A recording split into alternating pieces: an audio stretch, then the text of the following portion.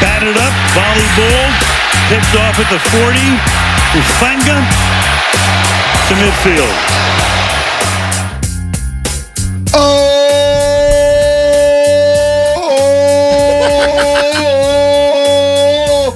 It's like Florida State. Oh, it's a late night. Late night, Thursday night games, man. Can you say the baby part? Oh, baby. Baby, baby, baby. Oh, baby back, baby back. All right, Niners win. Niners win 30-20. And look, man, good teams win, great teams cover. Was it pretty? No. Did we expect it to be pretty? No. It was Purdy.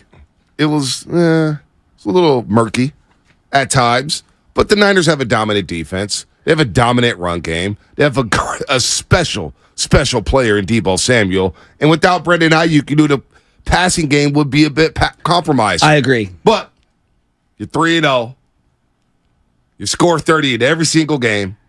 And now you get a long weekend off and get ready for the Arizona Cardinals. So good morning to everybody out there getting off the graveyard shift. If you're at work, what is happening? If you're getting ready for work, what is happening? Those overnight dancers, I think down in San Jose, Campbell, California, you probably had a great night. Great night. Also, ran into a couple people, my guys, Zuri and Jose, who sit in section 227. What up with the beer salesman?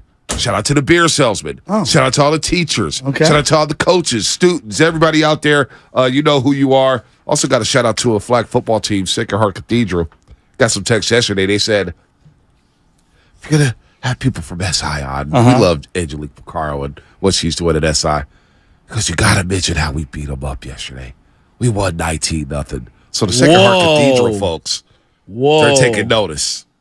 They're taking notice. Do we have quarterback problems in St. Ignatius? And they're taking head coaching names. problems? They're taking names. They're taking names in Sacred Heart. But look, we're going to talk all Niners. You know, it's your show. 888-957-9570. YouTube and Twitch. Good morning to you. Powered by First NorCal Credit Union. Xfinity Mobile Text Line, of course. Got Big John in the building. We got Lubin. And we got Shasky back here. Niners win. They're 3-0. Undefeated in the month of September. I mean, these Thursday games, we all can realize, like, they're clunky. You heard Shanahan talking about, like, prepping for the game. It's like we come out of this meeting, it's Wednesday. We get out on the field, it's Thursday. Then once practice is over, it's Friday. And it looked like that. I mean, they look like a team that didn't have the normal prep. Like, when I look at the Niners, attention to detail has been one of their hallmarks. And they just didn't have that. I don't think Purdy was at his best at times in the first half, but there's just something about this guy. When he's backpedaling and there's a guy in his face, he just throws beautiful dimes toward the sideline. The Ronnie Bell touchdown, the George Kittle throw across the over the field to the sideline, and then the Deebo Samuel touchdown at the end. The little like back shoulder throw, whether he intended it to be so perfectly thrown or not, that was an absolute dime, and that was to shut up all the deep ball haters of Brock Purdy. They suffocated them on defense, and I'll say right now, Javon Hargrave was outstanding in this game. I'm watching it back this morning, and I'm telling the boys, the first couple of drives, he's in the backfield on every single play. I thought he was going to end up with 3 sacks yesterday. I mean, this defensive line was hunting. Of course, the Giants were missing 2 of their offensive linemen, including Andrew Thomas at left tackle. Javon Hargrave has been a very good signing so far. He was hunting. Bosa should have got credited for a safety. Agreed. I have no idea what happened there with the referees, but it looked like a safety to me. So this defensive line was getting after it, and the Giants don't have weapons. I think Darren Waller, he dropped a couple. It didn't look good, but the Niners had answers for him, whether it was Isaiah Oliver, who put together another solid performance, right? Talanoa Hufanga, who put together another solid performance. I thought Tayshaun Gibson tackled well. So this defense, they knew what they had to do. Even when it was 17-12. There's not one moment in that football game where I thought the 49ers were losing. Totally agree. I was like, how much are they going to cover, or are they going to eke out of here? That's all I thought. You know, they had the ball twice as long. Yeah. 40 minutes to 20 minutes. Yeah. And then I look at the yardage, and it's like at no point in that game, even at the end of the first half when Daniel Jones is throwing for a bunch of hollow yards just to get a field goal, like they never looked like they had anything going offensively. They never looked like they had any answers defensively. And even though the Niners, I think they did miss Ayuk. That was clear, and we could talk about that. Yeah, I think it was a very important game for the, Brandon Ayuk is important crowd, which you are correct. Right, he is. But at no point did I ever feel like they had lost control or they weren't in complete domination of this game. 440 yards to 150. Right. It did not play well. They're scoring 30 points a game, They folks. didn't play well. And they're not even clicking I know. offensively. I know. Pittsburgh, again, after McCaffrey had the 65-yard touchdown run, they shut it down. Against the Rams, okay, you get the 30. Mm-hmm. At times, you're a little clucky. Of course, Brock Purdy missed the 2 deep throws that everybody was basically harping on. And then yesterday, you score 30, and you left a lot on the table. Shanahan will play some of this out. He talked about it. We should have scored more. They're not clicking yet, which I don't have a problem with. I don't want this team peaking in September. I'm with you. I want them peaking in December and January. Yeah. Right now, Yeah. they're figuring out what's working. What we know is this. And our YouTube poll question of the day. Who had the best game on offense? There's no doubt in my mind. It's all pro Deebo Samuel. He's back to his 2021 form. All pro Deebo with the back shoulder touchdown catch at the end to make it 30-12. The quick wide receiver screen off 3rd and long, then he breaks for a first down. I mean, Deebo's doing it all right now. He took his offseason very seriously. Yes. He told Shanahan that. He told the whole world that I'm going to get in a better shape. I'm going to be ready to go for training camp. And from day one in training camp to what we're seeing now, we're seeing the effects of that offseason to Deebo Samuel. He's paying like a guy who's playing in the contract year. Is it Ayuk in the contract year, or is it Deebo? Because Deebo right now is playing at a high level, and he looks to be back at that all-pro form. He does. And no one would say that like separation and route running are his strengths. It's toughness and physicality and just playmaking once the ball's in his hands. You referenced that screen pass on 3rd and long. They went trips on the left, Yep. CMC out to the right. CMC runs like just a little turn, like he's going to get a screen. And it puts pressure on everyone on that right side to at least honor that. And then they flip back and throw over to the Deebo side. Great blocking by Ronnie Bell. Great blocking by Jennings. Banks is getting out in space. Yeah. And then Deebo pops one. It's like, okay, here we go. Right. And he made a couple of really physical after-the-catch runs after contact. I thought the New York Giants, no one wants to give credit to them. Their DBs made plays on the ball. I thought their DBs were in good positions, but were also seeing the field really well in this game. Well, the Niners were going short. They had to get the ball out quick because the Giants blitzed on 33 of 39 Brock Purdy Crazy. dropbacks. 33 times they blitzed. As Shanahan talked about it in his post-game presser, cover 0 blitzes. We had to get the ball out fast, which is why you saw a lot of screens, Yes. a lot of quick throws, a lot of quick sleds. And look, early on that first drive, it was a freaking roller coaster for Brock Purdy. You think? This is the first time I said, oh, no. Oh, no. Which one was it? The Kittle bat down? I mean, even the quick select that Deebo Samuel Was behind. him, but Yeah. also he was leading Deebo to 2 I other know. defenders. Medicine ball. So it was like, on that drive alone, it reminded me a little about Jimmy G. It's like, oh, no. Brock, what's going on here? Oh, my gosh, he's missing Ayuk. But he settled down, got the ball out quick. And I think, and I'm looking here at the 510 Xfinity Mobile Tech side. Shout out to the O-line for handling the blitz. I thought so, too. I thought the offensive line played really well. I thought Burford may have had his best game of the season. This offensive line handled the blitz. Brock Purdy got the ball out fast. And as you know, the yak, after he got the ball out of his hands, these yak boys got over 200 yards of yak here yesterday. So, look, they handled the blitz. It's a very, very aggressive screen by Weak Martindale. We talked about it. Right. What's going to happen here? Is he going to sit all the dogs, knowing that McKivitz and Burford have kind of been the weak links? Well, he sit the dogs all night long. And they really didn't affect the 49ers whatsoever. And to have a short week to get prepared for that scheme and still drop 30 on them, I'm not mad this morning, folks. No. I'm not mad at all. The Niners are 3-0. And look, I'm rewatching the game and watching it in real time. I underestimated how good Brock Purdy is. We talk so much about arm strength. When there's a guy in his face and he has to make a backpedal throw, you know what I'm talking about? Where you have to put a little mustard on it, throw a touch ball to the sideline, and you know you're going to get splattered in the face mask. Yep. He had the one to Kittle on the sideline. He had the one to Ronnie Bell in the red zone. He had the obvious dime to Deebo. He had another one to Jennings. He had another one to Deebo on a slant. We could talk about some of the telegraph passes, and they weren't great. And he's got to clean that up. If that's his worst game, he threw for 310 yards. Bonte, he had 5 dimes. I had dimes. I'm talking about dimes. Plays where that's a high-caliber NFL throw with a guy in your face, and you have to hit a guy and give great ball placement. Dimes. The touchdown to Deebo.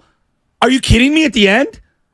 Back shoulder throw, just like Brandon Ayuk. And that's the thing that I like about him. And I like about any quarterback. Toughness. It's not just toughness. It's giving your playmakers a chance to make a play. I agree. And we've seen that in San Francisco for so long where these quarterbacks sometimes, it's like, I never get over the Crabtree quote from the 2011 NFC Championship game when Alex Smith targeted him maybe 2 or 3 times. And Crabtree said, sometimes you got to let your playmakers just make plays and trust 100%. them. And that's the thing with Brock Purdy. He trusts his guys, whether it's McCaffrey, whether it's Kittle, whether it's Debo, whether it's Brandon Ayuk. And you know what? At times, he trusted Ronnie Bell yesterday. So Brock Purdy What a just catch adjusts. there, Ronnie Bell, What a catch. off the bounce, that one? Well, oh that my one gosh. was okay. They got Right. look. They had a couple of lucky plays. Like No doubt. it's okay. You could say it. You got to make the most of your plays. When Steve Young threw a ball off someone's back shoulder and then went and Right. caught it, that's part lucky play. Part You got great instincts Right. and you make the most of a ball up in the air. Right. Ronnie Bell did that. I was talking about the Ronnie Bell touchdown. Yeah, no, the touchdown That was a great. physical play. The touchdown was great. I like Ronnie Bell, man. I know he had a couple big drops in the preseason, but he also had a lot of big catches. Right. This guy, right away, I was like, Danny Gray? Danny Gray's an afterthought. It's To not me, even, to no, me, no, like- he's not even in the fact. He's not Yeah. even in the equation. Yeah. He's not. He just isn't. Ronnie Bell is that dude from Michigan. called that. So right, I like Ronnie I Bell. know, Right day away, one. man. And you know what? I ran into Mo Money in Big Dog City yesterday, and Mo Money goes, it's good to have a number 10 who can actually catch. I said, why would you even bring that up? Why would you even bring that up? Because there's been a litany of poor guys Bruce who Ellington? were number 10. Yeah, I mean, there's been some bad guys. Kyle Williams. Yeah, I wasn't going to say his name. Was not going to say his name. Well, the other thing that I came away from this game was that CMC's such a monster. I mean, what a great player this guy is. Look, the Leonard Williams pass interference, or not pass, roughing the passer. Personally, I think that's just football. It's 3rd and 13. He Yeah. throws a check down to Kittle. Do I understand why they call that in the I league? just got some breaks yesterday. That was a big break. But you know what they did on the very next play? Scored a touchdown with CMC Yeah. right up the gut. All right, you got to make the most of your opportunities. The Kittle little kind of hit by Thibodeau. They called it illegal contact or defensive I holding. thought it was didn't iffy. Like- there was 2 calls on Yeah, that I drive. thought it was was just iffy. like, oh. And we could talk about, honestly, their red zone efficiency needs to be better over the year, and they got to work on those things. Right. I'd like to see them split Kittle out a little Right. more and try to utilize him as a high pointer. But I knew it'd be tough to score in That's this what football it's a game. Thursday game. No Brandon Ayuk. They're going to focus on George Kittle. They're going to focus on Debo Samuel. They're going to say, go beat Ronnie. Hey, Ronnie Bell, Ray McLeod, beat us 101. Exactly. And right now they're not there. And that's okay. That's okay. You drop 30. You figure out a way to win a football game. A short week, you knew it wasn't going to be pretty. And you shut them down for the most part. You make them one-dimensional. But look, overall, you have Brock Purdy attempt 37 passes. He gets sacked on 2 of them. He gets the ball out quick. No interceptions at the end of the day. Were there some no throws? Sure. But he got better as the game went along. And everybody's been begging for George Kittle, right? When are we going to get George Kittle I thought involved? he was good. George Kittle, 7 catches, 90 yards. Yeah, I thought he was good. So there's your George Kittle. He's going to be a factor in this offense. Again, I agree. It is pick your poison for this opponent, which is why before the season I said, why can't this be the most dynamic offense we've had since 1998? Maybe even 1994. I mean, if this is their B game, this may have been their C game. okay, fine. This may have been their C game. well, their defense, I thought, held up and did everything that they needed to do. Offensively, their C game. Offensively, yes, I agree with you. I would agree with you. B, they put in Eli Mitchell in the second drive, and I was thinking to myself, all right, I like this. I like this idea. And he Right. started off slow. He had one on the little gun run where he came out to the right and you could see the legs going. I'm going, all right, now he's feeling good Yep. about himself. And then a couple plays later, little slip screen to McCaffrey on 3rd and 13. He's got fresher legs. He's got a little more wiggle, a little more juice. I mean, look, they also split out CMC a couple of times. And I'm saying to they myself, split him out a that's lot. what I want to see. Well, they've been splitting him out a lot this season. He's a always beast. lined up in the slot. God. And 408 here on the Xfinity Mobile text line. Let's not forget about the dart to McCaffrey, but it was dropped right there at the He's gotta pylon. make It that wasn't play. dart. It wasn't dart. Yeah. Look, McCaffrey, it was well defended, no doubt about that, but McCaffrey put his hands on it, and I seen him right away. It was right in front of my section. Just kind of clapped his head, saying, I got to come up with that. But overall, 18 carries, 85 yards. You got a dose of Eli Mitchell, 11 carries, 42 yards for him. So the run game turned out 141 yards. McCaffrey in the pass game, 141. 5 catches, 34 yards. You got, of course, Debo Samuel with the 6 catches and 129 yards. This team is going to hum. This team has problems. This team, for opponents, I should say, opposing defenses, has problems on their hands because, look, Wink Martindale loves to blitz. Shanahan and company on a short week said, we know they love to blitz. We're going to call a lot of screens, a lot of slants, a lot of out routes, and just get the damn ball out fast on a short week and let our dudes do what Make they plays. do. And that's the whole point of this offense. Get the ball to Debo, Kittle, McCaffrey, and Ayuk, and get the heck out of the way. And let them do what they do with the ball in their hands. Again, make the ordinary play. I love that word now. Make the ordinary play. And you got a quarterback, folks. 888-957-9570. You have a quarterback who knows how to make the ordinary play, and he's going to put this team in a position to score a lot of points this season. You've seen now multiple first-round picks in the first couple of weeks. Kenny Pickett, recent ones. Daniel Jones. Look, I know Brock isn't playing against them. He's playing against their defense. He has outplayed all these guys. It's not even close. Just the eye test. Watch the game. Is he flawless? No. He does so many great things to love, right. and the composure, lining the team up properly. Mm-hmm. And do you see the way the guys fight for him? Trent Williams was getting into it with John Robinson. Now, I know there was a lot going on that O-line, but in particular, they were defending Purdy on one play, and I said, look at how these guys are defending this guy. Look at how Burford and Banks are elbowing dudes as they're going back to the huddle for their quarterback because guys are trying to, give the business to Purdy. The guy can't be rattled. No, he can't be. He can't be. He's in total command of this offense. This offense is about to hum 30-30-30. That's what they scored this season. 30-30-30. You called that. Is it a 30 for 30? Is it an ESPN special? It's Purdy for 30. It's Purdy for 30. All right, it's offense for 30. Purdy for 30. I'm with it. I'm with it all. This defense, by the way, keep Daniel Jones. The poor New York Giants. As a fan of the Niners, I'm looking at their offense. I'm saying, why don't you test them down the field? But they don't have any weapons. I get it. How did the rookie not play? I just let them do something. I know. 22 and 32, 137 yards. Everything was underneath. Everything was. But I kind of get it. But still, I wanted to see him take some shots at this Niners defense. Without those two guards, without your left guard and left tackle. They're done. Daniel Jones is 1-2. Dude. Let me hurry up and get the ball out. When you watch it back, because I know you were at the game yesterday, Javon Hargrave was amazing. And then Cleve Farrell was getting pressure. Drake Jackson was getting pressure. I know Bosa only had the one sack. He came up big on the 2-point conversion. Him and Armstead just collapsing the pocket.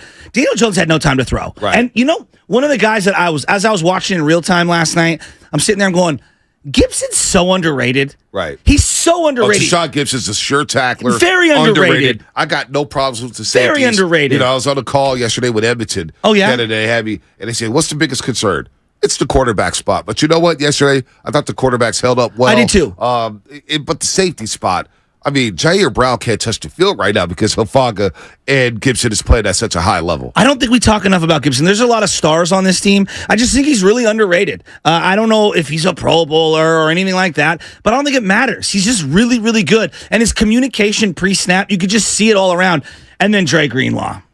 Look, I know Dre Greenlaw toes the line. He does. And it's the only way I can describe it. He closed out on Daniel Jones on a play. The pocket collapses, and Daniel Jones has got good legs. And he goes scrambling out to the left, and Dre Greenlaw just comes flying in. And then he's banging his helmet with his hands. And I'm saying, that man's a psychopath, and I love him. I love him on the Niners. He is. Steve Wilks so far. Look, Steve Wilks so far this season, his defense has given up 7. They made the second half adjustments against the Rams. They gave up 6 in the second half. Yesterday, they gave up 12. I'm seeing some people on YouTube complaining about Steve Wilks. What the hell are you complaining about? They did what they had to do, and they kept the New York Giants off the football field. They had one pass interference by Diamondor Lenore on an underthrown ball from Daniel Jones to Waller, and that's a tough matchup. Waller's a big dude. And then on the next play, they get the Breida touchdown. Okay, they got a 35-yard pass interference that set up. They were going to score nothing but field goals yesterday. That's it. And on a short rest, I don't know. I just think, and like even my wife says, well, the Cowboys did blow this team out. I go, Michelle, it's 3 days. Well, you start seeing that, and it tells me, and I'm not coming at Michelle like this. No, but I think it's a lot of people say that. But a couple of people, man, the Cowboys beat them 40-0. Don't do the like for like. Let's not. They had dense. all offseason to prepare for that game. Let's not be dense. The Niners handled the Giants, just like the Cowboys handled the Giants. They suffocated them. There was no place to be had for the Giants. At no point did I fear them. All right, it's a Football Friday brought to you by First 5 California. To learn 4 things you can do to overcome toxic stress, go to first5california.com. The segment was brought to you by Golden State Lumber, serving the Bay Area for 3 generations. When you succeed, we succeed. Visit goldenstatelumber.com. What's coming up on the game? Sponsored by Ashley Furniture Home Store. Your phone calls, 888-957-9570. You are the guest today. You are the caller. I want to hear your thoughts about yesterday. Get into it all. Purdy struggles at times. Purdy's overall solid performance. How about Debo? How about Seaback? How about this defense? Everything's on the table. Jake Moody, by the way, perfect through 3 games. Nobody's talking about the kicker anymore. That's what's coming up on 95.7 The Game. Fall is almost here, and at Ashley, seasonal decorating is a breeze. Snuggle up on a sectional or ultra-modern...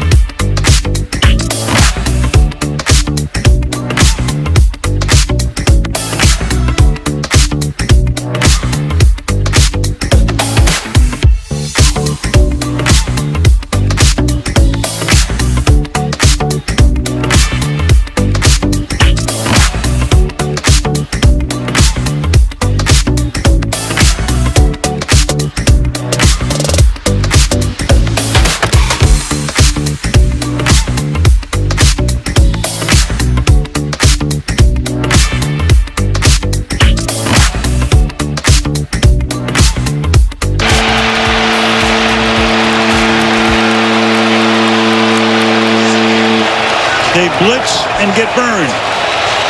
27 yards.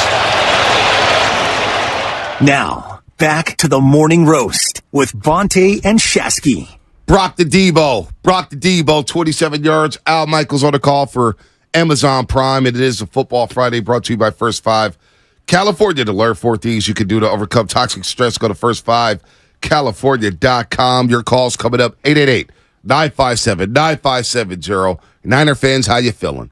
You're 3-0 for the second time under Kyle Shanahan. For the second time since Mariucci was the head coach. All right, you go undefeated in the month of September.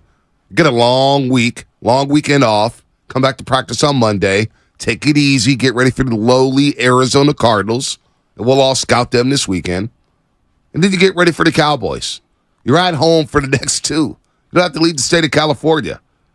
For the most part, you're healthy. Brendan Ayuk, if it was a Sunday game, may have been able to give it a go. But heck, now I'm with Arizona on deck. I'm saying, you know what?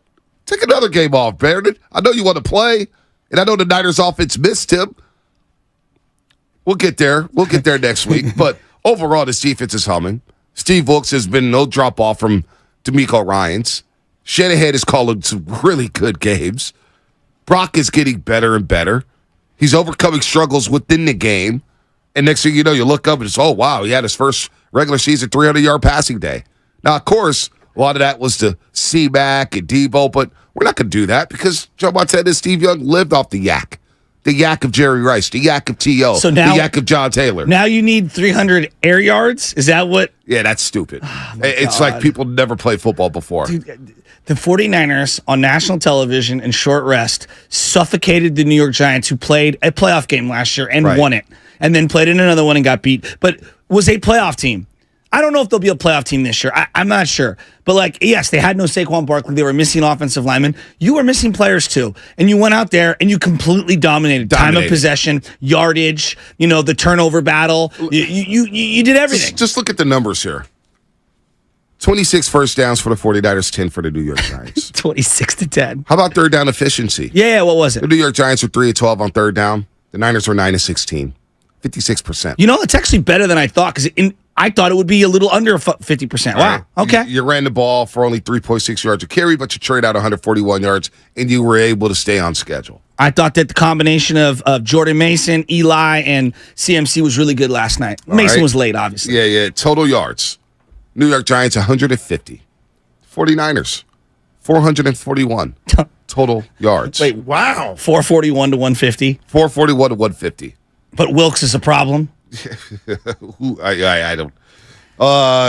Red zone efficiency. Okay, that has to get better. You're 205 in the red zone. That I'll listen 40%. to. Yeah. How do you get better in the red zone? Got to be better. Can we be more clever? Right. Can you split some guys out? Can we isolate some of the matchups? I didn't like one of the McCaffrey plays, one of the run plays. You got stuffed, lost 3 yards. But I'm with you there. You had the ball for 39 minutes. And look, we'll break down all the individual plays coming up with Brock Purdy. What did you like? What didn't you like? Debo Samuel played at an all-pro level. 888-957-9570. That is the phone number. Let's go to Lucas in San Jose. Lucas, what's happening? Lucas, going once, going twice, and that's how we kick the phone calls off. Kind of like Brock Purdy's first drive. It was an adventure. It's going to be a little roller coaster. Yeah. Hopefully our next set of callers actually brings it. Did you think you were at Great America watching Brock Purdy struggle through that first drive? Honest to God, I know people were probably freaking out. I wasn't looking at the internet, okay? I just thought that this looked like a team that was on short rest. And I think one of the hallmarks of the Shanahan era is first drive, we're going to come out and look methodical and clinical. Right. This is a very detail-oriented team. When we talk about intelligence, they've got intelligent players across the board. So when they scheme up 10 plays, 11 plays, 12 plays, they typically run them pretty well. They do. And they usually go down the field clinically. Yep. So this looked like a team to me, short rest, not as prepared as they are accustomed to. And then the other side is give the New York Giants some credit. They did their homework. It felt like their DBs, either was it anticipation, preparation, maybe it was part telegraph of the receiver or the quarterback. I thought they made plays on the ball. They made plays. 6-3. And they still scored a field goal. They still got on the first drive. They still got 3 there. Xfinity Mobile text line 630. The fact that Purdy adjusted from his rocky first half shows great resilience. I agree. Jimmy wouldn't do that once he got all the jitters. And I don't want to keep talking about Jimmy. But there's no doubt Shanahan has the best quarterback he's had in San Francisco. Brock Purdy's that guy. Agreed. Brock Purdy is that guy. 6-5-0. Niners looked underwhelming yesterday. Purdy's getting worse. Most of his throws were awful. What game are you watching? So, that's Mitch and Sam Bruno. So, Mitch, this is what I would say is I rewatched the game to see if, okay, maybe I'm a little overreactive to the first couple of drives. First half alone, I charted 5 to 6, either telegraphed, inaccurate, or just poor throws from Brock Purdy. Yep. I also charted 4 unbelievable dimes. Right. And I'm talking dimes, right? Like, if I told you. Let me play devil's advocate for just a second. Yeah. Doesn't outweigh the bad throws. No. Those bad throws can get picked off, and you may not have a chance to make those good throws. I 100% agree. But what I'm saying is that the guy did have some really nice plays. It's one thing to look completely rattled and not to be able to bounce back. He did bounce back. And yeah, you're right, B. If someone intercepts the ball to Debo that he threw behind him, got batted up in the air, it's a bad play. He had a couple of those. He had the throw to Juwan Jennings, though, that was perfect on that drive on third down. It, slightly behind him was the only spot where he's catching it, and it's a catchable ball. Again, watch when he is backpedaling and there's a guy in his face. The dude has an uncanny ability to throw a dime and then spin around and not get blasted in the shoulder. Yeah, no, listen, I like this text here, 925. On the Xfinity mobile text line, 925. I'm not mad at all about Trent Williams throwing a shot at the opponent. He set the nasty tone. You could see that Burford was all in. They're playing like they have something to prove. Look, Big Trent, you mess with him, man, he's going to swing on you. Now, he's got to be careful because now the league is watching. After what happened in Philadelphia yesterday, the next time he does something like that, he could be tossed out of a football game, and they could ill afford to lose him in a football game. He's the best left tackle in football, man, so he's got to chill on that. But I get it. Big Trent has a nasty streak if you mess with him. You got to think him and Ashawn Robinson, because of the Rams connection, they've got something happened between the two of them. I'm not condoning his actions, and you're right. He's got to be careful. He did throw a punch last night. Yeah, no doubt he did. I mean, he's lucky he didn't get ejected. He just is. And then Burford, I don't know if you saw, the one guy hurt his shoulder, and Burford comes walking in and chest bumps him as he's coming off the field. I'm like, Burford's nasty. They've got some nastiness to it right now in that O-line, and I like that. I like that a lot. Mike in San Jose, real quick before the break. Mike, what's happening? Mike, San Jose. Mike, you there? Yeah, I'm here. Can you hear me? Yep, we got you. All right, good. You're kind of cutting out there. Hey, man, y'all look scary in all aspects of the ball. I'm a Cowboys fan, and I'm getting kind of worried going into week 5 because y'all run the ball well. Y'all are passing the ball well. The defense is lights out. And, man, I don't know. With the loss of Diggs this year, they might try to target our secondary, and it's looking nasty, man. Major props to you guys. Thank you for the call there. Duke, Charles, and the rest of you, we're going to get to you on the other side. We got a break here. Niners win 30-12. How you feeling, Niner fans? Come on, you got to be on a high right now on a Friday. You get the weekend off. We get to scout every team in the league. We come back here on Monday, and we get to scout the Eagles and the Buccaneers because that's what it's all about. It's keeping pace with the big boys, making sure that you're in position to get home field advantage. So far, so good for the San Francisco 49ers. I'm giving the game ball to Javon Hargrave. Who are you giving it to? I'll tell you on the other side. That'll be brought to you by Fremont Bank, full-service banking, no compromises. At the Fall Manufacturers RV Show, all the inventory has got to go.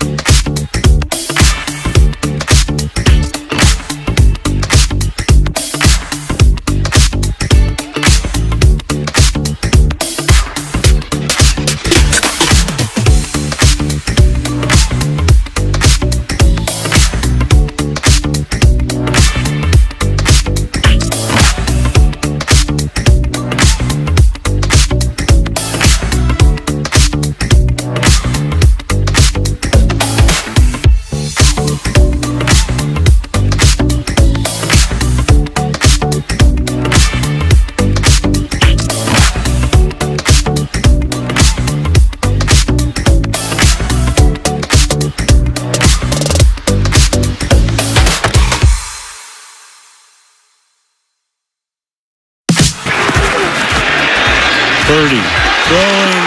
It's caught. Touchdown. And a flag is down on the far side at the 11-yard line. So for the moment, Ronnie Bell gets into the end zone. Now, back to the morning roast with Bonte and Shasky. That's a perfect highlight there from Al Michaels, Amazon Prime. Good stuff, Big John, because Dublin Marge on the Xfinity Mobile text line, 925, Dublin Marge. Bonte, I think Purdy's poised as a rookie has given confidence to Moody and Bell. Huh. We rookies belong. That's from Dublin Marge. You know what, Dublin Marge? You are right. These rookies just step right in and help this football team. Whether you're second-year pros, first-year pros, Roddy Bell, solid. Jake Moody, wasn't worried about him. He's booming them now. He's perfect on the season. Brock Purdy's doing his thing. Ronnie Bell's a player. And just wait.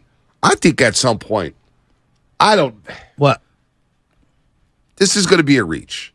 But Braden Willis, I like me some Braden Willis. I don't know what his role is going to be this year, but if somebody was to go down, next man up mentality, Braden Willis, another rookie from Oklahoma, he looked the part, man. Cameron Latu, I know, was drafted higher, but Braden Willis wearing number 9 reminds you of that Chris Cooley, that H-back type of player. Keep an eye on him if something happens. Kittle got up a little gimpy on a slant pass that got broken up. Hey, he was fine. He ended up being fine, but he got up a little gimpy. Debo got, I guess the ball landed on his chest. I wasn't really sure. No one could tell. My heart stopped on both of them. They ended up both being fine.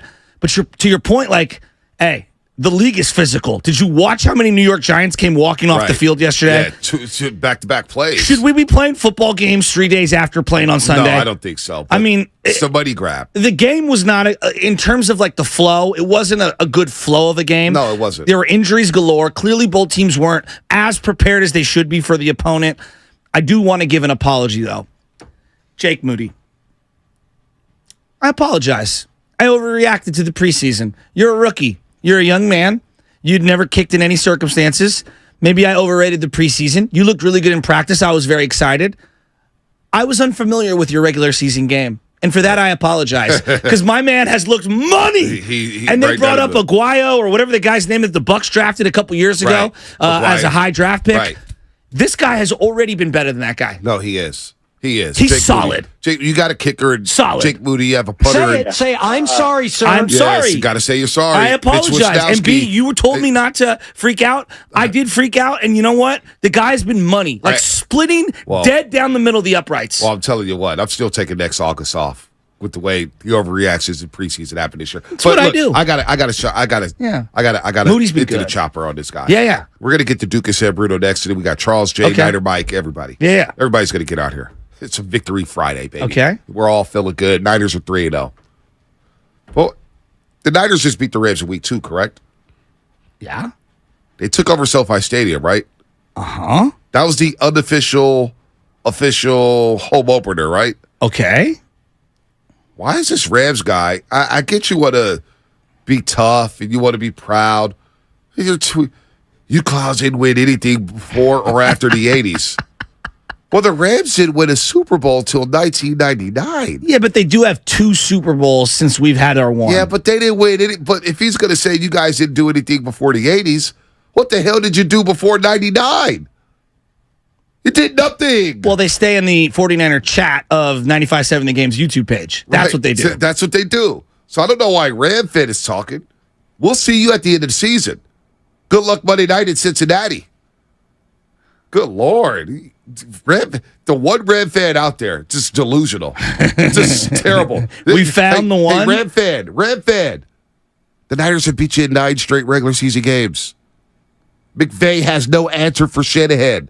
None. Did you notice Brian Daboll yesterday on the sideline just losing his mind on I kind of officials? watched him go up and down. I kind of like his demeanor. I do too. I thought they got jobs on a couple They plays, did. but But could we also acknowledge they need playmakers? Like we could talk a lot about Purdy only has playmakers, and that's why he's so good.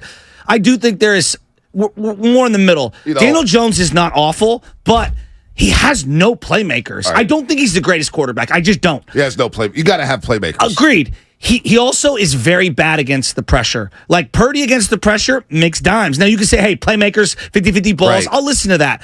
They got no playmakers. Darren Waller is all they have. Yeah. Like they had nothing yesterday. The whole Mark Purdy has playmakers. He should be good. Yeah, but he's utilizing them. Well, I've seen a lot of quarterbacks who have playmakers. Yeah. Go watch Zach Wilson. He's got playmakers in New York City. Wilson's pretty sweet. Zach Wilson. I mean, Garrett Wilson's pretty sweet. Yeah. Garrett Wilson's good. They got some playmakers. Yeah, he's pretty sweet. They don't have a quarterback. Agreed. All right? So you can have all the playmakers in the world. Of course you need playmakers. Also, Of course. you hear it in basketball, too. Well, you need, can he win a championship without a superstar? What the hell in the NBA have you seen a coach win without a bona fide superstar outside of maybe the 06 Pistons or 04 Pistons, I should say? They had 5 All-Stars. And Ben Wallace and Billups and Rasheed Wallace. So this whole thing, they had 5 you need All-Stars. playmakers. Duh. Tom Brady needed playmakers. Aaron Rodgers needed playmakers. Peyton Manning needed playmakers. You know what I've realized after watching last night? There's a segment of people that'll be unsatisfied till the very end when the Niners hoist the Lombardi, and even then, if they don't win in style points, that's fine. Feel free to have a miserable existence this year as a Niner fan. I want to enjoy their defense suffocating teams and Javon Hargrave being in the backfield on every single play, and Eric Armstead and Bosa destroying 2-point penalty opportunities, and CMC and Debo just eating on screens. Does the touchdown pass to Deebo Samuel at the end of the game? That was a dime. Does that qualify as a deep pass? What a throw. Does it qualify as a deep pass? Of course I don't know. it was. I don't know what does. What was these the days. official air yards? I don't even know. 30-something? 27 yards, 30 yards. Blitz was coming in. He's backpedaling, okay? I don't think people realize he's backpedaling, throws a dot, and then spins around to make sure his arm doesn't get blasted. Right. And throws a perfect pylon shoulder throw to Debo, who makes an unbelievable adjustment for a touchdown. Listen to this. I thought Debo doesn't catch balls downfield. Yeah, I thought so either. How about that crosser where Debo ran through 5 guys' souls? Dude, Debo Samuel's so playing. sick. And you asked me who my Debo's game so ball sick. goes to. My game ball goes. If yours is going to Hargrave, I gotta give Hargrave's been awesome. He has been. Hargrave has been awesome for this team. My game ball, Yeah. For back-to-back weeks, Debo Samuel's getting one. He got one from you last week. Yes. I gave mine to Isaiah Oliver. Yes. I'm giving mine back to Debo Samuel. Here you go, Debo. You're a baller. Now, you talk about Brock Purdy. He was blitzed on 33 of his 39 dropbacks. 84.6% of the time he dropped back. That's incredible. The New York Giants were blitzing. That's incredible. They're running 5-man lines, 6-man lines. They had 6 guys on the line of scrimmage, 5 guys on the line of scrimmage. They were bringing heat. So that's the highest blitz rate in a game in the next-gen stats era. Now, I know this next-gen stats era, what has it been out for, 5 years maybe, 10 years? I don't know. Yeah. It's the highest blitz rate in any game since they've been tracking this stuff. Likewise, Purdy averaged the fastest time to throw of his career, 2.34 seconds. Purdy versus the blitz. How about this, folks? 20-31, 247 yards, 2 touchdowns. What are you complaining about this morning, Niner fans? You really want to complain about this quarterback? You got a quarterback.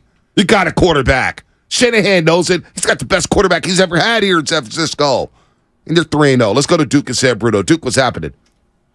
Hey, guys. Hey, some quick observations. Boy, that first quarter was just ugly. Yeah, I agree. Hey, let's remember Brock Purdy is still learning. Whoever's teaching this kid, though, he needs a lot of praise. You look at his eyes when he walks up to the line.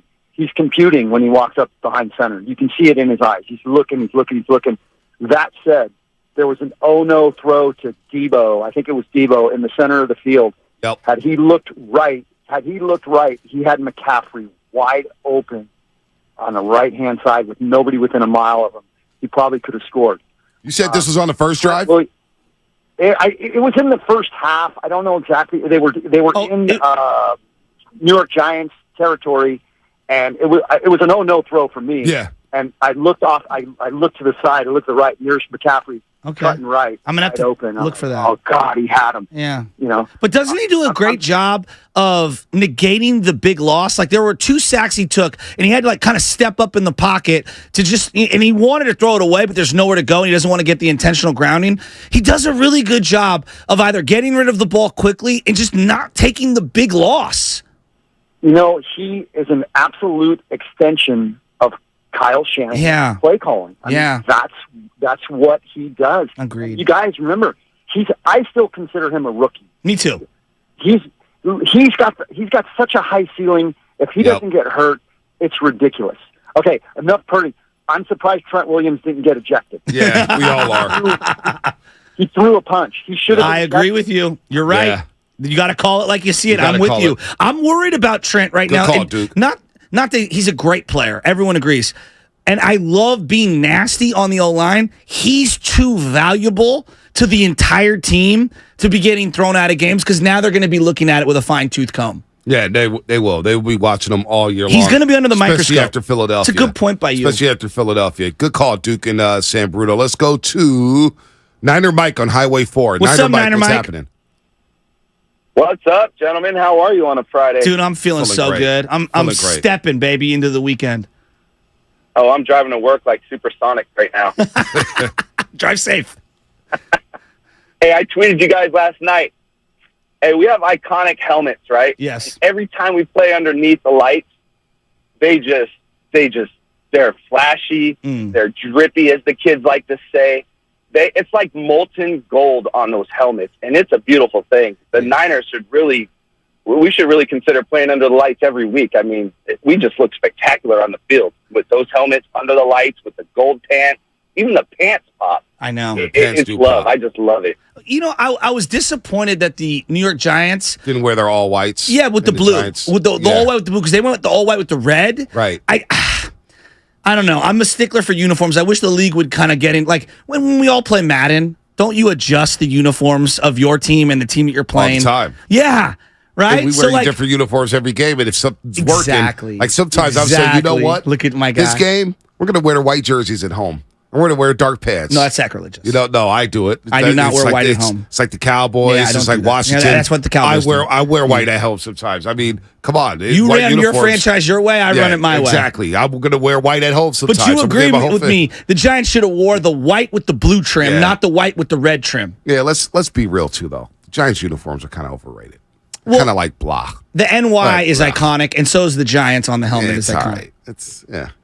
I think their 80s jerseys are their best. Yeah, well, I think 80s red, white, and blue is the most garbage color combination for any sports team. Feels like it's lazy. Yeah, I'm talking to you, St. Ignatius. I'm teasing. Wow. Look at you taking shots at the Wildcats this morning. Their kids are strays. Shout out to the Sacred Heart Cathedral girls flag football team. They won 19-0. Sorry, Angel League. I got to do it. I got to bring it. I got to do it. Are we getting the Niners? Are they going to get a reputation for being a after the whistle dirty team? Greenlaw's now gotten multiple penalties. Trent obviously has a history, if you will, of some of this, or is that just the nature of football? Maybe some people may say they're dirty, but you know what? I personally do not care. You call me a dirty football team, well, you know what? I must be playing physical. Because when I think of dirty football teams, I think, yeah, they're dirty, but they're physical too. Because it goes together, Yeah, right? that's true. Dirtiness and physicality goes together. I'd rather be considered physical than soft. Yeah, in the exactly. sport of football. And I know this team ain't soft. That's for for damn sure. Let's go to Charles in San Jose. Charles, what's happening, man? You're on the roast. Happy Victory Friday feels good. I just sir. feel like a lot of this fan base, you guys give love to Brock all the time, but this fan base does not. We don't give no appreciation. You go to the game, you don't see none of his jersey. This guy is playing. He's undefeated in the regular season.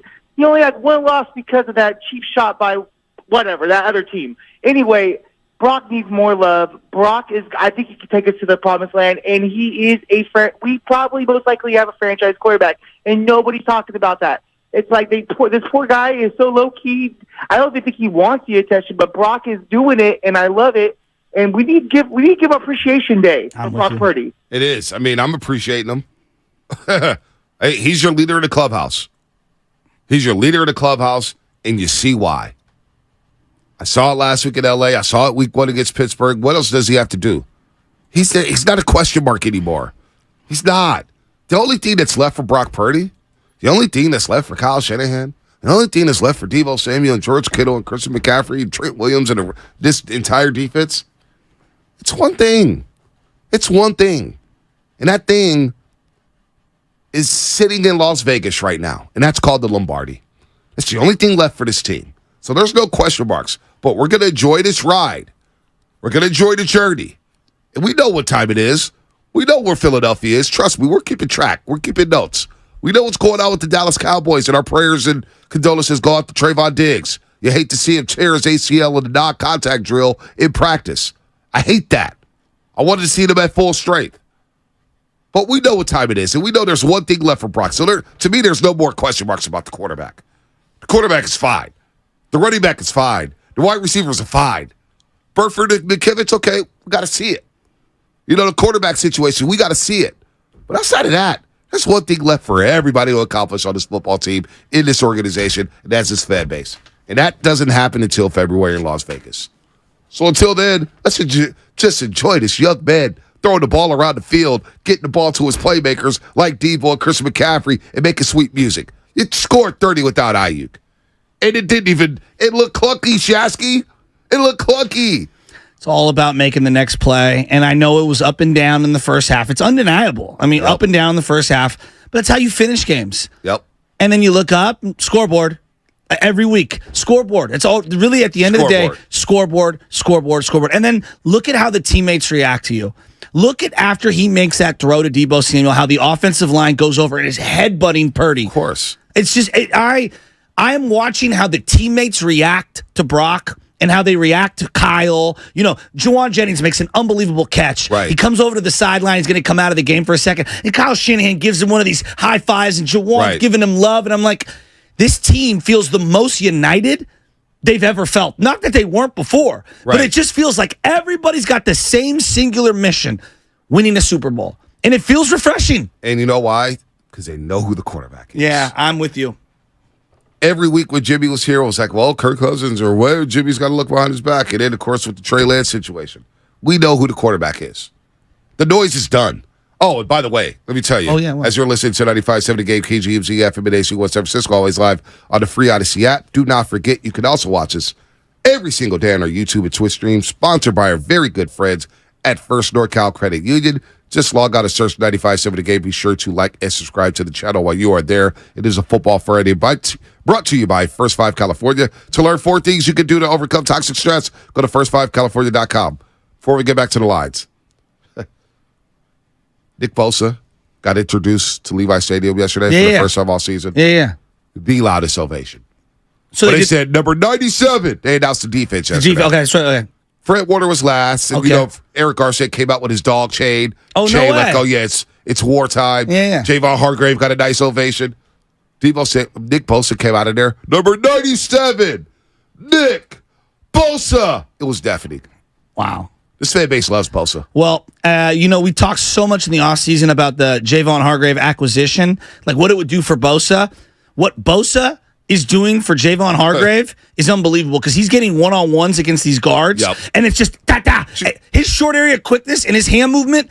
I'm telling you, you're going to watch it back. No, I know. I watched. He is a freaking monster. What I paid attention to today. What I paid attention to yesterday, he's so good. Was the trenches. When we talk about what are you looking for? Yeah. It's like the trenches. He's so good. Who's going to dominate the trenches? When Bosa was on the sideline, Hargrave was getting pressure. So I don't think it matters if 97 is on the field or not. That's a good point. Hargrave is that dude. Okay. And you know what? You brought something up during the break. Mook Dog. Mook Dog. I hate. He told Matt Mayoko. He told us all. Good. Y'all gonna see. I'm really a freak, though. He's making plays. Look, if we're going to criticize players, when they play well, you do have to give them praise. No one's saying he's Aaron Donald, but he's making an impact. Mook Dog, he's talking. He's playing well. He's playing physical. At one point, they had Mook, they had Javon Hargrave, and they had Drake Jackson and Cleve Farrell. And they were getting after Daniel Jones. Exactly. Great pressure on the edges. Daniel Jones had to step up a couple times. Hey, man. Cleve Farrell's playing good, too. He's this year's Arden Key. Hey, Mook Dog, baby. I didn't see much about Drake Jackson. Maybe he was quiet yesterday. I'm not sure how many snaps he played. Daniel Jones did a good job of stepping up, and then he was getting rid of the ball. He was good. He's got out the ball. He was very quick to get rid of it. Dink and Dunk just here. Go. They have no playmakers. Yeah, they don't. You've now seen the Rams. You've had an opportunity to see the Steelers. Now you've had an opportunity to see, obviously, the New York Giants. And I think that both the New York Giants and the LA Rams are playoff caliber teams. There is head and shoulder difference between the Niner personnel and those teams' personnel. No doubt. And I think our quarterback is on par with Stafford at times and is way better than Daniel Jones. I love this YouTuber. Before we go to Jay in Florida, Gee, Martin, y'all not going a full season to throwing short passes.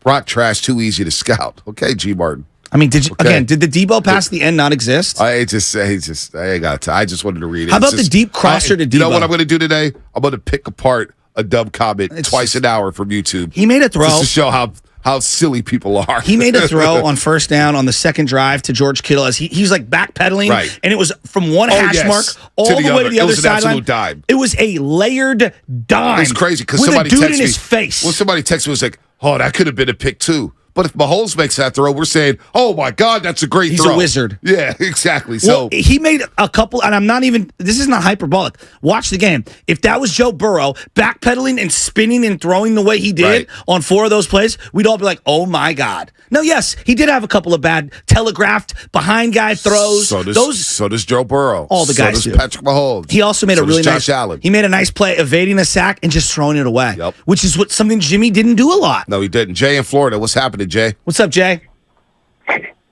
What's going on, guys? Hey, I just want to say I'm so glad to be calling from the East Coast because I do not know how you guys stay with so much energy at 6 a.m. in the morning. That's what we do, man. Thank you. So I want to talk a little bit Brock Purdy, if that's okay. Yeah, get it. Give it to me. So I got maybe a little controversial take. I think it's really Kyle Shanahan that I think needs to take one step back and completely trust his quarterback. I want Brock Purdy to get the Tom Brady and the Peyton Manning treatment, meaning that I would like him to have more control over either changing the route of the receivers at the line or calling more audibles because I think his computing is there. I would like him to call his own line shifts. I think his ball placement is completely there, like with the back shoulder throws and everything that you see. But even more so, and I think what is hard to see with Brock Purdy is because we have so many playmakers, but he is that quarterback that does elevate his wide receivers. You can just see it on the field. Well, here's what I would say to you on the trusting thing. They've now dropped back what I think it's 3 consecutive weeks of 20 passes in the first half. To me, that's a lot of trust. Yeah, that speaks to the trust. That's a lot of trust. He threw it 37 He's throwing times more than yesterday. I thought. He dropped back 39 times yesterday. Yeah. Knowing that Maybe the I'm New York wrong. Giants, knowing that the New York Giants was going to blitz a lot. Knowing that they were going to send heat. Yeah. All right, RJ Fairfield, Niner L, Jaime. We're going to get you on the other side. It's all about you. What a Friday. 957-9570. It's your show today. How we feeling, Niner fans? You're 3-0. You're 3-0. You're leaving money on the table. And yet you score 30 in every single game. So now come on this trade with me. This offense is special. Woo-woo. Wait till they start dropping 40 burgers. Wait till the big plays start popping off. Wait, see nothing yet, folks. As Deion Sanders said when he got to Atlanta, we just getting started, baby. We just getting started. More coming up on the roast. Sponsored by Ashley Furniture Home Stores. Fall is almost here.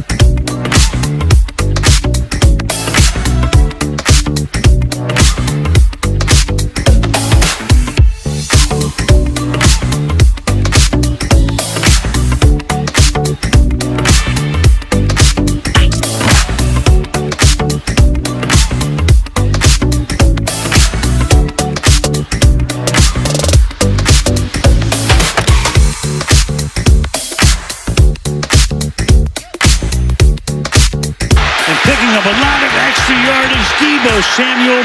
They finally wrestle him to the ground to the 34-yard line. What a run. Now, back to the morning roast with Bonte and Shasky. Al Michaels, Amazon Prime. Niners win 30-12. Good teams win. Great teams cover. If you had the Niners minus 10.5, you feel good. If you had Bosa over half the sack, yours truly feel really good. If you had Hargrave over half a sack, you feel really good too. Yours truly. The boss had a stone cold lead pipe lock, Tony he Bruno. did. He said it was a shoebox game. Take your shoebox, take every single dollar and cent out of that shoebox and throw it all on the Niners. And I rolled with them on that one. Like one of the young broadcasters here at this station, he clipped his own video, posted it, and then quote tweeted himself from his own video that he clipped from online. There's nothing wrong with that. Everybody does it. Alice Styles does it. I know. Evan Giddings does it. I know. Everybody does that. If you're young, up and coming, or if you don't have a big following, you should do that. I would do that more. I actually should start doing that now. Well, you don't want to oversaturate the market, King. Well, you know what? They need more of me. They need more truth. A shout out. I went upstairs to the Bud Light section for a second with Baby Ches to go see Big Dog and Mo Buddy. Saw a lot of roasters up there. I love how I had to go up. Like, the King starts at the bottom. No, I didn't say that. That's closest to the arena. No, that's how you took it. I said I went up. I had to go up to go meet them. You better be careful. Went up the escalator. I got no problem walking. Did you say hi to Jesus? I did see Jesus. Or you mean Jesus? I meant Jesus because the seats are so high, like Rob and San That's the Bruno 400 said. section. Yeah. I will not go up there. You're basically saying hi to the folks on the airplane flying over Levi Stadium. You can high five the wing. Hey. So you went and saw Big Dog City? No, it's just saw a lot of roasters up there. Really? Yeah, a lot of roasters. Bud Light section is always popping. But no, you know what? I'm going to start clipping my videos now. Once there's a lot of takes that are aging well for your boy when it comes to this 49er team. Good. Aging very well. Good. I like that. Yeah, I love that too. None of mine are aging well. But here's what I would say. One thing that I do want to get off my chest. More videos came out with fights in the stands. It doesn't matter. There's some Niner fans. I saw another video with Giants fans.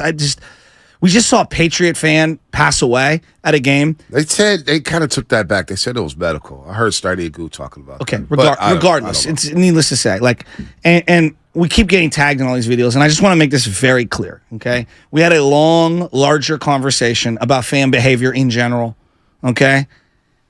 If you are fighting at any sporting event, it's low life. It's unbecoming. Why can't we be respectful of the people around us? Why can't we just simply be decent? Alcohol is not an excuse, okay? Alcohol does not exonerate horrific, indecent, irresponsible behavior. Well, I'll say this. I'm sick of it. I agree with you. I'm sick of it. I agree with you that there shouldn't be fighting at games. You brought your daughter to the game yesterday. Yeah, but you know what? I don't know if it's all alcohol related. I don't know if it's marijuana related. No, those are excuses. Some of these guys could be sober. Now, again, what I tell people, and it's just like when you're driving a car and you get road rage and you start cursing somebody out. You don't know what they're packing in that car. You don't know what that person is going through. You don't know what's going on in that person's head. So what I say to people at games is, if you're going to talk trash, make sure you're able to back it up, because you may talk trash to the wrong person. And some people have a lower tolerance to trash talk or something you say. And so that's how fights get started. Am I with them that fight? Again, I don't think there should be any fighting at games. But context matters sometimes, and I see people start popping off, and they keep going. But this goes back to just simply being decent. Some people need to just get popped in the mouth. But Bonte, no, but I would say the build-up to whatever happened, can we just be more respectful of each other? I agree. You go to a sporting event that does not give you a hall pass to act like excuse my language, to act like a jerk. Yeah, like it just doesn't. You. It doesn't. You want to have a funny joke here and there. Like I'm here with like the cute ribbing and stuff. At some point, can you just be decent? Just because you bought a sporting ticket, it doesn't matter whether you're wearing a Niner jersey or whatever jersey, because this can happen anywhere in any walk of life, whether it's in America or outside of America. We see this time and time again, with alcohol, without alcohol. My goodness. Really? Can we just be respectful of each other to some degree and be simply decent. Be a responsible, contributing member of society for crying out loud. Fighting happens in every stadium. Fighting's going to continue to happen. You're not going to stop it. There's some mean people out there. So I know that we're going to have to start punishing. The punishment needs to be over the top. Well, that's good luck with that. It's a low life. If you're fighting against low life. Well, when you tailgate for 5 hours and you're out there all day long and you go in there, things happen. So keep your head on the swivel. Like Tyler Weiler said, keep your head on the swivel, man. I've seen fights happen right in front of me. And I'm like, you know what? That guy deserves to get popped in the mouth for the way he's acting. Sometimes the bully needs to get pumped. No, but not at a fight. But can I just say something? Hold on. I don't advocate fighting whatsoever. But sometimes somebody needs to get checked. No, this is where I would disagree with you, because now we have systems in place where you can text bad fan without having any altercation. Yeah, that's going to work. What? That's going to work. They're going to get there in time. Hey, we got a bad fan. But you said if a guy's like berating people for quarters on end. People do that. I know things escalate quickly. I'm just saying, like, my God, it's just it's gotten to the point where it's out of control. I can't. Every game, every sport, all across all the fan bases, is just too much. There's too much. Maybe it's gone viral and we're seeing more of it. It's too much. If camera phones were out in the 90s, in the 80s, in the 70s, I guarantee you would have saw even more fights. But that doesn't make it right, is I'm what I'm saying. I'm not saying it's right, but let's not act like fighting has never happened before until the last 10 years, whereas, oh my God, it's becoming more and more rampant. Well, oh my God, people are doing it more and more and more. Game. They've been doing this stuff forever. Okay, but NFC Championship game, me, my dad, your boy Half, we're down in L.A., all right, and there's a guy completely belligerent.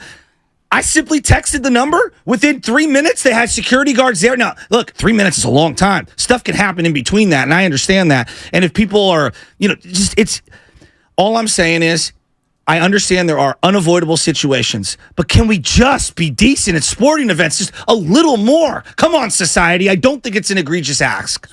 People are doing this for over 50, 60 years at these games, man. It's just like crime in the city, right? This is like crime in the city. We're like, oh my God, there's so much more crime. No, it's not. We got camera phones now. We can catch these people. Crime is, you know what I'm saying? Well, and I would say to that point, just like homelessness. Homelessness, everybody making a big. There's homelessness everywhere. Everywhere there's homelessness. So I just, I get it. I don't like fighting. I hopefully no fighting around my section, but things happen, man. Things happen, unfortunately. And I can't control that. Well, I think it's inexcusable low-life behavior to fight at a sporting event. And what I would say is that if you get caught fighting at a game, yeah, you probably should have something egregious like never being able to go back to that stadium ever again. It would be a start. And we have face technology that recognizes who you are. This is all around. I mean, we have this in every walk of life. The technology is there. They've got to figure something out. That's all I'm saying. Let's go to RJ Fairfield. RJ, what's happening? Oh man, let's talk 49ers, man. Hey, just want to, just talk about the game. If you watched Amazon Prime on the Thursday Night Football, those Kurt Herbstreit, Al Michaels was a snooze fest, especially because the 49ers started slow. Oh my God, they're a snooze fest. But hey, just want to talk about Brock Purdy real quick. Brock Purdy, I enjoyed the struggle. He was struggling. He started slow, but I actually enjoyed it because if y'all, the fans, we got the Eagles and we got the Cowboys coming up, and I felt like I enjoyed watching him how he was pressured. I enjoyed watching him how he handled the pressure and then what he did with it. So yes, I mean, we started slow, but we got back in the mix of things in the second quarter, and he made some dimes. Yep. Phone line cutting out a little bit. Phone line. RJ, call us back, man. We'll get you back on here. He was throwing dimes. Yeah, he did throw. Brock Purdy was fine. This team is 3-0. 0 turnovers. They've given up 7 points to the Pittsburgh Steelers. After a rough first half against the Rams, they gave up 6 in the second half to seal that game. They gave up 12 yesterday. All right? The pressure's coming. All right? The run defense is solid. Fred Warner, Drake Greenlaw is cleaning people up. I thought Fred was going to get that pick. I know Hufanga got it, but Gibson, I thought Fred was going to get it. Are playing very good safety. Very good football from the safety position. Deebo Samuels looks like an All-Pro again. We got All-Pro Deebo back. You got another All-Pro in the backfield, and Christian McCaffrey, who had 15 carries and 85 yards. He's sick. So on a short rest. You got an embarrassment of riches on offense. Plethora of options. Folks, 30 burgers for everybody. They're undefeated in the month of September. We move. I feel they feel like one of the upper echelon teams in the league, obviously. And that game as a standalone game, I think real football fans know that defense, it just suffocates people right now. Just suffocates people. If you have limited personnel, good luck trying to move the ball consistently against us. You're not going to do that. I mean, how many times did they punt? 6, 7 times? Yeah, all day. All day. Simple. They had the ball for 20 minutes. And even that felt a little long. And Enrique, I don't know why that wasn't a safety. I was trying to figure that out. It didn't make sense to me either. Was it forward progress? The ball was in the end zone. Yeah, right? I thought so too. I don't know, Enrique. I thought it was a safety. Everybody had their hands up saying, that's 2 points. Even the Giants fans sitting in front of me were like, yo, y'all should have a safety. That should be 2 points. Well, it was interesting because on that play, you had the tackle, I believe it's right tackle, and the tight end. Neither blocked Bosa, and it looked like the tight end was supposed to block Bosa. And I'm saying, boy, Niner fans know firsthand. Good luck, with a pass rusher, and a tight end. That's bad decision making from Brian Daboll. And Bosa went right by him. Mm-hmm. He didn't even touch him. Mm-hmm. Let's go to Manny, Dumbarton Bridge. Manny, what's happening? Hey, good morning, fellas. What a great day to be a 49er fan. Hell yeah. Man. I want to piggyback on what you guys are saying about the defense right quick before if I can get into my take. It's to be on that defense when you have an offense that's throwing down 30 points a game. It just takes a lot of pressure off of you guys, and you guys can hard and loose and as fast as you possibly can because you have faith on your teammates on the other side of the ball. Now, that being said, Purdy did not have a great first half. We all saw it. And we were looking to see how this kid would bounce back if he had these kind of games. And he did, man. These callers that are criticizing him for the dinking and dunking passes he's throwing, hey, you know what? That's what earned us 4 Super Bowl rings before Young came through. Thank you. The people was developed because of Young. But, man, the dink and dunk passes, I'm loving it. It's like living my youth all over again. Man, and when you least expect it, we're going to rip your heart and soul out with passes like the Debo and that touchdown pass to Ronnie Bell. How could you defend that? It's impossible. The kid's got the touch, man. He has the hit factor, and I'm excited. You know, the similarities between this team and teams of the past are so close. It is so close. I'm willing to get a Brock jersey, this year. Nice. Check out that one Purdy, and I'm gonna put that Montana name on it, man. The kid has all the similarities. It's funny. Good call, man. Were there a lot of Brock jerseys out there? There's a bunch of 13s. Really? I know Anna has one. She didn't wear it yesterday. She's had her gold What'd you wear? jacket on.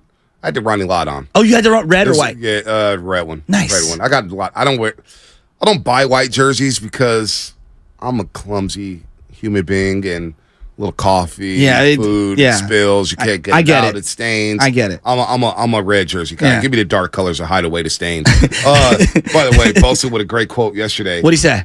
He was talking about social. Here, I'll play it. Yeah, I'll play it right now. He's asked about social media.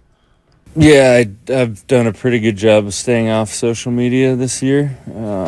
So especially with the going into the deal getting done, so it's definitely a healthier way to live your life. That's when he was asked about Brock Purdy and the social media responses to Brock Purdy. He's like, yeah, I'm chilling. I'm making my money. There's no need. If I was a pro, I told City College San Francisco this, their football team, whenever I speak to them. If I was you guys, I wouldn't be on social media. Now, I get you want to put your highlights out there, stuff like that, but I'm good. I am good. There's a lot of idiots here who just start firing off tweets, just not knowing what they're talking about. Kudos to Bosa. Stay off of social media. Well, now, hold on real quick about the defense here. Sorry, Shasky. I wanted to play this cut from Bosa. Gosh darn it. He was asked if it was nice not to be blocked, but also the performance of the defense. Don't see it here. Go ahead, Shasky. Go ahead. Your thoughts. Not here. No. I thought that, Nick Bosa had a much better game than whatever the stat sheet tells you. I'm not sure how many pressures he ended up with in PFF and whatnot. It just felt like the guy consistently gets a good rush in, and it feels like 2 and 3 guys, outside of the one time he got the sack, are in on him. I thought their nicest play was a 2-point conversion opportunity after Breida scores. I believe it's 17-12. And they're going to try to go for two to make it 17-14 to get within a field goal. And both him and Eric Armstead just blow through those guys and combine for a little sack there. And I don't think he gets the sack credit on that. But to me, it's a multi-sack game for him. No doubt. The clip I wanted to play just said, basically was just talking about the defense. This was their best performance of the season. Really? He said it was their best performance. I don't see it here on the board, but it's all good. We'll keep it moving here with the phone calls. Joel, San Jose. Joel, what's happening? Hey, Joel. It's a win day, and we love it. We were in the stadium last night, and the crowd was so loud. I'm not sure how it was on TV, but we finally have this home field where people should be terrified of coming to Levi's. It took 10 years, but since those playoff games last year and that stretch last year, and then last night being in prime time, it was electric. You know, it's interesting. You ask about what it felt like because I didn't go to the game. We had some family stuff, and I was sitting on my couch watching the game. Amazon's broadcast was so ZZZ boring. They don't pump in the crowd noise, so you couldn't tell that it was loud. I'm going to be honest with you. I couldn't tell. I knew it was louder than what they were portraying because I sat in that stadium many a times, and any night game always has an energy to it. Right. But honestly, Amazon, and I'm not here to, I don't want to spend time bashing the broadcast. That's not for today. But you couldn't feel it through the TV. I couldn't, personally. Yeah, no, it was... I don't think it was reflective. Some good energy. It was some good energy in the stands yesterday. Now, it was a sloppy game. And sloppier games will kind of take the crowd out of it, but it was packed. It was packed. And when it was time to get up on third down, that crowd got loud. I saw Chopped Cheese yesterday. I saw a few folks over there. How's the homie? Sam, Jose, Zuri, everybody. It was a buzz in the air. Nice. And that buzz was, we got something special. We're watching something special. And this defense is doing something special. Here's the cut I was looking for right here. Both on the defense. I think tonight, all around as a unit, was one of the best the best performance we've had together. Just winning rushes, everybody really fast, sometimes too fast where he could get it out. And but the interior, Eric and Javon Javon just had really good games today. I thought Javon was outstanding in this game. We heard a lot. Oh, he's such a great pass rusher, and he's been great in stuff in the run. Yep. He's been great in the pass rush. Yep. I underrated how good he was. I knew he was good. I didn't know he's this good. No, he's legit. And maybe just watching him through multiple games gives me that opportunity. He fits what they need to do. He's just a clogger. Yeah, he is. He's a legit. beast. And look, whenever they step on the football field, this team expects to walk off the football field with their fists in the air, high-fiving each other. According to Christian McCaffrey, they expect to win every single game. For us, we know what we can do. We expect to win every game. And the fact that we're 3-0 is awesome. We know it's a long season and there's still so much football left. And so I love the mentality of our team right now because I think we're 3-0, we're happy, but we're still hungry and there's still a lot that we can get better at. And that's a good place to be. It's funny that we were thinking about that defensive line and going into the season they weren't getting a lot of pressure. They're not stopping the run. And to your point about preseason, we're overreacting. Yeah. It's totally fair. I look at it right now. I'm like, all right, Cleve Farrell has flashed in just about every game. All right.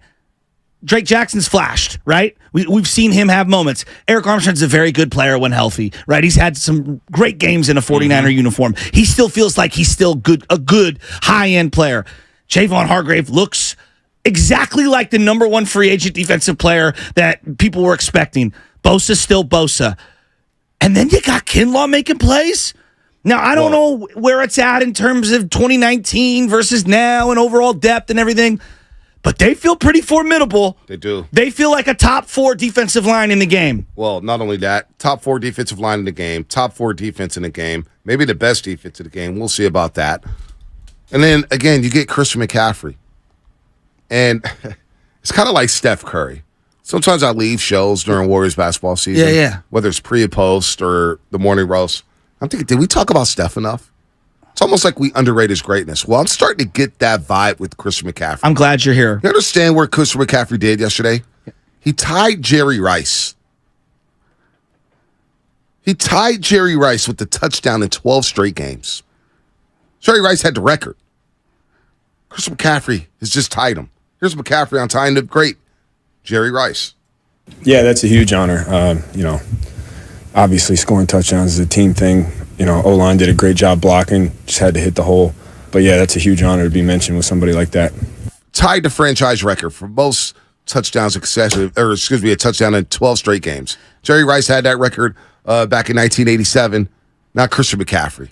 And all he's done since he's been traded here, it's been an absolute stud. It's a stud. So I was charting his runs in the first half, right? And he has so many great little runs where there's a very minimal pocket or a little hole, and he kind of slips through it. And then there's a guy that'll hit him. And then he'll quickly either bounce out of it or run through it. His ability to be tough through contact and then spurn another 6, 7, 8, 9 yards and continue to churn out yards. He's such a beast. And my favorite play of the night, they had this little slip screen that they threw to him, which was beautiful, and he made a great play. But my favorite play of the night, he didn't touch the ball. He split outright. Then they had trips on the left-hand side. It was 3rd and long. They threw a screen pass to Debo, but I watched the entire defense fly to the right side to honor CMC. You're talking about the Curry effect. Yep. Watching the defense gravitate toward him, and then you fling it to the other side on a simple screen pass to Debo Samuel, and he busts it up for 30 yards. It was the jolt the offense needed right in the middle of the second quarter. That's the weight of the gravity that this guy carries to a defense. Yep, no doubt. I mean, this trade has changed this entire offense. He gives Shanahan so many options. When he's lining out wide, you could throw it to him. He could run screen passes. You could send him downfield on routes. I mean, he could run good routes. He has great hands. He doesn't take a lot of big hits. And look, everybody's like, well, lessen his workload. I thought it was perfect. Yesterday, again, I want 20 to 25 touches every single game for Christian McCaffrey. 18 carries yesterday, 5 catches. What does that add up to? 23 touches. I want that every single game. He has to be on the field because look how easier the game is for Debo Samuel. Look how easier the game is for George Kittle. And most importantly, it's easier for Brock Purdy when you got a bell cow who could do a little bit of everything. Christian McCaffrey, man. ESPN, somebody put up the graphic the other day on the internet. ESPN gave the Niners a C- for that trade. That was their grade for the trade. The day of? A C- when they made that trade. It's been an A+. I'm serious. If I took a second and a third and a fourth, I don't even know, don't even care. But if any of those players became half the player he is, that would be a great, haul for a team. He is unbelievable. Honestly, in terms of players you build an offensive around, name another guy in the league. Wow. What's Think that? about this. I love the way he bounces out. There seems to be no hole. He bounces or just kind of jukes out to the outside and boom, gone. His jump cuts are It's good. so He's got sick. it all. He's got it all. perfect. By the way, Big John threw this in the box. Who the hell is John? So if you bet $100 on Christian McCaffrey to score an anytime touchdown, and an anytime touchdown is you could score the second, third, fourth quarter, first quarter, doesn't matter. But if you bet $100 on Christian McCaffrey anytime touchdown and roll those bets over every week for the last 12 games, you would be up $76,000. Well, think about that. I mean, I wish I would have done that. I wish I would have done that too. anytime 76,000. Anytime touchdown, $100 on McCaffrey every game, you would have been up $76,000. Now I get why people chase the gambling money. God. I mean, honestly, to score a touchdown in every single game, 12 in a row, I don't think we appreciate the difficulty. When you tie Jerry Rice in anything, you're a freak. Yeah. Because to me, Jerry's got video game numbers. When you look at them on paper, they almost don't even make sense. When you look at Barry Bonds' numbers on paper, they don't even make sense. Yeah. Think about this. We watched the entirety of Larry Fitzgerald's career. Larry Fitzgerald's one of the greatest football players I've ever seen in my life. He would have had to have played another 5 full seasons at prime Larry Fitzgerald level to touch Jerry's numbers. Wow. Okay? Wow. That's how good Jerry was. And Larry Fitzgerald's a legend. Is he a legend? Oh, he's a Hall of Famer, first ballot. No doubt. He's a great ambassador for the game. He's everybody's favorite Cardinal ever. Yeah, right? I mean, right? Or Anquan Bolden. Or what's our boy from Jerry Maguire? What's his name? Rod Titwell. Oh, yeah, well, Tim McDonald. No, but I Stump Mitchell on line 3. But seriously, Larry Fitzgerald's, that's how great Jerry Rice is. So when you tie any Jerry Rice record, We're talking rarefied air. This is the 1% of the 1%. And my favorite, CMC last night, Herb Sheet and Al Michaels. Next week we'll talk about them. He finishes the run down the sideline. He doesn't need to. He just stiff arms dude right into the ground as he's falling, and he gets up and he's chirping. And Herb Sheet's like, "That's a Derrick Henry like stiff arm," and I'm like, "He's right. Yeah, that was a Derrick Henry like stiff arm." After that stiff arm, he started talking. Yes, he's talking a lot more trash. Why are guys testing him? Yeah, I don't know why. Hey, I don't know why they're trying him. This dude is a stud, man. So I'm feeling good about the 49ers. All their weapons are getting involved. Finally got George Kittle involved. 9 targets, 7 catches, 90 yards. Kittle looked great. I told you guys, just be patient with George Kittle. Kittle looks great. You know, George, it's almost like Buster Posey when you knew that's a good point. The summer hot streak was coming. All right, there's going to be a 3-week stretch where Buster Posey is going to bat 380. He's going to drive in all these runs. He's going to be player of the month. George Kittle's going to have a stretch this season where he looks like the best tight end in football. Yes, I agree with you. He will. Now, I'm not saying he's the best tight end in football. But Kelsey has that title. He's going to have a stretch, folks, when he's lighting up everybody. You're going to be like, oh, yeah, that's number 85. That's why you paid him all the money. This offense is not even clicking yet. I'm so excited about it. You know what the best part of this win is? What's that? You get a long week off. I get to hate watch on Sunday all the teams that I want to lose. Oh wow! Oh, it's gonna be great. It's gonna be the haterade ball of all on Sunday as I sit there and I root against the Cowboys and I root against the Eagles and I root against the Seahawks and the Rams. Eagles play on Monday night. All right, well then on Monday night I'll be hating on them. I will be rooting against the Eagles. And they get to lick their wounds and get healthy. They won a game without Brandon Ayuk. It wasn't perfect. It was short rest. I will take it every single day. We're out here grading 20-point wins, for Christ's sake. That's how bad we are. So spoiled right now. I want to say this too, because I hear a lot of it was an A+ all of a sudden, because we always got to find something to complain about in this society. I'm not. Reason. Kyle Juszczyk has been ridiculed this season. Why are you paying the fullback so much money? Did you guys watch Kyle Juszczyk? He was good last night. Yeah, he was good last night. That's why you pay him the money. He blows holes open. All right? And then he'll have a game where he catches a couple passes out the backfield, but he makes it so easy for these running backs to follow. He is a mauler. A mauler. That's why you pay the fullback. Did you like the way that they employed Eli Mitchell in the second drive right away to make it a concerted effort to get him going? It didn't start off well for him. I think, before we go back out to the lines. Because I liked Eli playing yesterday. See, the way I came out of that Rams game, I thought Shanahan said, you know what? I got to keep McCaffrey on the field. Ayuk is compromised. I need McCaffrey in this game. Okay. Every single play. Knowing that it's a short week, if I don't play Elijah, if I don't play TDP or Jordan Mason, they're going to have fresher legs on Thursday. Gotcha. And that's what I saw last night. Gotcha. Elijah Mitchell ran with fresh legs. There's a couple times I wanted to hit the hole. Just go. But that thing gets reps and feel. It is. But, but he's been in this system for 3 years. You know what I'm saying? I'm talking about game. Like game speed. Sometimes it takes time. When you haven't played. But I was just, a couple times, I just hit the hole. I know. Go. He did on that gun run. He did. And he looked fast on that gun run. But it was good to get him involved there. 11 carries for Elijah Mitchell. By the way, did you see Captain Andrew Luck after the game? Of course. Yeah, that was pretty cool. I love Andrew Luck. Yeah. Stanford, let him coach your program. Yeah. By the way, he'd be perfect. He would be great. He also looks like he's transitioning into a werewolf. He has the neck beard. Oh, he's always had that. But it's down like, I don't know, skinny Andrew Luck looking like a werewolf. I don't know how to describe it. Let's go to Austin in the Bay. Austin in the Bay, what's happening? What's up, Austin?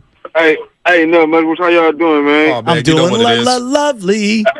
Yes, sir. I'm doing pretty good. Hey, look, man. I want to say this about Debo, man. I'm liking what I'm seeing from Debo within these 3 games. He only rushed 8 times in 3 games, and shown and out. He got something out to prove this year in route running, and his targets each game went up.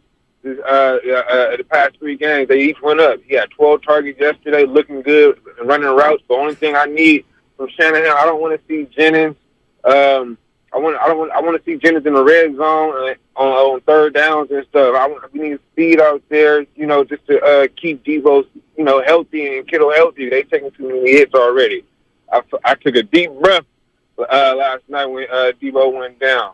He's taking too much contact. What y'all think about that? Well, on that particular play, he's fighting because that's just the way he plays. That's the way he plays. He's going to fight through dudes. I'd be lying to you, and I know I'm the warrior of this station, of this show. when he was on the ground and he took his helmet off. Oh, I can only imagine. I You're was like, oh my God, his ribs. Well, I was Did you thinking scream? collarbone. That's what I thought. I thought it was my collarbone. God. And then they showed the replay, and it looked like the ball, the way he landed, it looked like the ball knocked the wind out of him. I felt a lot better. But because you already got Ayuk hurt. And, Ayuk, to me, you could see they missed him a little. Once I saw the replay, I was like, oh, he knocked the wind out of himself. You didn't, until the end of that. You didn't right hold away. your breath a little? No. Not even a little? Once I saw the replay, I said, did. oh, he knocked the wind out of himself. Yeah, see, it's I a did. common football play. You ever had the wind knocked out of you? I had. It's horrible. It's a terrible. horrible feeling. Yeah, but I was like, he'll be back in the game. When you And he can't came breathe, back. whether it's underwater or getting the complete air knocked out of you, it's one of the worst things. And then you start hyperventilating. Like, this is football. All these hits are going to look vicious. They're going to look cringeworthy. That's why I don't worry. Well, it's a Thursday game after gladiators. playing on Sunday. Guys are injured. The Giants were walking off the field every couple plays. You are really a worrier. Hey, and then You're Leonard really a Williams worrier. crushed Brock Purdy. Did you get worried on that one? What? You got worried there too? No, I just thought it was a clean football play. Oh. But those are the kind of plays. Did you No, I'm saying I didn't think it was a roughing the passer. I thought it was a normal football sack. I thought Debo, once he got hit, I was like, he got the win. But the Purdy once they one- showed the replay, I was like, all right, he's good. The Purdy one, though, I'm just being honest. He does a great job protecting his body on those throws. It's when he throws and then turns, he does a good job. But that's the same kind of sack that Leonard Williams had on him, or the late hit or whatever, that Alex Smith got collapsed on with the Seattle defender and separated his shoulder. Those are tough. That's a splatter. That's a 20-pound man falling down on you on the turf like that. Those are where you get hurt. Let's go to Justin Bakerfield. Justin, what's happening? What's up, boys? How are you guys this morning? I'm doing all right. Good, man. Hey, I was wanting to see your guys' opinion. It seemed to me like yesterday watching the game that Brock was dealing with a lot of low snaps and having to deal with that. Am I the only one that noticed that, or did you guys notice that too? I didn't pick up on that. I'm not saying he muddled the first snap. Yeah. He muddled the snap there in the third quarter. Yes. So I do want to watch it back, and I'll highlight that Yeah, Justin, I'm when gonna I take a look look. back at the game. Yeah. I didn't notice it because where I was sitting at, I couldn't. I could see the snaps or whatnot, but I couldn't tell if they were low or high. Yeah, and that's what I was kind of because when I was watching the game, I was wanting to see what you boys were going to say about it this morning because I was like, it sure seemed like Brindle was just getting it. Looks like he was dealing with just low snaps. I don't know. And I was like, man, I don't know if I'm seeing this right or if the boys are seeing this right too. Yeah, no, I need to watch it back. That's a good astute point, though. A good observation, Justin. And that's the thing. You can't have low snaps. You can't have high snaps. It affects the timing of a play. It affects the timing of a route. You got to get the snaps clean. If that's the case, and I can't stand, whenever I see it, saw this in Trey Lance in preseason, fumbling the snap. Dude, get the snap. I know. Get the snap. I know. You and the center need to be on the same page. Get the snap right. And I saw that yesterday with Purdy, and it's just a wasted play, a wasted down, a wasted rep. I can't stand that, so I do want to check the snaps on the replay, no doubt. Yeah, I just thought he did a really good job against. They had some decent pressure, I thought, in that game. Well, they blitzed all day long. No, I'm talking about their front in general. Yeah. I thought was just in the first couple of drives in particular. Thibodeau doing the dance. What'd you think of the dance? It's like, bro, come on, man. You cleaned up someone else's sack. You know who he is? Who? He's Cloudy 2.0. All the talent in the world. But you look up at the end of the season, it's just like, eh. Well, Clowney was always hurt, too. Because that's what I call Chase Tom. I call what's the guy in Washington? Oh, Chase Young. Chase Young, to me, reminds me but he also of Clowney. Didn't seem like he played hard. Didn't seem like when he was on the field, he made an impact. Well, they had the one game against the Raiders in the wild card against Connor Cook. You're talking about Clowney. Clowney, Yeah. Clowney. He had a good game against the Niners on Monday Night Football with Seattle. Yes. It's interesting. For what he was propped up to be. Height, weight, speed. He's underachieved. Now he's been on 6 different teams. Well, I look at Thibodeau right now, and they're dropping him in coverage on certain plays. I'm like, that's not his game. I know you have to mix it up, and he got one of those penalties. I thought it was a little ticky-tacky on him holding or directing Kittle on that play. Wow. I don't know. Wow, listen, Xfinity Mobile text line, a lot of people, 408, 415, 408. A lot of people said the snaps were low yesterday. It was a problem. I'm gonna have to look back. I didn't pick up on some of that. I don't like that. I don't like that at all. 925 also. It's an astute eye. The Niners have scored in all 12 quarters. Total domination. This offense is so good. Halftime, people were losing their mind. I'm like, they scored 17. We're acting like their offense didn't do anything. I think he had 150 passing yards at halftime. Al, Half Moon Boy Travis Vallejo will get to you on the other side. But now it's time for the injury report. It's time for the injury report. That really hurts. Brought to you by Boxer & Gerson, Northern California's premier workers' compensation law firm, helping injured workers get their lives back for over 40 years. We may have seen Brendan Crawford for the last time in the Giants uniform. This one hurts. Giants announced that the shortstop will go on the injury list with a hamstring strain he sustained on Wednesday. He's expected to undergo treatment this weekend before being reevaluated next week. It is possible we've seen Brandon Crawford for the last time in the Giants uniform, because I don't see any scenario in which they bring him back over the last week of the season. Well, I think he can technically come back for like the final game. If they can, I would even have him just get an at bat, go up there, take a couple pitches. He deserves a standing ovation. And if this is the end of his career, that sucks. I think he deserves one last standing O. I know I'm getting like movie style nostalgic. God, he's the greatest shortstop in Giants history, man. Yeah, so he's on the injury list. His hamstrings has failed him all season long. The injury report brought to you by Boxer & Gerson, Northern California's premier workers' compensation law firm, helping injured workers get their lives back for over 40 years. What's coming up on the game? Sponsored by Fremont Bank, full service banking, no compromises. Travis will get you all 888-957-9570. We will reset the show. Brock Purdy, CMC, Debo, who's getting your game ball? Defense, who's getting your game ball? Any concerns coming out of this game? 888-957-9570. Your phone calls next. My little brother's friends have been camped out at our place for 2 days straight.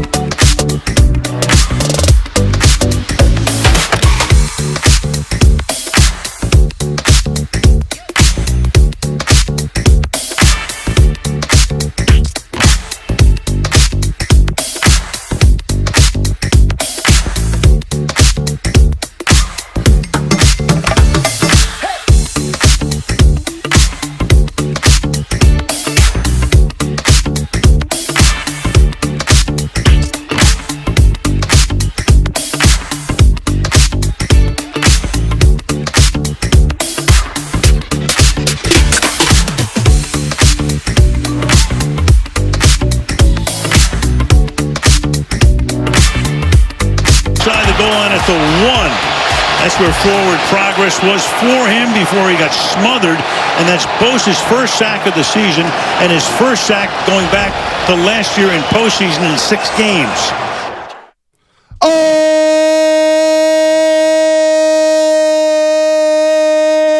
baby!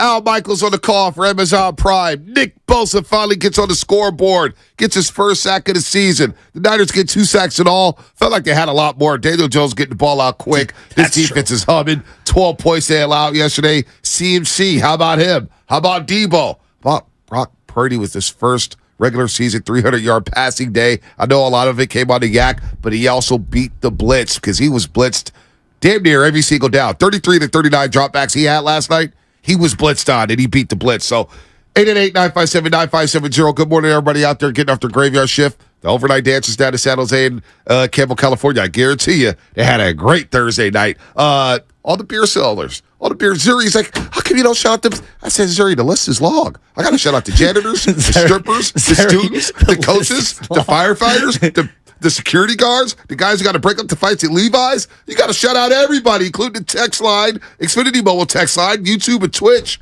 powered by First NorCal Credit Union, John, Lubman, Shasky. I got to shout out everybody. Get these shout outs for the next 2 hours. Who the hell is John? There's so much I want to get into. I have a Swiss Army knife comment regarding CMC and Debo and how it feels like they're completely interchangeable, even though they play different positions and also the same position. It's so interesting. I want to start with Brock Purdy. Leading up to the game in the pregame Amazon Prime, whatever you want to call it, even though it was also simulcast on KTVU via the Prime app, they had Brock Purdy sitting down with Ryan Fitzpatrick. I don't know if you watch this, Bonte, but it's Ryan Fitzpatrick in front of all those gold footballs that they do all the Niner interviews at Levi Stadium at, and they hand an iPad to Brock Purdy. And who is FaceTiming him? And you always tell me the old guys love FaceTime. They do. Dan Marino is FaceTiming Brock Purdy. That's pretty sick. And I was thinking, my favorite quarterback of all time. Well, and it's his father's favorite quarterback of all time, right? Yep. Brock Purdy's father. Brock Purdy, yep. And like, my dad's favorite player is Willie Mays. And so, like, I don't know, to me that tugged at my heartstrings. Like seeing Brock Purdy on FaceTime looking at his dad's idol, who I'm sure he holds in high regard, and the reason why he wears number 13, Dan Marino. And then I'm thinking, they could not be more polar opposite in terms of players. Yeah, no doubt. But there's an intangible moxie and a presence that this guy brings to the table. And we could talk about all the things he can't do. But what he can do is lead this team up and down the field time and time again, scoring points. And to me, he was not at his best early in this game.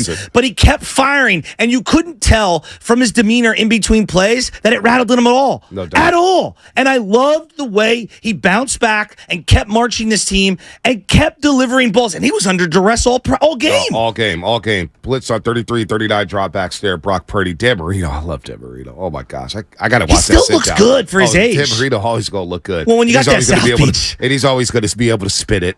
Dude, his spirals. Oh, my gosh. We're going to talk about deep ball throwers. Dan Marino would just chuck it up. It didn't even What do you think he thought of the deep ball that Brock threw to Debo? It was fine. It's a perfect throw. It was fine. He's falling back, spins and throws it, back shoulder pylon toss to Debo. Right. What an adjustment by Debo. Swizzy 81, 980-90 spit. You're absolutely right, Butcher. Something about the Prime Thursday night games drowns out the crowd noise. Yeah. I noticed that the past couple of years, it does seem boring most times. And I also think it's just boring because of Al Michaels and Kirk Herbstreit is a college guy. He's used to the college game. They're asking a lot from Kirk Herbstreit. I almost feel bad for him to be in that spot. To be in that spot with Al Michaels when you know, man, I got to travel Saturday to call the game of the day, which could be, I don't know, Clemson, Florida State. I don't know, Colorado, Oregon. I don't know where Herbie's going to be at this weekend. But he's got a big game every single week. He's got to study all these college games. And then, oh, wait, I got to study the NFL as well and do meetings. It's a lot, man. Well, the sense that I get from the, and we'll get right back into the game. I'll keep it brief. I'm not a huge Al Michaels guy. I respect his legacy. Last 7 or 8 years, he's been mailing it in. But when I watch the broadcast, I get the feeling, and I will admit this was me, and I love you. Grandpa Gene's out there somewhere. My wife's grandfather, her father had passed away, so I didn't watch games with her father in the living room. But I did with her grandpa, and I feel like it's Herbstreit watching games with his father-in-law or with his grandfather or his wife's grandfather, and It's off. It doesn't feel like two people that are in synergy. When I listen to Madden and Summerall, it felt like they were doing it together. When I listen to even Al Michaels in Madden at times, it felt like they were doing it together. Or Collinsworth and whomever, Tirico. Feels like they're doing it together. It feels like they're doing two separate broadcasts. Yeah, it's bad. It's not good.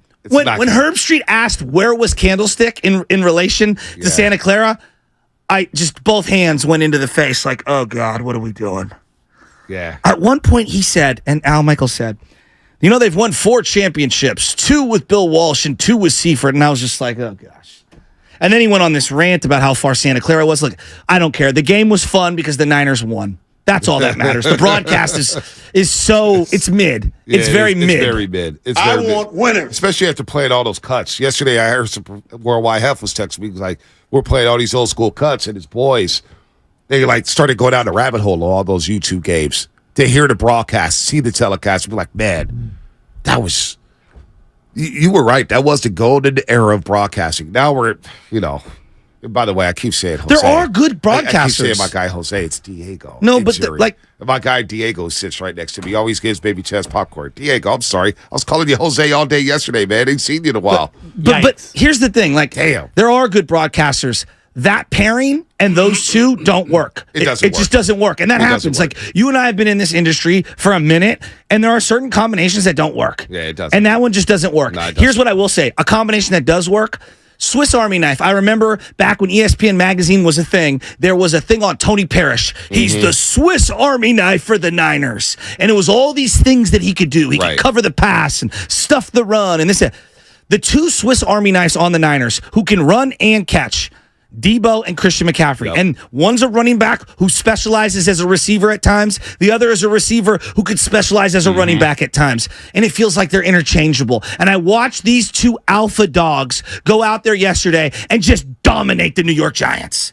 It was awesome to watch. Man, I feel bad because my guy Diego, man, that's my right-hand man. Why was I calling him Jose? What the hell was I thinking about? I'm sorry. I hear you, Shasky, McCaffrey, and Debo. And, a lot of people say, well, you have Christian McCaffrey, so you don't need a Debo Samuel. And I always kind of laughed at that notion. Like, all right, first of all, you guys must not know football because the more playmakers, the better. Makes you more threatening. Absolutely. You know what I'm saying? Like, these teams defending Colorado's offense, for example, in the college ranks, or when Alabama had Jalen Waddle, Devontae Smith, Jerry Jeudy, and Henry Ruggs. It was like, pick your poison. Yeah. What are you going to do? More playmakers, the better. Agreed. Pardon me. When you have Debo and what Chris McCaffrey did to come here, okay, now you can take some of the stress off of Debo. Now when you run a jet sweep with Debo Samuel, which we haven't seen much this season, now it comes with the element of surprise. Because last year became predictable. All of a sudden, you can have them both lined up in the backfield. What are you going to do? Have them both lined up in the slot. What are you going to do? They're both at wide receiver yesterday, and I was like, I had not seen a lot of that. I know there's somebody who's going to know the formations, but they fake screened to CMC and then screened over to Debo, 25, 30-yard game. That's what I'm saying. So when you have these playmakers, the Yak Bros, yes, because Debo's a Yak monster, Christian McCaffrey's a Yak monster. That's why when people say, well, all Brock Purdy does is dink and dunk, Joe Montana would have did the same damn thing with these weapons. 5-yard dump offs, quick sleds. Here we go. This is the Shanahan offense. This is how you work these. Go watch Tom Brady. There's a video montage right now. Tom Brady throwing a bunch of screens, flares, swings, slants. Does not matter. Just get the ball to your playmakers. And when you have 2 playmakers like this, both of these guys this year may be on the first team All-Pro team. That's what we're talking about here. We want to talk about All-Pro Fred. We haven't talked about him enough. Yeah. Fred Warner. He was good yesterday. Yeah, he's always good. He's good yesterday. He's always in a conversation for DPOY. Yeah, I don't care we take what him anybody for says. granted. You're right. No doubt. But now I'm looking at the offensive side of the football. Trent Williams has a spot locked up at left tackle. All right? Kyle Juszczyk probably has a spot locked up at fullback. George Kittle will get consideration. Now we got to see the numbers. But Debo Samuel and Christian McCaffrey have a chance to be the all-pro first team in the NFL this season. Well, they're that special. What running, ask yourself, what running back right now are you swapping out for CMC? Forget the just swap out. Name me the running back you're replacing CMC with right now, and it's an upgrade. In this offense, nobody. But you could make the argument for Derrick Henry. I don't think anybody's going to say no I'll to that. listen, but I think CMC fits better. But That's keep what going. I'm saying. I'll listen. For this yes, offense, yes. for this That's offense, what I'm saying. There's nobody out there I would rather have. He's the perfect Shanahan player. You were talking about Tom Brady and the Dinkin' and Duncan, and I'm really glad you made this point. When Arians and Tom Brady first got united, Arians wants to throw the ball deep. What did Tom Brady and him do in the first 7 or 8 weeks of the season? Throw the ball deep. But they struggled because that didn't fit the profile of what Brady wants to do. And until they blended it and they both compromised a little, they didn't get off to a hot start. And I look at what Shanahan wants to do. At what point has Shanahan been air offense? Like, we're going to throw it 50 times, 25 yards down the field. That's not what he wants. What he wants is exactly what Purdy's doing. Right. What he wants is exactly what fits the personnel of CMC and Debo. And boy, Ronnie Bell fits just right. And Jawan Jennings, 2 or 3 really good catches last night. He's a nice little player for this football team. I'm looking at the numbers for Christian McCaffrey, 60 carries, 353 yards, 3 touchdowns on the season. He's averaging 5.9 yards a carry so far. Wow. 5.9 yards a carry. This guy is going to eclipse 1,000 yards probably in 8 games, maybe 9. That's crazy. I mean, if all things go well, what is the fastest 49er to 1,000 in terms of games? I don't know. We got to figure that out. You got to look that up. Diego Samuel, Jose McCaffrey. That's pretty funny. That's pretty funny. Sorry, Diego. I owe you a beer. Funny. I got next beer's on me, Diego. I think that we know that that Debo's nasty. I think we're all starting to really understand CMC is nasty. I'm talking about physicality, running through people's souls. He's a beast. You think people are surprised at him being a beast? Do I need to bring back the Stafford clips? Well, you know what? It's like Kevin Durant. I knew Kevin Durant was great. But when you watch a guy every game for your team, you just appreciate all the little things. You know what I mean? And then I also believe that when Durant joined the Warriors, he took his game to another level. He did. And I'm looking at CMC, and I ask out loud, what's the hole in his game? Yeah, he doesn't have a hole in his game. He's elevating everyone around him. His game. He's elevating his game. He's just the perfect fit. Let's go to Al at Half Moon Bay. Al, what's happening? What's happening, guys? Good morning. So to kind of jump on your coattails there, I followed CMC when he was at Stanford. I don't remember him being a menace the way he is now. North Carolina, I didn't see it, but here, he's just going to go out and hurt you. Yeah. And then on top of that, every single receiver on our team is they're going to punish you, man. You try to tackle them, they're going to hurt you. And then last thing. In regards to Brock Purdy, according to Next Gen Stats, he was blitzed almost 85% at a completion rate of over 66%. It's just crazy how methodical he is. Isn't that insane? Did you read off the numbers of the what was his numbers against the blitz, Al? You got the numbers right there. It was 66 point something, and he got blitzed 84.6% of the time the entire game. It's nuts. Yeah, 20 and 31, 247, 2 touchdowns crazy. versus the blitz.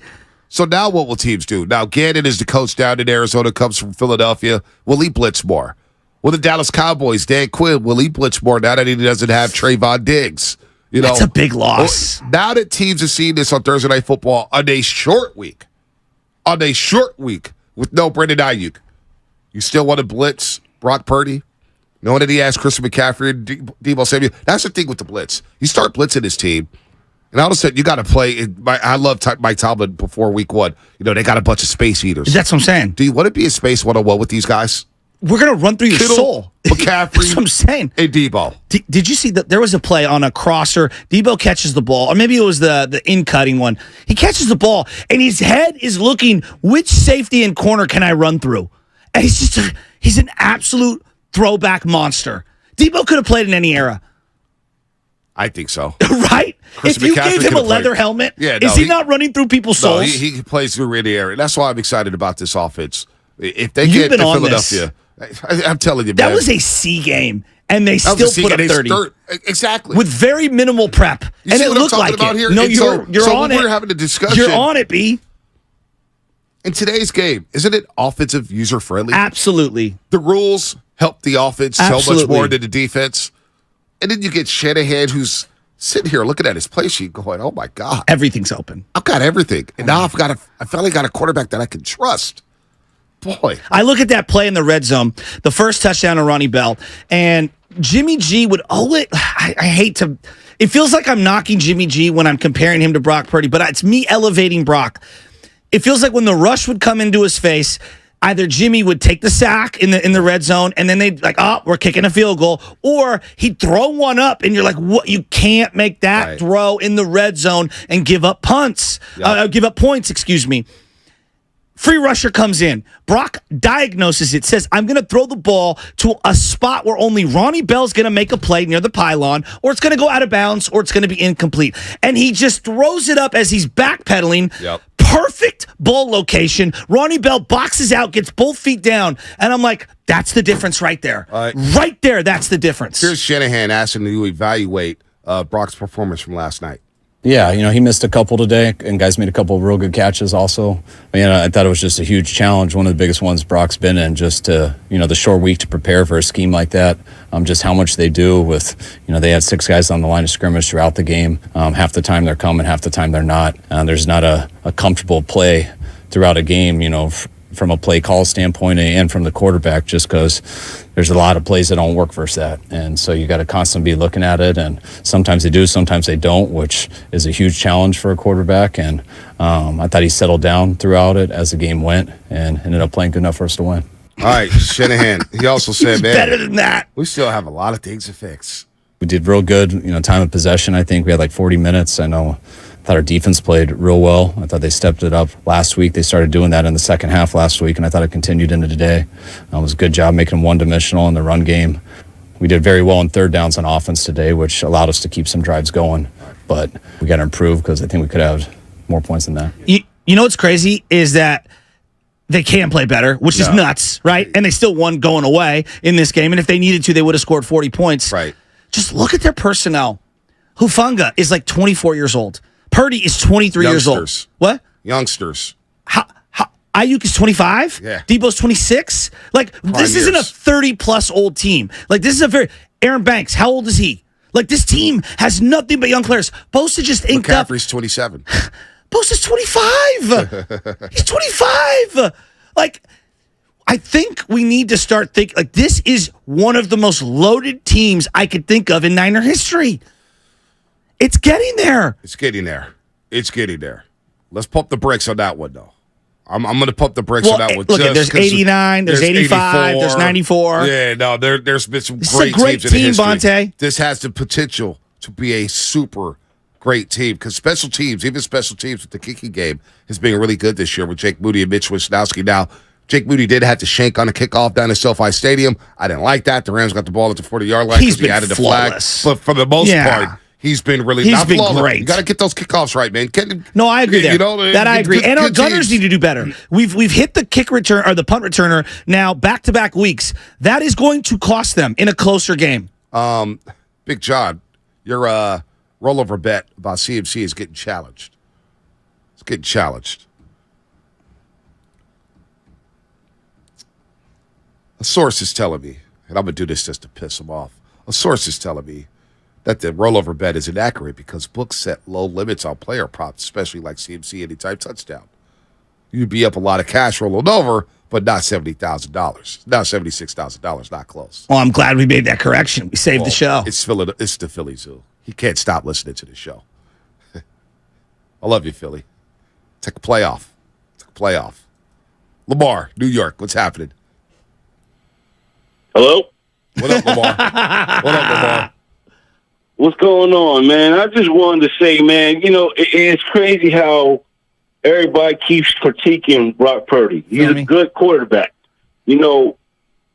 Commentators, fans, Steve Young said it best the other day, okay? A lot of the league is jealous because we have a quarterback, number one, that we don't have to pay much, and he's the last pick of the draft who outplaying first rounders, okay? And, look how we made Kenny Pickett look. These are all quarterbacks that's supposed to be so much better than Brock, okay? We got to understand that we're trying to, a lot of us, we acting like this man has to walk on water. Hell, there's a lot of fans acting like he has to float on water. Man, game by game, he's getting better. As a fan, as a Niners fan, yes, I do hold my breath sometimes.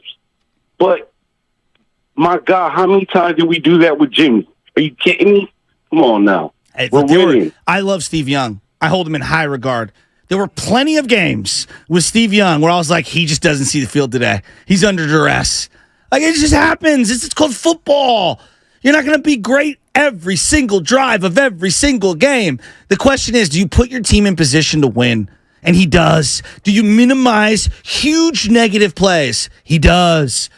I mean, right now he's on pace for 4,000 yards and 32 touchdowns. I know. Now it's 3 games. We'll see where we're at 7 or 8 games down the line. But my goodness, people, this feels like about as good as it gets in the modern era of salary cap and balancing everything and having high-end talent. Like, just appreciate what we're going through, Niner fans. I think they are. I think you're right. 925, Xfinity Mobile text line. And I'll get to you, Big John. I know you want to clean some things up. 925 and 888-957-9570. We'll continue to talk about the win. And maybe this is a topic for next week. But I'm seeing a lot of this lately. What's that? This is easily the most talented team since 1994. Easily? Those hardball teams were pretty talented. They were. They were a little older. They were still stacked. No doubt. Are you kidding me? No doubt. Justin Smith, Patrick Willis are all decade-type players. I may take Frank that Gore. defense over this defense. What's that? I may take that defense over this defense. And it's close right now. Well, that defense was special. All right? The corners were a little suspect. Carlos Rogers started off good. These corners are a little suspect. I might take Charvarius over Carlos. Carlos had a Rogers was really good that year. That 1 year. The second year he wasn't as good. That's what I'm talking about. Terrell Brown was underrated. Good. Yeah. When he got knocked out of that game, that cost them. Those safeties were good too. Oh, I don't know. Come on, Golson's one of my favorite players ever. The Hawk? I don't know. I just. This is a very talented. Is it more talented in 2019? I would say yes. Offensively, no doubt. No doubt. Is Hargrave currently better than Buckner? They're different. But Hargrave is coming. I don't want to disrespect Buckner. Yeah. But honestly, B, I did not know Hargrave was this good. Yeah, he's really good. He is good. He's really, really, really good. All right, Big John, what you got to clean up? What you got, Big John? Yeah, just to clap back at your source that has me, reeling for my pick for CMC rolling over those bets. According to Barstool Sportsbook, 12 straight, Christian McCaffrey's 12-game touchdown streak would pay out $78.6 thousand. So I was wrong on the dollar amount there. It's actually more money. It's actually more money. If you started with $100 and rolled over every win since that first game of the 12-game streak. So it's not a $100 bet every single time. It's you win that 100 to win 200. That 200 goes back in, and you roll it over every time. You'd be up to $78.6 thousand. So listening matters. I know they have a problem with that in Philadelphia. They do. They don't know how to listen. They don't know how to do it. So, Monday, we'll be watching you against Tampa Bay. You better win the game. We're watching everything you do. And we'll move in silence. But you got something coming December 3rd. You better believe that. I hope they were watching and taking notes yesterday. I can't stand Philadelphia. Potentially right now, you're like watching this team, and you're like, Debo has the potential to be a 49er Ring of Honor guy. Bosa has the potential. Warner has the potential. I think Kittle's probably already there. Could CMC get himself there? Let's get through the season. Let's get through the season. You're looking at this. Let's talk about Riga Honor Hall of Fame right now. Loaded. Look, loaded. I'm the one who said they're going to average 30 points a game, and people laughed at me. They laughed at me. But when we start talking about Ring of Honor and Hall of Fames, I didn't say pro Hall of Fame. I meant the Niner. Ring of Honor. But we started. Let's. He's been here. He hasn't even been here a year yet. Who? McCaffrey. I was talking about the other guys on the team. He's brought up Christian McCaffrey too. Vontae, he's having a monster little run here. I hear you. Ricky Waters is Ricky Waters in the Ring of Honor? Kevin Durant. Is Ricky Waters in the Ring of Honor? I don't think he's currently, but they sell his jersey, so he should be in there. He's not in the Ring of Ricky Waters is not in the Ring of Honor. And he won a Super Bowl. 4 years with the Niners? Yeah, 5 and he years? won a Super Bowl. I know, and he should be. And he has a playoff record for most rushing touchdowns in the game. And we both agree he should be. But he's not. That's what I'm saying. McCaffrey just hasn't been. I love McCaffrey. I'm the guy who they win a Super Bowl with out there to McCaffrey. Stratosphere, who said, "Go get Christian McCaffrey." People say, "Well, you don't need a running back." Oh, how you like me now? He hasn't been here for a year yet. That's all Dion I'm is saying. immortalized for the 1 year, and he didn't even play a full season. And he's not in the Ring of Honor. No, but I'm saying immortalized with the fan base. No, you win no doubt. one ring with the White Buffalo, and I'm telling you right now, legendary 49er status for that man. No doubt. I'm not disputing one that. ring. I'm not disputing that whatsoever. You say Ring of Honor. We're going to put guys in a Ring of Honor for 1 year or 2 years or 3 years? They haven't lost a game outside of the NFC Championship game. I hear you. That this guy's played in. I hear you. He's so good. I hear you. But we got some legends who are not in the Ring of Honor. John Taylor just got retired or got into the Hall of Fame. For sure. And that was 25, 30 years later. Love John Taylor.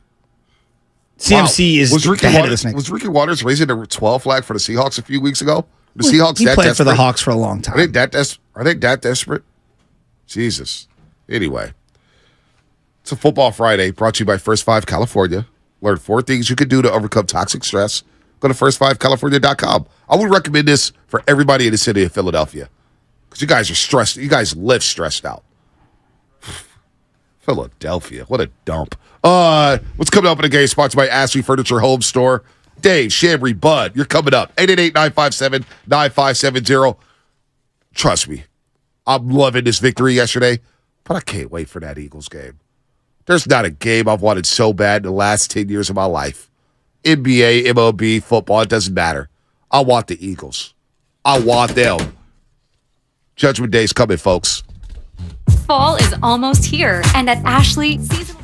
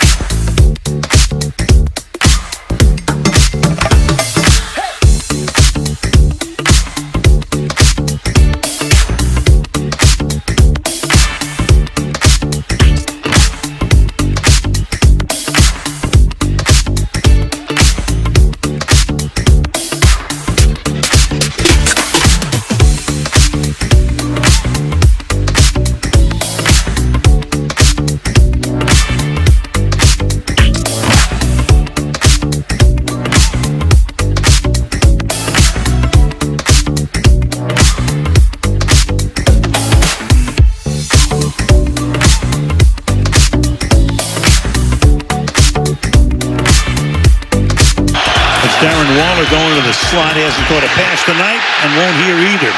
The sack. Javon Hargrave, who they picked up in free agency, had a great year last year with the Philadelphia Eagles. Another guy they've added to that fabulous front four. Now, back to the morning roast with Bonte and Shasky. Since the Jay-Z and it's not Jay-Z and Biggie. It's the Jay-Z and Biggie. Brooklyn's finest.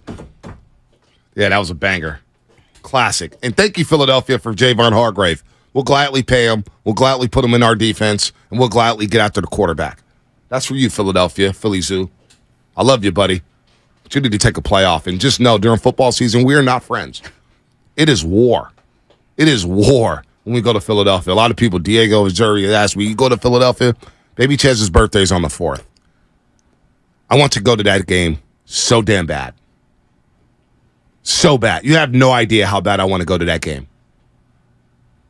Eye black on, jerseys, you name it. I want to go back to Philadelphia so damn bad and feel that pain that we felt last January and go show them something. But we're not there yet. We've got a long way to go.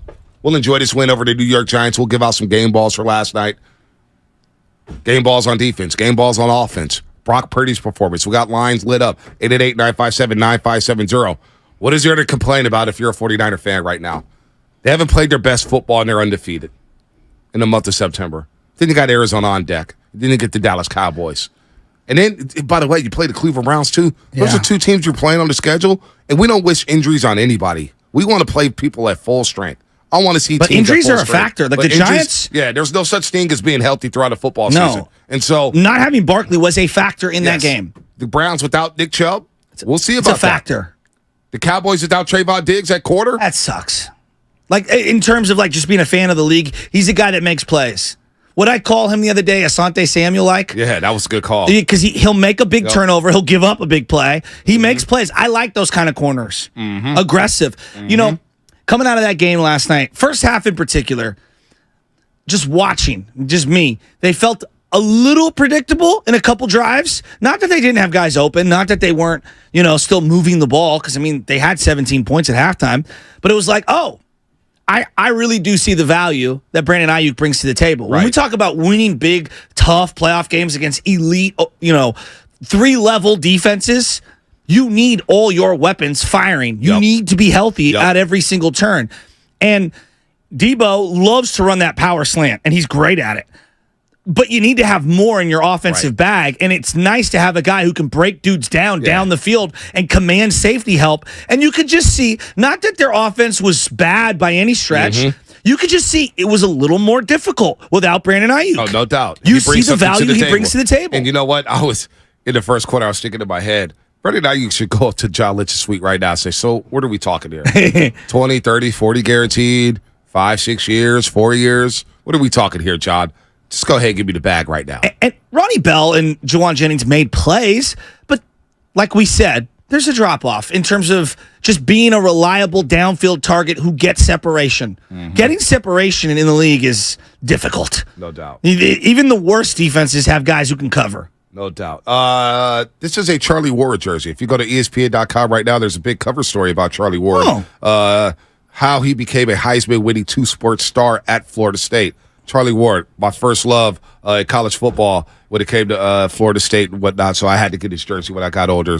That's what I'm rocking. Because they have a big game tomorrow against Clemson. Got my Niners hat on. That's what we're doing. That's what we're doing all day, folks. Get back out to the lines. Let's go to Shabry, our main man Shabry in Arizona. What up, Shabry? Hey, fellas. Appreciate you taking the call. Anytime. Man, first off, I just want to start off saying, man, can we just knock off all the in-stadium fighting, man? Like, exactly. We're just going there to have fun. Everyone's with their families. You can trash talk, but man, don't take it so personal. But I mainly want to call in because, man, preseason, I've been on this dude and fell in love with them right away. Bonte, I'm glad you brought him up. But Ronnie Bell, to me, is just a straight baller. You talk about that toe tap in the end zone, right, where he made a play, and then one that I pointed out to my son, that tip pass that he caught.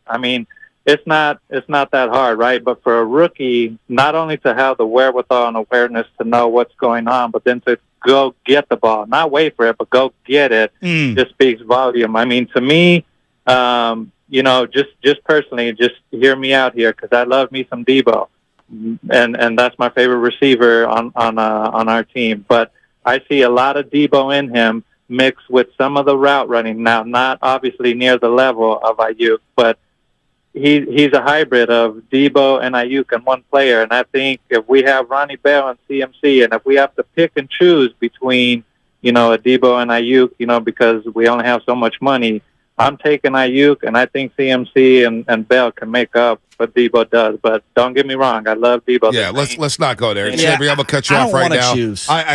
I want them all. Yeah. I want Debo. I want Ayuk. I want Ronnie Bell. I want Kittle. I want CMC. Why are we we got to look at the salary cap.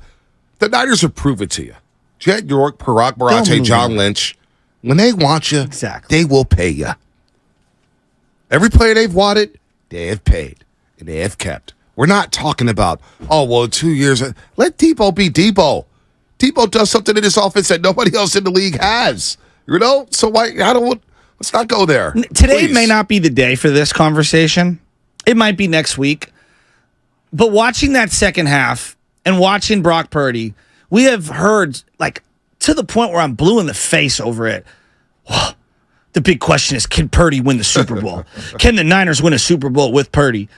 I'm getting to the point where I'm on the other side of the fence, and I'm saying, I don't think the Niners can win a Super Bowl without Purdy. Yeah, I'm already there. there. Do you get where I'm going with that? No, I'm there. If And Purdy goes down, I'm shook. And look, could we be proven wrong? I didn't know Purdy could do what he's doing right now.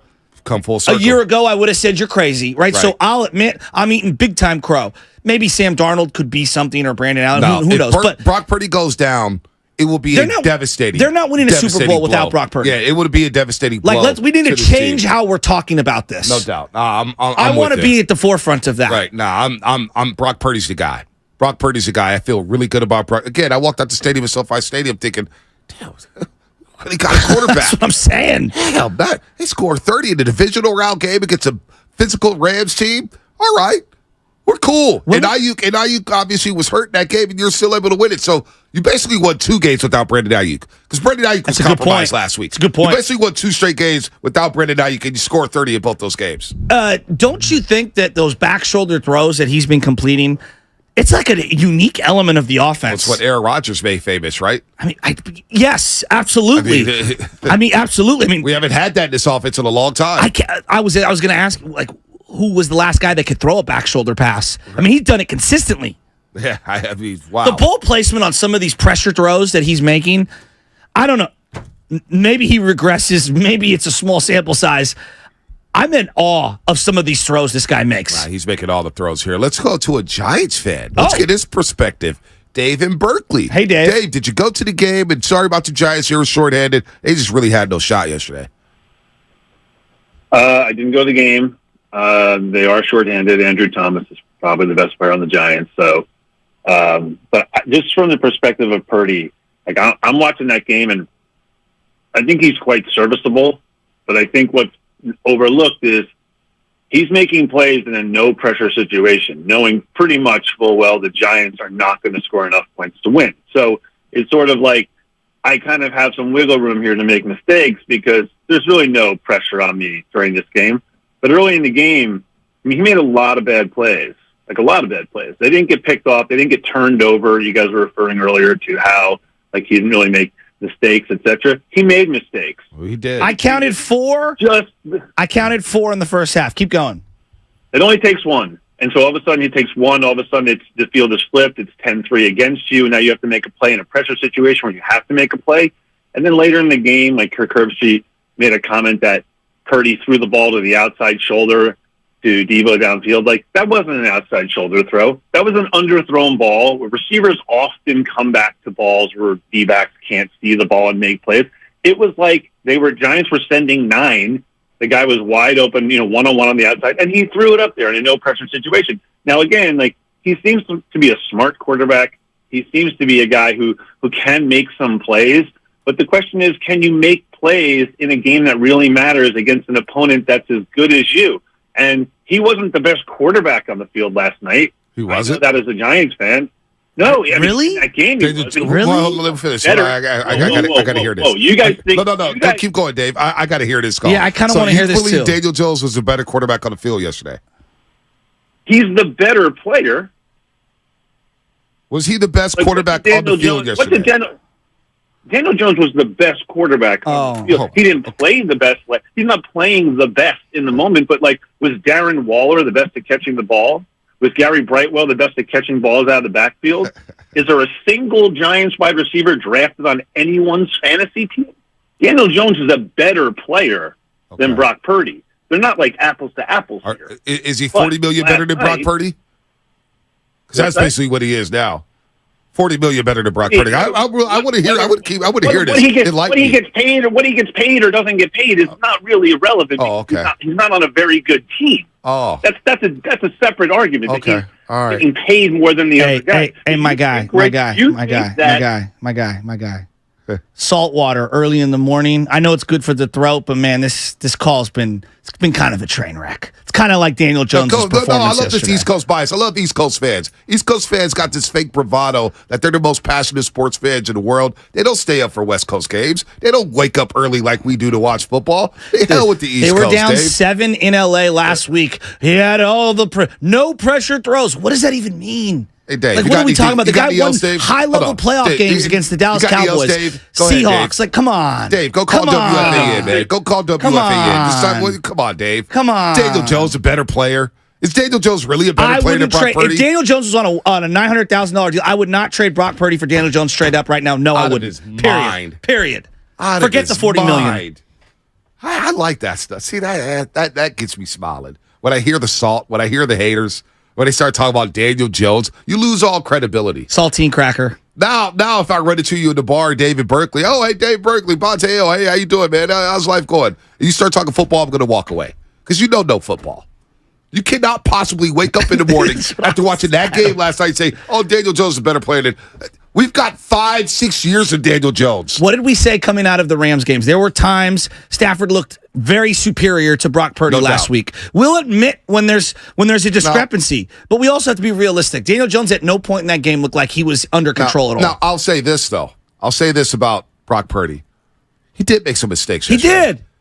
That was the first time all season I said, oh, no. There were a couple on no throws. No. Yeah. Oh, no. And I credit the DBs to the New York Giants. They were sitting all over a couple of those slant routes. And the blitz makes you throw the ball faster, and he made some bad reads, and he threw it into traffic. Brock was not perfect yesterday. No. But he got better as the game went along. There's no doubt. He recovered very well from those. And to Jimmy Garoppolo's credit, he would recover from the Jimmy no throws. It was almost like he had to throw an interception to be like, okay, I'm ready to go. It's like, all right, well, thanks, Jimmy. You gave up 7 points in the pick. But Brock Purdy, he got lucky yesterday. He was very fortunate. My guy on that call was cooking up a hungry Hunter little microwavable dinner right there. He was not cooking up a Bobby Filet 5-course meal. I don't know what he was doing. I'm looking at the throw hungry right man. now. That's what did I go call look at the Debo. Like he explained, he said the ball was underthrown to Debo. Debo just basically simply turned around to the back shoulder, caught it. What is he talking about? What is he talking about? Oh my God. East Coast fans are the worst. I was talking to Big Dog City about this yesterday. East Coast fans, they look down at the West Coast. And that's why I saw Steiny pop in here. He knows this. They look down at the West Coast because we're cool, right? We're California cool. You know, we like our sunshine and everything. We go outdoors. And they think, this is all we got. We're the most passionate. No, you're the dumbest out there. You're the dumbest. I'm convinced East Coast fans are the dumbest. Don't tell us West Coast fans we're not passionate about sports. We wake up at 9 in the morning to watch college football. We wake up at 10 in the morning to watch football. We watch it all day long. East Coast fans will say, oh boy, this game started at 8 o'clock. I'm going to go to bed at 9. Y'all don't stay up for West Coast. Like, stop it with the most passionate. East Coast fans, I'm convinced, are the dumbest. I can't stand the East Coast, man. I really can't. Dave. Come on, man. Do better. Bud in Oakland, what's happening? What's good, fellas? Hey, real quick, 2 things, right? So there was a play. There was like a free rusher came in, and Brock, he threw like a flat-out pass to Chris McCaffrey, but he like sailed it to where McCaffrey can just get under it and still be able to get upfield. And it kind of looked like it was going to get away from McCaffrey. But when the play just completed, I was like, this guy's anticipation. Like, you know, people talk about his accuracy, but the anticipation to know that you just put it there and your guy's going to get right there and still be able to get upfield and get some yardage. That play right there said a lot to me. I said, okay, yeah, this guy can ball. And then another thing, Bonte, I hear your disdain for the Eagles fans and, Philadelphia and all. And I understand, but you guys have to remember one thing. You guys and the Eagles have actually share a special place because both of you all lost to Mahomes on the biggest stage. It's true. So, It's true. We should hold hands. Have disdain for them. You guys both share a special place. You're right. 0-1 against Mahomes. No doubt. Yeah, There's it kind no of doubt sucks. about that. But I ain't never holding hands with a Philadelphia fan. I don't want to have to go to the doctor to get checked up. Screw Philadelphia. Yogi, the Bay. I hate the East Coast. Yo, Yogi, the East in the Bay. What's up, Yogi? What's up? Hey, I do respect the Charlie Ward jersey. Legendary. Appreciate you. I respect it. But what I don't respect is when you were on your Trey Lance lean cuisine meal hype. That was that's worse than being a Daniel Jones fan. I will tell you that, Fonte. Come on now. Hey, I had to lose some weight, if you Yogi. switch I had to Daniel lose some weight. Jones and Hey. Brock Purdy, you Hey, Yoda. Hey, Yogi, first of all, yeah, it's not me 'cause Yogi, I was going to call you Yoda, but it's soda. I wanted to say soda. It's state of the art. You should get on that. And without soda, I wouldn't be able to fit this Charlie Ward jersey. Hey, so if you switch Daniel Jones and Brock Purdy, you guys don't think you'll have the same 3-0 right now? Oh, my God. No, I don't. Oh, wow. I don't. You guys have a cupcake schedule first 3 games. Oh, now it's a cupcake schedule. Who are you a fan of? I'm just curious. You know who I'm a fan of. I'm a fan of the Jets, and you're lucky A-Rod's hurt. We have a better defense than you guys. That's for sure. Bye-bye. Get out of here. You just gave up 37 points to the Dallas Cowboys. Shut up. What was his name? Not today. Yogi. I love you, Yogi. Come on, Yogi man. and the Jets. Come on. It's another dumb East Coast fan. Hey, and I like boo-boo. you, Yogi. Hey, boo-boo. Yogi, I'm not calling you dumb. You're probably an Who's got my intelligent picnic young man. basket? But when it comes to football, again, you're a New York Jets fan. We just had a Giants fan call. We know who Philadelphia fans are. You guys are not that bright. Since when did Daniel Jones all of a sudden have like crazy support? Daniel Jones has never been good. He All had right? an okay year last year. Can Daniel Jones see it? Can I and pull up the process stats? Wait till I pull up the Come stats. on. You're going to laugh. No. Plug Daniel Jones in this offense. Boy, I'm really petrified about the Pittsburgh Steelers. They don't And have give me- weapons, though. and- I will give them that. but They don't have weapons. Don't give me this thing about the cupcake schedule because everybody hyped up Pittsburgh. Thought the Niners are losing to Pittsburgh, right? They were 2.5-point favorites. It went down to 2 at some books. So don't give me this cupcake schedule stuff. Now all of a sudden they got a cupcake schedule. Okay, Can I give Keep moving the goalposts, folks. He threw for 15 This is touchdowns and comedy 5 this interceptions morning. last year. What is it? He threw for 15 touchdowns and 5 interceptions last year. He threw 15 touchdowns the entire season? Brock Purdy threw for 13 in like 6 games. Alex Smith threw 17. Wow, that's what's Alex Smith who was the honorary captain yesterday. I told you he looked like Alex Smith. 15, how many yards did he throw for? Last year? Yeah. 3,200. Come on, man. Where did we $40 million a year. Are these guys opening up something for Cobb's Comedy Club tonight? He did run for 700 though. Is Yogi and Dave in Berkeley working up material for the punchline? Tommy T's? Where's this coming from? If you were Where's this coming from? Seriously. Like, forget the money for a second. Daniel Jones? I'd rather have Brock Purdy than Daniel Jones. Daniel Jones. And I acknowledge if Brock was playing on that New York Giants team, it would look really ugly. Like that offense is not good. But I don't think that highly of Daniel Jones. And how are you going to brag about a defense that just gave up 37 to the Dallas Cowboys? Their defense is better than the Niners. You see how the Niners defense played the Cowboys? And the Cowboys, I don't think, have cracked 20. They haven't cracked 20 against the Niners defense in the last 2 games. It's true. Not combined, but each game. They haven't cracked 20. They just dropped 37 on your great defense that's better than the 49ers. 650. Danny Yes, Dimes man. is the mobile CJ Beathard. Oh, my no, God. he's actually a more spry Alex Smith with a slightly better arm. Oh, my God. The comedy. Oh, Lord. I think Alex might be a little tougher, but we'll see. Back to the game. Who's your game balls going I to? love that all these East Coast fans They call. come I love flying it. in. I But kind of you love know it. what? I'm going to swat them all away like little flies that they are. Every day of the week. And you hear, Philly Zoo, you're one of my best friends. But you hear me? You know I can't stand you jokers out there. Y'all don't know anything. I don't care about the Eagles anymore. I don't care about East Coast fans. Gene in Oakland, what's happening? I just don't care. No, you care. You care. Hey, fellas. What's up, Gene? Hey. Because I care. I know Oh, you yeah. care. What's up, Gene? Gene, I care about you. How you doing, buddy? I care about you guys too. Agreed. Gene, Uncle Gene, Hey, real quick. now you- Uncle Gene. Sorry, Uncle Gene. Daniel Jones did he get $81 million guaranteed, Uncle Gene? This guy had the audacity coming these airways and say Daniel Jones is better than Brock Purdy? Come on, man. Yeah, crazy. Okay, so about that, listen, I spent 5 years of my life living in Thailand, so I had access to some of the best weed in the world. But that dude must have got into some special Chiang Mai something or other, because I don't know what the hell he was saying. Hey, Brock Purdy has outplayed every quarterback he's played against. That's what I'm saying. If you, of course, right? If you discount the Philadelphia game, which really he didn't play. So, but anyways, I want to tell you what my best case scenario is for the rest of the year. I'm going to call this the 49ers revenge tour. So not only do we win the conference, but in the process, we go to Philly, we beat them soundly. Hargrave gets 3 sacks. We meet him in the playoffs again. Hargrave gets another couple of sacks. And then we go to KC and we get revenge against Mahomes and company, win the whole thing. At that point, I can check off a nice box in my bucket list, and I could die with a smile on my face. I don't want you to die just yet, man. Come on, me and you got to live longer. Come on, right? You feel me?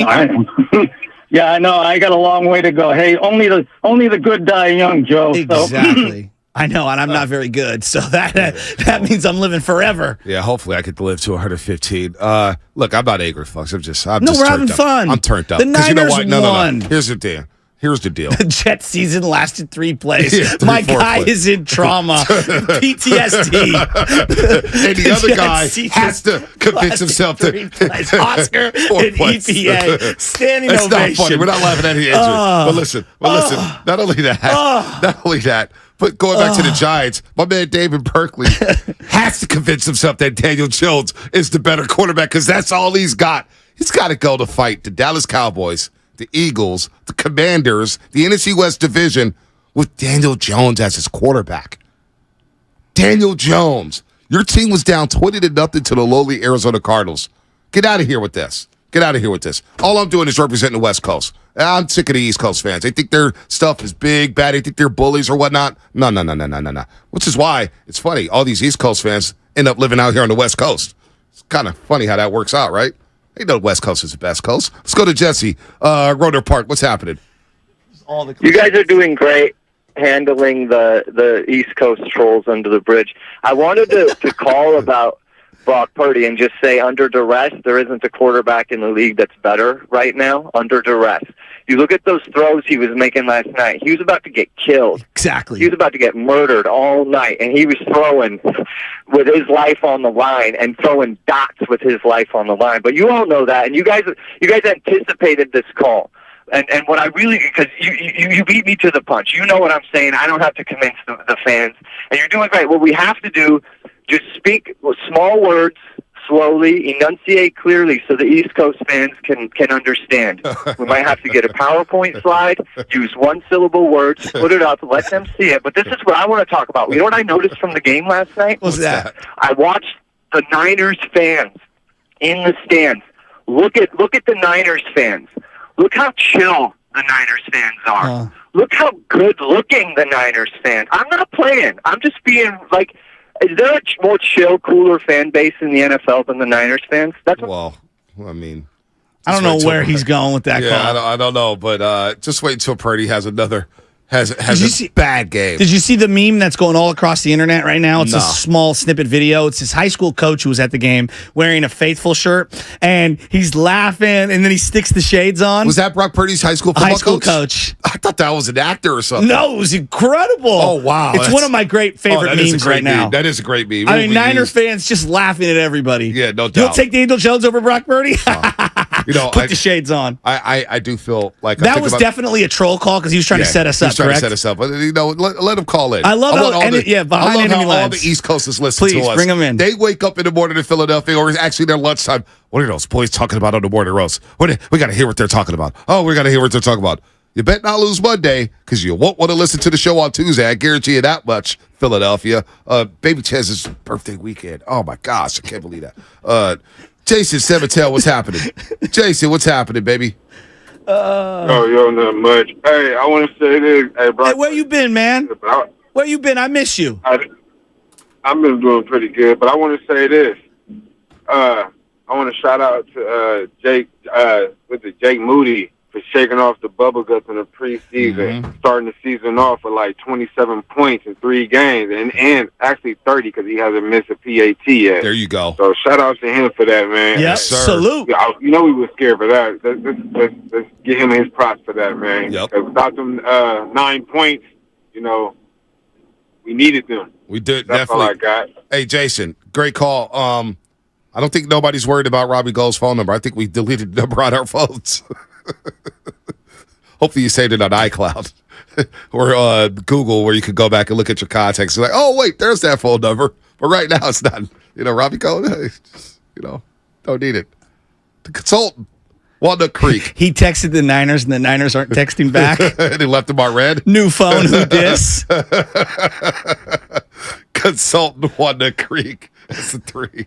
What's happening? What's going on, guys? What's up, baby? Look, no, doing good. You guys hanging it down, and thank you for everything. Look, I was at the game yesterday. I haven't called in a little bit. I'm just blown away because all this talk about Purdy is just like insane. Being at the game yesterday and just watching fans and watching the game. Yeah, he wasn't perfect, but guys, I was talking to my boy yesterday about this. When was the last time as a Niner fan we actually expect to score 30? Like, there was actually talk going on that we're like, oh wait, we didn't score a touchdown. Oh wait, we didn't score 30 yet. Oh, we're going to score 30. Yep. I can't remember the last time we felt like that. It seems like such a luxury as a fan that people have to nitpick every throw. I know. And everything that this guy does. He's 11-0. We expect to win 30. And for the first time, I don't know, since the 90s, I feel like I can say we've actually got the best team in the NFL. Not the best roster. I agree. In the last couple of years, we've got the best team in the NFL. Consultant, isn't it great, Consultant, that we know if the defense isn't played at their best, if they're not playing at their peak, and they give up a couple touchdowns early, they've got an offense now that can rally. Absolutely. And they can throw the ball to get back in the game and win it going away. We saw that against the Rams, Consultant. Yep. And one thing, look, he's going to have a bad game, and that week is going to be miserable as a true Niners fan because I'm like, are you kidding me? So he had a bad game, and we lost a game. We're going to lose a game. We might lose 2 games. But we're still the best team in the NFL, and it's going to happen. And just steel yourself and enjoy this, Niner fans. Oh, God. It's freaking amazing what we're going through right now. You know what's crazy is that I do see there's some differences, right? But I see a lot of similarities in the dismissal of Brock Purdy and what we did to Russell Wilson his first couple years in the league. Right. Like, where it's like, oh, well, he's got Marshawn. Yeah, they've got an elite defense. I mean, he just has to do very little and they can win games. And like anybody that watched Russ early on was like, he's pretty freaking good. Right. Like he makes a lot of good plays. Like, okay, he may not be their best player currently, but you can see where this is trending, right? He's a very good player. Yep. You can win a lot of games with him. Like very, very, very good. And I feel like Brock Purdy, just keep dismissing him. That's fine. Just keep telling me what he doesn't do. I don't care. Just keep trying to say that he's coming up short because all he's doing is throwing for touchdowns, mitigating huge losses, not turning the ball over, scoring 30 points every single week, and has been basically undefeated. And we know one thing about Shanahan. If his quarterbacks make mistakes, well, you take the ball out of their heads and they'll just head it off to Christian McCaffrey. Or just swing it out to Deebo Samuel. Is his real nickname the White Buffalo, CMC? I don't know. Because that's a great nickname. Why has it got to be the White Buffalo? Okay, it's just the Buffalo. Yeah, I guess I know why. I just saw it online. I don't know. Great White Buffalo? I didn't even put that in. Well, Oscar and EPA's on fire right now. 650-Xfinity Mobile Effects text line. He's like, yo, look, we're officially on Operation Spearmint Rhino. This team will be in Vegas in February. That's pretty good. But week to week. And I go back to the first day of training camp. We're at the Hilton Hotel, and we're feeling ourselves, right? We're talking about the best duos, Deebo and Ayuk being the best duo since possibly T.O. and Jerry Rice in 98, maybe Taylor and Jerry Rice in their heyday. And we're talking about the dream and the journey. Yeah. And the pain that we had, the way we left off that season. And we had to wear it all off season. We had to chew on it. We didn't know if our quarterback was going to be ready. We didn't know if Trey was going to be the backup or Darnold was going to be the backup. We didn't know if Bosa was going to be here on time. Bosa was here on time. And now he's humming. Now he gets an extra weekend off, and better believe the Cardinals are in big trouble. Number 97 is coming.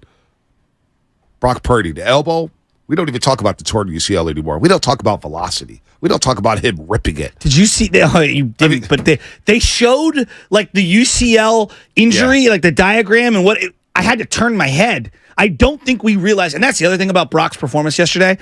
It was on short rest, and this is clearly a guy who isn't even a year removed from a devastating elbow injury. And some of these deep ball throws, you wouldn't even notice it. Right, you wouldn't even notice it. So when we talked about this journey and this dream, taking it week by week, we know what the end game is.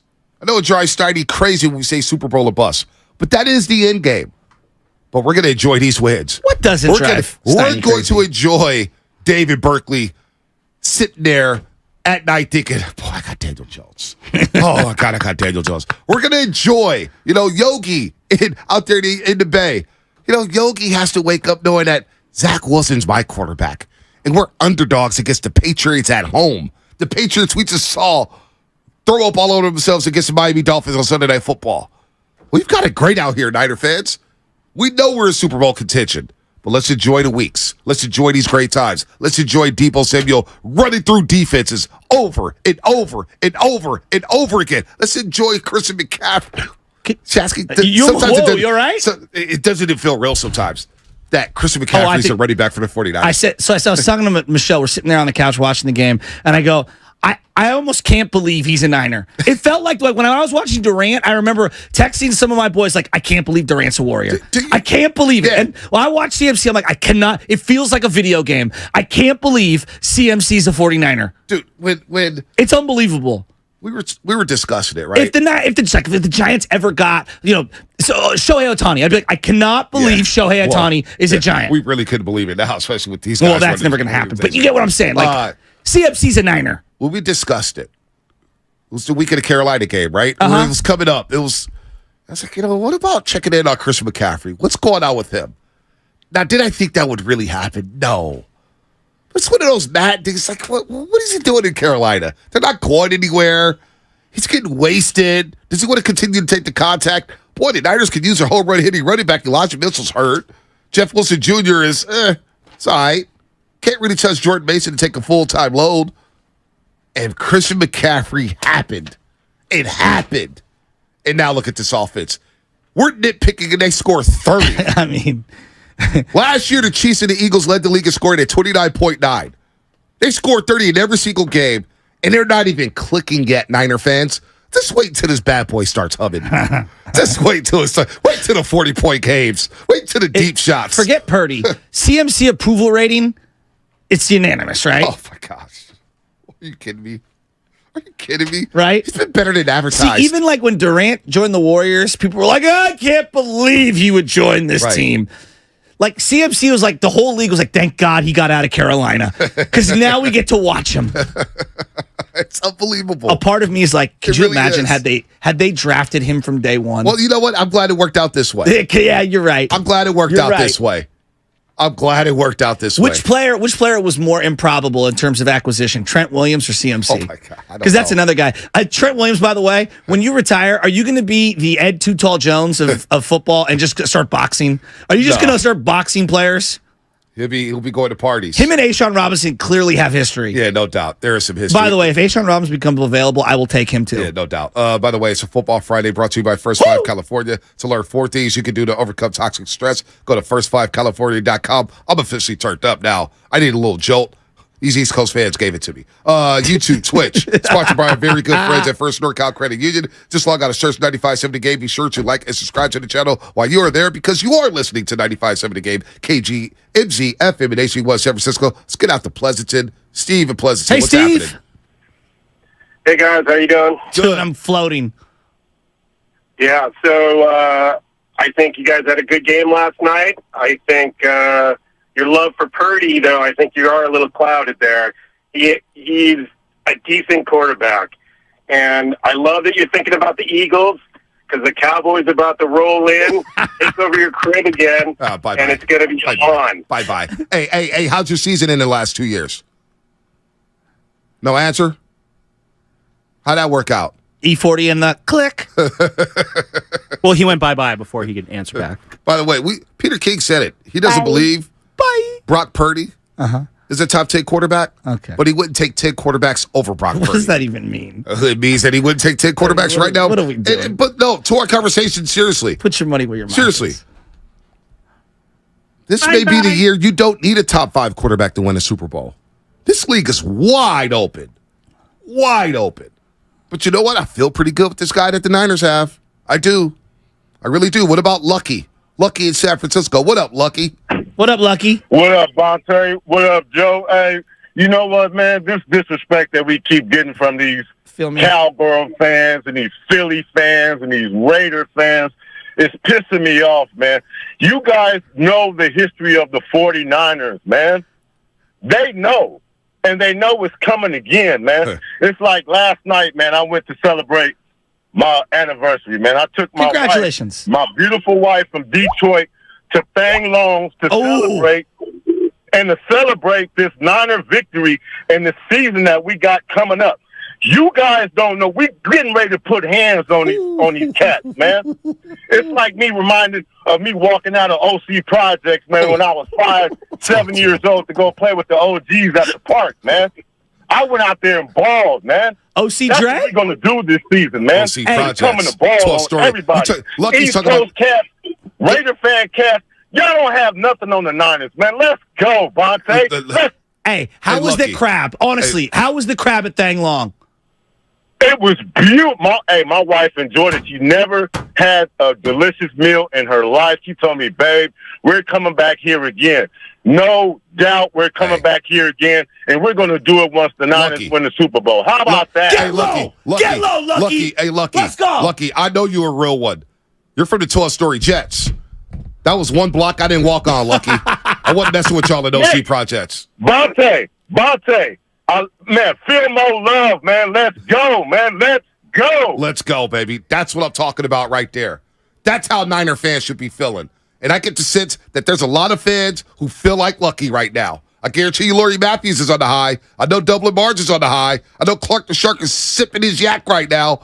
He's on the high. Tony in Oakland, I don't want to hear from you until next week, but I know she's in the zone right now. Where's Robin San Bruno at? You start to glow when Phil Mo calls in. Oh, I do. You I do. love it. You start to glow. I just glow when Niner fans know. He says something that really started to tickle my soul. He said they know what's about to happen. We're about to put hands on these teams. That's the best Lucky that I've heard from San Francisco since Lucky Penny. And you know what I'm talking about. When we all used to pull runners at Lucky Penny on the late night when you had no money in your pocket. Real ones know. Real ones know. Shout out Lucky Penny. Also one of the more iconic brawls. Unfortunately, didn't go our way. The ones who know. My man Lucky went to Thang Long and cracked crab after the Niners won. That is the most Frisco call of all time. That is. Coming from the OC Projects. Right. But Full Story Jets, baby. What a Friday. What a Friday. I'm rolling. I'm feeling good right now. Can't turn me down today, baby. It's coming up with the games presented by Ashley Furniture Home Stores. Your phone calls, Joe, Brian, Rolando, and the rest of you. We're taking the calls all day. It's a Victory Friday. Fall is almost here, and at Ashley, seasonal decorating is a breeze.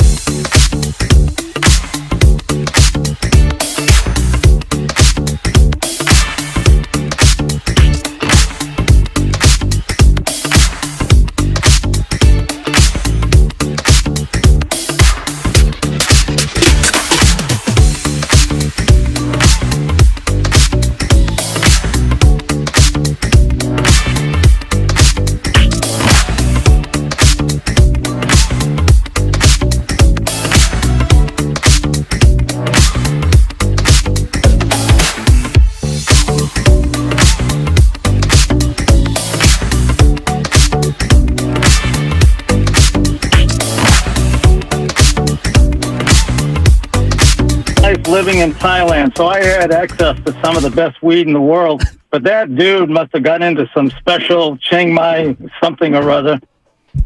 Now, back to the morning roast with Bonte and Shasky. Look at that Fabulous. Fabulous had a run. Keeping it gangsta. Street Dreams? Is it this off that album, Street Dreams? Or the other one? This is his Fabulous. first one, yeah. The Fabulous, yeah. The first two were bangers. So sick. His albums were sick. He had, remember the song he had, Throwback This, Throwback Hat. I leave it you even looks MIA. better with the matching hat. I leave you MIA, and I'm not talking where the Heat play at. Yeah, he Y'all was always... know who? Oh, man. Brock Purdy. Oh, man. My whole crew only drops 30. 30. Yikes. Or is it Brock? Is it Brock 30? Are they calling him Brock Purdy? Purdy 30? Oh, no. I'm going to call him Alcatraz. But it's not just Brock. The Rock. I just want to let people know it's not just Brock. It's CMC, Christian McCaffrey, who's tied a franchise record for a touchdown in 12 straight games. It's not just Christian McCaffrey and Brock Purdy. It's also Deebo Samuel, who looks like an all-pro again. 6 catches, 123 yards, touchdown, running through dudes left and right. He's in phenomenal shape. He looks so much better physically. It's just incredible, isn't it? All right. And then it's not just those three guys. Oh, you want to forget about number 85? And I know we got to get Kittle involved, and I get it. We want George Kittle to shine. Well, quietly, he had 7 catches for 90 yards. But the team responds when he makes plays. They do. It really does They do. feel like he's the Energizer Bunny. Well, they got 3 Energizer Bunnies. That's true. Deebo, CMC, and George Kittle. And just wait until Ayuk comes back. He was ascending. You see him right behind Shanahan all night? All night long. Locked in.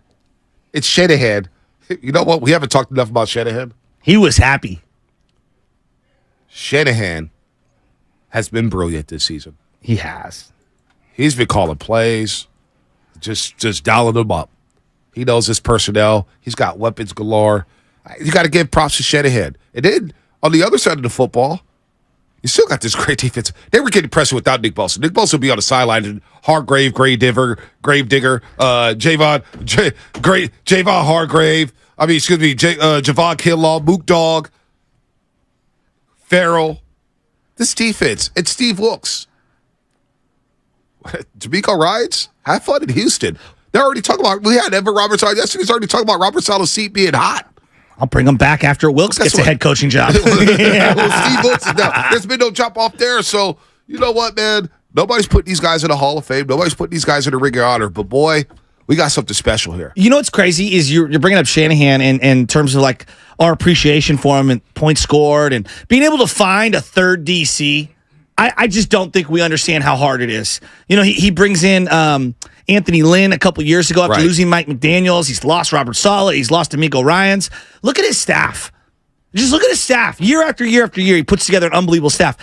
Unless, like, I feel like the only way he can get Coach of the Year at this point, because he's elevated him to such an elite status, is by winning the number 1 seed. And even then, I still feel like he's not going to get his appreciation. It feels like that Coach of the Year always goes to, we didn't expect you to be good, and you won 9 games. You get it. Why can't he be in the running for that? Yeah, you make a great point. It's 3 games in. I mean, we got a long way to go. We got a long way to go, but this is the best start they've had outside of 2019 under Kyle Shanahan.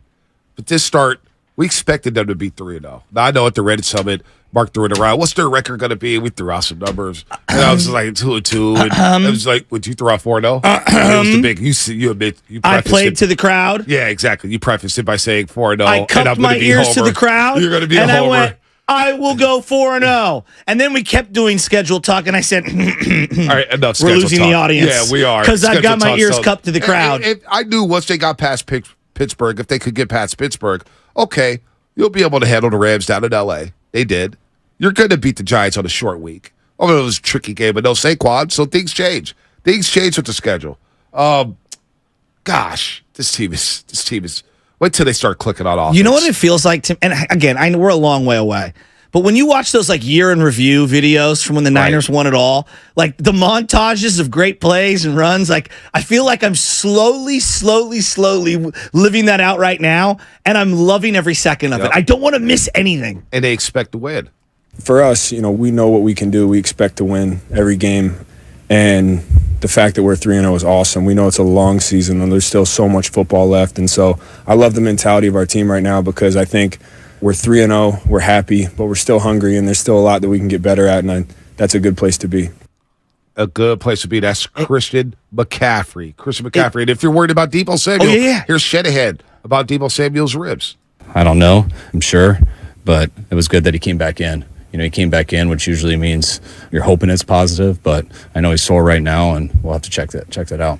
10 days to rest. 10 days of rest. B, there's a lot that's been made about Brock Purdy's deep ball. Did you see what Sam Lubman sent to the chat? No, send it to us. I'll read it to you right now. Brock Purdy on passes 10 yards or more this year. What? I just looked at it now. It's 22 of 29. That's pretty good. 401 yards, 4 touchdowns, and 157 passer rating. Is that number 1 in the league? First in the league. And if you're not first, you're last. Yeah, nice. Indeed. There's a lot of people punching air right now. A lot of people punching air. Why can't we just get in the inner tube and ride the wave, baby. of the 49er fun? Ride the wave. Here's Shanahan on why they still have a lot of things to fix. I mean, a lot of times they're bringing more people than we have blocking, so you got to get rid of it real fast. When people zero, they're always bringing one more than you. Usually depends if the guy's blocking, if they want to hug up or drop into coverage, and usually they're hugging up. So you got to get rid of the ball fast when it's situations like that.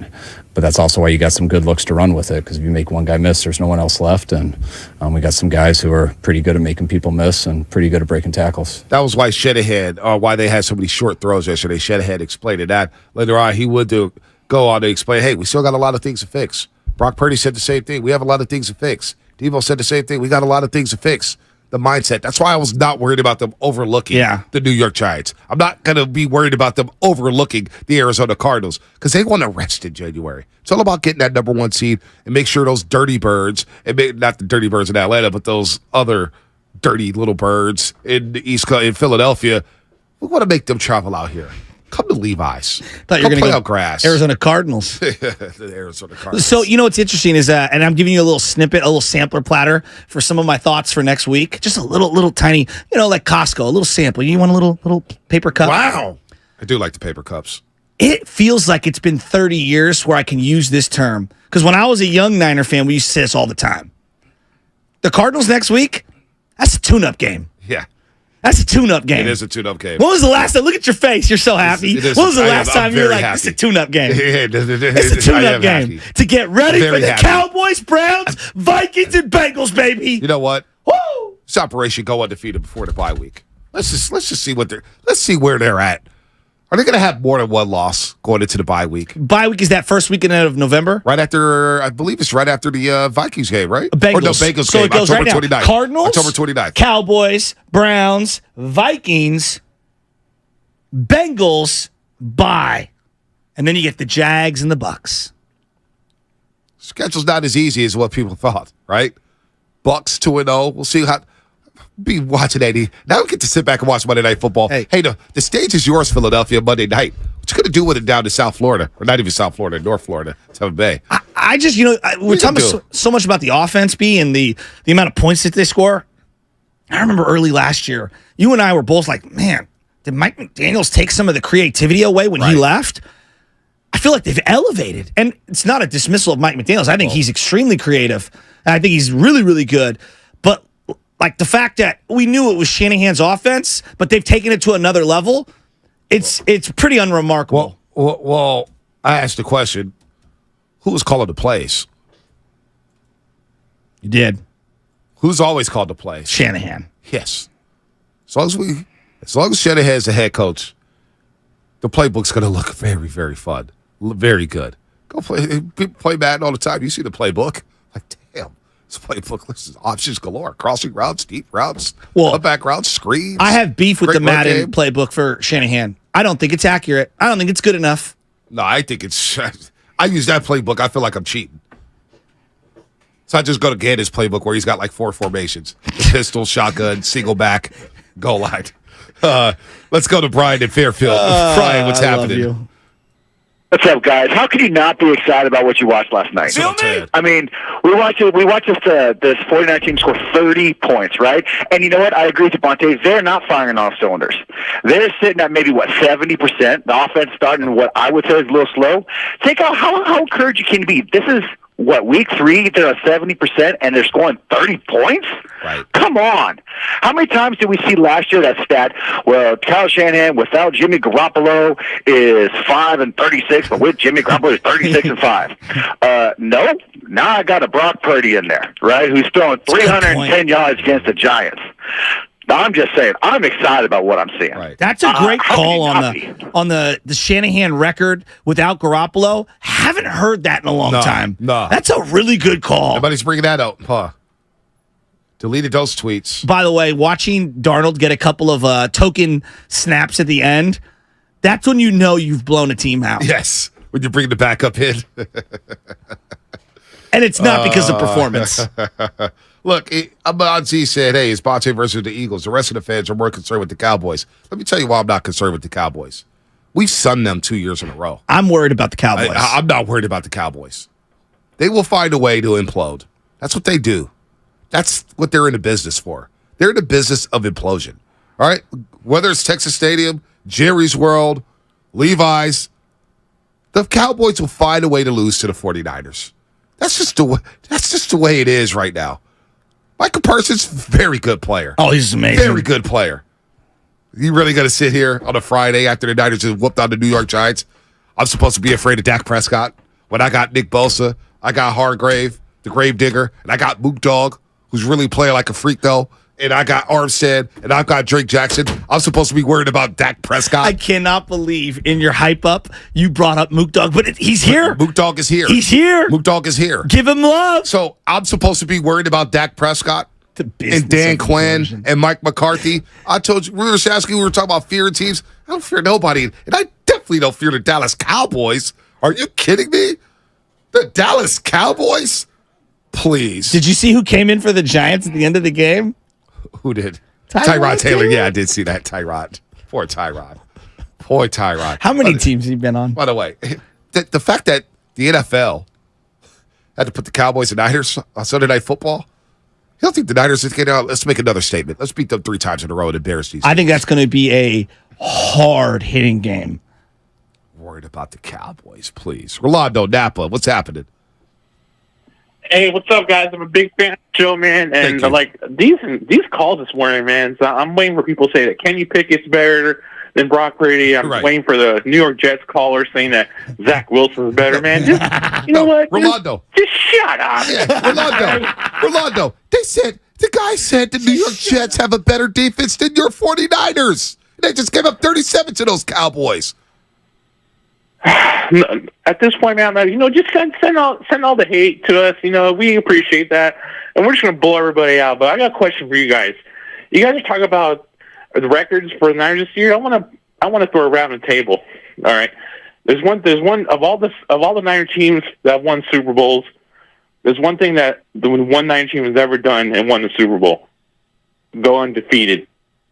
What do you guys think their chances are of doing what the 72 Dolphins did, and this Niner team going undefeated, and if they do it, let's finish a month of football, Rolando, before we haven't even bought the champagne yet. I mean, come on. Let alone the champagne being on ice. I do love the arrogance, though. We're a long way away. What about going undefeated? I mean, Mercury Morris is on line one laughing at us right now. Let's get to December before we start talking about undefeated. I'm not going to lie, though. It would be nice. It'd be nice. It'd be nice. It'd be the biggest stunt in the history. Like, if you had any team, if you go undefeated in the modern era and win a Super Bowl, any team, I don't care if it's that might be the ultimate bragging rights of all time. We would need a loss for you, because if they went to the playoffs undefeated, you would. Well, it would feel like the 73 win Warriors. Yeah, I couldn't do radio that week. That would be a rough one for you, boy. I know you too well, Shasky. All I want to be is undefeated in the playoffs. Yes, exactly. That's the only thing I care about. Thank you. Rhea Lancaster, what's up, Rhea? Talk to me on this Football Friday. Happy Victory Friday, my guys. Turns Up Bonte is my favorite Bonte every day. Well, TV Bonte, I don't know if likes that. I know we lost by 31, but this Warrior team's showing pride. I'm Bonte Hill, and that's Chris Mullen. I'm teasing. So let me say this. With Brock, the last time, one of the other times I called after the Pittsburgh game, I said, when he had that ball behind his back, that fumble, and held on to it behind his back, I said, he is it for us. I'm going to go ahead and repeat. He is it for us. If nobody else in the world feels like he is it for us, it doesn't matter. We know he is it for us. The players know he is it for us. They know he's a treasure. They're fighting for him. George Kittle knows he's never thrown an interception, and he said, oh, no, that ball might be intercepted, and he batted that ball down so we can keep that stat intact. I was like, okay, George, fight for your boy. I was like, I love it. And when Brock hoists up the Lombardi, maybe then everybody will know he is it for us. I love it. I love it, Rhea. You know what's interesting? The kids like to say, he is him, she is her. They are them. Yes. And if you played football at any level, it's about the we. And I look at that team, them, okay? That's the team right now in the NFL. They are. They're the premier team in the NFL. Things can change. Yep. Stuff can happen. They can underperform. Nah, they're locked in. But right now, they are them. They're locked in. All that noise, that quote-unquote noise in the preseason, it never permeated into that locker room. It didn't. No. They told you it didn't. And people didn't want to believe them. They said, oh, my God, the noise coming in. Once they got both the sign, they jumped around like little kids, and they said, it's go time. Let's go to the Steel City, and put it on Kenny Pickett and the Pittsburgh Steelers. And that's what they did. Then it was Operation Takeover SoFi Stadium to make that the unofficial home opener. A precursor to what happened last night against the New York Giants. And I see a text here, Xfinity Mobile text. What's that? I see it. It was 5. Who sent this text? Oh, man, they scored 30 points, but it was a lot of field goals. That's from the 925. Yeah, that's the point. 30 points and a lot of field goals. There's a lot to clean up. I mean, they got touchdown makers in McCaffrey and Debo and Kittle. And wait till you can. 30 points is going to be fine on a short week. They punted 3 times. We're acting like the defense scored 14 points or something. And by the way, the defense only gave up 12. But you know what I mean? Like, well, the offense really only scored 17. The offense scored all their points. That's what I'm saying. I just, again, watch the games. Your eyes should tell you. And this fan base in the Bay Area should know more than any other. Does it pass the eye test? Yes. It does. Right? It does. Was Lincecum conventional? No. All right. Make a good point. Was Steph Curry conventional? Nope. No. No, I'm not saying Purdy's in that category, but he passes the eyeball test. You got to start somewhere. Exactly. You have to start somewhere. Exactly. Keep telling me what he's not. By the way, I think that's the 6th straight regular season game they scored at least 30. 6? Yeah. If I'm not, it could be 7. Did Walsh ever do that? I don't know. I know that it's easier to score because of the rule book now more than ever, but that's still impressive. So I'm looking here. 3 so far this year. And then last year, 37 against Washington, 37 against the Raiders, 38 against the Cardinals. 8 of their last 9 regular season games, the Niners have scored at least 30. I mean, think about that. Miami, Brock comes in, he's 33-17. Yeah. You line up Tampa Bay, you score 35, you beat them 35-7. I believe all 35 was in the first half, right? They scored all 5 tests, 35 points in the first half of that game. I mean, what else do you want offensively? Do you need more deep balls? What else do you need? Honestly, do you need more touches for use check? I just think people are nitpicking at this point. You got to appreciate where we're at with this team and appreciate how many premium players that they have and how they're all playing together as a unit and just how high level everything is. I expect them to score a touchdown on every drive. Right. When it comes to opening the first half and opening the second half. And they got a field goal, and we're sitting here pretending like they threw a pick 6. I know. It's wild. Let's go to Coach Fat real quick, and then we got a special guest on the hotline. Coach Fat, what's happening?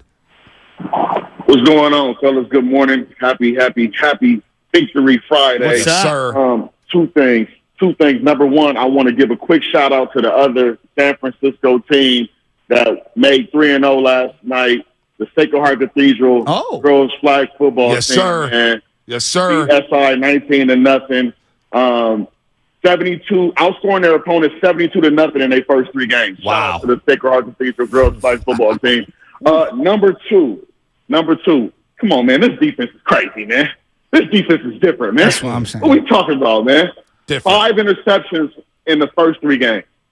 5 interceptions in the first 3 games. Those guys are flying around in the back end. And I know going in, a lot of times we talk about that secondary being the weak link of this defense. But 5 picks in the first 3 games, hey, man, I'll take it.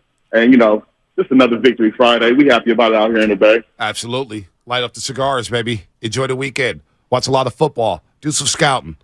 See what the competition's looking like. I'll be watching Jacksonville because that's going to be an interesting game when the Niners travel down to Jacksonville. How many Niners fans are going to be there? Remember all the red last time they played Jacksonville? So there's a lot. Look, it's very early in the season. Of course. There is a lot to clean up. Brock Purdy was not perfect Red yesterday. zone efficiency is going to need work. No doubt. No doubt about it. But it's so much better to talk about a way to say, yeah, we got to clean some things up, but we won. Basketball players always talk about it with Willie all the time on Warriors pre and post. Boy, they got a lot to clean up, but it's better to clean it up after a win. You're all fired up and say, okay, yeah, we got to do this. But, hey, we won the game. We got the dub. It's just, I don't know if it's fantasy. I don't know if it's unrealistic expectations. I don't know what it is, but there are a segment in every sport of people that are just going to be unsatisfied unless it's 85-0. Yeah, I don't want them peaking in September. Papa Shasky, you want them peaking right now? I know you don't. Papa Shasky, what's up, baby? Pops? Good morning, fellas. How you guys doing? It's a beautiful Friday morning, isn't it? Oh, it is. You definitely, it is. Hey, so a couple things I got written down here. I got to get off my chest. First of all, we are watching something special with this guy, right? I think the 49er fans, our expectations are a little too high. I think that what he's doing right now, we're going to look back in years and go, man, that was something special that we were watching, right? I really do believe that. Now, I wanted to comment on a caller that called in earlier about the low snap. So when he throws the ball to Bell in the corner, he's throwing off his back foot, but he's looking down to swoop the ball off the ground. I mean, that half a second makes a big difference to see where the open player's at. It really does make a big difference right there. Okay. And then third thing I want to say is we cannot sleep on the Cardinals. All right? We can't take anybody for granted. You're talking about a tune-up game, Joe. I get it, right? But our goal is at the end of the season. We like to beat Dallas, right? We want to beat Dallas. Want to keep winning, right? But we can't overlook the Cardinals. Now, the other thing I want to say is Hargrave is really helping out on the defensive line. Boss. He's really stepping up, really helping out Bosa. It was a shame that those two guys didn't get that sack. They didn't get credit for the sack on the 2-point conversion. Yep. I think that's a bogus play. They should have each gotten a half a sack there. And then I got to give credit to Kyle again. The game plan. He used the players that he's got available, right? He's making the play. He's not asking anybody to do anything more than what he's expecting. Right? I really think. You watched Roger Craig's entire career. CMC, I don't want to compare and contrast, but man, he's a special player, isn't he? You know what you watch? He's something special. Like when Brock threw the ball out to him on the wing, that ball probably wasn't a catchable ball by 99% of the guys. He makes an effort to go after that ball and reels it in and still gets yardage. Yep. He's the kind of player that every coach wants. I want 15 of those guys on my team. He is something special. We robbed Carolina on that deal. And then you love Debo. That's your guy. That's been your guy since day one. Well, you know what? I got to say, Ayuk is a possession receiver, but when you need to get yardage downfield, you're going to Debo. He's going to break those 2 or 3 tackles just like he did last night multiple times. God, one last thing just before we get on our weekend. The Mike Yastrzemski play in the Giants, I got to ask him. No. We're not doing that today. Pops, no. Bye-bye. No. We're not doing that on the Football Friday. That team is done for the year. Talk to me at the winter meetings. Papa Shasky, have a great weekend, buddy. Just real quick. That game last night was a microcosm of the entire Giants season. No. With the errors, Papa, with the misplays. Papa Shasky, I got to cut you off. Nobody cares about that game last night. Nobody. Joe, sit down. I love you, Papa Shasky. Not to cut you off. Nobody cares about that damn game last night at Dodger Stadium. Nobody. Yes, I don't love care you, Dad. I love you, Dad. Call me later. I love you, Dad. I don't know why you would even ask that question to him. We're not doing that today. It's all about the Niners. It's all about Purdy. It's all about CMC. It's all about this defense. Nobody cares about what's happening in Third and King. Nobody. Well, it was Chavez Ravine, but I agree. Chavez Ravine. Well, the team that plays at Third and King. Yeah. Nobody cares. The only Giants we're talking about is the New York Football Giants. I'm not going to do that to our audience today. And by the way, the Cardinals, they're not going to overlook them. It's another statement game. A bad team like that, put them away, rest the starters in the second half. I want 35 in that game. Hell, I may even get greedy by next Friday, say, I want 40. And if you score less than 40, then it's not acceptable. You know, that's what I want. This is not Florida versus Southern Atlantic in the 1990s. That's what we're talking about here. Gannon, that defensive coordinator for the Eagles, remember he said, oh, we're going to gut the Niners. And he was part of that Philadelphia team last year. He's got something coming, too. He became a head coach in the wrong damn division. We're going to put him out of here in 2 years. So the Cardinals, we're not going to overlook them. We're going to dominate. We're going to stomp them. And so we'll get to them next week. That's what that week is about. It's about being the old school NFC West 49ers when Atlanta came to town and the game was over at halftime and it was 31-7. Or when the Saints used to come to town and be like, yo, we gotta put these boys out of here. Let's blow them out. Blow them out and have the rest of the league complain, oh they're playing nobody but the NFC West. There's division sucks. No. We make them suck. We're just dominating these dudes. That's what I'm on. The Giants, the San Francisco Giants. You really want to ask a question to your pops? I know all the time we get Papa Shasko. You want to call about the Giants? I just wanted to see your head explode. No, you didn't. You wanted to get his thoughts on your ass. And guess what? Nobody cares anymore about that team. Nobody. Hey, Joe, this is your dad. Antonio in Oakland. What's up, Antonio? Man, the Niners prove why they're the best team in football. We're great on both sides of the ball, man. We got too much weapons for every damn body, man. And I love when we go to our little 5-man D-line. Man, it's unblockable. And yeah, we can't overlook the Cardinals because it's the division rival, and those games can go either way. But I don't think nobody can beat us, man. You know, the Cowboys, an unfortunate injury with Trevon Diggs, but, you know, they didn't feel bad when Brock Purdy got injured. You know, I'm ready to face them now. So, yeah, man, 3-0, victory Friday, baby. And I'll see y'all next game. No, but I love Papa Shask. I didn't mean to do that to him. My dad's texting right now. We love you, Dad. What did he say? He's not happy with me, huh? Well, he said I was about to go off. Yeah, no. We don't need that today. I let him go off with me. He and I talked out a little bit, so he got out of his system. So the two of them, you guys were spooning each other while harping on Farhan? Right. Yeah, we had a mini garlic fries and baseball guys episode, your dad and I, before I hung up on him. Release that secret episode later on the pod to save me from doing that. That is forbidden episode right there. You know what? Like, somebody who just on YouTube. I love you. Chris M. Bonte wants the red end zones. That's what I'm thinking about. Yeah. I'm thinking about the red end zones in January. I'm not thinking about what happened at Dodger Stadium yesterday. It was Shasky sent the video, and it was Giants. I didn't even look through it. I didn't even pop it up. I said, oh, they're playing? It was a little The Giants are playing? And I saw the score. It's like, yeah. It wasn't something you hadn't seen before. Skills at Vallejo. What up, Skills? What up, Skills? Hey, good morning, Bonte. Good morning, Joe. With all due respect to Papa Shasky, I agree with you, Bonte, that I, too, have stopped caring about the Giants, which is something I thought I would never do. But under this regime, I'm done for now. I would. Anyway, I called him because about a month ago, I called in about the kicking situation with the Niners. Oh, yeah. And, Bonte, you reminded me about the youngster, Jake Moody. Said to give him a look, and I have. Preseason, he didn't look good. I went to the regular season with no confidence in him whatsoever. I thought we were going to have like a Charlie Brown situation. He's going to be missing the football entirely or kicking the holder or who knows what. But so far, he's been perfect. He's been awesome. A 57-yarder. I mean, the only thing he's done wrong really was kick a ball out of bounds last week. So I still don't have full confidence in him as I would, let's say, Gold, but I'm getting there, slowly getting there. And, hey, we might have a really good one on our hands as it turns out. I'm with you. Good stuff, Skills. I feel very foolish doubting the kid, and he's been outstanding. And it's not just like, does he kick it with good distance? It's right down the middle. Yep. Right down the middle with plenty of length. Yeah, he's a beast. He is a beast. He's a beast. He is definitely a beast, man. We got about 8 minutes left in the show, man. 888-957-9570. It's a great day to be a 49er fan. There's no doubt. There's a lot of things to clean up in this game. Brock Purdy wasn't perfect. The running game wasn't perfect. The defense did give us some yards and some third downs at times. But you know what? 30-12, short week against the New York Giants that was desperate. You win your home opener. Now you get a long extended break, a little mini bye. Guys get to recover, rest their bodies, watch some football, be with their families, maybe travel to their old colleges. You know, a lot of players do that when they get the bye week. They're like, oh, yeah, let me go. Maybe Brock Purdy goes see Iowa State or something. I have no idea.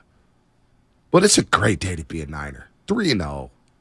3-0 in the month of September. You got through Pittsburgh. You got through the Rams. And now we move on to October. What does October look like? There's some big boy games in October. Doesn't start off like that with Arizona, but they're a divisional opponent. And I say divisional games are different. I don't want this division game to be different. I want to blow them out. So maybe next year you tell yourself, like, forget preseason, no losing your mind until before the equinox or after the equinox. Oh, yeah. No, we're going to lose our mind in September if they go 0-2. Trust me, the sky will be falling out here. But preseason, yeah, I usually like to take vacation in July. Next year, maybe the first couple weeks of August. Preseason football. I mean, we're breaking down. People out here breaking down scripts. They threw the ball 3 straight times over the game.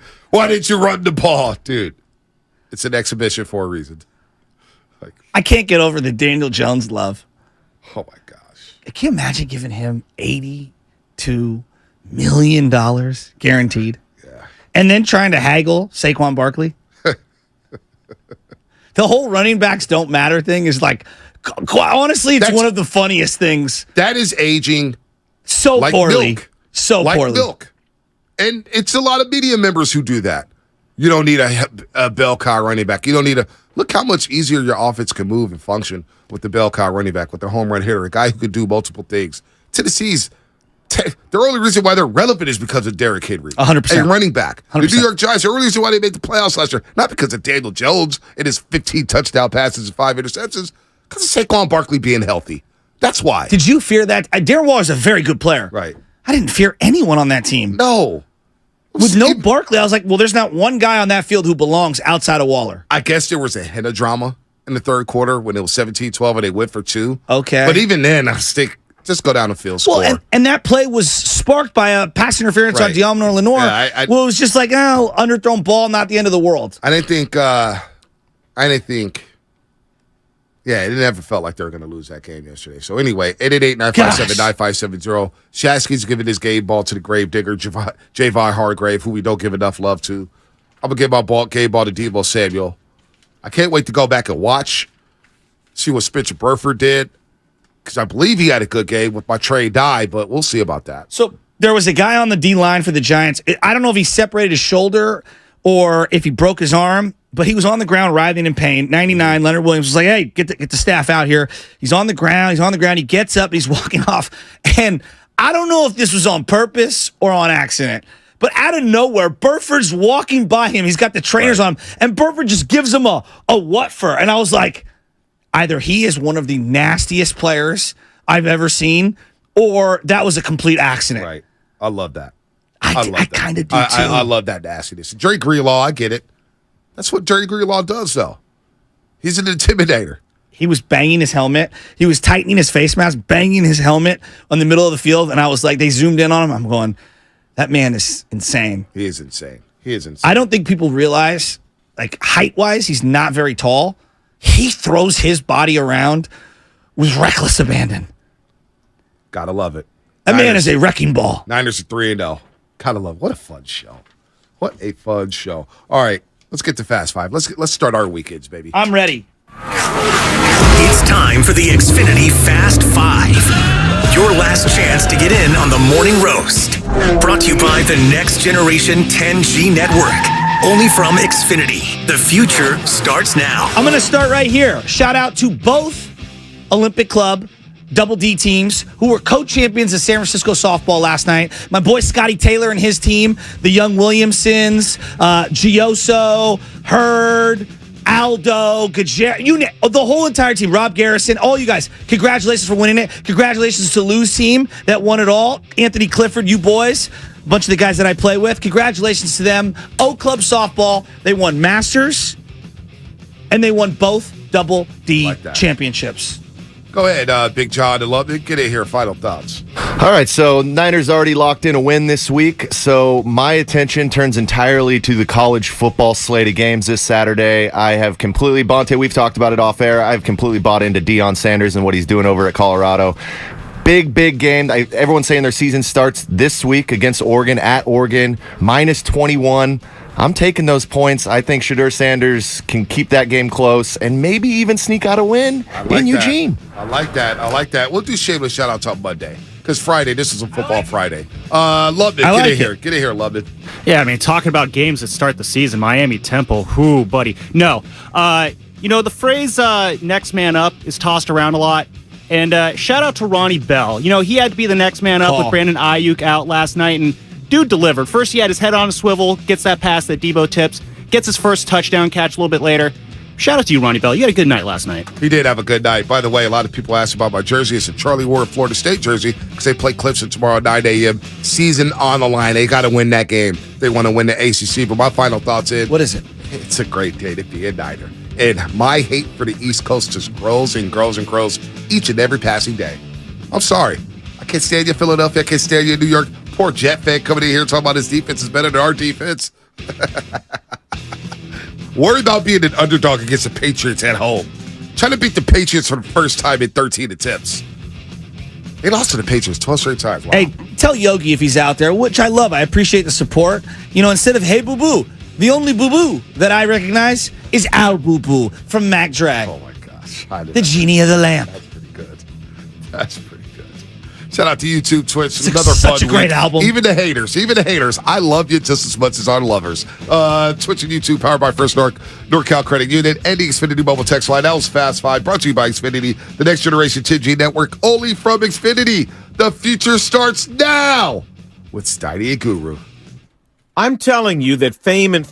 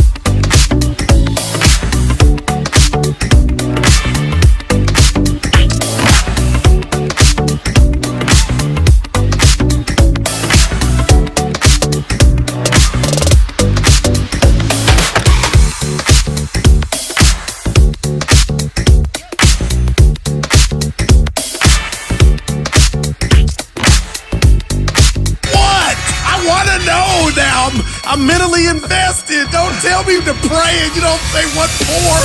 He brings the perspective. Yeah, I think they both have great points. Get off me, text line. He's truly one of a kind. That is wow. Oh, my God. And he's doing a great job. I need you to man up and say what you really want to say. Simon, you're doing a great job. And together, they're Steiny and Guru. Yeah. On 95.7 The Game.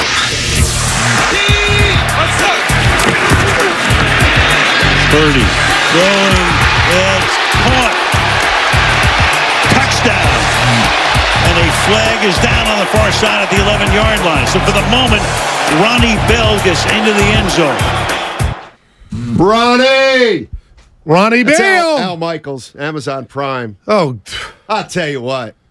It was years back when, what was his name? Hugh Jackson was the coach of the Raiders. Oh, look at you. And he said, we're building a bully. Yeah. Well, the 49ers are building a bully. They got a bully. No, they here. got a bully. I know. Yeah, I was there a lot. Go That's ahead. right. How you doing, partner? I'm fine.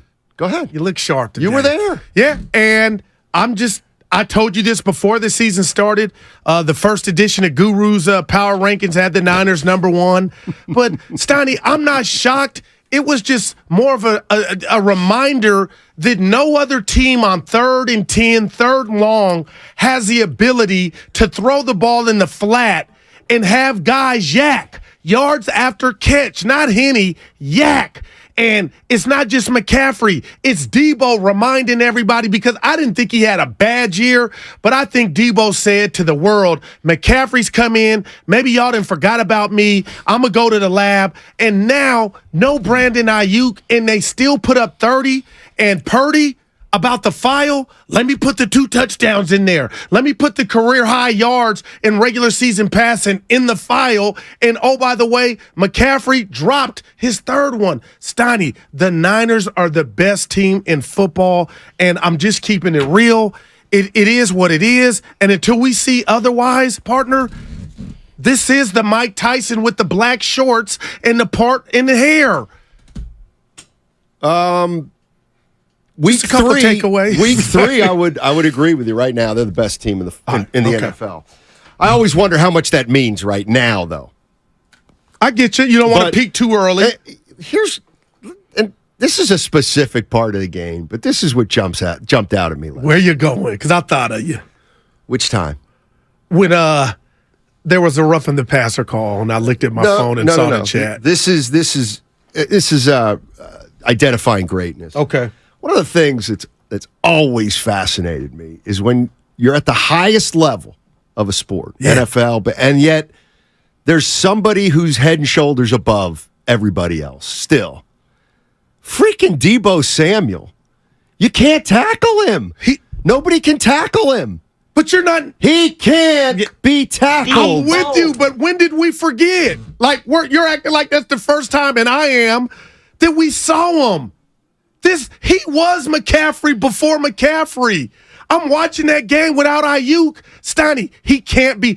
Give me another. Dallas don't have a Debo. Philly don't. There is no other Debo.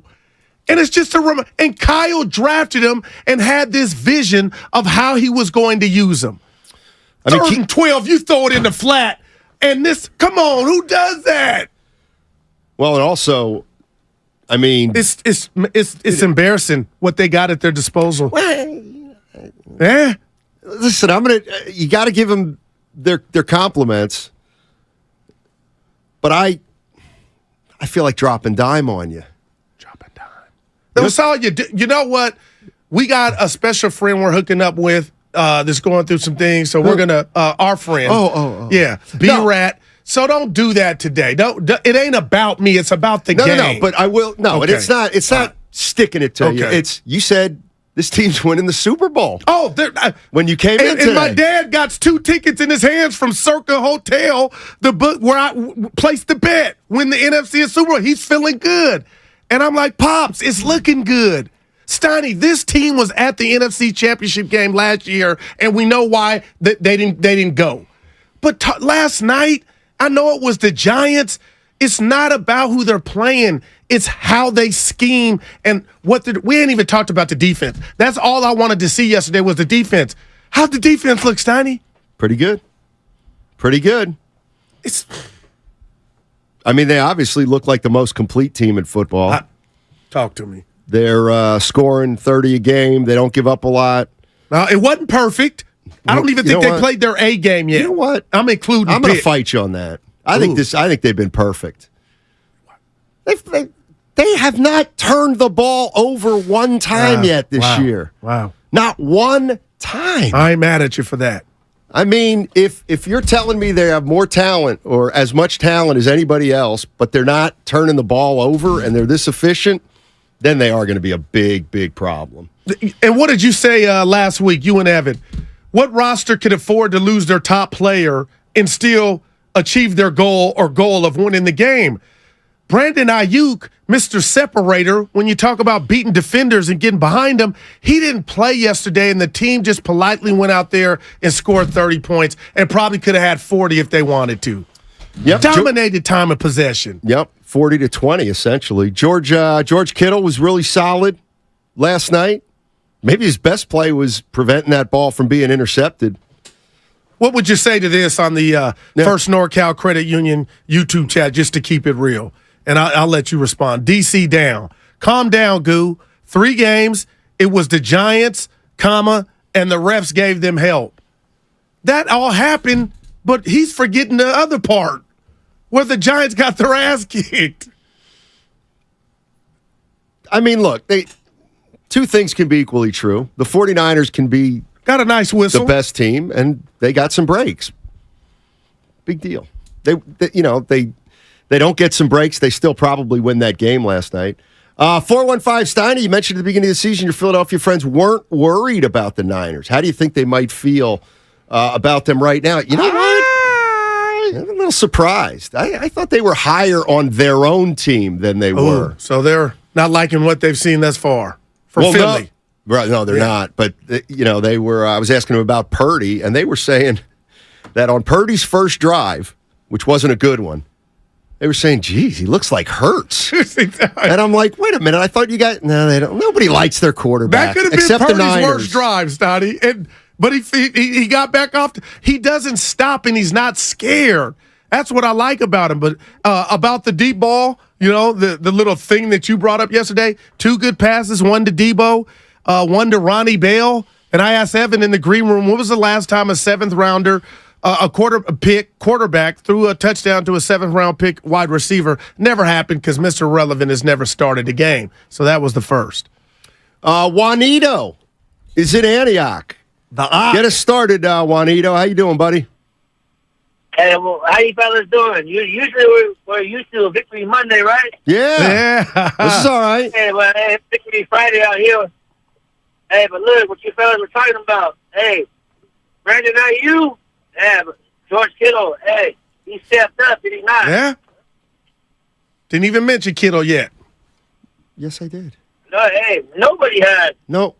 Stop. What'd you guys listen to the show? Help us out. I said George Kittle was a factor. Okay. I said, and his best play might have been not allowing the Giants to pick that ball off of Purdy. All right, my bad. Am I talking to myself? Thanks, Juanito. Appreciate it.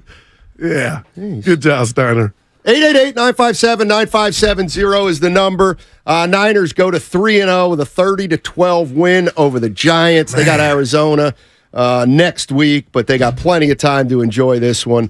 And just a lot of stuff going right for the 49ers. They wanted to get off to a good start this year. They got off to a good start this year. And how about Brock Purdy's career, Steiny? Whatever you want to nitpick or say or not give credit to, the one thing that just hits me like some bad alcohol, he's undefeated in the regular season. There's a reason. He's bringing something to the table.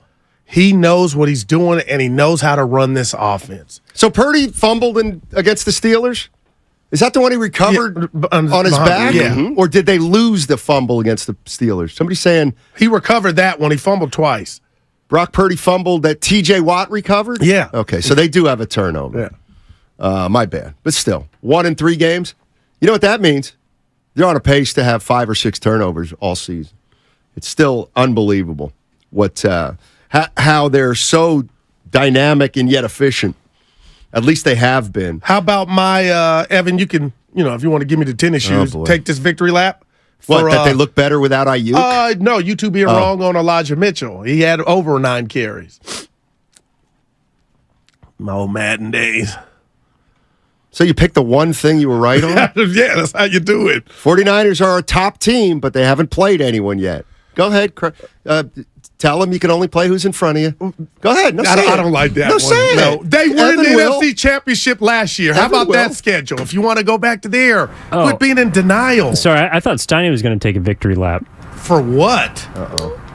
That was a pretty good deep ball from Brock Purdy to Deebo Samuel, right? I thought we're not doing that today. Oh, yeah, sorry. No, we're not doing that today. You made it up. It was fictitious because I said something was a footnote in the file. Didn't say, I didn't come out and say he can't do it. Don't get mad at me right now. And everybody called you a troll on my Twitter feed. We're not doing that today. So nobody bit the cheese. You don't get a victory lap for something that wasn't said. I'll take it. Come to think of it. I'm mad at that. How was that back shoulder throw to McCaffrey? That was beautiful. Oh, baby. Well, McCaffrey didn't catch it. Well, it's still a great throw. Yeah, he should have had 3 tugs. I mean, I don't know why you throw to brick hands McCaffrey. Look at you. What I was thinking is, and I don't know if today's the day to do it because the Niners have looked just terrific, and Mike Tyson, everything's going their way. But what does adversity even look like for this team? Or what is it? What's an obstacle? Ask me what it's looked like if I can for the Niners in the past under Kyle. What does it look like in the past? Injury has been the only thing, Steiny. And I'm going to the Jimmy days.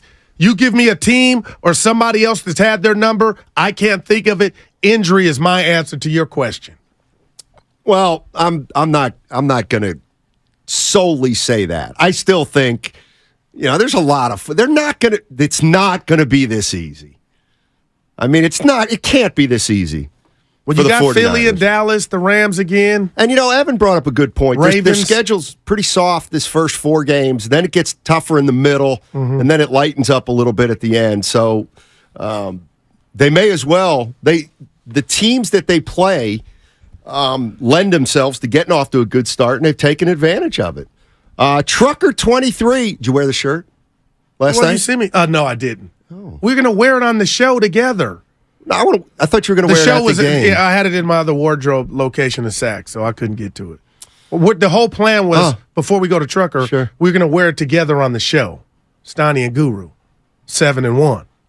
Right. Trucker 23, Purdy's number 1 in the league on pass attempts for 10-plus yards. Huh. Well, up until yesterday, that was not the case. It was, who was that, Evan? You gave me the great nugget. But they played an extra game, so he probably surpassed him. I think that's probably an average. But I think it was Tua. Yeah, Tua had with 10.7, I believe. I think Brock having a really bad game is bound to happen. Can he bounce back? That's the adversity I foresee. Well, let's say Kittle doesn't make that play and there's an interception, or the batted ball gets picked off, or the when they snap the ball and it last week and Kittle hits his knee and it bounced. These games aren't going to be lost with just 1 turnover. Yeah, you could, if they had 2 turnovers in week 1, 1 last week and 1 last night, they'd still be 3-0. You know what I'm saying? Yeah, so I do. I mean, I don't know.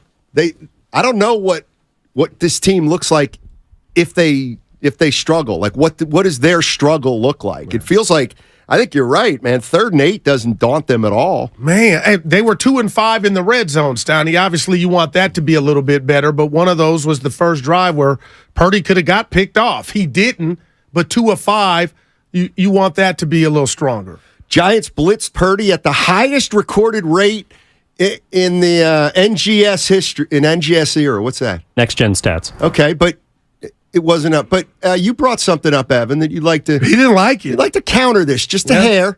Well, the definition of a blitz is any time there's more than 4 rushers. So, for example, like the New York Giants had 5 on the line a lot. So they brought the typical, like that 0 blitz that you saw in which he got it out to Ronnie Bell in the flat for the touchdown. Like that is I guess a more typical old school big blitz. But I think the Giants just decided they were going to bring 5 linemen virtually every single play. So it's bound to be a blitz, even if it's not 6 or 7. Gotcha.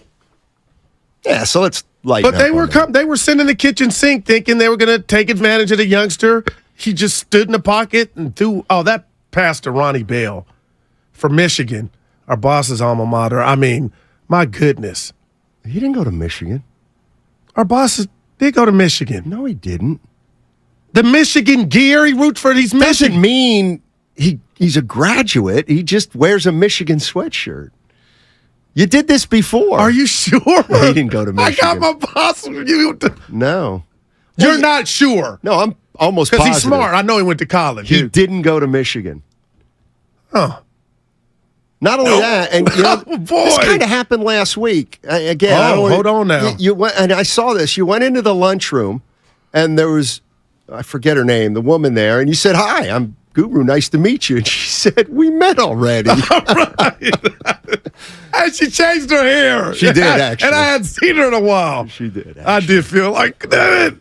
I thought my boss was a Wolverine. Here's the other thing. That's his team. He didn't I think he's from Chicago. Yeah, I know. Who cares? Here's the other thing I was thinking about yesterday watching McCaffrey. I think, did the league kind of sleep on McCaffrey when they announced that they were willing to trade him?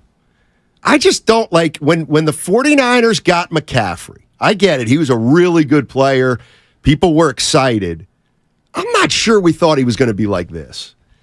What you're saying is there wasn't a line around the corner, you don't think? I agree. They got McCaffrey for a second, third, fourth, and then a fifth next year. I feel you on that, That's a Matt. pretty good deal.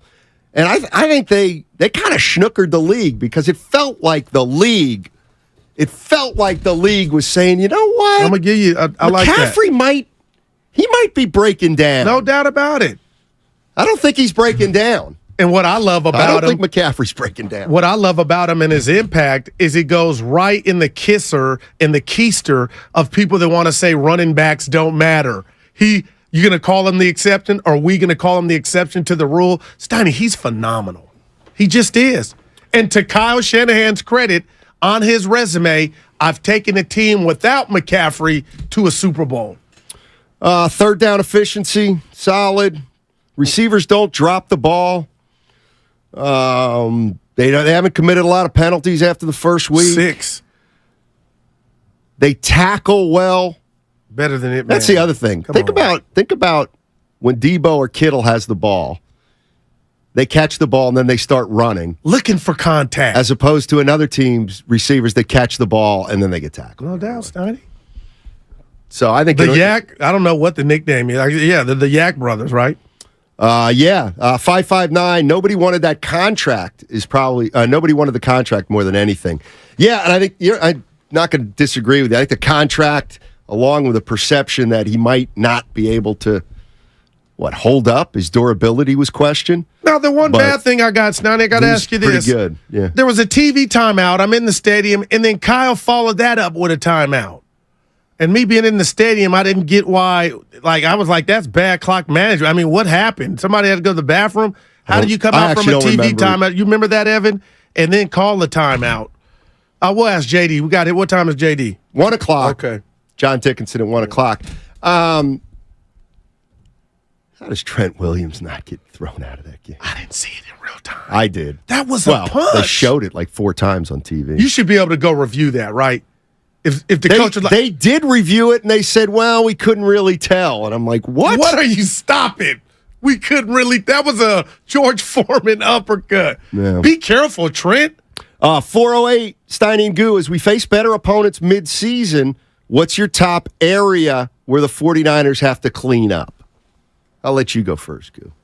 I'm going to say secondary still because they were great yesterday, but I don't believe that was a great litmus test. So I'm going to still say secondary.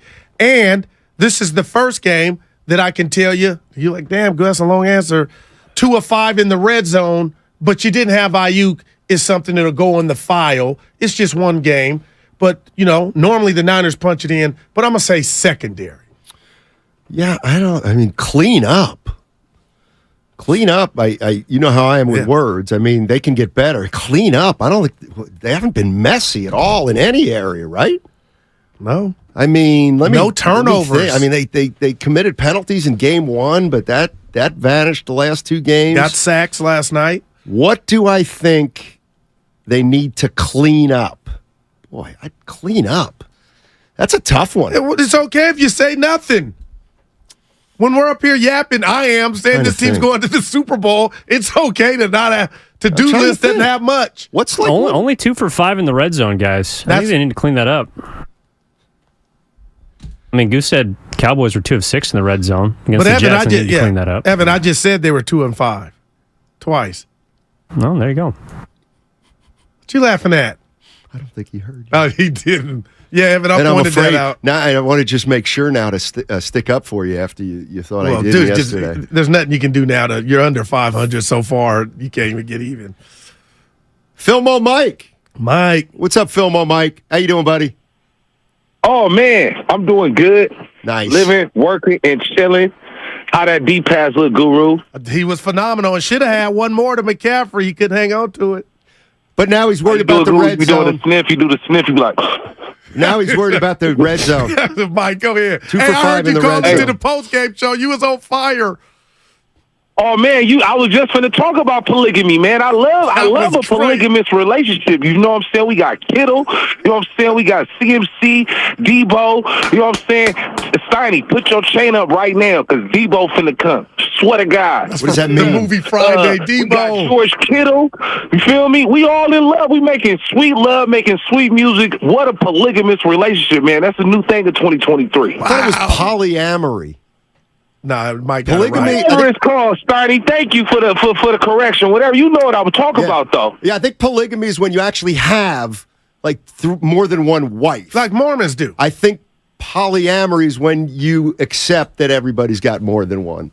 Oh, yeah. So Brock Purdy is in a polygamy, whatever you said, polygamy, the Pythagorean theory. He making sweet love to Kittle, Ayuk, Brandon, Ronnie Bell, George Kittle, Debo, CMC. I love it, man, and it's an interracial thing too. It's so beautiful. Look at it, Philmo, you're the man. Appreciate it. That was great. You know, and it's funny because Evan was, and I like to do this. Jay, I don't know if you know. Evan was like, this team looks great. This team looks great. And I said, 1-score game in the fourth quarter. But one score game in the fourth quarter. Yeah. But did you ever think it was in? No. Yeah. No, I didn't. And that's where I'm at. No, because you knew that if the Giants were going to make any noise, that the refs would just throw the flag against them. They got a rough whistle last night. The Giants did get a tough whistle. Trent Williams clearly threw a punch, but that was, of course, it was after the 99 punched him. You know what? If 99 punched Trent Williams, that happened on the previous play because they were like kneeling trying to run out the clock, and 99 was just standing there, and Trent Williams pushed him first, and then the Giant guy went up to him to square up against him, and Trent Williams. And he looked like, even after he got punched, he didn't want that smoke, Snyder. He looked at him like, you a big-ass dude, boy. Here you go, 5-1-0. They need to clean up special teams, the punt team gunners running into fair catch backs. Okay. Yeah, now that's what Bonte said this morning. I love the word. Or last night. What? Nitpicking. That's what that is. But isn't that what you do with great teams? We did it with the Warriors. No doubt. To me, nitpicking's a great sign. That business is good. Yes. Because we're nitpicking. We're not saying Brock Purdy can't get it done. Yeah. The 49ers are overrated. Nah, we're saying, you know what? They got to get their gunners on the same page. I haven't mentioned McKivitz. I mean, anybody worried about McKivitz? I mean, Dallas coming in here 2 weeks, but right now it's all good in this field, Stoney. Yeah. Dude, they held the ball for 39 minutes. And you were worried about time of possession last game because the Rams held it. Well, it just tells you that Stafford and Daniel Jones, I ain't calling them dimes, they're different quarterbacks. Looks like I made a right decision again. What'd you do? I didn't play Daniel Jones. Did you even work in the Danny Ducks? Shout out to Oregon. I would give you two. I thought, you know what? Maybe I'll give him a chance. You know what? And you got to earn your spot. He's not. He can't win the job over Kirk Cousins in my book. You know what I mean? Well, wow. I came in here and got out the Cadillac and I said, I wanted to get you mad in the first segment. That was truly my goal. Really? And you admitted that right now you're okay with Goo or anybody saying, through 3 weeks, other teams they played Sunday, you got the Niners number one. I ain't mad. I thought you would I don't get have them number one. I thought you. On my power rankings. Now you're trolling. Bad troll mitts. Who you got? And you can throw a party all you want, but Evan, cut to the chase. You guys beat this team 40-0. Well, we had a one-score game at Levi Stadium in the fourth quarter. So you missed that fire extinguisher I used on Evan when he said that? What did you say? They got a pick six. That's defense. Yeah. They got a block punt. That's another score. So really, Evan, they didn't beat them 40-0. But to your greater point, they did keep them with a goose egg. All right, 888-957-9570 is the number. The San Francisco 49ers, if they're not the best team in the NFL, they're one of the top 2 or 3. At least right now, that seems apparent. We do it every day after a game. What'd you think of last night's game? How you feeling about your squad? You got to be feeling good. They wanted to get off to a good start. Man. They made that a goal, and they're 3-0, 30 points in each of the first 3 games. It's been just so efficient. It's been so solid. Is there any reason they can't keep it up? I don't see so, or I don't see why. But 888-957-9570 is the number. Give me something you loved about last night's game. And, hey, I'll tell you what. If you have a concern, please. First of all, you're a nitpicker. But if you have a concern, what is it? This team's perfect right now on 95.7 The Game. Fall is almost here, and at Ashley, seasonal decorating.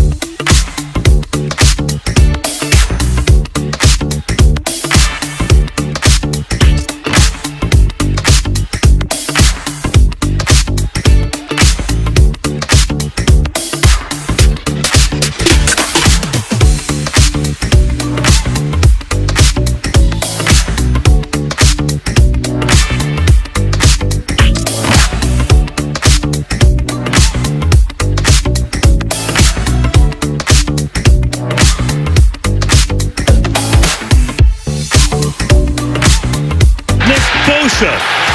And they're going to spot it just outside the goal line at the 1. That's where forward progress was for him before he got smothered. And that's Bosa's first sack of the season and his first sack going back to last year in postseason in 6 games. Now, back to Steiny and Guru on 95.7 The Game. Quit telling me Bosa gets double teamed. Wasn't touched. They don't even block the guy. That was so stupid. They don't even block. You know, the guy gets his big money contract, and I guess this is what we can expect now. Oh, stop. All he does is sack the quarterback, but only when he's unblocked. That's a safety, by the way. I can't stand that. That was a safety. Dude, it just is. And it's just not fair. Like, why are the refs so hell-bent on putting up the sign, the prayer sign? I don't get it, but I'm going to say this. Steiny, I'm such a nerd. I came home from the game. Al Michaels, I put it on just to hear him say, and your partner, me, I make my fair share of errors. He said the Niners had 4 Super Bowls. They do. They have 4. I mean, they have 5, but it means they have 4 in a way. Well, I mean, I just want to make sure you know that I know. Dude, God, come on, Al, or come on, production staff. Have the 49ers won the Super Bowl once? Well, yeah. Twice? Yeah, they won it twice, too. Can we get credit for our I'm trying to stick up for Al Michaels. Number 5. Mark's in Idaho. What's up, Mark? How you doing, my man? I'm doing good. How are you guys today? Hey. Doing well. Good. Great game. First off, I just want to start off by seeing if Guru checked the tapes and see if he's going to admit that he said at some point Purdy's going to drop off his talent. We don't need to do that today, Mark. Yeah, we're going to move on. We're going to move on. I love Mark. No, we're going to move on, Goo. Mark, it was never said, so no reason to check the tape. But go ahead, baby. Okay. All right. No, I just wanted to talk about how great Purdy looked today yesterday after being so much pressure with him, and thought that he played really well, and I really liked seeing Elijah Mitchell get in a little bit more and spell Christian for a bit. Just wanted to get your guys' overall view on the game, what you thought were their strengths and weaknesses yesterday. Thanks, Mark. Appreciate the call. A lot of strengths. They're just good. They look very well coached. They look buttoned up. They look like they're on a mission, all those kind of things. And yes, look, I'm not going to ignore the people who say, Steiny, newsflash, beating lousy teams will make you look good. That's what the Niners are doing. They need to beat relevant teams. Okay, well, I mean, in the meantime, should they not win? But, I mean, does history matter? I mean, can I go back or can't we go back to last year and see the heights that this team reached, how dominant they were to get to the NFC Championship game? See, that thing it's not about 3 weeks. This is about almost 2 years worth. And you could throw in 2019. The Niners have set a standard. Kyle has built this. And Brock Purdy, 310 yards. That's a record for him, a career high in the regular season, Steiny. No interceptions. Woulda, coulda, shoulda. Did he throw every pass perfect? No. But his inability to make turnovers is why they beat Dallas and why they got to that game and why they're undefeated right now. And this kid has never lost a regular season game. And I just don't see it slowing down. Don't you all get it? Don't you get it? Don't you see what's happening here? Think about this for a minute. That's Purdy's first 300-yard game in the regular season, in a regular season game.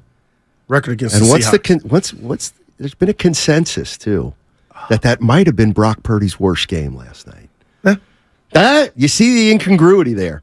You see, or the irony. Everybody wants Brock to be better. Well, he got 300 yards. And we're nitpicking. And guess what? People say he wasn't as good last night as he's been in his previous 7 games during the regular season. So it's not about yards or the highlights. Goo. No doubt. It's about, right? Is it the hashtag now, Purdy for 30, or what is it, Evan? I don't know, 30 Purdy. He's putting up 30. His offense is lethal. He ain't messing it up. And, boy, they were without Brandon Ayuk, and they still just put on a show. Deebo Samuel. Let's not forget Giants were without Barkley. Okay. All right. George Kittle, 7, but they had Barkley when they lost 40-0. George Kittle, 7 for 90. Exactly. That makes it more impressive what the Cowboys did to the Giants. You just don't. You don't. No, I just know who the better. I feel like the better coach team and the team that knows how to get its studs the ball on a consistent basis is the San Francisco 49ers. And you're going to laugh, and I mean this. I trust Brock Purdy more than I do Dak Prescott. Brock does not have failures yet on his resume where we can say, you know what, it was your fault. Number 4, I mean, man, what year you want to talk about? Steiny, how about Al Michaels' aerial view comments? I missed those. I was watching without the volume on down the street. What did he? Can somebody enlighten me on what Al Michaels said? I'm sure it had something to do. Did he mess up? I'm sure it had something to do with them showing the Golden Gate Bridge and Al Michaels probably saying we're nowhere near there. Probably something like that. Like they. Well, that's not bad. That's true. It happens all the time. Yeah, but that would be truth. Let's hope that's it. Well, like he didn't say, "Oh, we're in San Jose." I don't know what he said. Either do I. I want to know. Yeah. So how about the crowd? What'd you make of the crowd last night? What? Well, I was going to call him the Mike Tyson. No, somebody said that the Thursday night games don't come through loud on the TV. Believe it or not. I don't know. How was it? You were there. Yeah, no, it was crunk. It was loud. Yeah, so there were some fights again. What's more dangerous, playing in the NFL or going to an NFL game? Hey, you're ready for the improv. I'm going to just say this. It's happening everywhere. Nobody got hurt like that one woman got hurt last night. From a man. Boy. Dallas and the Jets in Texas last Sunday. Okay. There was honestly at least 5 videos that went around, 5 different fights. This is out of control, and I don't want to hear Steiny. Oh, there's video. People are filming. Well, it's always happened. No, it's happening more frequent now than it ever has. I don't like the taping of this stuff either, but by the same token, you can see who the lowlifes are. Great word. The real lowlifes. Great word. And that dude in the Richard Sherman shirt last night was a lowlife. She's a female, God, bro. I can't, what are you doing? What are you doing? Steiny, but both of you are saying they're Super Bowl contenders. Of course. They need that to before the beat year. better teams to prove they're in the mix. No, they're in the mix. Was that Pops? No. He tried to put it. What is Get it. Go ahead and knock it out. AT&T. Oh, my God. Pops. No, it was my daughter. Foul on the play. Okay. Sorry, flag. Yeah, I'll go against the Giants. Boy, you off to a good start. They did get some rough calls. Yeah, it's my daughter. I could ask for help on why that happens, but nobody wants to help me on it because it's irrelevant. Let's see. Dennis is in Vallejo. Hey, Dennis, what's going on, man? Hey, what's going on? First time caller. Yeah, welcome to the. Where you been? Where you been? I'm in my fantasy football league and all that stuff. I'm busy with all that stuff. All right. But I was at the game last night. It was just electric, man. And I got to say, everybody is talking about how the Cowboys whooped on the Giants 40-0, but nobody's talking about the Niners defense only giving up 150 yards against Exactly. the Exactly. No, you're right. Let me ask. Go ahead. Dennis, we got a couple questions for you, Dennis. So I got the most important one. Right. Please tell me you weren't involved in any fights last night. Oh, good call. Did you throw any punches? No, I'm a season ticket holder, and I like to go to the game, so I stay out of that stuff. Good for you, All right, man. my Good question, for you. have you ever felt more confident in your team as you do now with this Niner team? Oh, yeah, definitely. Especially with Purdy, dude, I'm a believer. I don't know why you wouldn't be, man. Thanks for the Twitter, complain about how Purdy didn't do good last night, and it's like, dude, at the end of the game, look what he did. He leads the league in QBR right now. Exactly. Man. How you not believing that? I don't know, Dennis. I don't know. He's doing everything He's undefeated. Like, I don't care if Jesus is around him, Steiny. It's like, I am undefeated as a starting quarterback in the regular season, man. This couldn't be. This is a marriage made in heaven between him and Kyle. Is he perfect? No. Was I watching the first drive like, oh, that wasn't the best throw? A couple of them, but nobody's perfect. We got a donation, $4.99 on the First NorCal Credit Union YouTube chat from Mystery Relevant, $4.99. I'm calling it now, 20-0 Niners. You know what that means? I do know what that means. It means Viva Las Vegas! It means they're assured of home field if they go 17-0. They said 20s. They were showing an aerial view of the city, and Al Michaels' comments were, that's 40 miles from here. What are they going to show here? The San Jose airport. I don't think Did that's he funny. say that? Let me tell you what that wasn't cool. Let me tell you what I don't do. I do not disparage San Jose, our biggest city in the Bay Area. But you know what he was talking about? The fact that the stick has its San history. Jose's got a lot. You don't got to tell me about Well, it. What do you know I about do. North First Street? I think I do, because you stick it to San Jose whenever you can. That's my stop, dude. You ain't even been to a Shark game. You ain't even been to the I was tape. at a Shark game in their inaugural season. Mm-hmm. Scar. Actually, they got shut out. In the first game. Boy. I don't know. Yeah. Let's see. Let's go. Oh, who ain't feeling good, man? Let's see. Well, probably. I'll tell you who's not feeling. You know, those guys that got into a fight. The coach is in Los Altos. He was at the game last night. Call What's us up, a Coach? play. Hey guys, great show as always. And yeah, I moved out to Colorado, so I just fly back for the games. Nice. And the game was the last caller said electric. And I'm about, I don't know, I'm a season ticket holder about 11 or 12 rows behind where the D linemen sit. Okay. 49er side. And it was, what I'm seeing are, just three quick comments about this team. One is Eric Armstead has really, he's just impressed me with how he's stepped up as a leader, not only on the field, but I see him coaching the Drake Jacksons, even the Javon Kinlaw, just the younger players. I know he's sort of like the elder statesman. I think it's like maybe his 9th or 10th year. And it's just really brilliant to watch. And Javon Hargrave sits next to Nick Bosa every time, and they're talking the whole time the offense is on. So I'm loving how this D-line is gelling. The second thing is, in the secondary, maligned secondary, but Gibson, when Hufanga made that interception, if you watch back the tape, Gibson could have made that play. And he looked up and he saw that Huff had it, and he immediately went to find a guy to block. He's another leader out there who's coaching young Huff and these younger players. Love him in the secondary.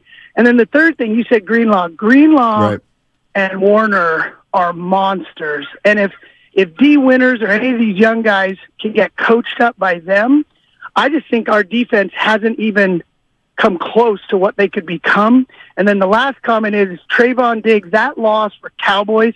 You take out that guy's a stud. You take that guy out of that team, that defense changes. I think it fundamentally changes. That's a great point. I'm feeling super pumped, and I want to beat Arizona badly, but I can't wait for October 8th. Let's go. Let's go Niners, baby. Thank you. Appreciate the call, Coach, in Los Altos. That was, wow. I will say this about Greenlaw, Steiny. Okay. Something that could get you beaten. 49er Frankie didn't like it. He got a 15-yard flag, hit the dude out of bounds late, and he says that's happening too much. So I know that's nitpicking. With Greenlaw? Yeah. Or with the Niners? Greenlaw. But, hey, just what I heard, and I'm relaying it. Shanahan on Brock Purdy's performance. Take a listen. Yeah, he missed a couple today, and guys made a couple of real good catches also. I thought it was just a huge challenge, one of the biggest ones Brock's been in, just to, the short week to prepare for a scheme like that, just how much they do with, they had 6 guys on the line of scrimmage throughout the game. Half the time they're coming, half the time they're not. There's not a comfortable play throughout a game, from a play call standpoint and from the quarterback, just because there's a lot of plays that don't work versus that. And so you got to constantly be looking at it, and sometimes they do, sometimes they don't, which is a huge challenge for a quarterback. And I thought he settled down throughout it as the game went and ended up playing good enough for us to win. That's Kyle Shanahan. Great word. Settle down. That's what he did. So am I nitpicking Kyle if he says, when they put 6 up front, you don't know who's coming and who's not? Half the time they come, half the time they don't. No, they came 84% of the time. Yeah. They did it like virtually all the time. That was their game plan. I'll tell you what. Soft flag goo on Greenlaw. Not even close. Okay. 5-1-0. All right, gotcha. I'll tell you what. I have new found respect for the Thursday games. There was no Steiny. I was in my seat like these dudes just played 4 days ago. Yeah. Both teams. Look at my guy. No, but I'm just saying, Brock just we're talking about the rehab. No, this is more important to Brock. Yeah, it wasn't a sprained ankle he was dealing with. And he's come back. He's available. They're 3-0. Stu doesn't throw interceptions. It's just incredible to watch, man. And they were missing, I'm going to keep saying it till we're out of here, Brandon Ayuk, but they didn't miss him. Didn't look like it. Mike's in Santa Rosa. What's up, Mike? How you doing, buddy? I'm doing excellent, guys. Nice. Thanks for having me on. Shout out to 95.7 The Game. Thank you. I think that, like the coach said, man, this defense is nothing going to get better. They're just going to get better. I always worried about the secondary. I've seen some breakdowns, but it's better to be lucky than good sometimes. Just like Brock and that near interception that Kittle, the tight end, Kittle got a pass defended.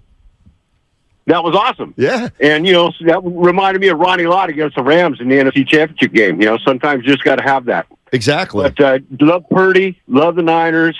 Purdy was great. And as far as Guru, man, I'll take that 15-yard penalty against Greenlaw any day, man. That was like a semi-truck running into two Volkswagens, and I'll take that once a game. No problem. He is nasty.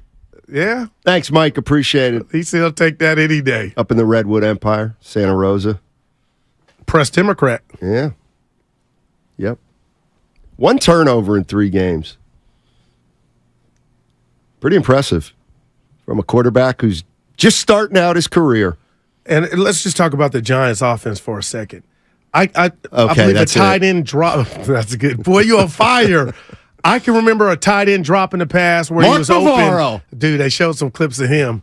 Ronnie Lott was tackling him. He was dragging him. Yeah, he wasn't but tackling. listen, Steiny. Yeah. Other than that one drop pass, I can't sit here and tell you and Evan and the listeners that the Giants offense played bad. They did. They just got suffocated. They were dominated. I know they were without it was just like a display of Matters a little. The Giants have no chance.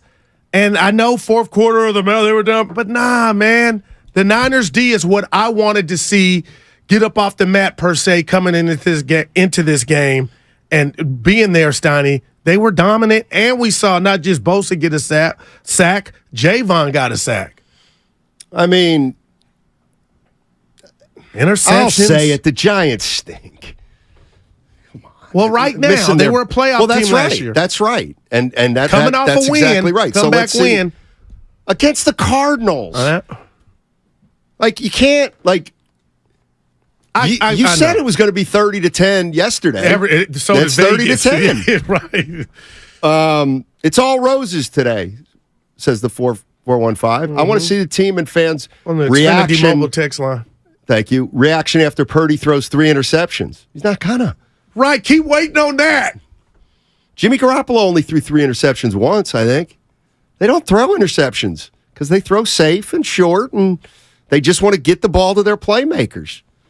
Once they get the ball to the playmakers, Ronnie Bell's a hell of a player, Stein. He's got some talent, man. And right now, he's like Jordan Poole before he had his breakout, season with the Warriors. You're looking down the bench or on the court, and there's Clay, Dre. Like, when am I going to get my chance? But they call upon him. That was a beautiful touchdown and a beautiful throw. Oh, there's somebody asked Shanahan, why did we throw so many short passes?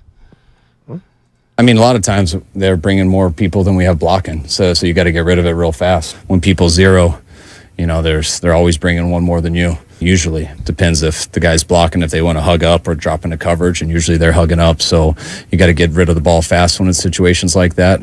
But that's also why you got some good looks to run with it, because if you make one guy miss, there's no one else left, and we got some guys who are pretty good at making people miss and pretty good at breaking tackles. There you go. And they got guys that know how to yak 90 yards after the catch. Exactly. In space. And this is an embarrassment of riches offensively for the Niners. If the Giants stink, Steiny, why'd you take them? Yeah, I didn't want to break. No, in the pick in our pick, yeah. How'd that look now? Lost by 18. It was looking good at 17-12. What did I post on the Vine? I don't Two know. dudes I throwing didn't- their money I in the didn't- furnace. I didn't listen. I mean, you were on the Vine last The night? classic reverse devil tongue by Goo. I can't believe I bet on the Niners last night. Evan, don't tell on me. Yeah. Yes, Daniel. How'd you like to be the Giants? Oh, and Daniel Jones, all that money. Man. Oh, so you're blaming it all on him? Yeah, I don't think that's fair. I'm going to. You wouldn't have gave him. So you were out on that contract. I was too. I didn't see him enough. But Okay. he's not. Well, he beat Minnesota in the playoff game. He's nothing special. Yeah. I mean, is this a joke? You better talk right now because I'm speechless. Yeah, I wrote it down. He told me in my ear earlier.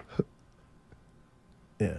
888-957-9570 is the number. It's also the number of the Xfinity mobile text line. So whether you want to call in and talk to us or whether you want to text in, always go to the Xfinity mobile text line. Or you could also reach us on the YouTube chat. But it's pretty much all about the Xfinity mobile text line, I would think. Yeah, we got another donation okay. There from we the go. First NorCal Credit Union YouTube chat. Sure. From Mark Failer. Why did Andrew Luck join the broadcast last night dressed as Uncle Army Captain, as Union Army Captain? I didn't see it. I'll go to you and Evan. I did see it, and it's become kind of a joke with Andrew Luck. He had a Twitter account when he was playing.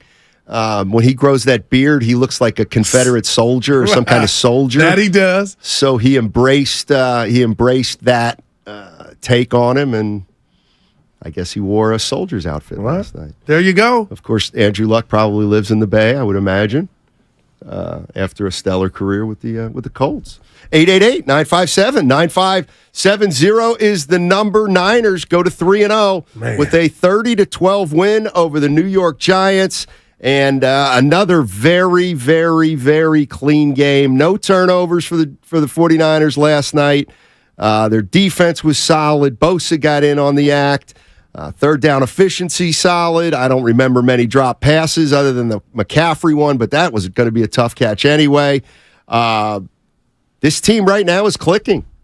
And now we're 3 games into the season. So to me, when you're 3 games into the season, like we're getting into it now. Now you can start 1 away from a quarter. Yeah, now you can I don't know, start to make more assumptions about what this team is.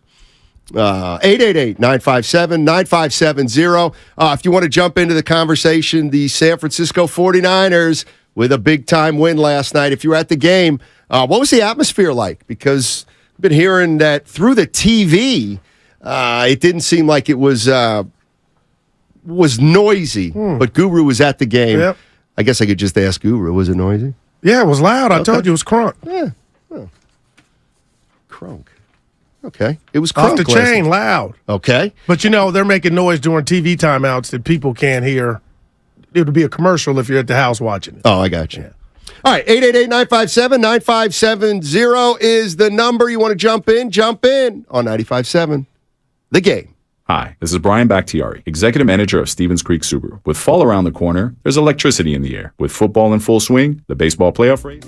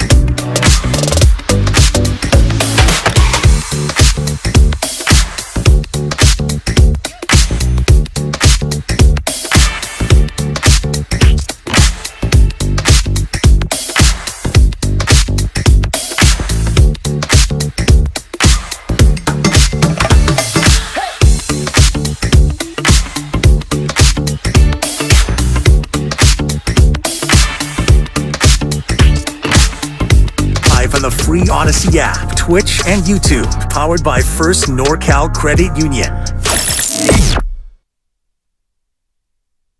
2nd and 8. Pressure. Deep. Caught. Samuel. Touchdown.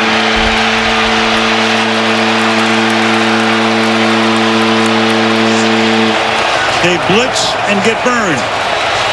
27 yards. Now, back to Steiny and Guru on 95.7 The Game. Long enough for you? Yeah. You got jokes. That's your concoction. Boy, people are. Everybody wants me to hammer you on it. I'm not going to do it because I'm his buddy. What would you hammer me on? Well, they say, Steiny, if you brought up to Goo that the deep pass to Debo was pretty on the money. Does the file go away? Everybody's like me. They're worried about the file. Poor Brock Purdy. He just got into this league, he's got a file on him already. Let me tell you, simpletons, everybody's got a file, and the file was not solely created because of the deep ball or their lack of. Brock Purdy's a stud, and this is what I don't like to do because I was going to get to it. I don't like comparing eras, the Kobe, Jordan, the Kareems.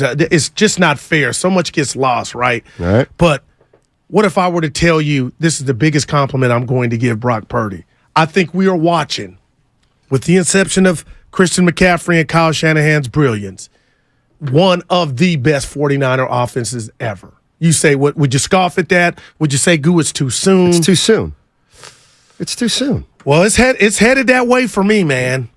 Because it's unstoppable. That's what's on the metric. Which way do you want it? Well, what I would say to that, Goo, is like... I mean it, too. No, I know. But what I would say to that is, let's say, hypothetically, if this were the NBA, they'd only be 15 games into the season by now. Right, but I guess...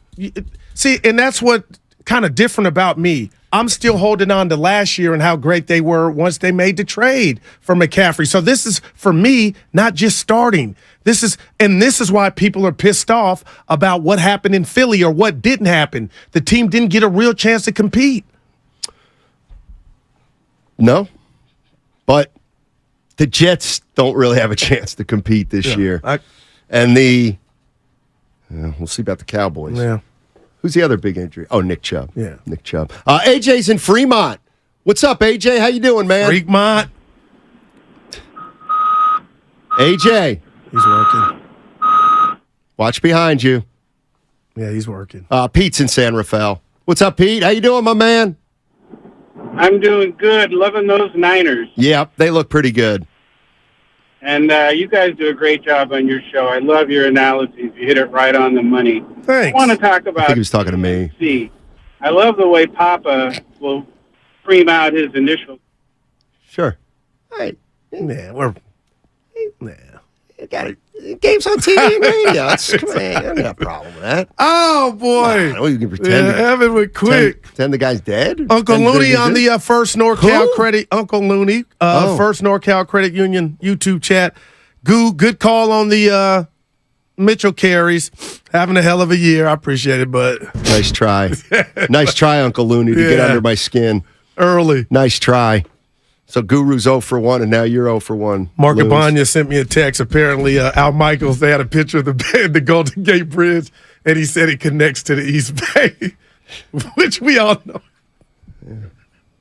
Why? I make my fair, well, not many, but that's funny to me. Come on, Al, you done been in the Bay many a games. Yikes. Yeah, Diz, get it right. IJ is in the East Bay. And the Bay Bridge is what links. Oh, L, I'm sorry. What's up, L? Hey, what's up, guys? Hey, man. I appreciate it. Appreciate you both tremendously. I just had two questions. One was 2 touchdowns in the end zone, one to Bell, one to Debo, right? Yep. And more so the one to Debo. And there are looming questions about his ability, Purdy's ability to throw the deep ball, right? I know it's one pass, Steiny, before you jump on me. But does that at least acknowledge potential in the kid? Like, oh, yeah. Seriously.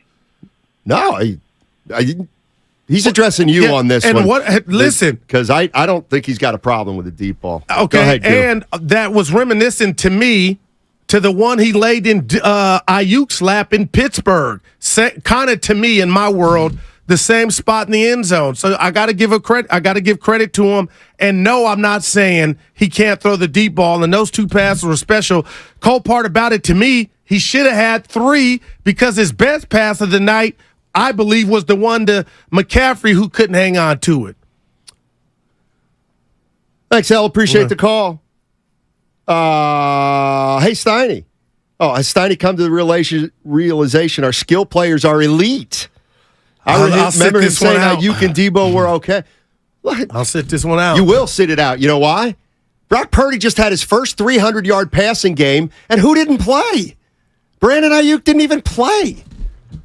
Well, they're interchangeable. In the regular season. These guys are interchangeable. He had one against Seattle in the playoffs. Ayuk played. That's great. But he would have had more yards had McCaffrey. Had Ayuk played? We don't know that. Ayuk may have taken McCaffrey catches held away. on to the pass in the end zone. That was a hard good. catch. That was in his baskets, Donnie. Wasn't no harder than Debo's. Let me tell you something. Or Ronnie Bale. Let me tell you something. He's a running they back. They have not dropped very many passes at all this year. I agree with that. By the way, the Warriors will not be signing Dwight Howard. That's official. Who reported that? Sham Charania. What happened? They worked him out. Well, he was working out with. Yeah. So why did he? That's why they're not signing him. Why did Draymond come at Jason Dumas? What leaked then? I don't know. Whatever leaked was wrong, apparently. I don't know. Here, Goo, Dave and Clayton wants you to give Brock Purdy a break. What's up, Dave? Hey, Dave. What's going on, Dave? My bad. Hey, Dave. What's up? This is Ed. This is Ed from Clayton. Oh, hey, what's up, Ed? Hi. Purdy's doing a great job this year, just based on how much he's been able to throw this whole summer. So I think people need to calm down and let him work it out a little bit. And also, my thing is that when they're on top of their game like they are right now, even against the Giants, this is just like a preseason game to me, considering the injuries the Giants had. They're all getting in shape right now, and they're going to be real successfll all year long. Thanks. Yeah, it sure looks that way. And let me tell. Oh, if he's still listening, the Brock Purdy thing. I've crowned him, Stoney. I already said I don't need to see more, but I understand for the people that do. I don't know what you're waiting on. There is no other shoe to drop. The dude, again, is undefeated as a starter with the San Francisco 49er team. Jimmy Garoppolo couldn't do that. Nate Mullins couldn't do that. I know it's a whole different cast of characters, but Brock Purdy is letting you guys know, I'm talking about the world, I'm not going to be the reason we lose. And what's so fun about that statement is the game that he missed is the game that they lost. Well, he didn't miss it. He got hurt. Yeah. He got hurt. Philly took him out. By the way, stop saying this hasn't been done before. Give it to me, Evan. I'm going to let Evan take this one. When Evan, you say this. Evan, Guru's saying, oh, Brock Purdy, 8-0. Nobody's ever done this before. Help him, please. He is third all-time Well, currently in wins, in his starts to begin a career. Number 1, Ben Roethlisberger, 15 correct. Hall of Famer. Can you name the number 2 player all-time to start with 10 consecutive wins to begin his career? This quarterback started his career with 10 consecutive wins. I'm going to go... I can't wait till you hear this name. I'd never heard of him before in my life. You ruined it because I was going to say Terry Bradshaw. But go ahead, Sonny. Mike Tomczak. Oh, boy. Former coach of the Bears, and he played at Ohio State. That's wrong. What do you mean it's wrong? That's a fact. Mike Tomczak started 10-0 with the Bears when he first started. What year was that? It doesn't matter. It's better than... I want 86 and 87. Okay. So... Hey, Evan. Now, listen. Now, I'm not saying it's going to happen. But that's what we all wait for. Mike Tomczak is marginal at best. All right. So, but when I say this hasn't happened, fellas, I'm talking about Mr. Irrelevant has never gotten to this plateau. When was Tomczak drafted?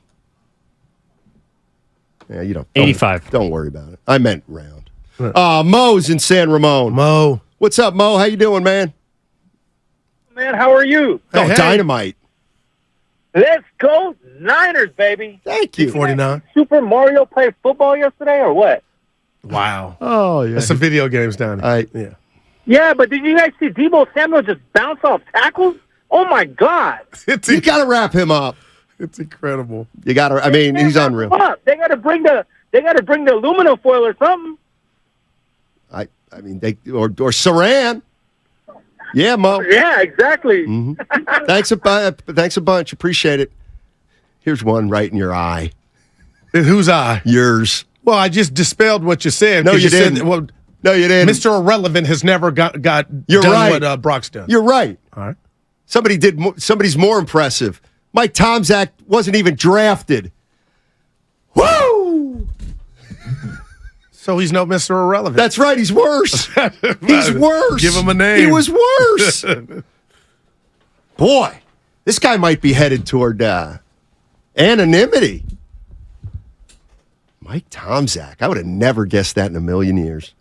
Well, it seems like Brock Purdy has two paths, either anonymity or the Hall of Fame. There you go. Yeah. I think I'll split the baby. How about Christian McCaffrey's record with the Niners? Better than Brock's? Maybe CMC deserves more credit. I guess that's 12 consecutive games? Who can deny? Nobody's. He's getting all his flowers. Rightfully so. Lynch and Shanahan are getting their flowers for facilitating the trade. There's enough flowers to go around for everybody. That's what happens when you win. Hargrave, a Niner from the team that beat you. You just poked them. Took them from the team that beat you last year. Weakened their D-line. Nah, did they? Kudos to Lynch. What about Bob Myers talking to Debo on the field before the game? I didn't see that. When was that? I saw a guy, Steve Weish, at 3:00. Yeah. Myers made the rounds. It's hard to keep track of everything. Like when you're watching a game, you get up to go to the bathroom. Well, this was before. But, yeah. Kyle Shanahan talked about the fast starts for the Niners this year. Real happy to be 3-0 right now. It's really cool to do it after a Thursday night game. There's not many times in the NFL where you get to enjoy a win more than just that night. So it's always cool when you win on Thursdays. I told the guys, if they want to win and have a weekend off, we got to earn it. And those guys did. And now you can sit back and relax a little bit, kind of enjoy how these last 3 weeks have gone and be ready to go on Monday. Wow. Weekend off. I know that feels good for the players. You would think so. Was there ever a quarterback drafted 256th before in NFL history? Is 256 the last pick? I take it. 7 times 32 is 21. About 236. Yeah, so Tomczak wasn't drafted, but doesn't really matter. 650 guys. Ayuk's the best receiver on the team. Not even close. His separation is way better than the other receivers, and his hands are better. I don't like when we compare hands because all these guys can catch. There were times last night that Debo and others had trouble getting separation.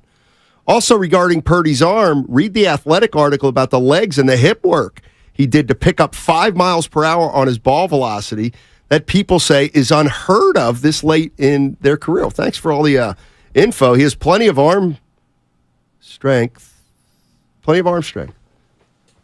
There you go. Well, Debo had 6 for 129, average 21.5 a pop. Why does it sound like you're trying to take something away from him? Debo is different. He is so unique, just like this Niner offense. If you want to say Ayuk's the best receiver on the team, go ahead. You have. But the team has won the game. They're 3-0. They won it 30-12. I'm not going to do that.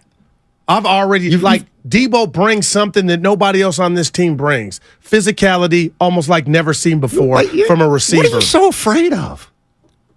I don't like hate. No, it's not hate to say. You like hate. It's not hate to say Ayuk gets better separation than Debo. And I'm going to stick up for Debo and say that's not everybody knows that. But Debo does something only he can, so don't come here saying he does. Well, that's how I process it. That's not negative toward Debo. Oh, no. It's like everybody's got strengths and weaknesses. But who played last night and showed out? Debo. Okay, so that's who needs to be talked about today. No, you can talk about whoever he wants. He's a listener. Yeah, and I've said what he said. But I know Ayuk can't do what Debo does. Nobody can. It makes the Niners greater and unique and diversified. Who wants to call up here and Steiny does this, Guru does this? What's the point? That's what it is. What's the point? What do you mean, what's the point? What is the point? Different. Everybody's different. He was talking about how Debo's a different kind of receiver. No, he said Ayuk's the best receiver on the team as if he was disparaging all Debo. preseason. That's What's the how problem? I took it. But I didn't say it after a game where Debo balls out. Give Debo his flowers. No. Especially for last night. I'm not gonna. I'm not asking you to. Well, I you just will. said somebody. I will. He just repeated what you've been saying all year about Ayuk. Yeah, but when did I say it? I didn't say it after Debo balled out last night. So Give him put some respect on his name. And the guy Ayuk wasn't even available. Nobody's not putting respect I'm on giving Debo's. Debo his flowers You know for what? last night. I'm not here to do pep rally radio. You don't have to. Come you on, can't Goo. jump, so you can't be. You can't Come on, do Goo. it. I'm just telling you, Debo balled last night. Miss me with your timing on Ayuk being the best receiver, overboard. and he wasn't playing. No, I'm not. I'm giving Debo his flowers. Ain't no Debo nowhere else in the league. Give that man his flowers for his good ass game last night. You give him to him. I have. Exactly. Nobody's taking him away. Biggest problem with the Niners was the center. 50% of the snaps were low. I didn't notice that. Xfinity mobile text line. I didn't notice either. Now that's nitpicking. Shout out Bonte Hill. Ayuk is 6'1" with a 6'9" wingspan. Juwan Jennings is 6'3". Yet Ayuk's wingspan is closer to Calvin Johnson Jr.'s than it is to Juwan Jennings. Thank you. They're all special. Don't you get it? You're so. You know what? You've gotten soft. That's all. That's all. Nobody disparaged Debo. He had a great game. I came out and said you didn't make nobody the call. can even tackle the guy. Yeah. You can't even tackle Debo. Right. Lamar. So, What's up, Lamar? Not much. Another victory on our hands, man. Good one last night. I just want to speak up on what the caller or the guy who texted in about Ayuk. And it's not to put Debo down, man. It's just to show the absence of what Ayuk is to the team, just like Cooper Kupp last week. The young guys tore us up last week with the Rams, the running back, the Pika guy, I forget who his name is, but they ate us up. Had they had Cooper Kupp, that's a different game. Yesterday, with Ayuk, that's a different game. So we should have had more points up. I believe we stalled out and doing these field goal things again. I wasn't really feeling it. We need to finish, and I think Ayuk is our finisher. He's our possession guy. All of our receivers, yes, Ayuk is a different type of physicality as well as Debo. Debo is a physical guy. He looks for it. Ayuk is, I think he's just a more physical specimen in general. But Debo is going to find it. It's not a knock against Debo, but, man, they both bring something different to the table. Yep. Games go different with and without them. This is a Super Bowl team. We got all the pieces. Let's go, Niners. Who's got the best hands on the Niners? Ayuk.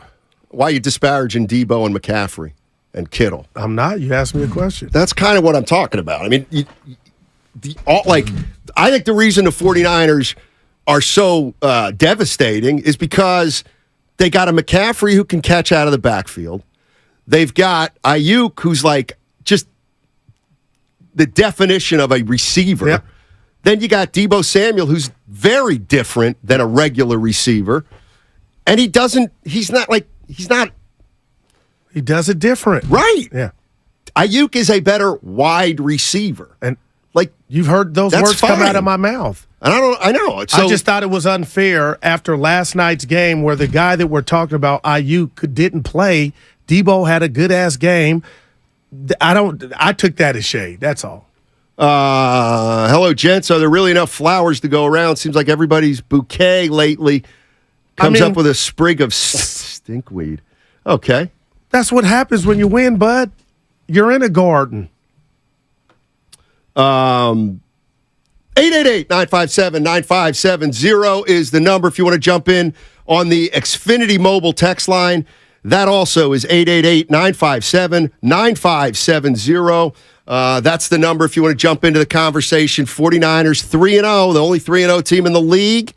And they've gotten off to a great start, which is something that Kyle Shanahan talked about way back in training camp, considering that the 49ers the last 2 years have not gotten off to great starts. Let's go to Rick. Rick's in Moraga. What's up, Rick? How you doing, man? Hey, guys, I'm good. Hey, I wanted real quick on Brock Purdy and Mike Tomczak. Tomczak was actually a very good quarterback at Ohio State. Yeah. He was kind of like a Purdy. He was the kind of guy you maybe not going to draft. You know, you can get him later, right? Sign him. And in '85, the Bears won the championship. So Tomczak didn't have to do a lot. He had that great Bears defense. But that was McMahon. That was McMahon. No, McMahon in '85. Right. McMahon won it. They won in '85. In '86, McMahon got hurt. Okay. Tomczak played for him. Fair. And that Bears defense, Tomczak didn't have to do much. Oh, I like got you. Purdy, he doesn't have to do a whole lot. The Niners have a great defense. So it's very similar. They're both Mr. Irrelevant, one not drafted. Both had great defenses. But I think Purdy is a bit more talented than Tomczak. But Tomczak was a good quarterback. What'd they do that year? Do you remember? What'd they do the year after the Super Bowl? Remind me. They went 12-4, and then the Niners went down to Chicago in the NFC Championship and beat them. I think opening drive. You can remember Wayne Walker, Rice over the middle. He's gone. They won't catch him. Oh, wow. Okay. Yeah. Great knowledge, Rick. Appreciate it. Yeah. So just okay. Have a good day, guys. You too. But Tomczak wasn't Bye-bye. drafted. Was not. Right. Wow. Which makes it even crazier in a way. You're correct. We get Victory Monday to come, but I'm enjoying this nitpicking Friday. That's what happens when you're a Super Bowl contender. You want us to compare you to the well, like we said Arizona earlier, Cardinals? 2 of 5 in the red zone. If you want to nitpick, could be better, but damn, they scored 30, right? What are they for the red zone for the season? I wonder. I mean, like, you get 30 points. Like, I don't give a rat's behind about the red zone if we scored 30 points in each of our first 3 games. Then that ain't even on your list then. Do the Niners play the Cards this Sunday or next Sunday? No, they get a week off. 7:07, and I got the caller was wrong. Jerry Rice play was in the '88 playoffs, and they went to the Super Bowl to beat the Bengals. I'm not sure. We'll get to the bottom of it. They are 7 of 13 in the red zone in terms of attempts into touchdowns. That's pretty good, right? That's more than good. It's 20th in the league. Total attempts, they have a lot of red zone trips, but the actual amount that they convert into touchdowns is relatively Percentages low. we're talking. Right, and they're going to have more trips because they play 3 games now, right? Like all the other teams are probably 5 of 10 or something like that. Or In general, like the average amount of red zone trips are more than other teams. Right. Then what's the average percentage? Or what's the best percentage red zone team? Oh, give me a sec. Oh, okay. Well, it's better than 50% then. Apparently so. The Bears went 14-2 with Tomczak. Ditka chose Doug Flutie. I don't know. I don't know what's right and what's wrong. But we do know Brock Purdy's a hell of a story. Absolutely. And he's undefeated. Absolutely. Ayuk, best hands? No, sir. He's good, but Debo, CMC, and Kittle are they're all better. Somebody wants to help. I'm getting a lot of stuff now on the Xfinity Mobile text line about the Chicago Bears team. I'm not sure. Okay. If you want to, if somebody's got the definitive answer. The boss will know.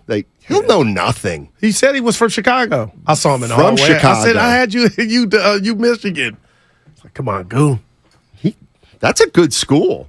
Why would you have thought he could get in there? See, now you... Hey. You know what? Something else. Usually comes in on Fridays when he hears something he doesn't like. Yeah. 888-957-9570 is the number. I see Holly. I see Sam. I see Bill on the Xfinity Mobile phone line along with the text line. We'll get to your calls on the other side. San Francisco 49ers season is off to a wonderful start. They're 3-0. They hammer the New York Giants last night 30-12. And it is a Football Friday brought to you by First 5 California. To learn 4 things you can do to overcome toxic stress, go to first5california.com. Also, that segment was brought to you by Fremont Bank. Full service banking, no compromises.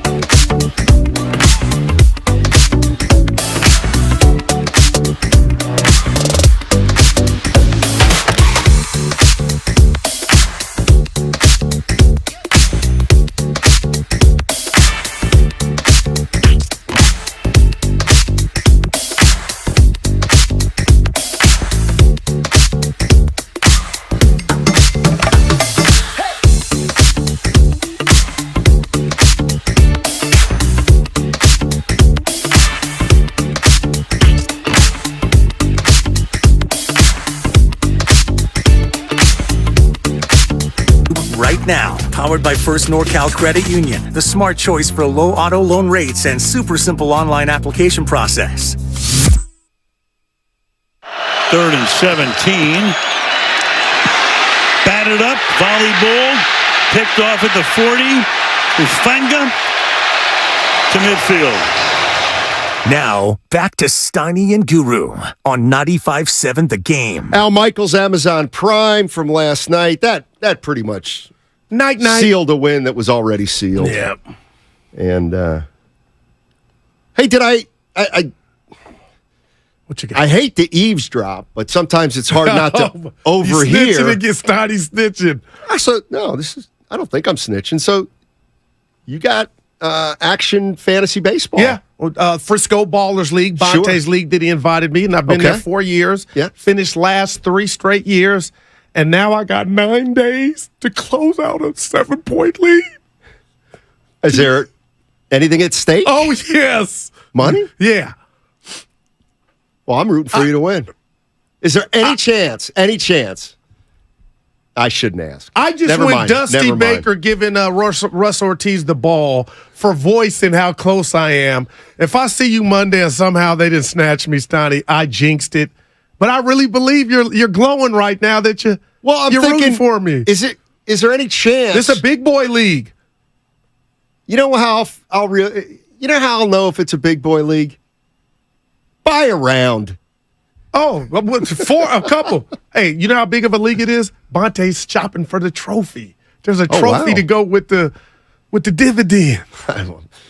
Give me the money. Let's go to Holly. Holly in San Jose. Hey, Holly, how are you? Hey. Hey, guys. Yeah. How are my 2 favorite radio hosts doing? There you go. Were you at the game last night? Oh, man, I wish I had been at that game last night. That game was amazing. Where did you watch? So I was at home. Had a long day at work. Here's the deal. You guys know me. I'm a basketball girl. I am not a football girl. And I know that's sacrilegious in this area, but I'm not. I'm a basketball lover. That's me, right? Right. But, man, Purdy has got me watching football like a fiend. Nice. He's been so much fun. I love his story. My husband was telling me about his story. I'm like, yeah, I'm going to watch. I watch because everybody around me is watching. But, I mean, you've got me screaming at the TV like a crazy Niners fan. I know. It should be a ridiculously fun year. No doubt, Holly. Again. Good, right? Yeah. I'm loving. Okay, so last night, I'm sitting there watching the game. I can't hardly sit still. And he throws that beautiful pass right into the shoulder of, who was it? Who did he throw that pass to? You know the one I'm talking about? The rookie Ronnie Bell, or was it Debo? Yes. Yeah. Yes. No. I think it was the rookie. Yeah, Michigan. That would have been him. But it landed like right in this kid's shoulder. And I mean, just the athleticism on both parts. I tell you what, I was blown away. Because at the end of the day, I appreciate a good athlete and what they do to keep themselves in prime condition to be a good athlete, no matter what their sport is. And man, that was just a thing of beauty. And then watching Kittle fight for those extra 15 yards, you can't bring that man down. Debo was unbelievable. I mean, listen to me. I'm sounding like a diehard Niners fan, aren't I? You know what? I don't know what your money situation is like. You sound like you're ready for a Purdy jersey. Right? I think I might be. I love this kid. And for a while there, I'm not joking, I sit around the beginning of football season just waiting, holding my breath for basketball season to start. And now I'm kind of like, dang, I'm set. I got to ask you this, young lady. Are you watching the games by yourself? Take us there. Yes. Wow.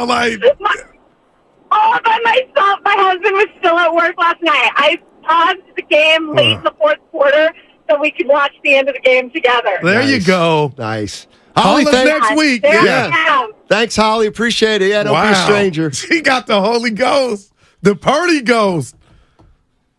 Wow, this is what happens when you win. They come to the yard. You calling Holly a front runner? No, she said she was a basketball gal, but now she's red and gold. Purdy could do no wrong. 925 says Holly needs a featured segment.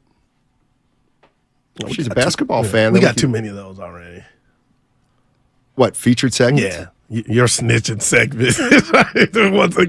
Once a day. What else we got? I don't know. Dude, we ain't did a gripe in a while. We've been good next week. I may gripe. A few things I'm not happy. I could think of something off the top of my head. San Francisco 49ers. Look, they're good. Keep going, they're man. good. Who's not happy? Oh, and what are you not happy about? Seriously. Well, you're not happy about Brock's deep ball. No, you get me mad. Yeah. We're having lunch today. Come on now. We'll see. Well, I'm still going if you don't go. Me and but Evan, it won't be as fun. I'm like Reggie. I'm the straw that stirs the drink, baby. That is, if you wanted the analytics of when you're not around, it's when you're around. We won't go there. If I say today, guys, I got to go straight home today, there will be no gathering. That's who I am. Your mind, it's what I do. In your mind, there won't be. It's what I do. Stoney, I have nothing on my paper, man. I have nothing on. Now, Evan did. I'm a little baffled, Evan. I need you to have my back.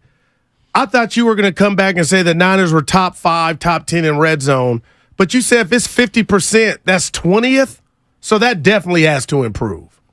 But right now the majority of the league is above 60%. Wow. But they have not had as many trips inside the red zone as the Niners have. I'd rather have more trips. All right. And a lower percent. I'd rather have the most visits, total trips to the red zone. And the 49ers have also not turned the ball over in the red zone. So those trips that don't turn into touchdowns are field goals. So it's still points. Yep. 951. One thing from last night, one wart from last night. Daniel Jones had wide receivers open that he couldn't connect with, or wide receivers dropped. A lot of space from DBs that the Giants couldn't take advantage of. Need to clean that up for better teams. I didn't see that. I mean, it's football, Stoney. They get paid too, but outside of that, I believe it was the big tight end dropping the ball right between his hands. I felt like the Niners defense answered the questions about who they are and what they are, and was Sunday against the Rams a fluke? I think the best throw of the night from Purdy was the one to Kittle on 3rd and 8. That he threw to the sideline and just split two guys. Juszczyk, of course, was in the area mucking things up. Give the guy a break. Purdy just. What about the one to Ronnie Bell when he they were blitzing and he had to stand in there, John Wayne, and throw it and hit it right in the corners, 90, and Bell went tap with his feet. I thought he saw that play coming. Good for him. But the most impressive throw to me would have been the one if McCaffrey could have held on to it. Like, how many running backs are even on the other end down the field that far trying to catch the ball? Remember last year in L.A., when he had just got to town, McCaffrey, he caught a touchdown, I'll call it a deep ball, where he went up high in the end zone and caught it against the Rams. Is that Garoppolo? Yeah, it was Garoppolo. But still, it was your boy, C-Mac. He's incredible. One question I have for 49er fans, especially because all the wins have been convincing pretty much so far, is, what does a challenge for this team look like? I mean, we have not seen anybody really put any kind of dent in what they want to do. I mean, the Rams were up 17-10 in the second quarter. Getting rid of the ball quick. And then they held them to 6 points in the second half. So what is... what's adversity look like for this team? I mean, it's hard to envision them getting down more than one score. Yeah. So anyway, they look take a top tier right now. Quarterback, and that's what I do believe Matthew Stafford is. But damn, Stoney, that game was tied in the fourth quarter.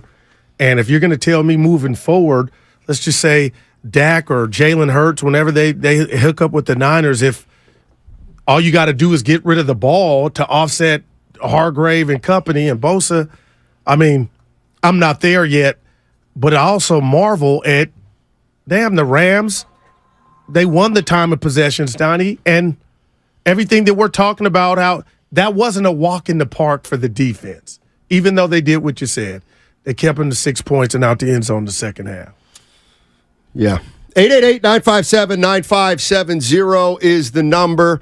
The San Francisco 49ers, they take care of the Giants. And Kyle Shanahan brought up an interesting point that I hadn't realized. I guess this was Brock Purdy's first Thursday night game. Take a listen. Yeah, he missed a couple today, and guys made a couple of real good catches also. I thought it was just a huge challenge, one of the biggest ones Brock's been in, just to, the short week to prepare for a scheme like that, just how much they do with, they had 6 guys on the line of scrimmage throughout the game. Half the time they're coming, half the time they're not. There's not a comfortable play throughout a game, from a play call standpoint and from the quarterback, just because there's a lot of plays that don't work versus that. And so you got to constantly be looking at it, and sometimes they do, sometimes they don't, which is a huge challenge for a quarterback. And I thought he settled down throughout it as the game went and ended up playing good enough for us to win. Now, I thought he played with a broken rib in Seattle last year that we didn't know about when they were in the all-whites. What did Shanahan say? Game. Was it a Thursday game? Yeah, I believe it was. Oh, it was. So yeah. This is the second time that Purdy's prepared on a short week. Maybe he was saying the Giants' schemes are different. I don't know. They brought the house. A challenge for this team? Question mark. They've yet to play Kansas City, Philly, Buffalo, Cincinnati. But can't we do that with the Eagles and any other team you want to put in there? Like, come on, man. Or women, we can't. All they can do is play who's in front of them. Stein, what if I were to ask you the Philadelphia Eagles? Does Minnesota qualify? Who's winless is a quality win? I mean, isn't that nitpicking? Playing for their lives this weekend against Evans Chargers. I mean, the one thing is the Eagles have done it, though. They got to the Super Bowl last year. Did. Like, it's hard to get to the Super Bowl and then come out the next year and be guns blazing when you know how long the season is. And they're undefeated. Those guys are the top 4 quarterbacks. All are mobile quarterbacks that can pick apart a defense. Truly a test that I'd like to see. Well, they play Philly. They play Cincinnati. They don't play Kansas City. They play the Eagles, obviously. Dallas. And they play Cleveland. Baltimore. And Baltimore. That's pretty damn, should I say, stout? Ain't no walk in the park. What are the 49ers? We can do this. Yeah, what's their record going to be this year? 15-2. Well, now I got 12 of the 15. All I need is 12, right? Exactly. I mean, seriously, what? Real quick, do the Stoney computer. 13-4.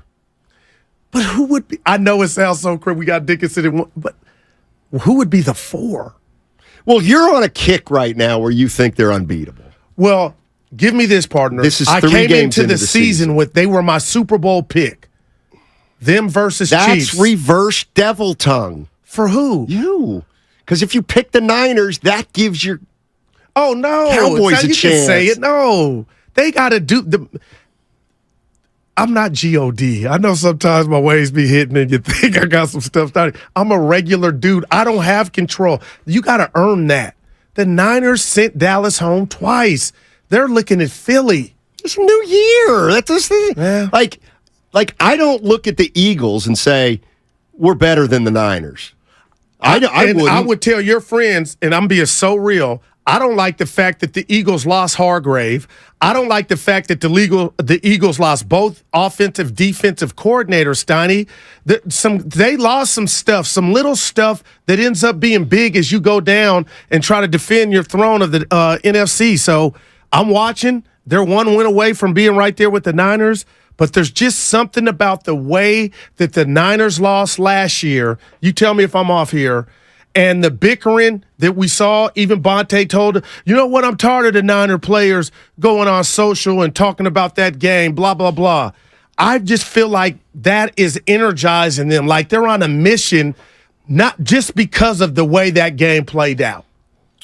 And you could easily say, they're being pros. Come on. I don't care anymore about last year. Like this is a new year. Like I don't think the Eagles are the best team right now in the NFC.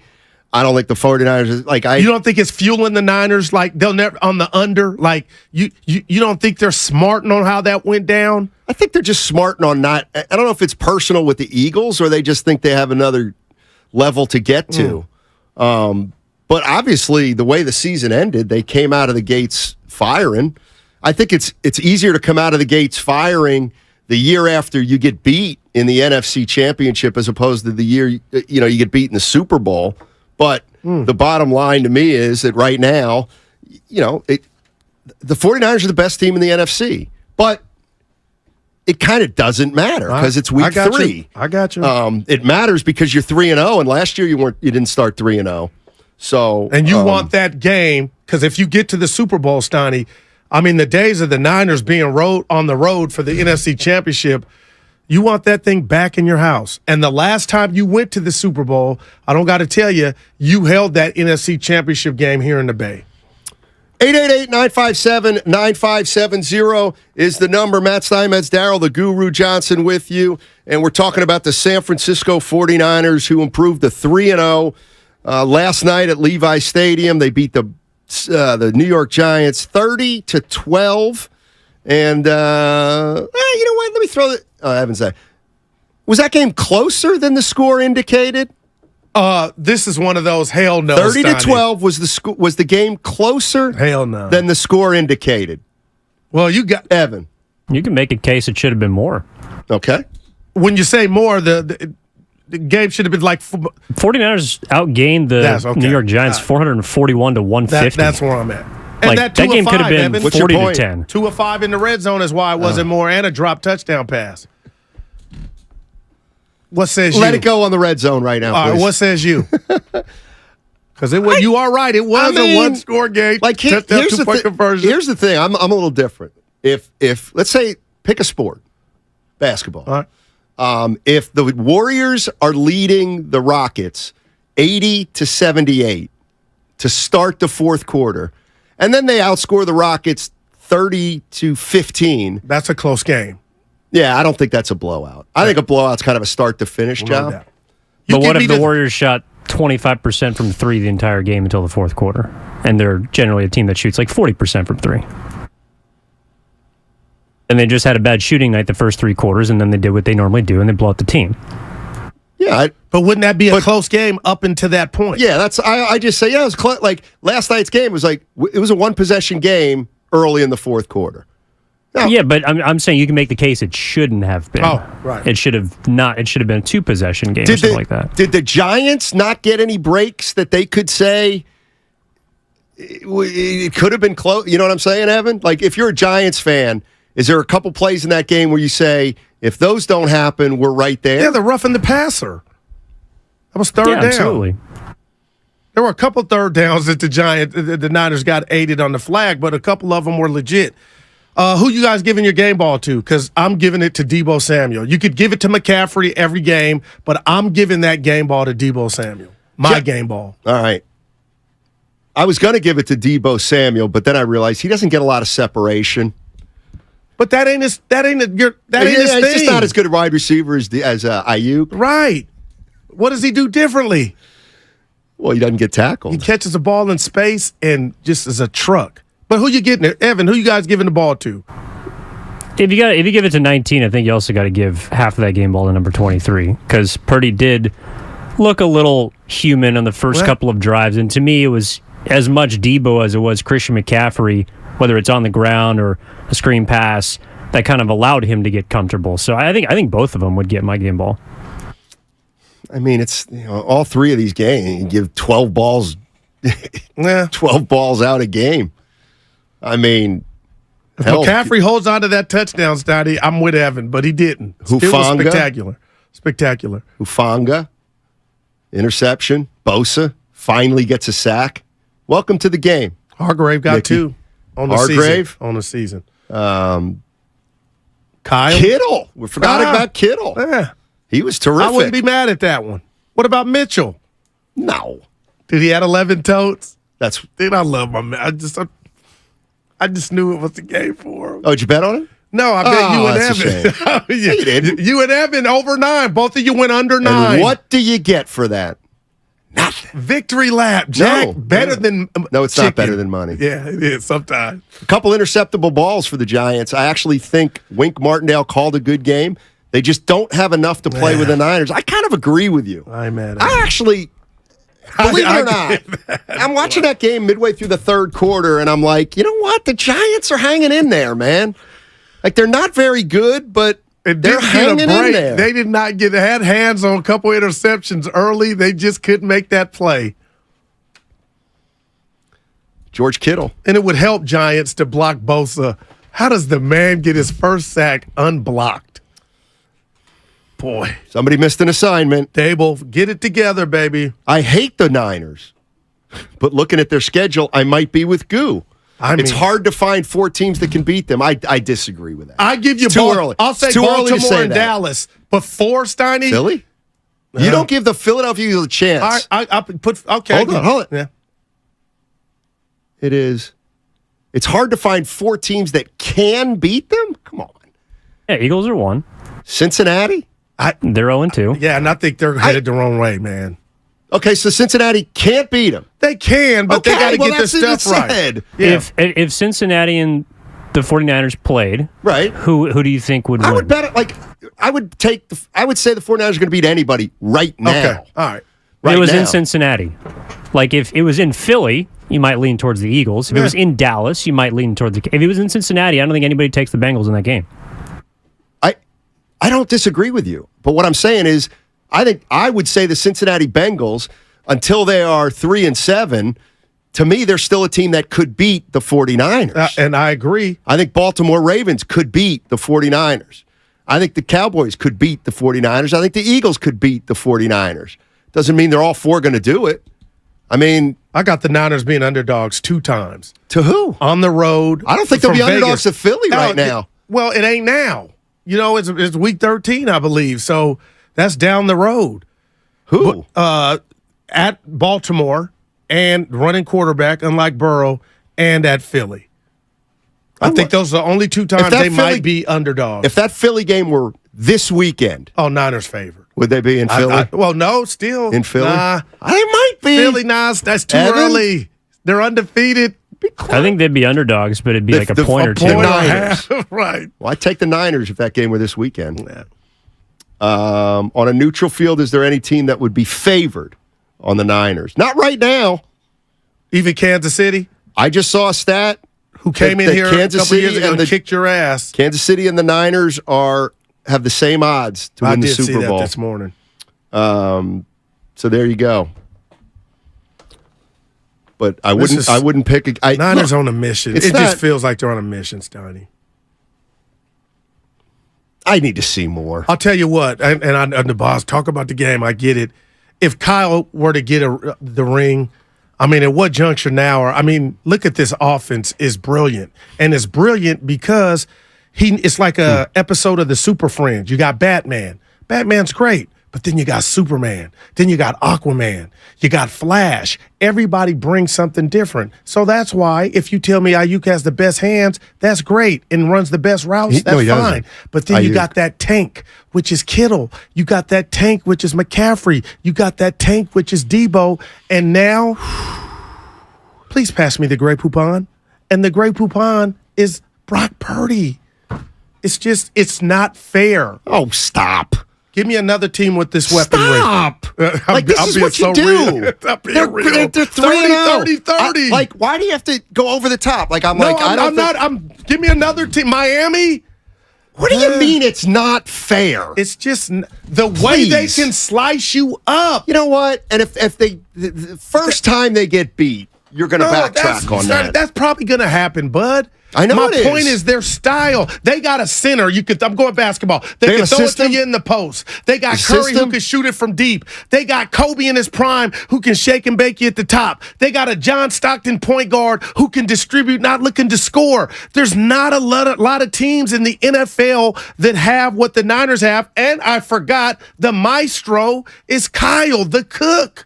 Like he knows what he's doing. This is 3rd and 15. Oh, other teams will look and throw it down the field. I'll throw it in the flat to number 19. Get out my way problems. First down. Oh, my God. I'll turn it around and give it to McCaffrey. That's a headache. Oh, my God. Hey, is this the first time a team has started 3-0? I mean, Jesus. Has nothing to do with that. Oh, my God. 3-0. You know who else had a system? About 2 months ago, the Giants had a system. Oh, the Giants. Oh, the San Francisco Giants, they had a system. They had a maestro just like Kyle Shanahan. 888-957-9570 is the number. Come on, jump in. Calm Guru down a little bit. Hey, 49er fans, I know you're a realistic group, so there's still work to do. Can't crown them yet. It's all sponsored by Ashley Furniture Home Stores. My little brother's friend.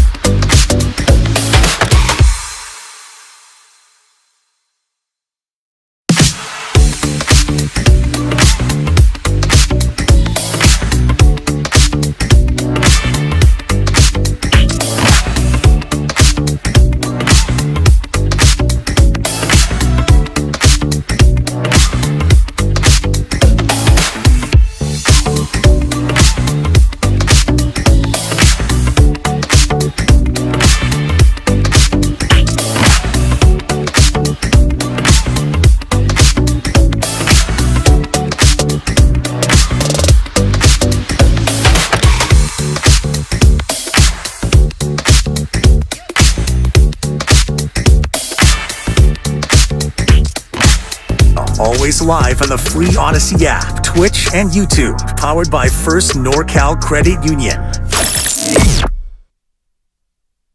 That is caught by Samuel, and off he goes.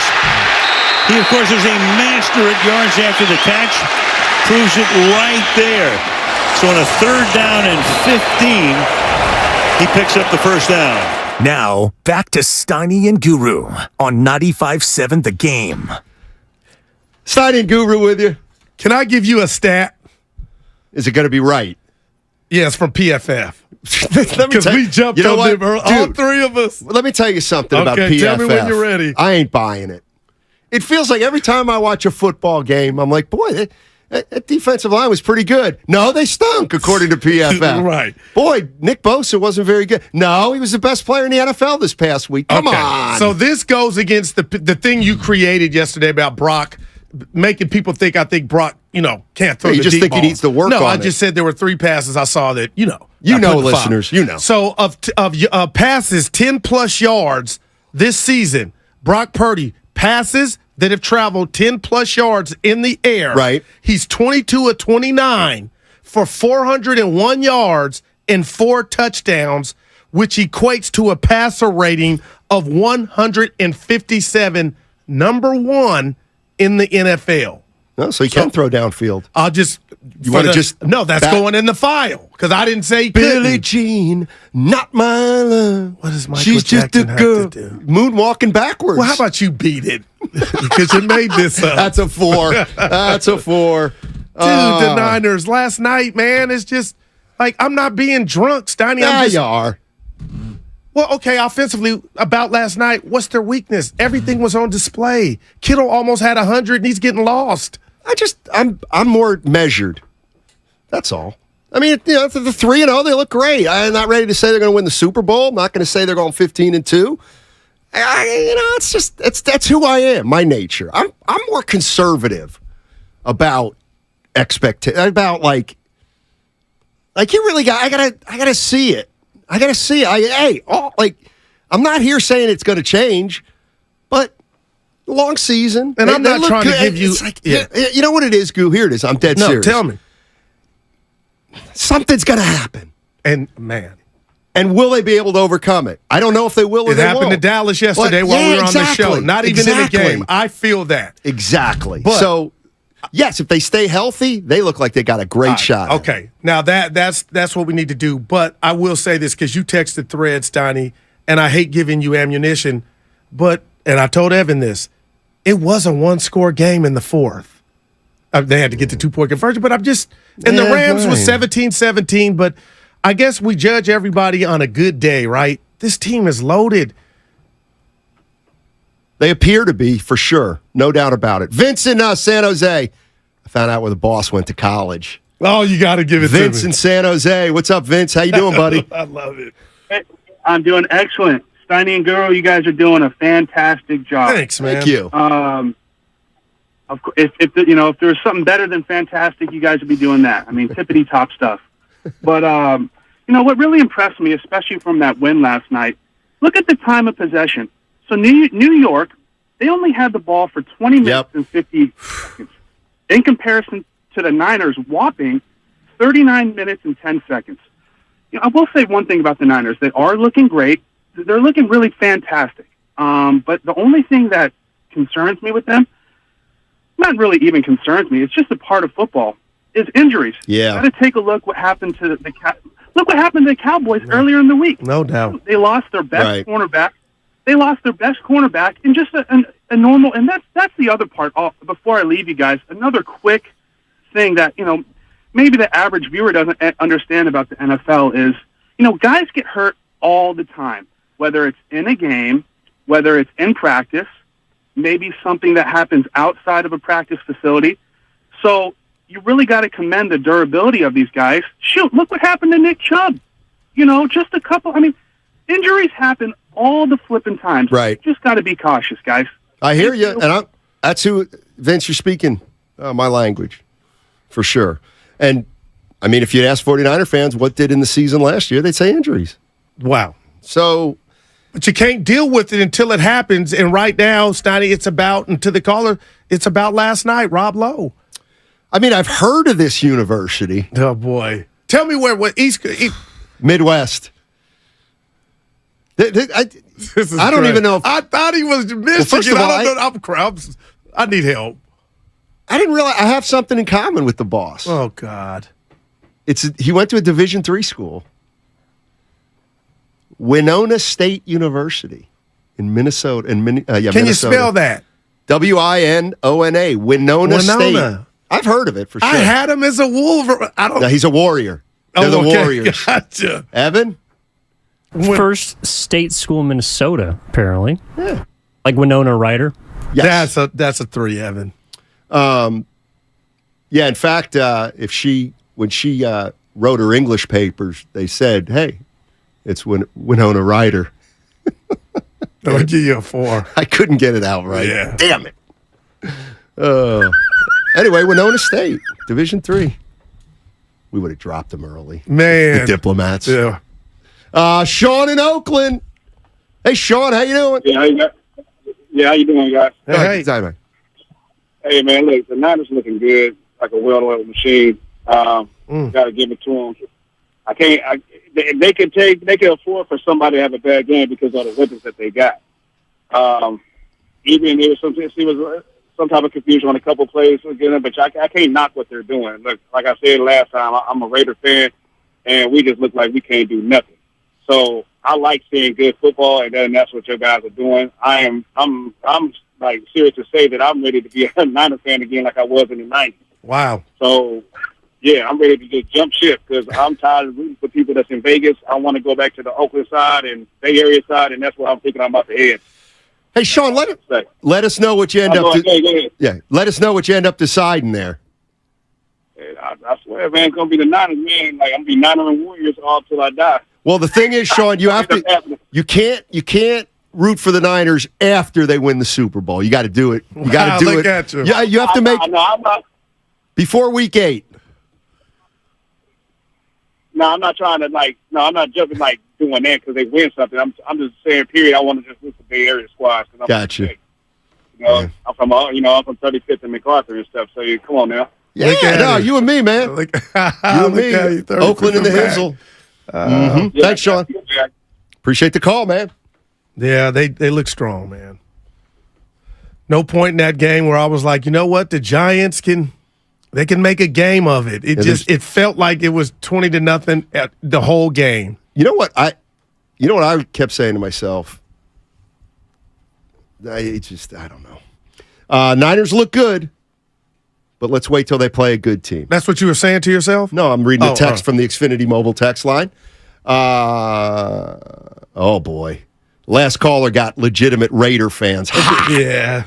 But man, he wants to convert. We don't want no Raider bandwagoners. That's from 49er fan. And then a Raider fan says the last caller's a sucker. Wow. Have him please jump ship. Yeah, you'll never We be don't able need to Raider identify fans him. like that. What was our gentleman's name? Who just called? I liked him. He's gonna what's his name? Well, he was from 35th and MacArthur, yeah. Right down from they call it Max now. You don't gotta say the whole Mac. Right, and well, let me tell you something. Yeah, lives right next to Toscano Anderson. That's 8,500, Donnie. Don't tell me where International is. I know where International is. Right by the Talk of the Town. You ever hear the Talk of the It's Town? formerly Mission. East 14. What? International used to be East 14. Is he right, Evan? Evan is from San Diego. He is correct. Yeah. Thank you. From El Cerrito. I'll just have to wait another minute. El Cerrito. Wow. Jeff's in San Francisco. Hey, Jeff, what's going on, man? What's going on, boys? You guys are doing great. My favorite show on the radio, so keep it up. Thanks, man. Fortunately, I'm a Giants fan. I was at the game last night, and I was told some colorful words. As a Giants fan, I have my Giants gear. I was told to sit the heck down, shut the heck up. But, I complied, put my tail between my legs. You guys are playing good football. Got to call a spade, man. You guys are looking good. But, don't get ahead of yourself, man. Something's going to happen. I don't know what, but it's inevitable. No, football's football. I get that, time, but guys. yeah. Thanks, if Jeff. that's all, if that's all they have, Steiny, I respect that. But you know who that applies to? every 31 other teams. Because anything can happen like it did in the Lone Star State yesterday at practice. Right. Okay, so appropriate fear, but you still could celebrate the wins like last night. Lori Matthews, our girl, on the YouTube chat. First NorCal Credit Union YouTube chat. If you don't love us during the lows, don't come back for the highs. But to Lori, you'll never know who's on the wagon and is a bandwagoner. Like you and I got Niner jerseys. They were given to us. But if we throw them on, they're not going to know our, I would wear mine right now, but I think it'd be a little too tight. What if they lost? A little snug. What could you imagine? I tried it on. That thing is big. You'll fit. Is it? Yeah. Injuries happen all the time. Yes, they do. So, but that's being negative. It's not. It's being realistic. No, realistic Football, is 30-12 last night. Realistic I get what is you're saying. Injuries happen in football. It's not unusual. Listen, if I have a nickel for every time a sports fan or football fan says, you got to stay healthy, I'd be rich because you're absolutely right. All right, I'll give you got to this stay then. healthy. All right, I know how to say it. So are you more, and the Niners, we all can agree they look great right now. Great win last night. But it sounds like you're saying, Steiny, you're more afraid of an injury to derail the Niners than an actual team. And I'm not. There's no like Dallas, Philly, they don't scare me right now. I think the Niners could beat both. But again, that's not how it works. They don't play them, week 5 for Dallas, week 13 for the Niners. But it feels like you're in totality, that's what concerns you more than an actual team. Well, I can't judge them till they play the Cowboys and some better teams. They look, right now they look great.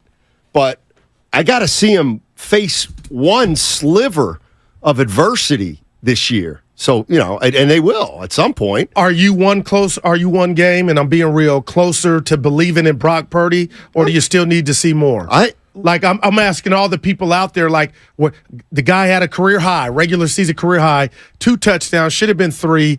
I'm asking, where does this go and how much does this buy him to where people are like, you know what? I don't need to see more. Shout out Richard. It's just where it doesn't matter what people think. If they want to see more or don't. He's quarterback, and he's going to be a starting quarterback unless he gets hurt. And what's this year about? Whether the 49ers can win a Super Bowl with him at quarterback. Here is Brock Purdy talking about his slow start. There were some looks that were there, that I was off, inaccurate, or some things just didn't happen right within our scheme. And so, I felt like it was a little choppy at first. And then, once we got into a rhythm, we sort of saw what they were doing. And, at one point in the game, they're going to start doing stuff. We had a good feel for it, I feel like, a couple drives into the game. So once we got rolling, we're putting some drives together. We got in the red zone, and we just got to score. Obviously the field goals and putting up points are great, but our standard, we want to be able to score touchdowns when we get in the red zone. And,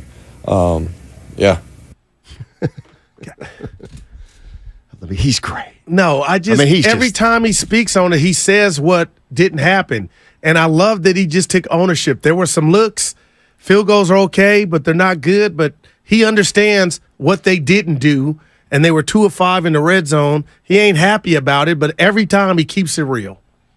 888-957-9570 is the number.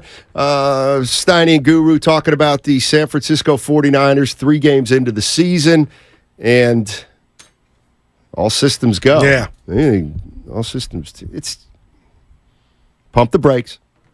I like this team. This team's very good. They look like they're going to be very good, but we must go through the process together.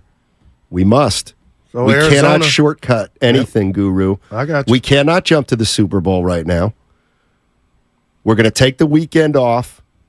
We're going to watch some games this weekend, and then we're going to prepare for Arizona.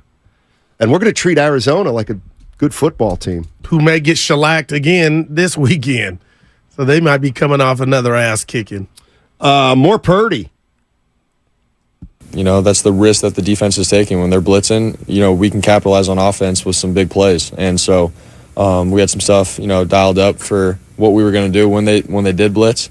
But at the same time, if you're not on point, then they're going to get you. And so there was a couple times in the game where they got us. But at the same time, I feel like we were able to get a couple plays here and there on their blitz and take advantage of it. So it's something that, we got to watch the film, learn from it, when another defense starts to pressure and do things like that. I feel like there's big plays to be made. Brock Purdy talking about the New York Giants pressure last night. Like, what would you grade their pressure on a scale of 1 to 10? The pass rush, 10 being a great pass rush, or 10 being Brock Purdy under duress all night, and 1 is no pressure at all. I'll give him a 10. I thought Martindale brought, like, the Giants had action. I just thought they did it too much. Like Martindale, they like to throw the screen passes. They like to throw it to the guys in the flat, switch it up a little bit. They don't go over the top like that, and they're missing Ayuk. They brought the house so much that on the 3rd and 15s or 17s, you could throw it in the flat to Debo, and he could get the first down that way. Like, that should never happen. But I will admit, Stoney, the Giants early on had chances at a couple interceptions, kept them out the end zone. I was like, okay, look at Martindale. I thought he just became one-dimensional. If that's a 10, order the rings. I mean, the Giants' version of a team. Well, okay. Now, what if that's Dallas? I'm just saying, is if you can't beat the Niners with that. Oh no, okay, gotcha. If it's the Giants 10, it's the Giants 10, and the Cowboys 10 is better, fair. But because a good defense can get home like the Niners on a good day with 4, Stoney. So you ain't got to blitz. Exactly, and you can cut, help on that underneath stuff where the Niners live. So I got a question for everybody. This is from the Xfinity Mobile text line. 510, offensive line has to get better. Well, if they were blitzing all night and you threw for 310 yards, how many sacks did Purdy take? 2? He was sacked twice. Twice. I mean, they ran for 100+. Like, what more can they do? Man. Jason is in Oakland. Hey, Jason, how you doing? How you guys doing? I usually don't call feeling kind of upset, but I'm upset about something. I'm tired of the guys talking about like Purdy is a fill-in quarterback. We got rid of Jimmy Garoppolo because Purdy. Trey Lance is not with the 49ers because of Purdy. Brock Purdy is not a fill-in quarterback. He's the franchise quarterback. After this year, when his contract is up, the Niners are going to pay him. Brock Purdy hasn't lost one game during the regular season. He got hurt in the championship game. Last season, Brock Purdy was the best thing smoking. He hurt his arm. Now everybody got all these reasons why he's not that great, or he's a game manager. He's not a game manager. He's probably one of I'd say he's in the top 10 of quarterbacks in the league. And if you go throughout the whole NFL and look at the mistakes other quarterbacks is making during the game, it's the same as Brock Purdy. Guys probably almost threw a pick, and the player, knocked it down, or guys threw bad pass throughout the whole league. I am tired of hearing, and it's not the fans. It's a lot of guys on the radio acting like Brock Purdy a fill-in. He's not a fill-in. He's our number 1 quarterback. Jimmy's not there because Brock and Lance. I'm not, I've just been getting upset about hearing that. That's all, guys. Appreciate it, Jace. And I would tell Jace, isn't it that quieting down? Because he ain't hearing it from the morning guys. He ain't hearing it from us, and he damn sure ain't hearing it from Willard and Dibbs. And I say that to say a lot of us believe that Brock is on that track of he might be the guy. He definitely is the franchise quarterback. Well, Dibley with Willard does kind of what I do with you. Which is just hold on. Yeah, just hold, and Dibley will be like, yeah, no, Brock Purdy, I think already he's the greatest quarterback of all time. Oh, yeah, I did. That's I would Dibb's give way you a of doing 3 it. for your Dib. No, but I get it, but it's not slander. He ain't no fill-in. And what about PFF? The numbers I just read about this year passes over 10 yards. Like, there's 29 of them. See, I'm with the 650.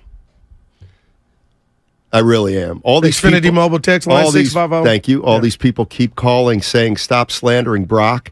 I honestly haven't heard one host or one caller slander him. I would agree. That's what I just said. I mean, but our guy said he must hear it. Maybe it's not enough to say Brock Purdy's off to a great start. Well, then what would be the other part of that? Maybe in this day and age, what's most important is to be first. And to say, can I be the first one to say Purdy's the real deal? That's what I think it is. Well, he's showing you. Steiny He's still- undefeated. Yeah, exactly. That's incredible. Frank's in, we call it the A, Atlanta. What's up, Frank? How you doing, buddy? What's going on, fellas? Hey. I was calling because I was wrong about Purdy. Oh. I was always all Trey Lance guy, you know, and I don't know. I will eat my crow. I think the guys they played well last night. I think one thing that is not said is last year in a game similar to this, they came to Atlanta. I watched them live, and Mariota cut them up, and and you know they won. Atlanta won, but this is a game that the 49ers lose traditionally at the early in the season. Maybe they're going to be a team of destiny. I don't know, but I was wrong on Brock, and that's all I got to say. I commend you for being a big man. You ain't going to jail, no punishment, no fine. Thanks, Frank. Yeah, Frank. We need more Frank. I'm one of Frank. I thought your boy Well, when had are you the goods. When are you gonna? I said I admitted I was wrong on Trey Lance when the trade happened. On Brock. What you mean? Why don't you go follow Frank's apology up with one to Brock? I've done that already, bud. Oh, you've apologized? Yeah. Oh, okay. Oh, man. So you were wrong. Oh, okay. I'm leading the brigade. Oh. Yeah. This is real. I don't need to see more. Like, what does it mean when you don't need to see more? This is Richard Seymour. I Good player. did that 2 minutes ago. What? I said, shout out Richard Seymour. Did you really? Yes, crickets. But anyway, I know it's Friday. Come on, Steiny. I don't need to, this is real. You don't. Evan took a cut of me and put it on the website yesterday. Thanks, Evan. And it was one that I was really proud of because the point I was making was you don't fluke your way into being undefeated through 10 or 11 games. You gave the Tom Zach. That's different. Why is it different? Now, this is interesting. Why is it different? Because Brock Purdy, I believe, has tools and uncanny ability to run this offense, and that's all it's about. It's not even about any other quarterback. And Tom Zach didn't have the command in Chicago back in the 80s. It's not about that. I mean, it's about this is what not I the reject. first season. I reject this is his second. You can't say what Purdy's doing is different than what Tom Zach did when we don't know anything about so what special. Come I can't on, believe I brought up Tom Zach. I can't should have either. just left it alone, Evan. But it's about Brock versus Brock. Yeah, in case you're wondering, Mike Tomczak, quarterback 20, 30 years ago, started for the Bears. They won 10 in a row. I'll bet you haven't heard of Mike Tomczak, And he wasn't drafted. Don't forget that And he wasn't part. even drafted. So, hey, Brock Purdy, you ain't no Tomczak. Not yet. God, let's pull some game film of Tomczak. See if he could throw the deep ball. I'll bet they weren't ripping him in Chicago when he had won his 9th straight game like they're doing here. Thank you very much. All right, 888-957-9570. It's a Football Friday brought to you by First 5 California. To learn 4 things you can do to overcome toxic stress, go to first5california.com. Matt Steinmetz, Darryl the Guru Johnson with you on a Friday, and we are getting close to the weekend, which always makes us happy. What makes you happy as a 49er fan watching last night's game? Because nobody can smell or sniff the pulse of a fan base like your guy Steiny, and you guys are on cloud 9. Why specifically? On 95.7 The Game. I need your help. I got this. Expendables 4 is definitely rated R. A little violent, perhaps?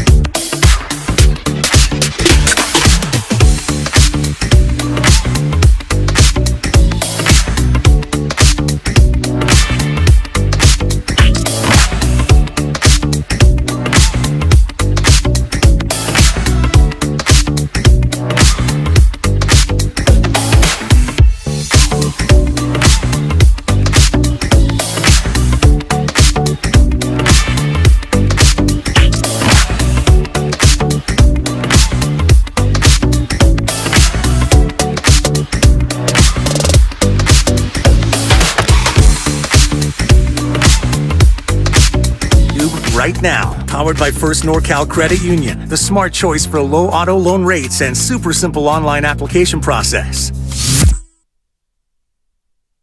Third down, about 2.5. It's Darren Waller going to the slot. He hasn't caught a pass tonight and won't hear either. The sack. Javon Hargrave, who they picked up in free agency, had a great year last year with the Philadelphia Eagles. Another guy they've added to that fabulous front four. Now, back to Steiny and Guru on 95.7 The Game. Why do people get so sensitive when facts are stated? What made you say that? Well, somebody's obviously gone back and looked up Mike Tomczak's stats, and no, he wasn't great. That's my point. Right. But he's won more games to start his career so far than Brock Purdy. Brock Purdy's still going to win but two there more. wasn't movies in the works with There's not a movie in the work about Purdy. Get this ring. No. And watch that, Jack. Let me tell you what. Rider strike would have to end then. It probably wouldn't. There's not much of a story for Purdy. You kidding me? There isn't. You see his mom and dad in the stands again last night supporting their son? Okay. Don't you think about you and your family? Because every time I see that happen, I do it. Harrison's parents and on the road in Philly, like that stuff, calling into Willard and Dibbs. I almost tear up, man. It's who I am. I ain't ashamed of it either. I'm you're hitting a sore spot with me because my father never came to my games. And I'm starting to figure you out. That explains a lot. My father never came to my games. Very seldom. You tell him about it now? Did, he was super critical. Have you had a conversation with him as a grown man? Like, Pop, let me talk to you. No. That would give you some closure. I have closure. I don't talk to him anymore. Boy. No, I'm kidding. No, he was a basketball official, so he was always reffing when I was playing. He saw a couple games a year. 3 to 5. I would have He did said, the bare I can't minimum. do this game. I got to go see my little Maddie. Well, he had to take himself out of the conference, too. Oh, wow. I know. Did he resent you for it? You know what? Come to think of it, he might have. That little Maddie. Exactly. He made you, though. Tony's in San Francisco. What's up, Tony? How you doing, my man? Huh? Hey. You know what? Sometimes I like to keep stuff on there. What the hell was that? Tony might have been shooting his shot. Yeah. So, I mean, parents do what they have to do. Yeah. Make a buck and survive. And let's go to Ra. Ra's in San Jose. Hey, Ra. How you doing? Hey, guys. How you doing? Doing well, man. Doing well. Hi, Matt. I am excited. How about you guys? Last night's win, that was, we've been hearing all this talk about Purdy, the lack of arm strength. He's not going to be able to hit these down the field, across the hash, like these throws. He hit 2 of them. He hit one to CMC. CMC just happened to drop it, right? I think we've got ourselves a guy who can get the ball to any point of the field and really open this thing up and not be watching, what we did for the last few years, which is Jimmy G just concentrates in the middle of the field. Everybody just sits there and waits. You can see it. Josh Jacobs is already struggling with it. He can't even get room to run anymore because that's what Jimmy does. I'm not sure if you've seen this article that Matt Barrows did about arm strength. Yeah. He went to a coach. Yeah, he gained like 55 miles per hour or something. Like a 5 mile per hour increase in his. Wow. Yeah. You guys should take a look at it. It was, or if you have Barrows on, ask about it. It hasn't really been talked about. I read the article. It was really interesting. And maybe that's why Brock, I wasn't citing nor saying he couldn't do it, but he had some overthrows last week, and maybe he's getting used to this new strength. I think we could. Yeah, 5 miles, I'll take it. Yeah. Heat rocks. I will check that out. I'd seen it and I'd glanced over it, but I'll tell you what, Barrows does some good stuff. He does. Yeah. He tell you what about Barrows. He's sneaky original. Man, that's a compliment like hell. He's got ideas. He follows up on them, and then he gets to do stuff. You ever tell him? I don't even know him. Oh, but that's the stuff. Well, if you could get in contact with him, that would blow him away. And the fact that it's not coming from a friend, that's what we need more of. Real quick, about your game ball, Hufanga. He had 1 tackle. Yeah, but he had an interception. But it was off a tip. He sealed the game. It was off a tip. I'm just saying. He caught it. Yeah, so Barrows was the guy who did the story about halftime. Yeah. And basically did a whole story about how halftime's pretty boring, really. It hurt my feelings. It ain't any given Sunday with Pacino, man. By the way, John Dickinson, he's going to come on at 1 o'clock. He was at the game. 49ers insider from Odyssey. And don't forget, John Dickinson and Alan Stiles. They're going to be live tomorrow at Friedman's Appliance in Pleasant Hill from 12 to 3. Go over and say hello to JD and Alan, and I'm sure they're going to be talking lots about the 49ers' great start. We haven't heard from him in a little bit. Skinny Bob. Our guy. Skinny Bob is in Granada. Hey, Skinny. Hey, afternoon, guys. Yeah. Hey. Quite a win last night, and didn't surprise me, though. I think this team's on the way to bigger and better things, for sure. And with Brock, with his background, 4 years at college, and with his surroundings, with all these running backs and great receivers, I can only see him getting better. He's got a quick release. He doesn't turn over the ball, and he's the kind of guy who will make a franchise just glow. I thought last night, even though they got to the red zone, everybody wants to see him score touchdowns. Nothing wrong with a field goal if you keep marching every time you got the ball. It's eventual you're going to score. Right. So I'm really happy with these guys. How was your game in Ireland, Steiny? Oh, man. Thanks, Skinny. It was incredible. It was just an incredible experience. 9 rounds in 9 days. And thanks for asking, Skinny. It was wonderful. Bucket list type stuff. Well, I got refills for everything you lost. So. Awesome. I did leave a bunch of them in Ireland, my golf balls. But hey, Skinny, thank you so much for joining us. Don't be a stranger, bud.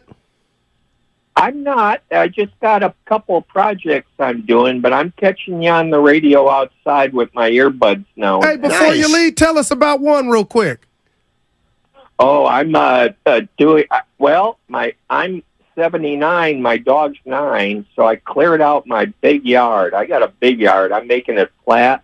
I'm doing all pavers, the front driveway and the back. I'm making That's awesome, Skinny Bob. Yeah. Thanks, Skinny. Appreciate it. Yeah, he's family. Everybody loves pavers. They really do. The little blocks. Yeah.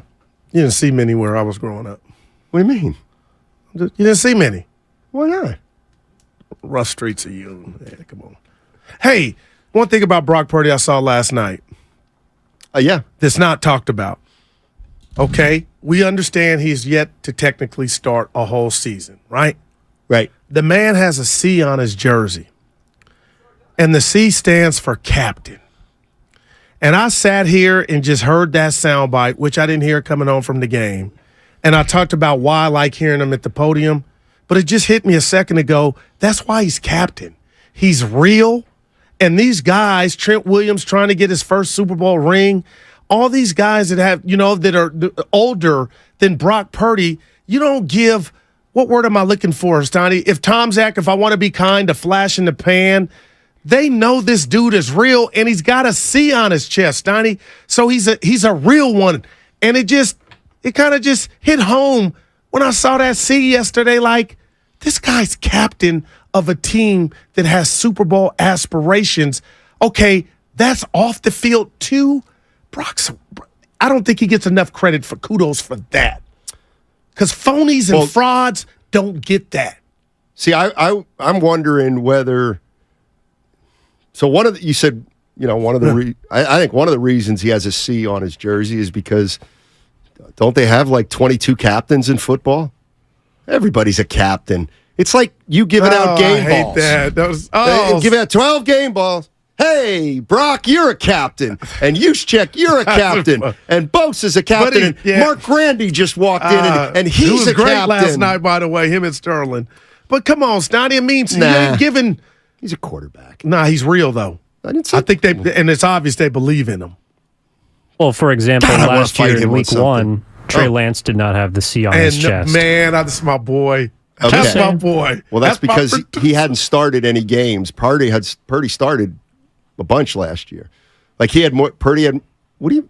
Trey Lance started shrug. 2 games the year before. Right. And he won one that helped them get in the playoffs. Oh, okay. So you should have made him a captain. No. Is that I'm what you're saying? No, I'm saying Kyle Shanahan didn't make him a captain, but he made Brock Purdy a captain. I love you, buddy. Jimmy was a captain too. Oh, they Hit were the into pike. Jimmy, and then it ran out.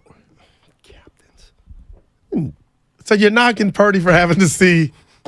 No. Yeah, I know you're not. It's just he's the real deal. Is all I'm telling Listen. y'all, man. I'm there. Where's Willard? Well, Dibs ain't gonna give it to me. He's the real deal, man. Holyfield. Here's the bottom. Here's what. It's just some things that I know that you don't. Lori Matthews said there were 6 captains. That's not as much as you were making it out. Sure, to it's be. not 16, Lori. Here's the other thing about being captain. Don't read into it. I was a captain, and I was the worst leader in the history of my college. D3. But I was a captain for 2 years. They were trying to make you like enhanced. Maybe if we make him captain, he won't be a Richard. You know what I head mean? coach knew he had to stroke you. Right. The And team joke voted. was on you. They made a big mistake. You are everything I don't want my players to be. Why?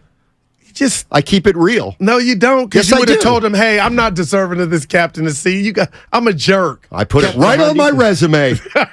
Captain. God. But anyway, Purdy Steiny. Hey, he's great. I know. I mean, no, He's the seriously. greatest quarterback to ever come into the league. See, One of the greatest. Now you're trolling. Am I? Another win. He's 10-0. And let me tell you something. They're playing Arizona their next game. They're probably going to win that. When do we say enough's enough? We've seen it. We believe it. Shout out to Warriors. Number 5. Can we all 408? From where? Where you reading that from? 408. Xfinity mobile text line. I mean, try to get it out. We're pros though. We got to help Evan. 408 right on the money. Can we all stop worrying about people calling Purdy a fraud? Who cares about them? Who cares if somebody needs to see more? Well, yeah, I get that. And we're not taking a lot of calls, but we're taking calls from people that say they're hearing it. I'll give you. Nobody's hearing it. Well, who says Purdy's not the? Who says people want to see more? Is not that? Thank you. Hey, you know what? Purdy's off to a great start. Let's see if he can keep it up. I think it's a little more than that, though. Nobody. I have not heard one person say, you know what? This is a mirage. Well, other than yesterday when you said his luck was going to run out. I know you are. Go ahead. Nobody's saying it's a total mirage. 25 of 37 last night, 310, a career high in the regular season.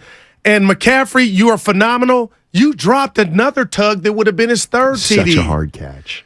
He caught it. He just didn't hold on to it. EBB last night. That blew me away, and I wasn't going to bite. I wanted to hear it on air. Can you tell the people on the Vine last night about 9:23? Not that I'm keeping track. No, it was earlier than that. No, it was earlier than that. Steiny text EBB. Can you explain to the people what it was? I didn't bite. I said, I'll wait for this man to tell me when I see him. I'm watching the Niner game, and I watch with a critical eye. I don't watch with a homer Shocker. eye. And sometimes I even put myself in the position of the other team, and I came up with a little anachronism. I think that's the word. Acronym. Yeah, there you go. EBB for the Niners last night. This is great. Every break in the book they got. Every break in the book. No, that was Exhibit A. I get everything. Yep. And they should have lost Trent. He threw a punch. I didn't see it in real time. Boy, they're living good, Steiny. No, they do. They look. And you know what? One of the reasons they may, maybe they're getting calls because they execute so well. Now, I Dead know. serious. Let me tell you how I watch. I know Debo was McCaffrey for the Niners before McCaffrey, so I know it was all about him, and we talked about it ad nauseum. Is his workload too much? But I want to give kudos to Elijah Mitchell, Steiny. He hadn't had his number called. I'm just watching him run, and like you say, you try to put yourself in the other team's shoes. I'm putting myself in his shoes. He's a team player. My point is, Steiny, he ain't McCaffrey. He ain't told us he is. Your boy can run the rock. 11 for 4. I'm just telling you. 3.8 on the ground compared to McCaffrey's 4.7, but his long was 18 yards, and I'm looking like he used to be the starter. and they went to the NFC Championship with him as the guy. It's crazy, man. They are happy hour. You know what that means. Yeah. Pay it off. Loaded. Jamie's in Pittsburgh. Hey. Hey, Jamie. What's up, man? How y'all doing today? Boy, how about those Niners? Hey. Hey, so I'm a Raider fan, man. Okay. But we got him calling. I'm gonna take my hat off to the Niners. Niners are a very good football team, but I'm gonna tell you one thing: Mr. Purdy wasn't Mr. Irrelevant for nothing. So I would say you guys chill on the Super Bowl talk. It's week 3. Like Steiny said, you play who's in front of you. Of course you do, but you also played your competition. Let's not forget what happened to you guys against Philly. Everything fell apart. So I'm just saying, you guys, pump your brakes, man. It's only week 3. Chill with the Super Bowl talk. Let me give you this before you go. that. On this beautiful weekend. He did get him to the NFC Championship game, though. He had Yeah, he did. He did, but I'll tell you another thing. Shanahan is a good coach by, you know what? I was telling my dentist earlier that sometimes you get adopted into a good situation. So, let's just give it some time. Shanahan's real well at protecting his quarterback on how, quick release, the quick slants, get the ball out quick. But we all see it with the pass rush. Jamie, we're losing you. Yeah, but he wasn't, He was on the money. He needs to see more. Shout out Richard. Or Stephanie.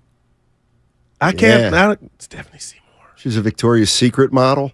Whoa. Stephanie Seymour. I believe her husband was a rock and roller, a hard rock guy, I believe. He was in a band, if I'm not mistaken. Anyway. Did you know? Yeah, I know. I know a lot. You know what I've been thinking about lately? Yeah. If I had it to do over again? Veneers. I've been seeing all these people on TV with just these perfect teeth, and then I find out they basically purchased them. If I had it to do over again, I'd do it, Stoney. You mean dentures? No, they shave your teeth. My wife was telling me It's on the our same thing. anniversary It's conversation. fake teeth. It's the same thing. But they look perfect. So do dentures. You ever see my dad smile? No. Well, it depends. If he's got his teeth in, it's a great smile. Oh, my God. If he pulls his teeth out, it's not a great My mom had the falsies, too. Oh, Mom, I love you to death. Oh, boy. It's a sight. Oh. But anyway, I do it Axl over. Rose. That's right. Thank you. Guns N' Roses. No, I was thinking of, what's the show on Max? Billions. Axel. Yeah, Bobby Axelrod. Yeah. God, Evan, you're great. Axel Foley. 48 Hours or Beverly Hills Cop. One of those two. I get them mixed up. Good job. Back to the Niner. Yeah. Back to Victoria's Secret. How many I went Hall of Veneers. Famers are on this team? Now that is our potential. Oh, yeah. Bosa. That's one. I think probably Kittle. I think probably 14, huh? Go ahead, Kittle. Oh, he's a Kittle, yeah. Like a Niner. McCaffrey's a Hall of Famer. I'm not. Trent Williams is a Hall of Famer. Trent actually is. Yeah, he's going. Purdy is on his way. Stoddy. Purdy's got to. I'll tell you who else is going to the Hall of Fame. Moody. Moody is going to the Hall of Fame. Just had 2 yesterday. I forgot Debo. Ayuk.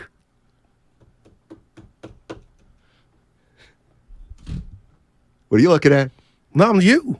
I'm ready. No, you're looking down at your screen. I thought you had something. Sometimes I look at you too much and I need a break. Yeah, I think I did mess something up 408. I'm going to look about a word that I used. But, I mean, look, we can enjoy the season, and we don't have to get ahead of ourselves. That's It's not college, but we act like it is. That's the Right on the Table brought to you by ATCO. We style point weeks in the NFL. If we come in here Monday, Niners are off, and Dallas and Philly look like trash, then that's going to bolster. Nobody will say it, but I'll say it for you. We'll be like, oh, they're really running away with it. Now, if those two teams do something, 40-0 again, we'll be like, oh, goo, I don't know. That ain't my you. Can you run away with it after 3 weeks? No, you can't, but you can look dominant, and that's what the Niners have. Dallas has looked pretty good, too. Now, I get it. I give you that. You know what? I'm not taking that from you. No. I'll give you that. The dynamic is going to put me in a real bind. Because I've got, I get it. You're very humble. You're filled. But we lived through you're this. Filled with humility. Twice. 2 years in a row we got past it. Right. No, I'm grown. So I'm going to have to, Bay Area, somebody's got to at least stand up for some other teams. Oh, wow. We can acknowledge the 49ers' greatness, but look. But you're down and your boys are down on Hurts. Guru won't say it, but the Cowboys are pretty good. No, and come on now. What? I give them that. You got to be better than Dak that to beat stinks. the Niners team. Diggs is now hurt. Yeah. No, that's it. No. Micah Parsons, small in the ears. No, well, light. He Take doesn't have enough weight on him. No, but you said your guys. Head coach is a choker. Listen, boy, you got Dak Prescott can never said win a Dak big game. once. I did. Yeah. Listen, Tony Pollard, gutless. I'm snitching like you. You said your friends in Philly are kind of licking it hurts a little. They are. But a lot For of people. sure. So that right there is coming from hometown. But they think their team's pretty good. No, and they are. Right. But So you got just to say be that better about the than pretty Cowboys. good. Yeah, they were pretty good the last 2 years. Guess what? They went packing. Who sent them home? U-Haul, San Francisco. People love the truth, though, Goo. Oh, that's how I get out of bed. So the truth is Dallas has looked pretty good. Well, you don't have to be afraid to say it. Okay, I'll tell you this. Do the Niners have a Dallas problem? I wouldn't. It's a new year. Now tell me Nobody's this. got Do a the problem. Niners have an No. ego problem? No, they If you don't. wanted to tell No. me that, I would be like, you know what? No, I they know don't. what your premise is. It's last not. year in the I wouldn't NFC say that. Championship. I Does wouldn't say- Dallas that's got a last Niner year. No. problem? Yes, they No, do. they don't. And you know Not what it this is? year. It's a mental hurdle. Not this Shout year out yet. Clint. It's a roadblock because the Niners have earned it. No. They sent them home twice on a playoff stage. To me, that means something. And if In you the want to say, past. do the Niners got a Philly problem? That's another rat on the table. You don't believe that, though. You do not believe that the 49ers have an Eagles This problem, hurts your and soul I don't because either. I'm showing perspective. Steiny, that meant something last year. Brock got hurt because they knocked him out the game. And I believe it's what's fueling the Niners this year, bud. If you took time to know me, man, it's so much more in the bottle. They're going to the Super. Nobody said nothing about the Super Bowl. It's the best team in the league. You let's hear said this. Super Bowl as soon as you walked into that. It's your first thing. They're winning no the doubt. Super Bowl. No, and it ain't going to be a walk But they in the got a park. Philly problem. And you know what? They're going to play in week Are they the 13. favorites right now? Oh, to win no it? doubt about it. Well, then they don't have a Philly problem. They're the They may not, favorites. they're playing them in week 13, but there's a scenario, Steiny, to where they could go to the playoffs and not play Dallas nor Philly. They had a Philly problem last year, clearly. And the Cowboys have had problems with the Niners. No doubt. How many times, when the Niners and the Cowboys played in the 90s, how many times did one team win, the other lose, one team lose, the other win? Like 2-1 Dallas. Exactly. So, did either of those teams have a problem with the other team? Well, no, you just knew there wasn't a third team. It was Dallas and the Niners. It was Frazier and Ali, you know? But because they both won, neither, to me, had a problem with the other team. They were the two best teams in the league. I get you. Dallas has won 8 playoff games since 1995. They're chalkers. Well, this is perfect. That's a bad spelling job. They're not. And I think the word you messed up on is the one that I gave the okay to. Yeah, that's the word. Oh, boy. We'll get to it. 707 saying you're welcome, Steiny. Please explain. What for? What for? Just bring in the knowledge? It's okay. You don't have to thank me for that. 888-957-9570 is the number. I see CJ. Go ahead. No, so from the Xfinity mobile text line, this is beautiful, and it goes against what I'm doing. Goo, obviously the Rams had a Niner problem until they beat them in the NFC Championship game. Everybody poking holes in your stuff. You got JD. I'm sorry. We got JD at 1. JD coming up on the other side. 95.7 The Game's 49er Insider. He'll be on the other side on 95.7 The Game. And don't forget, it's all brought to you by Ashley Furniture Home Stores. Fall is almost here, and at Ashley, seasonal decorating is a breeze. Snuggle up on a sectional or ultra-modern sofa. Gather outside with a new fire pit or conversation set. Ashley has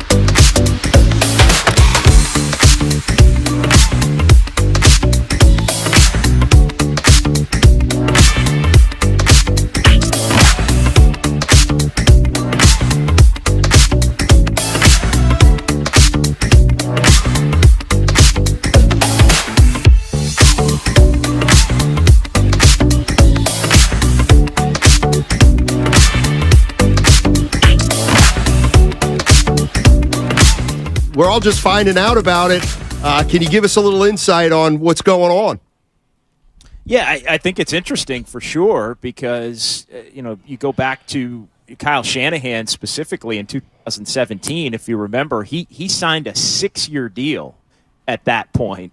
So his original deal would have taken him through last season, 2022, but after the 2019 season, when the 49ers went to the Super Bowl, he had 3 years added on in his last extension. So basically, he had going into this year, he had 3 years left on that extension from 2020, basically the early part of 2020. And so he was already signed through 2025. So any kind of an extension beyond that, and it doesn't look like the terms have been announced or reported on to this point, but we're basically talking about it got to be at least 2 or 3 more. Right. So that would mean that Kyle Shanahan, and we'll see if John Lynch's deal is in line with Shanahan's exactly, but that would mean at least for Shanahan that he's under contract for another 5 or 6 years from right this second in 2023. And why not? I mean, this team looks like they're primed to make another deep run, Goo. And they look like they found their quarterback, and that they've been able to turn the worm here for 3 of these last 4 years. And I think Jed York is rewarding the stability and the overall success that the 49ers have had here in 3 of these last 4 years. You know what, JD? I was in the house. I sent you a text. I was in the house, and I was just reminded at the concepts and the space that the Niners work in, and the fact that Kyle, who I nitpick, ain't won the big one yet, looks at Deebo Samuel and has a vision of him, Brandon Ayuk, and what they put together. So, JD, you just said what I was going to ask you. This is deserving, and I believe offensively there's no other team that plays like the Niners to where you could throw it in the flat to Deebo Samuel on 3rd and 15 and get it. Like, do you see how rare or unique Kyle's offense is? Because I do, and it was apparent to me yesterday.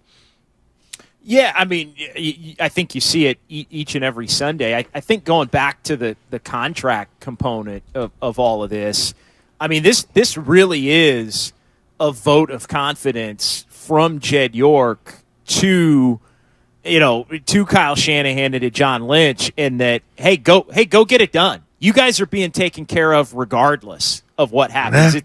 It's an ultimate, pay it forward kind of a move, which I think is interesting, and it is different from if you go back, 10 years ago when the 49ers were in the Super Bowl and they lost, and Jim Harbaugh didn't get an extension back then, and then things got weird and he wound up out the door, and the franchise was in disarray for a few years there until Shanahan and Lynch came in and took things over, and things got flipped back around. So I think it really is an ultimate statement of confidence that the process by which the 49ers have operated under Shanahan as the head coach and the number one person in charge of everything with Lynch right as his side and the other people they've assembled in that front office are going about things, Steiny, in the right way enough to where, I don't want to say this because this is going to enrage everybody.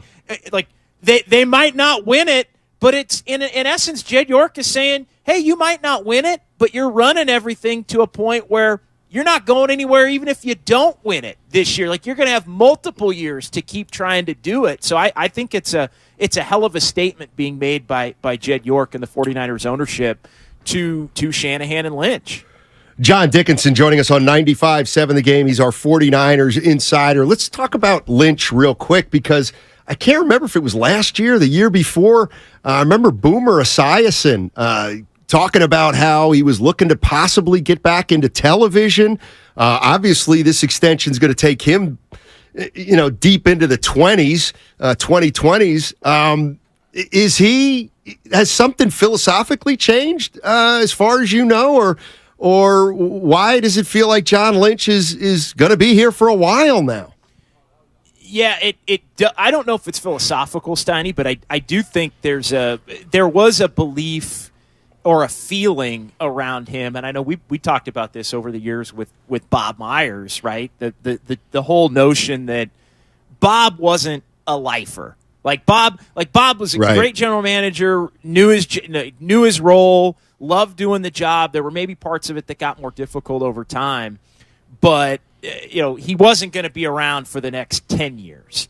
And I think the belief was that John Lynch was much more in line with Bob Myers, right? That there was going to be a point at which enough was going to be enough, and it was extremely lucrative to go do some of these other jobs in the media or in television, where you could make just as much money or more money, and maybe not have the stress that comes along with it. But I think Lynch's willingness to stay on and continue this thing really shows that Kyle Shanahan and John Lynch are on the same page in a big-time way and believe in each other, I think, in a big-time way, to where, Lynch loves what they've done and loves what they continue to do. And I think maybe he is more in love with the gig and everything that comes along with it than maybe he was a few years ago. And I think that's a testament to the consistent success, but it's also, I think, a testament to the people within the organization, from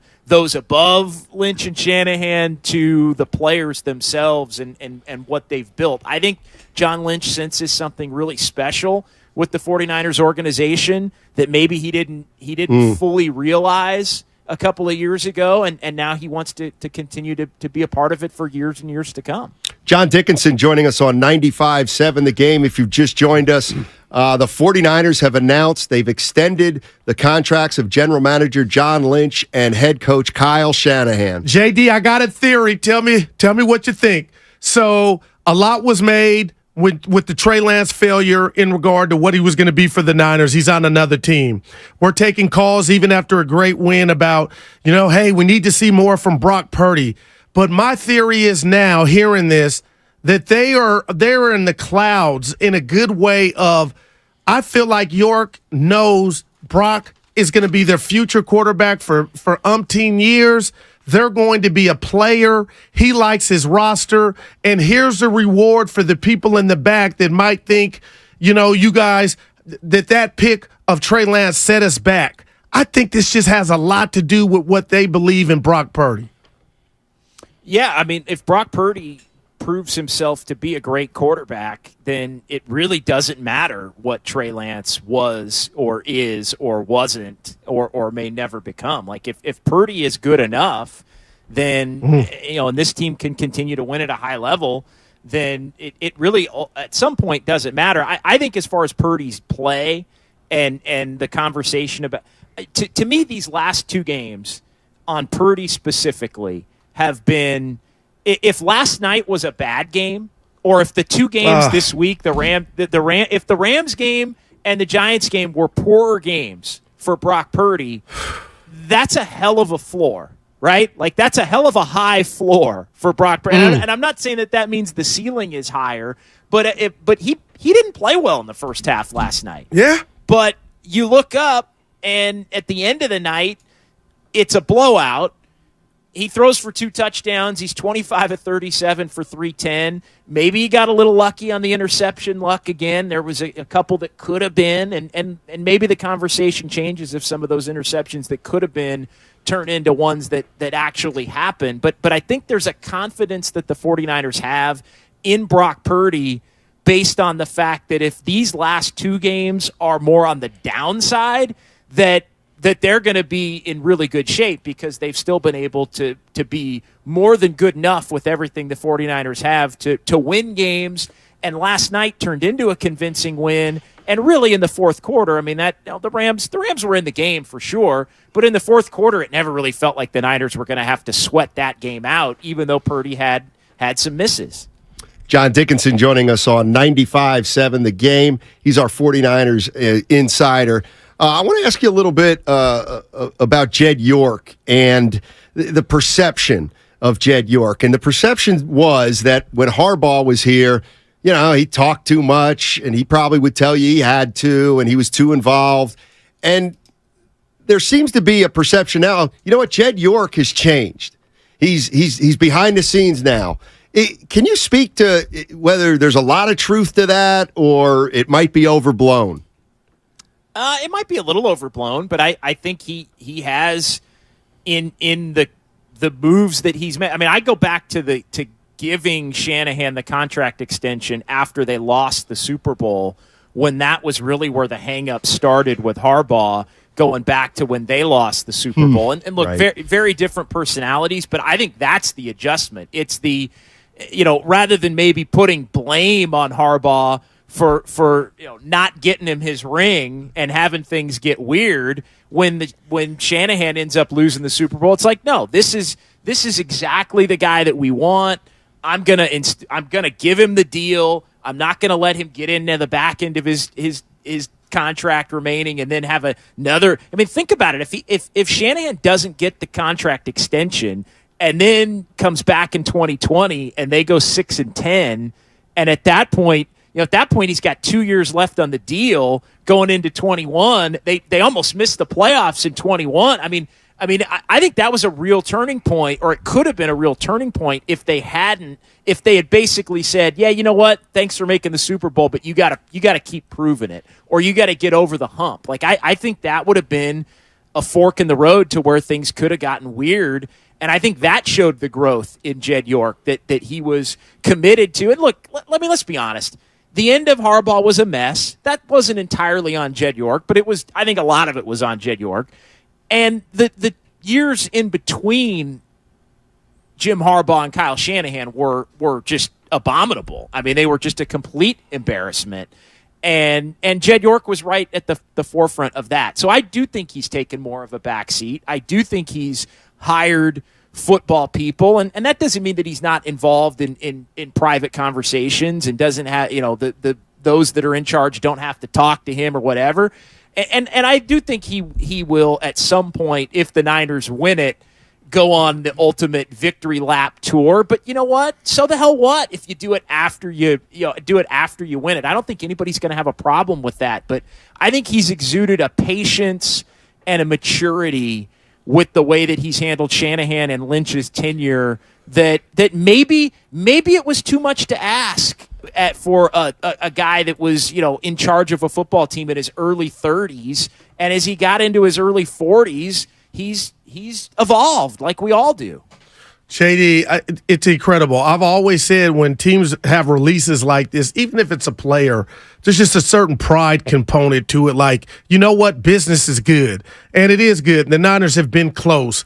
But now you talk about building a bully. I think that's what the Niners are on the field. We saw that last night. But as far as Kyle Shanahan and his uniqueness and creativity, you got to think the players, the next time they step on the field, know that their coach and general manager are going nowhere. They're primed. Jay, I hate to put you on the spot, but I told Steiny all day, not trying to be a cheerleader. I know it's early, but what you're seeing from this Niner team, I mean, is it even crazy to say we could see them playing January football? Of course, no. That's not crazy to say they're playing.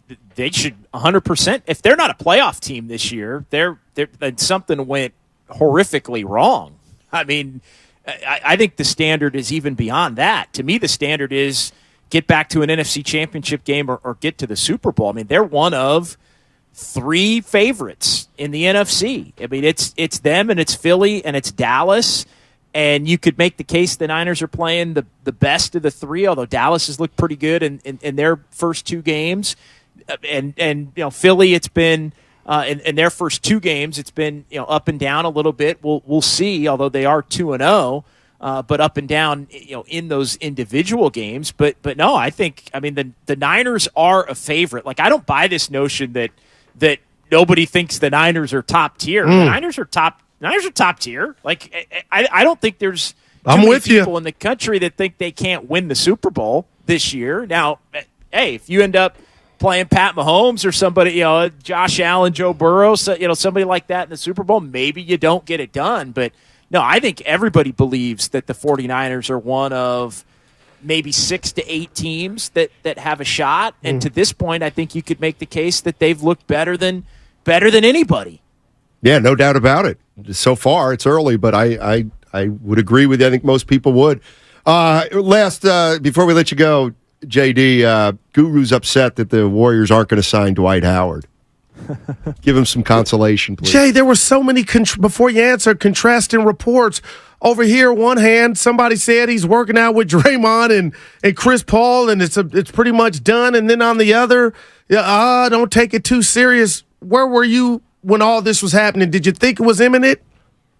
I thought it was legitimately possible. Okay, I didn't think it was imminent. That. Right. I don't think anybody. And I will say this, and Goo, you may disagree. And Go ahead. You can come at. I don't think anybody, and maybe I missed something. I don't think anybody reported that it was imminent, or I don't think anybody. I think there were reports that it had gone down the path of met with this group and met with it, but that didn't mean imminent. That meant even if. And I mean, even the Jason Dumas report. Yeah, I was just okay. But even his report where it's the veteran signed off on. Well, if the veteran signed off on it, I'm not disputing the report. That doesn't mean it's the fact that the veteran signed off on it doesn't mean it's imminent. And Jason didn't say that, so I'm not coming down his road. But that, like, to me, it was, would the front office want to really give that 14th spot to Dwight outright when they had been so adamant that they wanted some flexibility on it? And I think that's obviously what you heard today in the reporting is they preferred the flexibility. And then to be honest, my 2 cents, I can't see Steve Kerr signing off on it.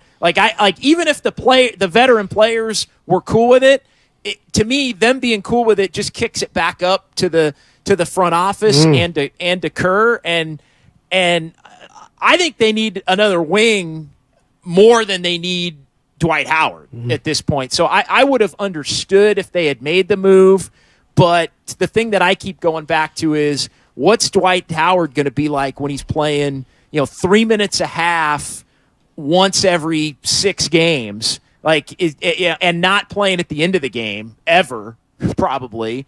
So, at that point, because the Warriors don't finish games that way, even against Embiid and Jokic and all of that. So I just don't think.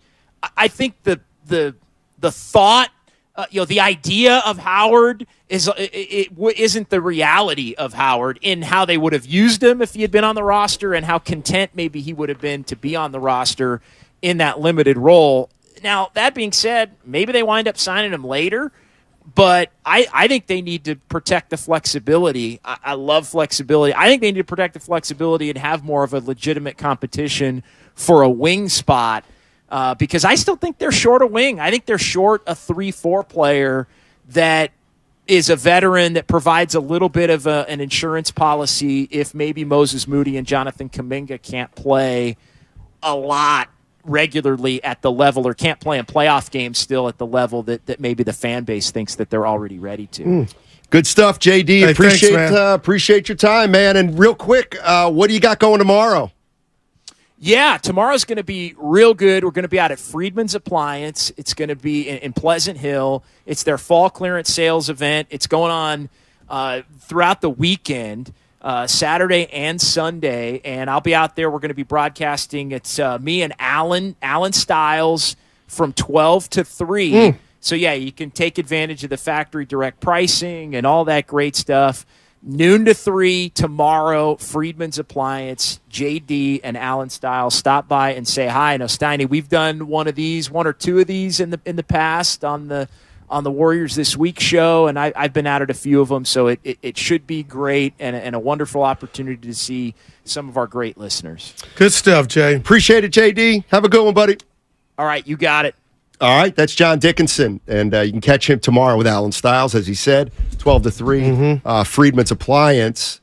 And be honest, Scoot, you ever been to Friedman's Appliance? No. It's pretty amazing. Yeah, I heard they got beer on the premises. Well, they have so much. They call them vignettes. Okay, vignette. I'm familiar. They're kitchens or rooms that they simulate, but it's an actual room. They got some really cool stuff. They really do. How you feeling if you're Kyle and John? Rich? Know that. But you can't. They're going to be here 10 years, Goo. Now we know basically it's that. And I get it. I understand it. Nobody was calling for them hell. Better win it. Well, and the Brock Purdy component, I feel like they're behind closed doors like, we got our guy. Yeah, it ain't where we got our guy. We've identified, it's good in the hood right now. Let's go. I like people who cut to the chase. 510 on the Xfinity mobile text line. Purdy should get a cut of Kyle and John's extension. He saved their butts. He did. But he did. But who coached him? He did. Who coached him? If all I'll Brock say. Purdy coached Brock? doesn't exist, Yeah, but who? Shanahan doesn't But get an Kyle helped extension. Brock. Just like I talk about Dr. Dre with Eminem and the great 50 Cent. You got to have a producer. And Kyle was that to Brock. It didn't work with Trey, but it worked with Brock. I don't think Brock So he didn't does save this all him. by himself. Okay, he didn't save him. Oh, no doubt. His success saved Well, him. then why did you fight me on it? Well, the texter. I don't think he Poor was text drowning guy. to the point I don't like the word save. I don't think Kyle was in any danger. Now, the fan base, that's different. But it's all good right now, Steiny. In case you haven't heard or you just joined us, the 49ers have announced that they have extended the contracts of general manager John Lynch and head coach Kyle Shanahan. Shanahan was already under contract through 2025, so, 2028? Yeah, look at it, 2030. Hopefully we'll be here, See, you and me. Oh, I'll be here. Well, you don't know that. I'll be here. I'm knocking on wood. I'll be there when I be here. Yeah. By the way, No, Dwight. Guru's. You know why Guru loves these extensions, don't you? Why are you laughing? Because now, if they don't get it done this year, Steiny, 7 years, he's going to be around 5 more. No, stop. He can't win the big The one. dude went to the Super Bowl He 4 can't years win the ago big and has one. almost gone to 2 more. Come on now. Almost. Yeah. Yeah. Cowboys almost got the NFC No, they Championship can't even last get to year. there. That's their they can't even get there. Kudos to Kyle and John, man, and Jed. Do we learn the particulars like the money, or that'll come out? Millions. Green Millions. guys, I get you. Oh boy. Yes, live working vignettes. 925. You're absolutely right. All right, 888-957-9570. If you want to respond to the news once again. Boy, all is good down in Santa Clara. John Lynch, general manager, Kyle Shanahan, the coach. They've just been given contract extensions. I guess you go. All you got to do is go 3-0. 3-0. Hey, 3-0. You get 3 years, and you get last 3 year years. on line one, but Last year when they got their ass kicked by the Eagles. To me, what Jed York's saying here is, if we don't win it, it's okay. See, Jed York's like me. He knows it's hard to win, and you just can't expect it. you're so special because you don't do that thing with the Giants. You're like, What thing? Who do you got? Who's coming next? You say that with the Giants about Farhan and Kapler, but here, you're I'm not following. Yeah, I'll tell you on the other side. 888. You know what? I'm done giving the number. You know the damn number. That segment with John Dickinson was brought to you by Fremont Bank, full service banking, no compromises. All right, I'll give it out one more time. 888-957-9570. Jump into the conversation. Weekend's almost here. With the 2, and if you ain't listening to 95.7, you was a damn fool. My little brother.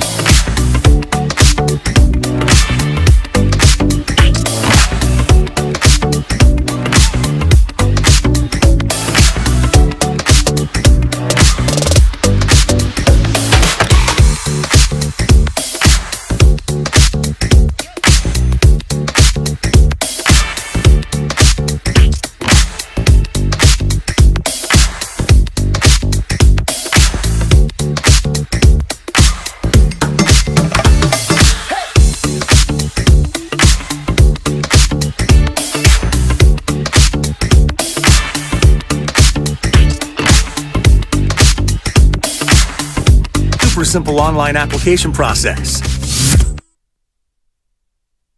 2nd and 8. Pressure. Deep. Caught. Samuel. Touchdown.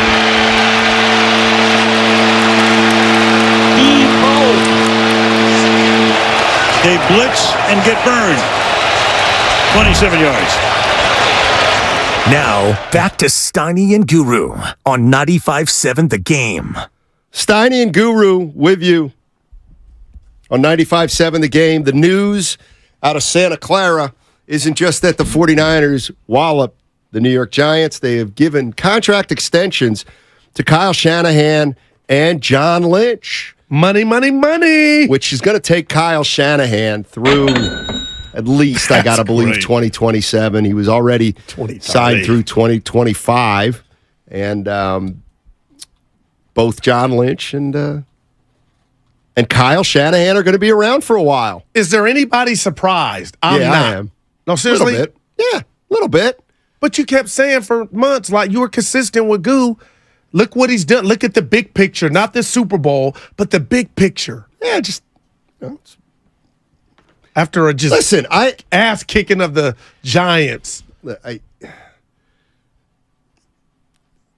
I just am you never know. You never know what's going to happen. Something that looks like a great move now may not work.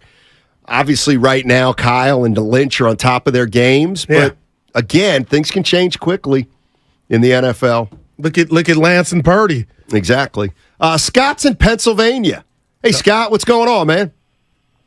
Hey, gentlemen. Happy 49er Friday. It's great to go into the weekend with a win on a short week.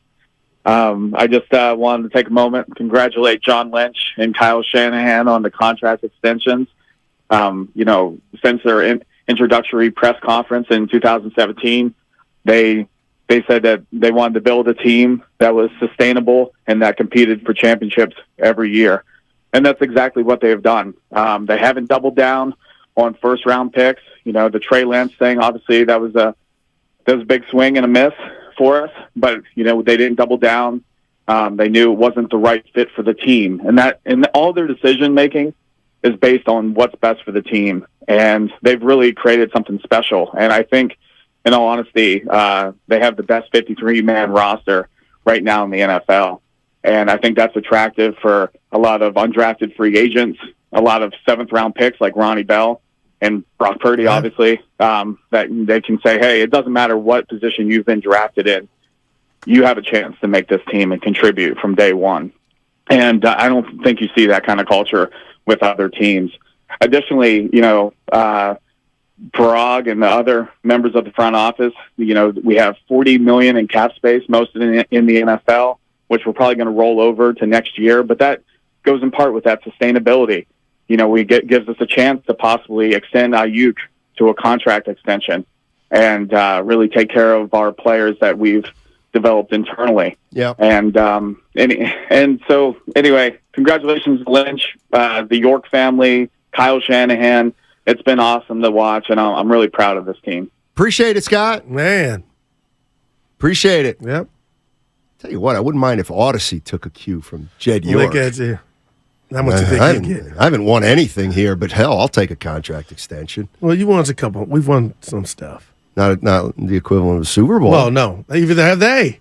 Exactly. That's my point. Hey, but somebody pointed out on the Xfinity mobile text line of 415, Stoney, didn't you say it's about being consistent and having winning seasons over the Super Bowl? That's why I'm just like, you saying you're shocked, because I know you don't get shocked. I didn't say shocked. Surprised. No, timing's... I think it was perfect. In season, just kick ass, your first 3-0 team. Everything they do is perfect right now in your mind. Except though I criticize when that was last year. Yeah, they've been perfect this year. Pretty much. It's okay to say it. No, I just thought about it. Yeah. The next big, and I told Grandy this. Grandy gets it. They better. I say it is a little cynical, but I'll say it. They better win in the next couple years. Because they're going to have a lot more trouble winning it once they got to pay Purdy. Yeah, look at you. How about that? Mm-hmm. So I don't need to see more from Purdy. You're going to have to pay focus him on in 2 years. Ayuk first. Yeah. Ayuk. With Ayuk, Ayuk, we'll get 30. Without Ayuk, we score 30. Look at you. I mean, talk they about built it. something, though, man. And then just looking at the draft pick, you're going to laugh. Ronnie Bell. Again, Steiny, get in where you fit in. There's not much spot for him, but he looks perfect. He looks perfect for what Ronnie they try Bell to do. Perfect for what they try to do. That's all.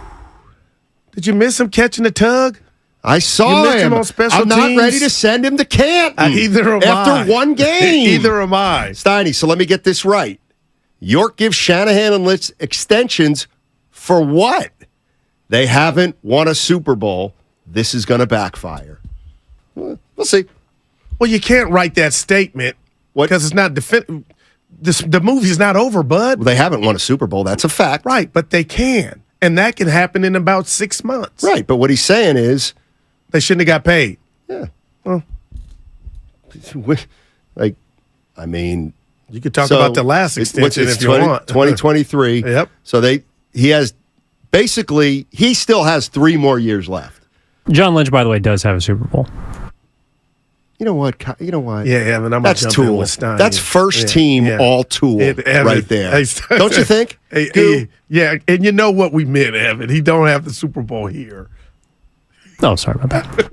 You should clarify more, Steiny.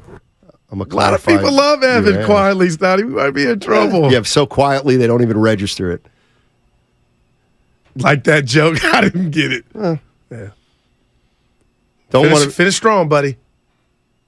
No. Talking to both of us. No, I don't. Dude, we just got contracts. I didn't. So he's going to give the team a weekend off. We picked the wrong profession. Dude, we did. He's going to get the weekend off. Should have been a mediocre football coach who can't judge his quarterback glory. talent. They're probably going to go to Tahoe together with the family. Hey, Steiny, Ronnie Bell is a baller. That's you all. know. Oh, yeah, he's a baller. I didn't say Lynn he's Swan. a baller. I tell you what, if Ronnie Bell's so good, go ahead and let Ayuk walk. That's the way you do it. Right. That's the way you we do ain't it. there yet, baby. Thank you. Ayuk's a lifer. But, man, they've earned this chicken, man. You don't know that. You don't know Ayuk's a lifer. I do not get you. Just say, I think he might be a lifer, no, I'm Steiny. talking about these extensions. Steiny, how are you and Guru's extension? Exactly. You know what? 2041. I don't want to put our business out there, but. Well, no, you can't. We've had some success. We can't talk about it because, something will happen where it's like just willy-nilly, I'll find out you have more years than me or something, and then we'll would that bother you? Because then you wouldn't be counting my chicken. No, this years. I'm talking about years. Yeah, but still, I'm okay with you making more than me. That's fine. You're the show. Dude, but I think our years should be the same. That's all. We'll take that up with University of Michigan. You can ask him. Winona State. How did I get that wrong? That's my best friend. You know what's coming up next? It's the crossover with Willard and Dibbs. Anybody happier in the Bay than Mark Willard? Saw a lot of photos last night for the game. He was enjoying himself. Well, Dibbs and I were there. Oh, Dibbs was at the game? Yeah. Well, you didn't put it on social media. It's the one thing you haven't put on in the last 3 years. I mean, seriously. I know you had a steak for dinner 2 nights ago. And I'm going to a funeral mashed tomorrow. Potatoes. I won't film there either. Oh. No, you're wrong, 707. I love it when the Niners are good. Well, they're not good. They're great. They're not great. You can't be great until you finish a season. You are special. I know I am. I know. Hey, all right. I was going to take a shot at one of my coworkers, but then I thought, why would I do that? What kind of jerk would do that? You hear about Lucas, by the way? Now you're telling too much inside baseball, man. Hey, it's a Football Friday brought to you by First 5 California to learn 4 things you can do to overcome toxic stress. Go to first5california.com. Willard and Dibley, they will enter the house on the other side on 95.7 The Game. Fall is almost here, and at Ashley, seasonal decorating is a breeze. Snuggle up on a sectional or ultra-modern sofa. Gather outside with a new fire pit or conversation set. Ashley has everything you'll need. Shop in-store or visit ashley.com today. At Fisher Investments, our clients know we have their backs.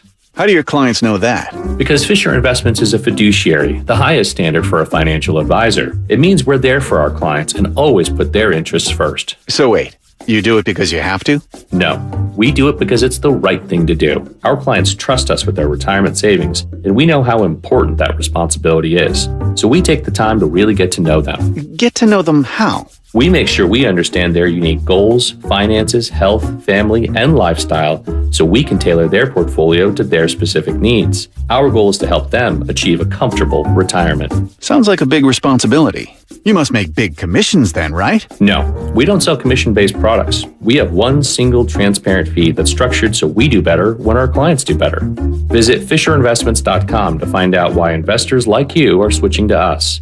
Fisher Investments. Clearly different money management. Investing in securities involves the risk of loss. I need your help. I got this. Expendables 4 is definitely rated R. Little violent, perhaps?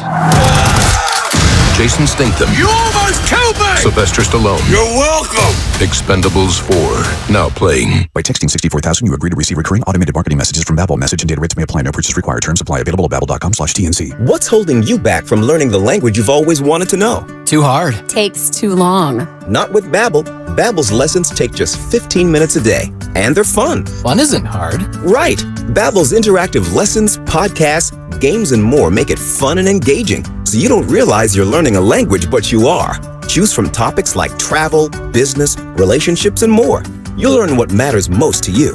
In 3 weeks, you're able to start having conversations. Just 3 weeks? Even better. Since Babbel's lessons are designed by language experts and voiced by real native speakers, you'll get the accents just right and be able to carry on conversations with confidence. Learning a language with Babbel doesn't take long. And with Babbel, it isn't hard. It's perfect. And now try Babbel for free by texting radio to 64,000. Text radio to 64,000. That's RADIO to 64,000.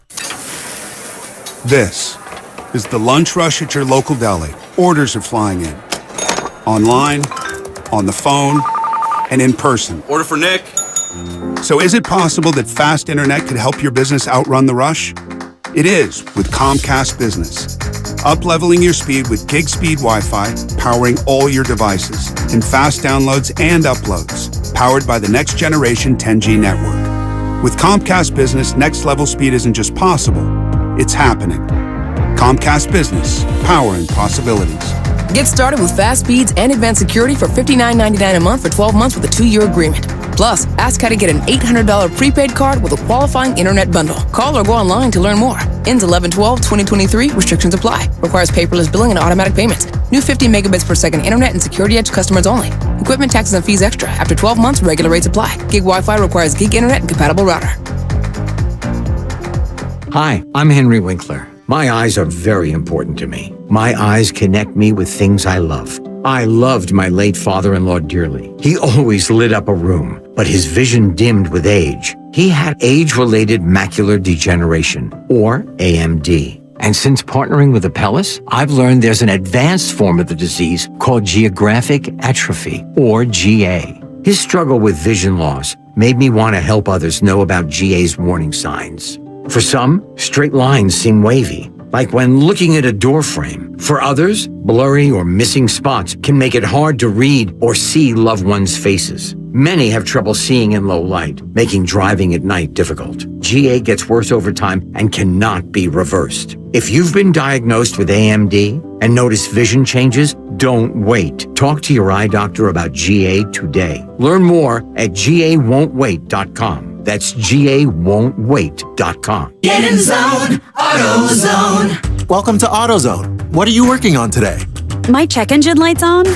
That could hurt your gas mileage. The AutoZone free Fix Finder service can help find the fix for free. Get in zone. This whole report for free? That's right, printed and on your phone for free. Get in zone. But what if the fix is too tough? We'll recommend a local shop. Fix Finder, only at AutoZone. Get in zone, AutoZone. Restrictions apply. Have you been in a car accident? Chilton Auto Body has 15 convenient Bay Area locations to help restore your vehicle to pre-accident condition. Chilton Auto Body is also actively hiring for all positions. For more details, head to ChiltonAutoBody.com, the Bay Area's leader in collision repair. Did you know that most people wait 6 or 7 years before they buy a new TV? That's a lot of time in front of one TV. So why not get one of the best sets for the next 7 years, like one of the top-rated Samsung, LG, or Sony models? Too expensive? What if you could get up to $1,000 trade-in for your old set? Who would do a stupid deal like this? Right now, at Video Only, you can get big bucks for your old set as a trade-in and a hot price on the new models. Don't be sorry. Check out Video Only. Here in the Bay, our cars take us and our stuff where we want to go. But they can't take us anywhere with overdue tolls. If you've got overdue tolls, you need to pay them to keep your wheels on the road. Vehicles with overdue, unpaid tolls may not be able to renew their registration until outstanding balances are paid. Payment assistance is available. Visit BayAreaFastTrack.org/assistance to learn more. Pay now and keep your wheels on the road. Well, you got a little action going on here at the end of the half. Trent Williams being walked away. It looked like Trent Williams and A'Shawn Robinson got tied up there. Your team stay on the field. Stay on the field, please. The half is not over. Watch this little push. 71. Boom. A'Shawn came right at him and stops right before. Whoop, stepped right into it. I think Brian Dable reacting to that left hook by Trent Williams. Now, back to Steiny and Guru on 95.7 The Game. Yeah, 49ers just get the punch, guys, without any ramifications. 888. Oh, no, I didn't need to give the number. Willard and Dibs in the house. Hey, gents. What's up? You see the pool report afterward? Matt Barrows interviewing the VP of officials, discussing why Trent Williams was not ejected. Because they couldn't tell? They could not, with 100% certainty, determine whether or not that was a punch or not from Trent Williams. It was a punch. I think that it was a punch, but I don't know. I mean, do you have to have all four fingers and the thumb in a certain formation for it to be a punch? Yeah, it was kind of a... I know. It was didn't deserve it. It was almost kind of like, you know how the difference between the sign for holding and illegal use of hands? Yeah. Right, the open hand? I felt like he kind of did the illegal use of hands thing. Like there was a little bit of a jab. Don't. You're going to have to turn your mic on there, go. There you go. Thank you, Dave. Veteran. Who's been He's a struggling veteran. a bit today? Please. He's a veteran. Willard, what's on your thumb, bud? You okay? One for the thumb. Yeah, I wanted to be an emoji today. So I have a yellow wrap on the hand. No, this is what happens when you cut yourself cooking. Shaving. But then you're also at someone's home who's used to taking care of other people. And so, like, I do not have yellow gauze at my house. I would have just wrapped 17 Band-Aids on it and had it be all ugly and misshapen. Is it a deep cut? But no, it's fine. It's fine. I cut myself. It's no big deal. Yeah. Dibs Willard playing injured. Yeah, boy. Heroic. I thought about taking the day off, but, the Niners played last night, so we got to be here today.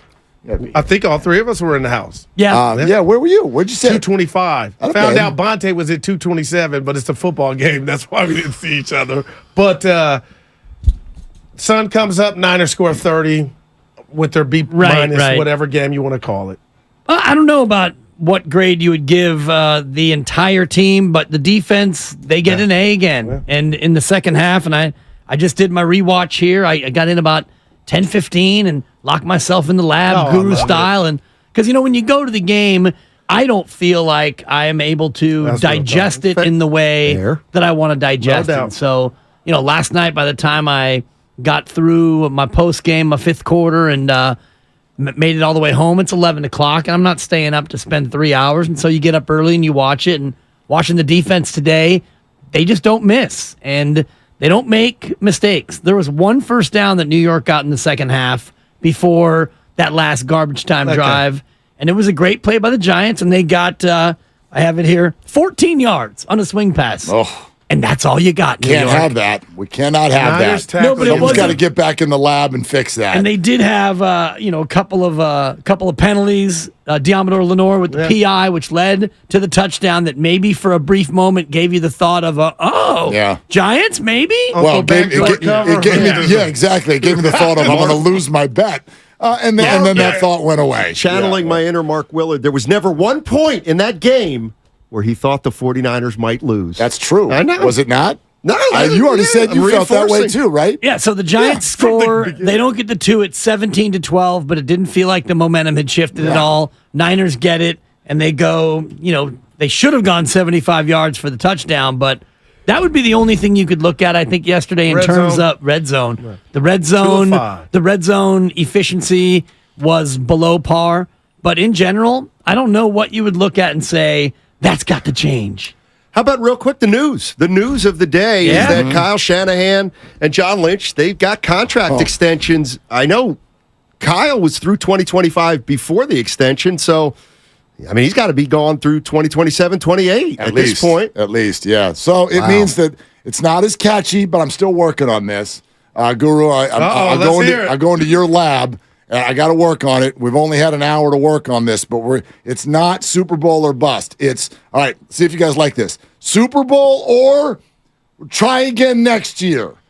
Or the year after that, or the year after that, or the year after that, or the year after that, or the year after that. Is that catchy? Can we fit that on a T-shirt? We'll stamp it. I'm going to try. We'll see if that'll be in the team store next week. It lacks urgency, and I was saying earlier, there goes all the hot seat talk, because if they happen to go to, they lose to Dallas and they fall to 4-1, Shanahan's on the hot seat.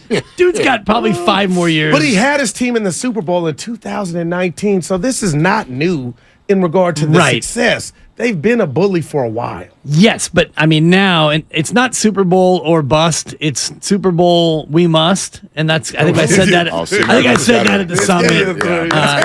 I was fighting for my life at the summit. Shout out Fieldwork in San Ramon, but because Mark's right. If they don't win the Super Bowl, well, we'll get them again next year. And it looks like with the cap room and the QB on a rookie deal, you could be intact. And I was just watching the game back this morning. And I'm trying to put myself in Shanahan's shoes, and this dude is having the time of his life. You've got shout out Sergio Dip. You've got McCaffrey. It's like, what do I want to do with McCaffrey this play? Right. I'll put him in the slot. I'll put him in the H-back, single back. You got Kittle. You put Debo as a running back, and you let McCaffrey go out wide. Every play, he's just coming up with new ways to use his toys. And seeing it in... Oh, go ahead. I was just going to say, and you know what? One thing maybe we haven't been talking about enough because of Kyle's play calling and, he can put this guy here, there. You can't do that unless you have a smart team.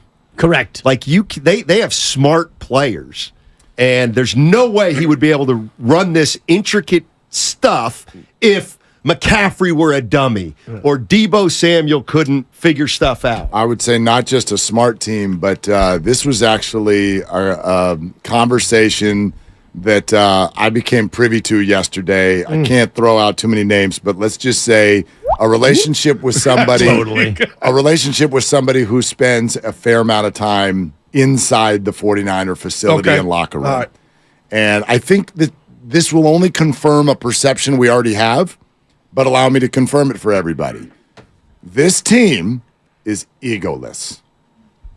Absolutely, 100%, genuinely, from someone who's around them. Lego my ego. Egoless. Yes, egoless. I gotcha. You got me.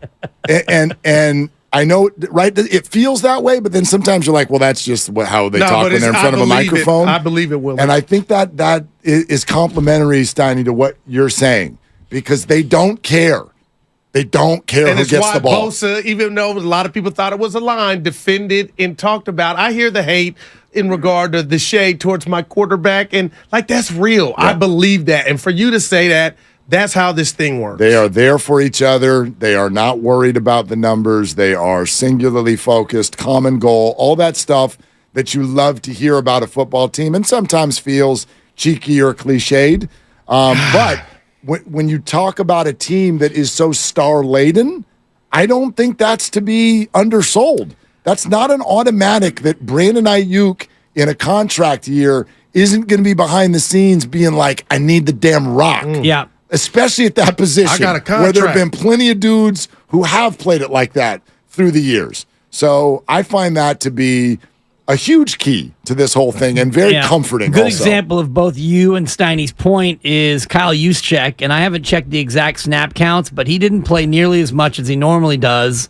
A lot more of the 12 personnel, 2 tight ends for reasons that only Kyle knows, and yet Juszczyk, he finally gets in there. He gets the 1 carry, Crowd goes wild. Yep, he juice. runs to the sideline, and everyone's dapping him up and patting him on the back, and he's smiling and laughing, and that sort of selflessness. And to Steiny's point about the intellect, Juszczyk plays in many different ways. He goes in a lot of different motions, and he's out there just to block and grind. But if he plays 80% or 40% of the snaps, doesn't seem to matter. They actually remind me of the Giants, the San Francisco Giants, or their championship run, their locker room. Not how many outs are there, San Francisco Giants? But it's like, Willard, I got home to see that. me, Bosa, McCaffrey, Poor Kuiper. Kittle, the Niners, Posey, Crawford, Belt, Bumgarner, Kane. It's like the same. They're all grown-ups. Yeah. So And seeing it in person, the mastermind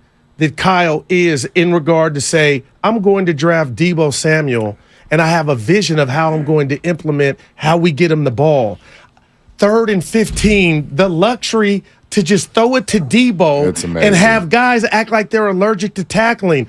The draft with Ayuk, there were other diamonds or more household names to me available, but he had a vision of Ayuk has it, and now they're just dogs. But the concepts of space like when I watch other NFL games, it's 3rd and 10, Kirk Cousins, Dak, they're going to drop back to pass, hope to hit the tight end, crossing route from the receiver.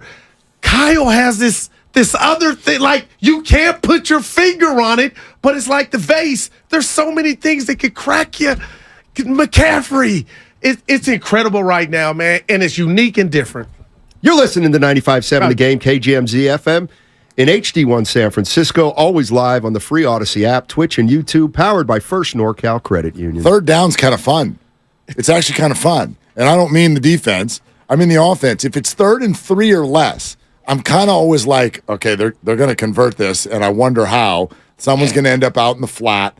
And, unless somebody bounces off their hands or if Brock misses by a yard or whatever, maybe it won't convert. But you're kind of like, this is a very probable conversion.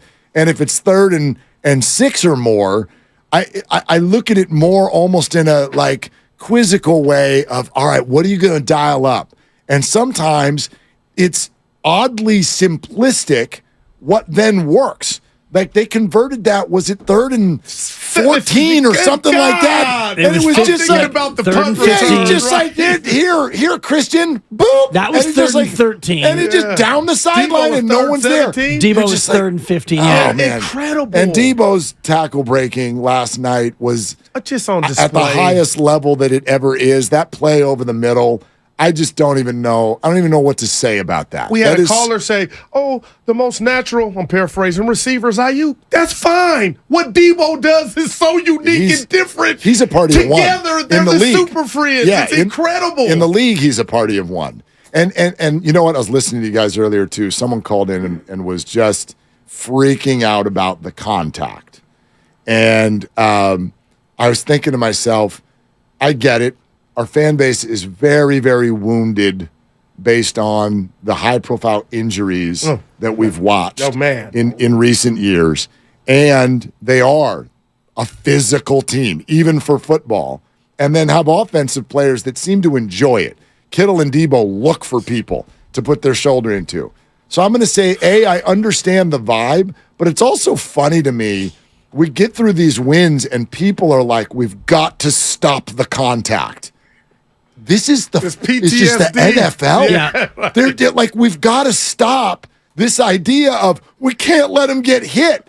They got to go play football. Yes. They are going to get hit every single time they put uniforms on. Well, and Deebo and Christian and Brandon Kittle, and George, really, they're out there looking for contact. And the run you're talking about was right after the Giants scored. Deebo gets 41 yards on the catch, and I had him breaking 3 tackles, At maybe least. 4. Yep. And that might not count the guys that he juked.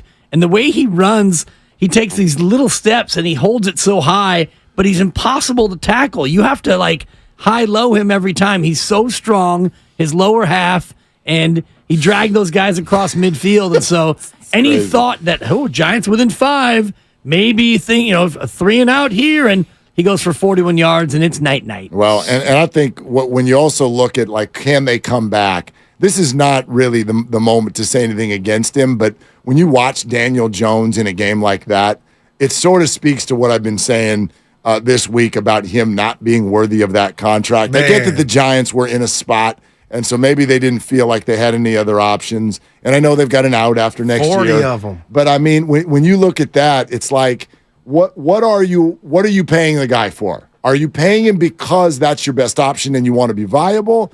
Or if you're going to start doing a $40 or $50 million a year deal for somebody, are you saying this guy can take me to the end? Because he can't. That's what he looks like when he's playing a really good team, and that's just not. It's just not viable. Like it's not good enough. You may think I'm off my rocker. Real quick, it's dead serious here.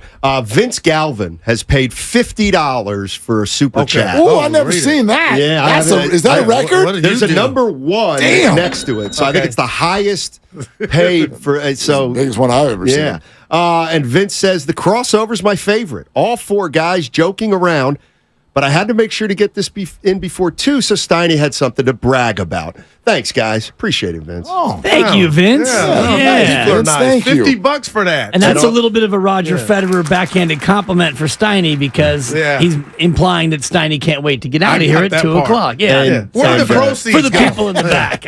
We got about to be 204. Jimmy Mole, Football Friday $5 fun fact. He paid $5. 49ers. Who's the 49ers' leading scorer this year? Oh, I would guess Jake Moody. Jake Moody. Chalk one up for Kyle. He's perfect after 3 games. I have to tell you, because I told you guys this last week, that stupid fantasy league that did its draft the first week of August, a group of friends of mine, it was way too early. And so this was before Moody had this wobbly preseason. So I was excited about him, and I'm like, hey, I think the 49ers are going to score a lot of points. This guy's supposed to have a big leg. I grabbed him in the last round when no one else is even thinking about him. So what this has turned into is my little carrot when the Niners don't do well in the red zone. I'm like, well, at least I get 3 or 4 points from Jake Moody. He's been perfect. He's been perfect This is to year. follow up on your Danny Dimes. And you guys can laugh at me. And I've told Steiny I'm on record as saying this. I believe in sports there's nothing more prestigious than when you have press releases that said coach, said GM, said players get an extension. To me, there's a proudness involved. It signals business is good. And I think the New York Giants wanted to trick themselves into thinking Daniel Jones was their guy so they could go through the press release and give Danny, I know you're spending chicken, but it was almost not a belief, it was hope. And now Helen Keller and Ray Charles can see that dude ain't worth that much. Well, I mean, Dibbs said this yesterday, and I think it's fair. Like, what was the other option? I agree with you, but I mean, afraid of Dibbs. Yeah. Like they would pay money towards not having to deal with going to find a QB. So you can't draft a guy because you were picking 20-something and there really wasn't a good enough quarterback in this past year, and the guy did lead you to the playoffs, including a road playoff victory. So you're kind of stuck. Mike Silver today in the Chronicle with a funny line about 400 million dimes is what he gets paid. Danny Dimes. $40 million would be. So if you imagine what 400 million dimes is like, that's got to be like an entire bathtub. I think if you don't, or a hot tub. if you don't pass for 200 yards, he should get that week's paycheck in dimes. Just dump it on the driveway. Here are, 8 million dimes or whatever a game check is. We put out I saw like the video of the up close look on his face, and he's like, his eyes are darting. And did you see his offensive line? Danny Dimes and the 5 turnstiles. I mean, he had no chance last night. So Bosa didn't get blocked on his sack. No, he didn't. He got a freebie. Javon Hargrave had one where he did like a juke step and like a shimmy. He did the John Sterling, and then he comes charging right in. I mean, this is this great defensive line, though. Yes. Legitimately, the 49ers have a great defensive line. New York went 3 and out 5 times on the ball game. Yeah. I don't want to bring the party down, but I want to defend something that I've been tweeting my ass off. Fights are happening at every stadium. I saw one at the end of the game in our section, Dibs. No phone, nor did I try to break it up. Trying to be careful. You don't have to do that. But Dallas and the Jets had 5 fights. It's happening everywhere. My question to you all real quick here is why? So that first one that happened early in the game was about 15 yards from me. Oh, come on. That's right where I was sitting. Is that the one where the woman got her hair pulled by correct. Richard Sherman? Man. Correct. So Not the real Richard Sherman. I thought it because he was there last night. Yeah, so be careful. But I was immediately thought of you guys and this conversation because we had that hypothetical 3 days ago of what would you do if this happened in front of you, because everyone rips the people pulling out the phones. And Steiny, I was lockstep with you where I'm like, I'm not pulling out a phone, but I'm also not going over there to help. Okay. I'm not going to get in on this. And the next thing you know, we're at the game and 15 yards away from me, this is happening. And you watch, I saw 15 phones. Oh, come on, man. Just everyone's arms go up. And you're just like, I get it. It's not like we could even get over there if we tried. You're in a massive crowd. But like the desire to go over there, I'm like, James, why of course? Absolutely real quick, why, not. Of course? Yeah, it's like a haunted house. Why are you there? I'm asking, of course, Of course with the phones, because that's what we do. We whip out our phone now for absolutely everything. I was with the lovely Supper, the missus, a few years ago at Stinson Beach, and we happened to catch some breaching whales. And we're sitting there, I go, hey, look, we got whales. They are breaching that's awesome. about 80 yards off the coast, and we're sitting there just enjoying it. People catch on, and now they're pulling out their phones to video it. It's like, put your phone down and enjoy nature, because when you record the fight last night, what are you doing? Are you going home and like, hey, look what I recorded? No, you're tonight. tweeting it here. And Donnie said to be first. That's what they're doing. I don't want to get this into a super serious realm. I do think there's something to be said for this. For example, I don't think the Black Lives Matter movement would exist without people pulling out phones in what feels like very inappropriate moments. I'll give you that one. A lot of people in this world needed to know that was actually happening, because for years it turned a blind eye to it. Wow, Willard. So this is not that. Right. However, if we're going to get to a point where there is something different to be done to prevent this from happening, maybe we do need this flood of social media video of this happening. Does that mean something different with security? Does it mean we're heading to a point where tailgating is not allowed or alcohol is not allowed? We'd all hate that. No one wants that, but too many of you are acting like complete idiots. Women are getting dragged by men. I mean, that's what I'm saying, man. This was it. Like the feeling, you guys want to know, 15 yards away, the feeling was not go help. It was total helplessness and looking around for stadium personnel and wondering why it took so long for them to get there, and just feeling awful and totally helpless. That was actually how it felt. That's how it felt. And leaving the game last night, I'm watching people who can't walk. I had a beer too. I had a Stella. Man. I had a $19 Stella last night. It was delicious. Man. Okay? And then I had it in the second quarter, and then we took a nice long walk to the car. You ain't there to and I was ready to drive home. There are so many people who couldn't even stand up. Man, it's like, what are you doing? Yeah. No one's doing that stuff sober. Our buddy Alex Deals golfed with him yesterday. He's like, I'm in 145. Come down and see me. So I go all the way down through his section. And as I'm going through there, I would have thought that I was at New Year's in Vegas or Mardi Gras. What do you mean, or a combination of the two. Everybody seemingly hammered. Everybody standing, crowding in the aisles. And the vibe was one of, Animal House. It's about to go down. We were a push or a nudge away from F-U, no F-U, and the hands were going to fly. You know what? I'm really upset. Luckily, I was rocking my purple shirt, so everyone thought that I was just out of place. Before you go, real quick, this was one other thing that I want to make people aware of that was kind of a bummer. So all that happens, and at the end of the game, you got a New York Giants fan who's sitting right behind us. Actually, a really nice dude. Okay, but he's chirpy. All right. He's chirpy, but it was with a smile, and everybody in our section was super cool and we're all like, good. Yeah, like we were able to function just fine. At the end of the game, he and a 49er fan about 5 rows back got into just football trash talk. Uh-oh. Just like we're good, and then he's like, you're waiting since the 90s for the Super Bowl, just like the Tell me it don't all of have- that yeah. stuff. No, it didn't go there. Oh, okay. The point is, though, and his girlfriend was sitting next to him, and she kept looking at all of us while he's doing it. She's like, it's fine. He's good. Don't worry. It's not going to go there. But that is something I want to make people aware of. Even when that's happening, It's the uncomfortable. section around you is wondering, Right. are we 40 seconds from somebody flying 3 rows down? You're affecting our experience. Tackling someone, it Wow. lands Yeah. on us, and now we're in a situation. So man. I even wanted to turn around to those two gentlemen And say who are stop. just having Yeah. a conversation, but I'm like, you got, like, this is making everybody very nervous. Yes. Because it's like, is this about to go Yeah, down? You affecting the experience. Exactly. Man, oh All right, man. well- yeah, I hate it. I just had to bring that up. Let's man. bring it back to 30-12, and the 49ers are looking dynamite. Apparently that wasn't good enough for a lot of people, too, though. What's new? Yeah. What's new? Have a great weekend, everybody. All right, Stein, hit him straight. They're longtime friends. Let me tell you something real quick about Dibs that I'm sure not everybody knows. And first-time partners. Hang in there, big guy. There'll be brighter days ahead. Now, these two homegrown Bay Area boys finally come together to take over sports talk. Get the hell off of my doorstep. Major League Baseball, you stink.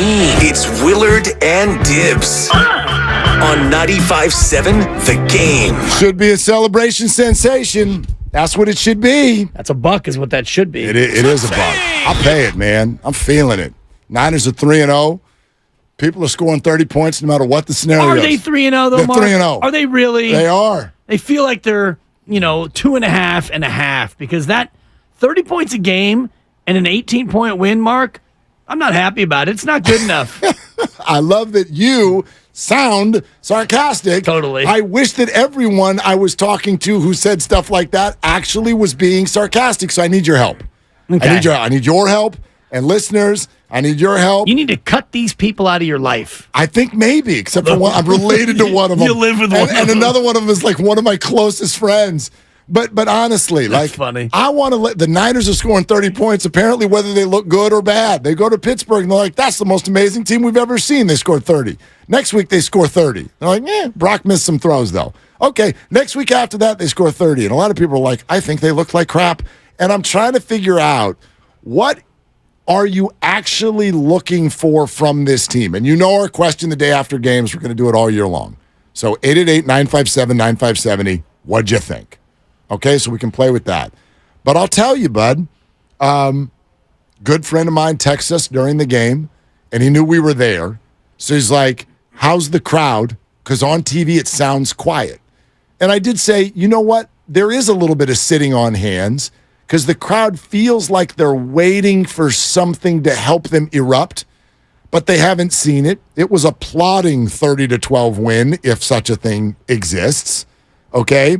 And then he texts about a half hour later and goes, I think it was when the Niners settled for 3 once. And he texts again, he goes, this game's a dud. And then we drove all the way home. And I got to my son, I go, hey, 30-12, right? You have fun watching that? They look like crap in the first half, Dad. Okay? They look like crap? Crap. Okay. Then I wake up this morning and take the dog out. My neighbor comes out. Mark, were you at the game? I was at the game. What'd you think? Well, 30-12, like, man, they're rolling. I just didn't think they looked very good. And I go, I get where you guys are coming from. There's an aesthetic that you really want that in the back of your mind's not going to happen every time. But also, shame on all of us.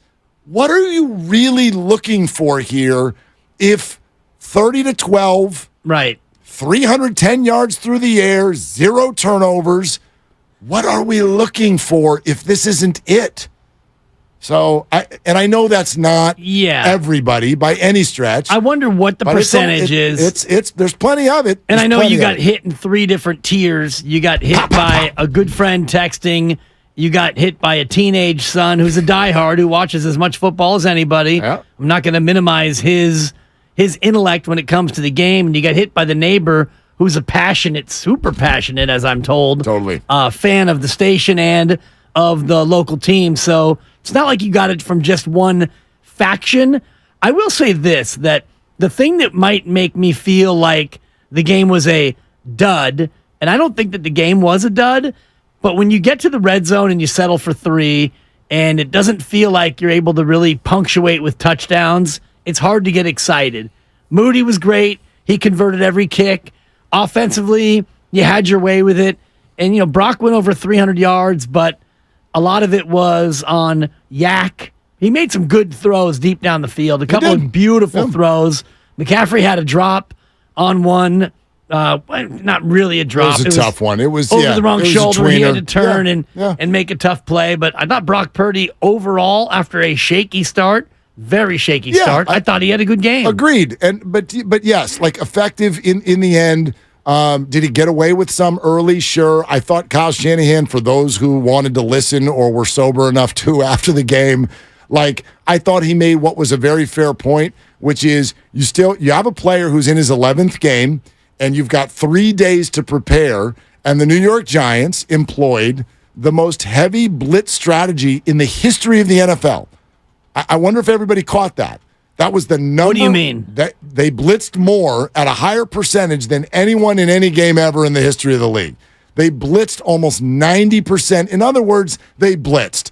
When there was a play, they blitzed, pretty much. And so he had a little bit of a struggle with that at first.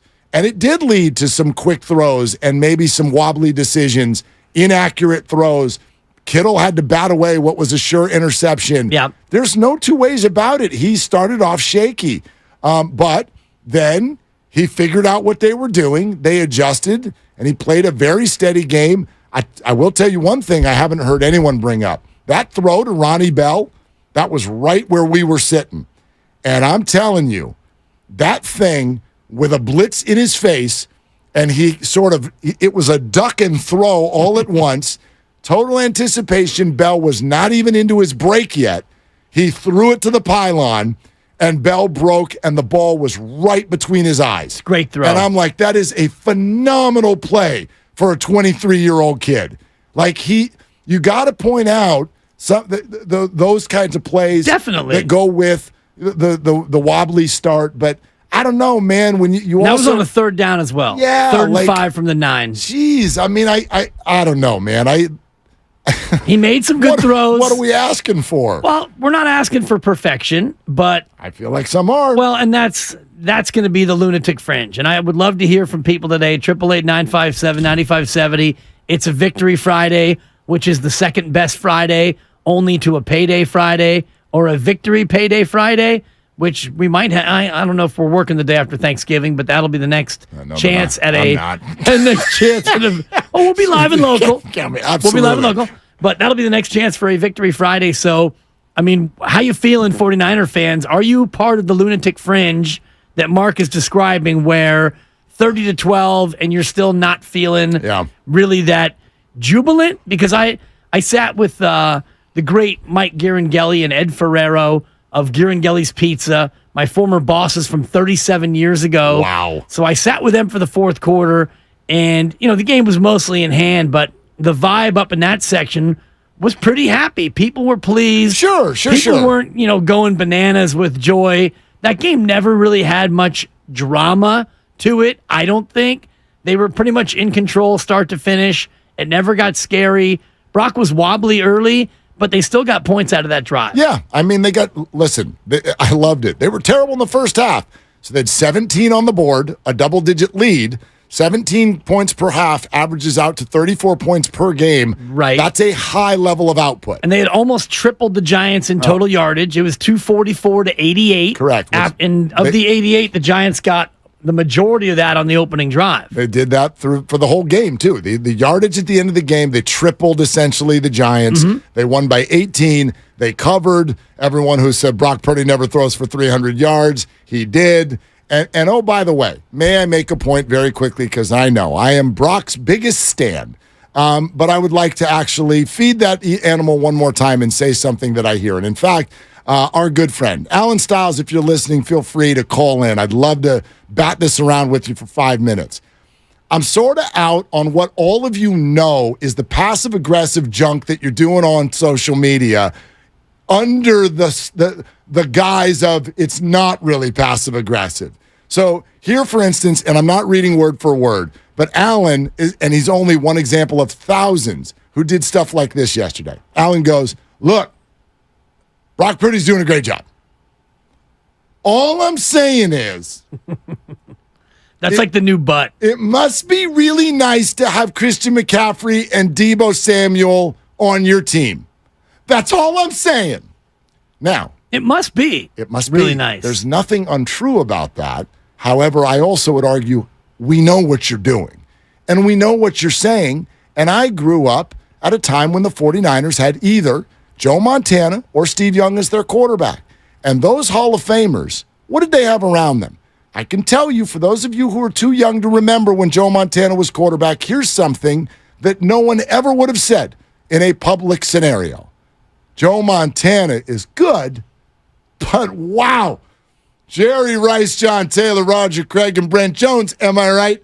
I mean, come on. Must be nice. Bill Walsh's coach, like, what do you really have to do when you got all that around you? If you had said that outside of your bedroom in 1988, you better duck, because you would have been put in a straitjacket. Well, by 88, they already had 2 Super Bowl titles. Okay, fine. So that's, say it in 82. And that's, if Brock becomes, somebody who's won a Super Bowl, then the narrative changes. But in the meantime, and it's, 11 games in, I think it's fair to say that it must be nice. Kirk Herbstreit last night on the Amazon broadcast said this is a quarterback-friendly offense. True. And I agree with that. He was talking about not only the Shanahan and the laminated play sheet and the personnel around him, but everything that goes into it. It's not to say Brock isn't good, and he had a great game. Career high in yardage last night. No interceptions yet again. His last interception was like, I think 190 throws ago or something. It's been a long time since he's thrown a pick. So all those go into his column for sure. Yeah. Hey, listen, it's not that any of that is not true. What I'm challenging is, what are you actually saying? What do you say? When you see that game and that's your first take, I'm going to run over to Twitter and be like, boy, yeah, they're winning. And he's never lost a football game. Oh, that's true. All I'm saying is it must be nice. Must Christian be. McCaffrey. Yeah, it must be Must nice. be nice. But what are you saying? What are you really getting at when you say that? You're saying if he didn't have McCaffrey and Kittle and Debo, then you'd be Daniel Jones. That's what you're saying. Right. That is what you're saying, and that's absurd. Would you not be as good? Yes. Players who are good make teams good, right? And then those teams If you win. want to compare the Giants' skill guys against the Niners, all respect to Breida and the rest of the guys. You had Bellinger and Campbell. I mean, these guys couldn't hold a candle to Debo and Kittle. No Kittle doubt. like a Nina. No and doubt. McCaffrey and the rest. So that is a real thing, but I do agree with you that it becomes a little disrespectful to Brock to make that a part of your initial narrative. Never lost a football game. And did you see the stats since Brock's last interception? So sure, has he thrown some turnover-worthy plays? Has he gotten away with like 5 on that drive last night? George Kittle, dude, send that guy. Well, we're not going to make Brock send him a watch or anything. Brock only makes $780,000 or whatever it is. Kittle should get a PBU though in the stats. Absolutely, a pass breakup. Yeah, he saved a pick. There's no two ways about that. But I'll get you the yardage. But it's 10 touchdowns, no turnovers. This is all since his last Mayoko interception. had it. He's like 140 for 190 or something. Look, we'll get the exact numbers, but it's absurdly good. And the QB rating is about 110 since his last INT. Time for your phone calls, okay? 888-957-9570. Gretchen, Mike, Mark, we would love to talk to all of you. It's the day after a game, so what'd you think? Glad you're with us today. Xfinity Mobile text line available, Twitch and YouTube. Hello, the chats are ready to roll there. All brought to you by First NorCal Credit Union. Thank you all for being here. Let's have some fun. 2023 Grand National Rodeo is returning with more spills and thrills as they celebrate their 75th anniversary at the Cow Palace in Daly City. 2 big weekends. Grand National Rodeo is Friday and Saturday, October 6 and 7. And the following weekend is the Women of Rodeo and Fiesta del Charro. Get your tickets now at cowpalace.com. Your call's next on Willard and Dibs. Settle down, class.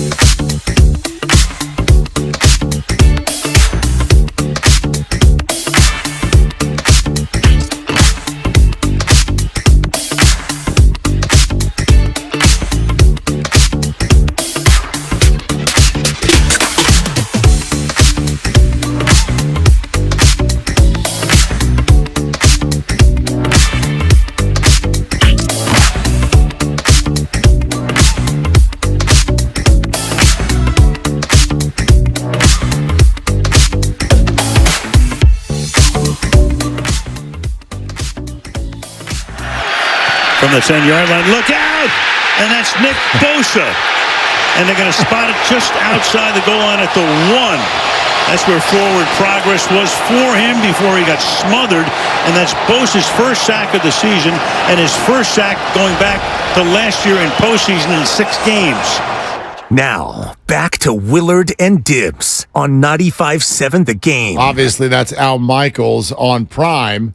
49ers are so good that their opponents have now employed the broadcasters to help out by screaming, "Look out!" whenever a tackler is on the way. Totally. Hilarious. From the 10-yard line, look out! Be great if Al was the sideline guy. Look out! Still wouldn't have mattered. Oh, God. Yeah, a little too late. Too little too late on that one. Memo to future right and left tackles. You may want to get a piece of 97. Yeah. Just a piece. Wouldn't you love when you see a play like that to go back to the video of the game plan and what they meant for that to look like? Because there's no way they're like, all right, Dan, here's what we're doing. Because it's probably a Dan day. Sure. And they're like, all right, Dan, here's what we're doing. You're going to fake to the left, and all the line is going to go to the left, but we're kind of do a little mini bootleg, and you roll out to the right, and there should be a running back right in the flat there. We'll see if we can get a little chunk. Nice, easy pass, get you out from the shadow of your own end zone. Yeah. And instead, you're just like, I turned around, and there was Nick Bosa. Look out! On me, yes. Like that was not the plan. No, the right tackle, I think, was supposed to block him or at least get a piece of him, or because there was no tight end help and the running back wasn't coming over. Or Nick was supposed to be faked out. Nick maybe is he supposed to go that like everybody's Didn't really going that get faked way. out. No, he stayed home. And that's how you get $170 million. Yes. Unfortunately, he didn't get a second sack. I had it at plus 300, 3-1 odds. Your boy went 0-4 in his bets. I lost by a point, a yard.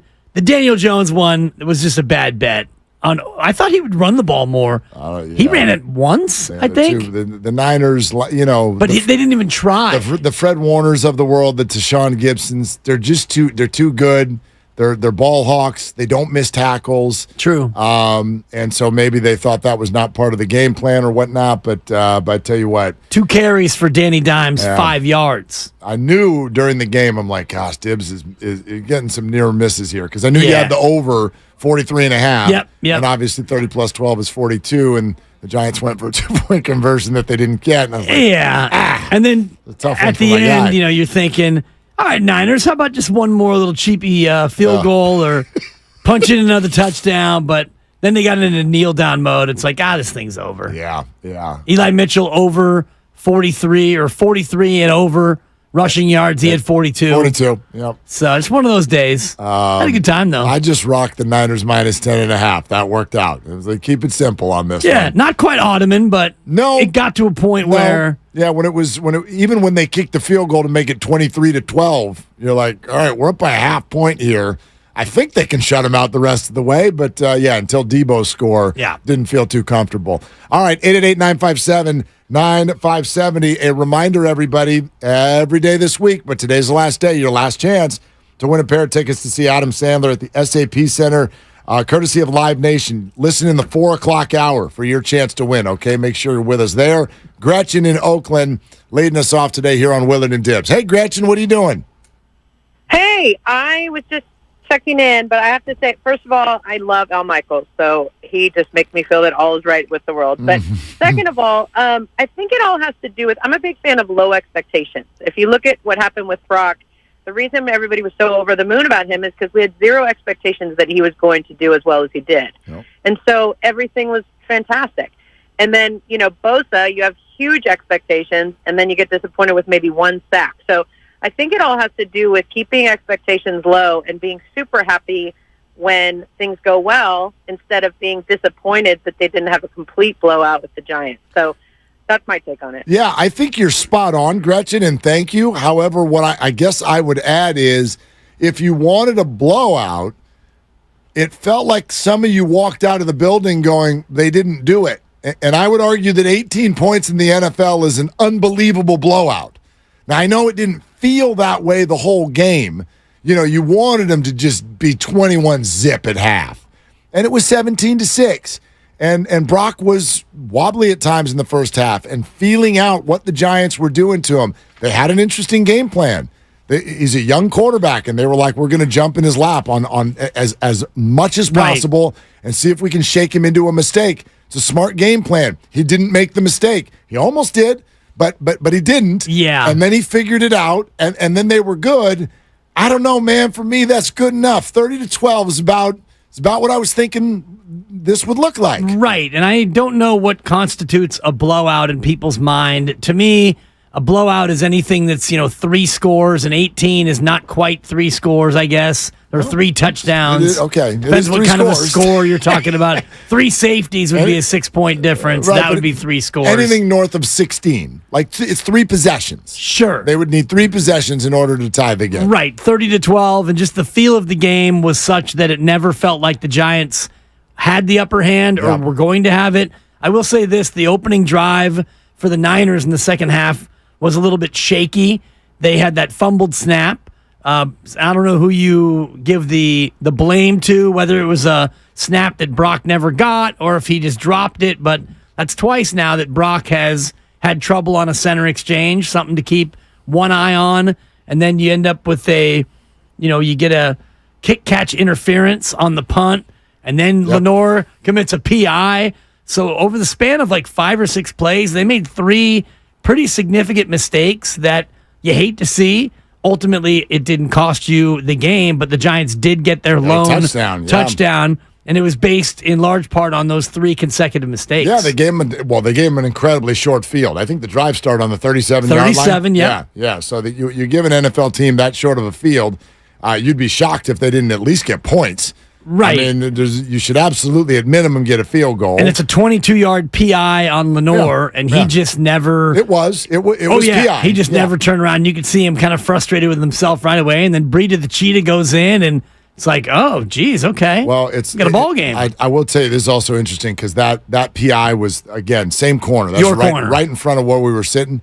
Darren Waller is an absolute Amazon of a human being. And so sometimes it's fun to get up close to these people that you watch on TV and get a better sense. And so, sure, it was a penalty. I'm not excusing Lenore. I do think when you end up one-on-one with an Amazon, sometimes you're like, you're looking for an edge because, he doesn't need to be open in order to catch the ball. Yeah. You could just throw it right over the top of Lenore's head. He's huge. So he got caught. He tried to grab him, keep his arm down a little bit. He got caught. But you're right. Yeah, that drive is exactly the kind of stuff, the only stuff that the 49ers can't do against a team like the Giants. They did it. It's a good thing they only did it once, so they were able to keep everything in check. Mike and Hayward next up on Willard and Dibs. Hi, Mike. What's up? Hey, Willard and Dibs. Hey, so I got a few things to say. Number one, first half I wasn't really too impressed, but I don't think anybody expected the Giants to blitz like crazy like that. Second half, they made their adjustments and they looked much better. Secondly, I'm glad to see Bell got to get that touchdown, and personally, I'd like to see how he would do returning the kick. He did pretty good in the preseason, so I'd like to see a little bit more of him. And then thirdly, Shanahan is never the blowout guy. He's happy with having a 2-possession lead and running the clock out. Thanks. I'll take your call. Or your response off the air. Yeah. Hey, Mike, thanks. Shanahan's never the blowout guy. Of everything he said, that one sticks out to me. I got to think about that for a second. I think what he was saying, not that Shanahan wouldn't like to have a blowout, but just the way he coaches, he loves possession, and they did it again. I think they had, 37 minutes of time of possession. I have the number here. Well, yeah, he likes to run the ball. 39 minutes. Yeah. He likes to possess it and play a little bit of keep away and use field position. He's not out there trying to quick strike. His offenses aren't known for that. So I think that's maybe what Mike was saying. And pretty smart too. I mean, you even a good defense needs to rest. So getting first downs very valuable. We know that he likes to run the ball. His last name is Shanahan. Right. However, here's one thing I would say about this. In 3 games, would you or would you not agree that Kyle Shanahan this year has looked just a tick more aggressive? You've criticized him in the past for not, you want him to be a little more go for it. And when I think of things like the quarterback sneak right before the half against the Rams, the fourth down play on the opening drive in Pittsburgh, or even yesterday, you say he's not the blowout guy. Well, he's up by 2 scores. It's 23-12, and you get the ball, and what they dial up? They didn't try to plod their way to another field goal. They hucked a one-on-one 30-yard seed to Deebo Samuel in the corner of the end zone and put the game on ice. That's aggressive. That's aggressive enough for me. Sure. I'll give you half a tick, I guess. Okay. Because, it's not like he's out there going into hurry up and throwing it all over the park. It's just not what he does. He likes to run, and they played a ton yesterday of different personnel, and Warner got a lot of snaps, and you had Eli Mitchell. We mentioned that hopefully he was going to get some play. He had 28 snaps out there. Ross Dwelly played 12 snaps. So you saw a lot of different people on the field. Ray got 38 snaps, largely in place of your guy, B.A. Brandon Ayuk. Ronnie Bell, 31 snaps. So I think Kyle yesterday approached it thinking, let's just go out there, use everybody we can use, keep them as fresh as we possibly can. You had McCaffrey only played 61% of the offensive snaps. So everybody who's been crying in their cereal over you're overusing him, well, they didn't overuse really anybody. You had George Kittle played 83%, Deebo played 82%, but all these guys now get 10 days off before the next game. So I thought Kyle did a very good job of mixing and matching his personnel, but also what you said about keeping the D fresh. They only had 50 snaps on defense, Mark. 83 snaps on offense. That's the deal. 50 on defense. You know what's funny, though? You bring up McCaffrey and Eli. So Eli comes in and gets 11 carries. Doesn't everyone, okay, much better. That's how you keep Christian fresh.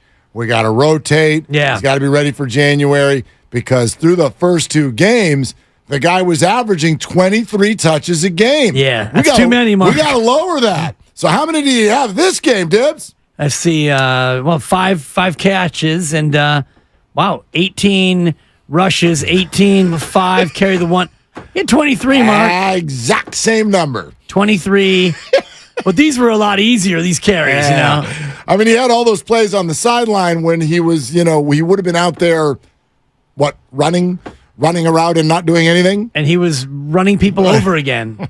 He was stiff-arming rookies into the ground again. So I said it on the crossover. I get it. I'm terrified of everybody being injured. Like Deebo, when he lays down for a second, we sort of read that one right away. We're like, I gave a quick oh no, and Christy was like, I think he got the wind knocked out of him. And we saw the replay, and I go, oh, I think you're right. I think he got the wind knocked out of him. And then, as it turns out, I think he's confirmed that now. That's what happened. But because he was listed as ribs. Yeah, well, I think he said, I thought it was my ribs. And then I went to the medical tent, and everything checked out just fine. So I think maybe it was the wind or whatever. He said that after the game. Reminded me a little bit of Rod Tidwell from Jerry Maguire, where he's down. Time. And all of a sudden, he jumps up. It's like, oh, thank God, Deebo didn't quite jump up and dance and celebrate, but when he walks to the sideline, I think everybody in the stadium let out a collective exhale of like, okay, he's okay. Here's the Deebo on that play. I actually fell on the ball,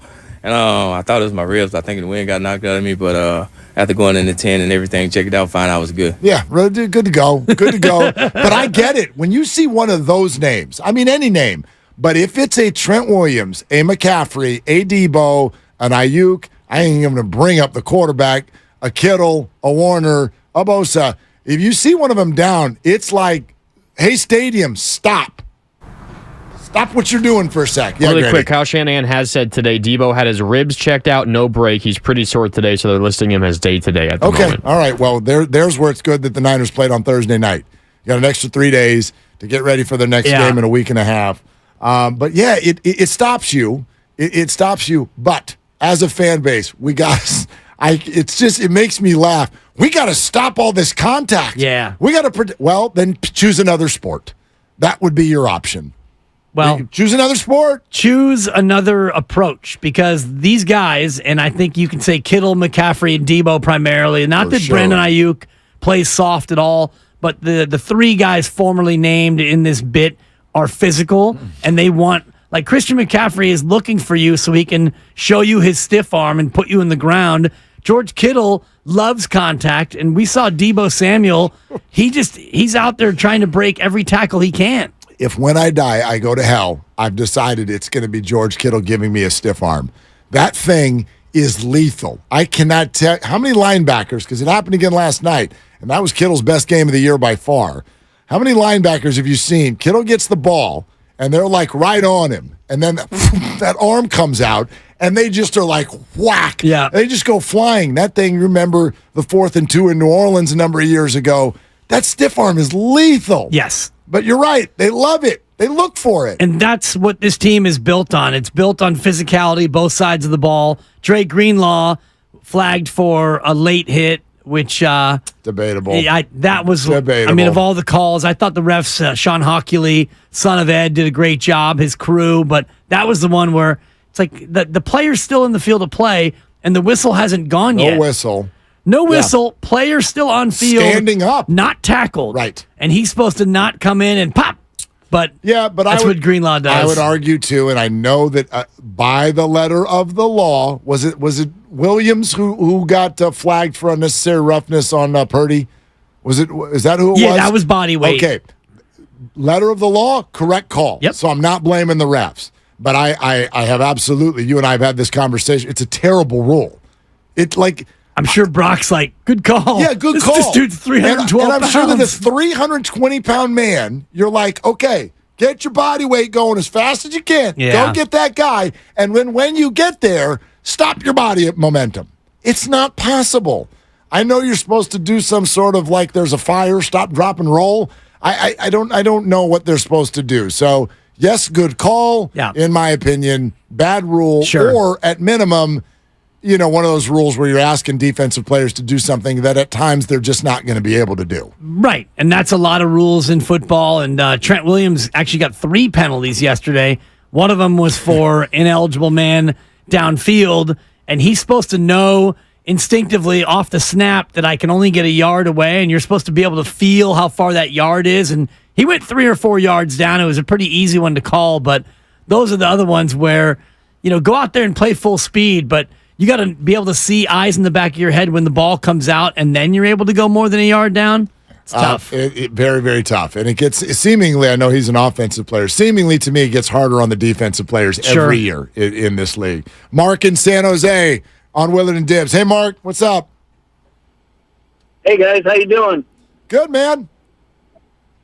So every championship winning team has to have a cast of characters, right? You have to have your really, really good guys, and then you have to have your good guys. Niners have that right now. Now, the other thing is Brock Purdy, he's 23 years old. It's only his 11th game. Kyle Shanahan is giving him the ability to make his own decisions when he's out there. Being a quarterback is more than just throwing the ball and handing it off, right? You guys know that. People should know that. So Kyle Shanahan, from what I understand, wouldn't let Trey and wouldn't let Jimmy call timeout.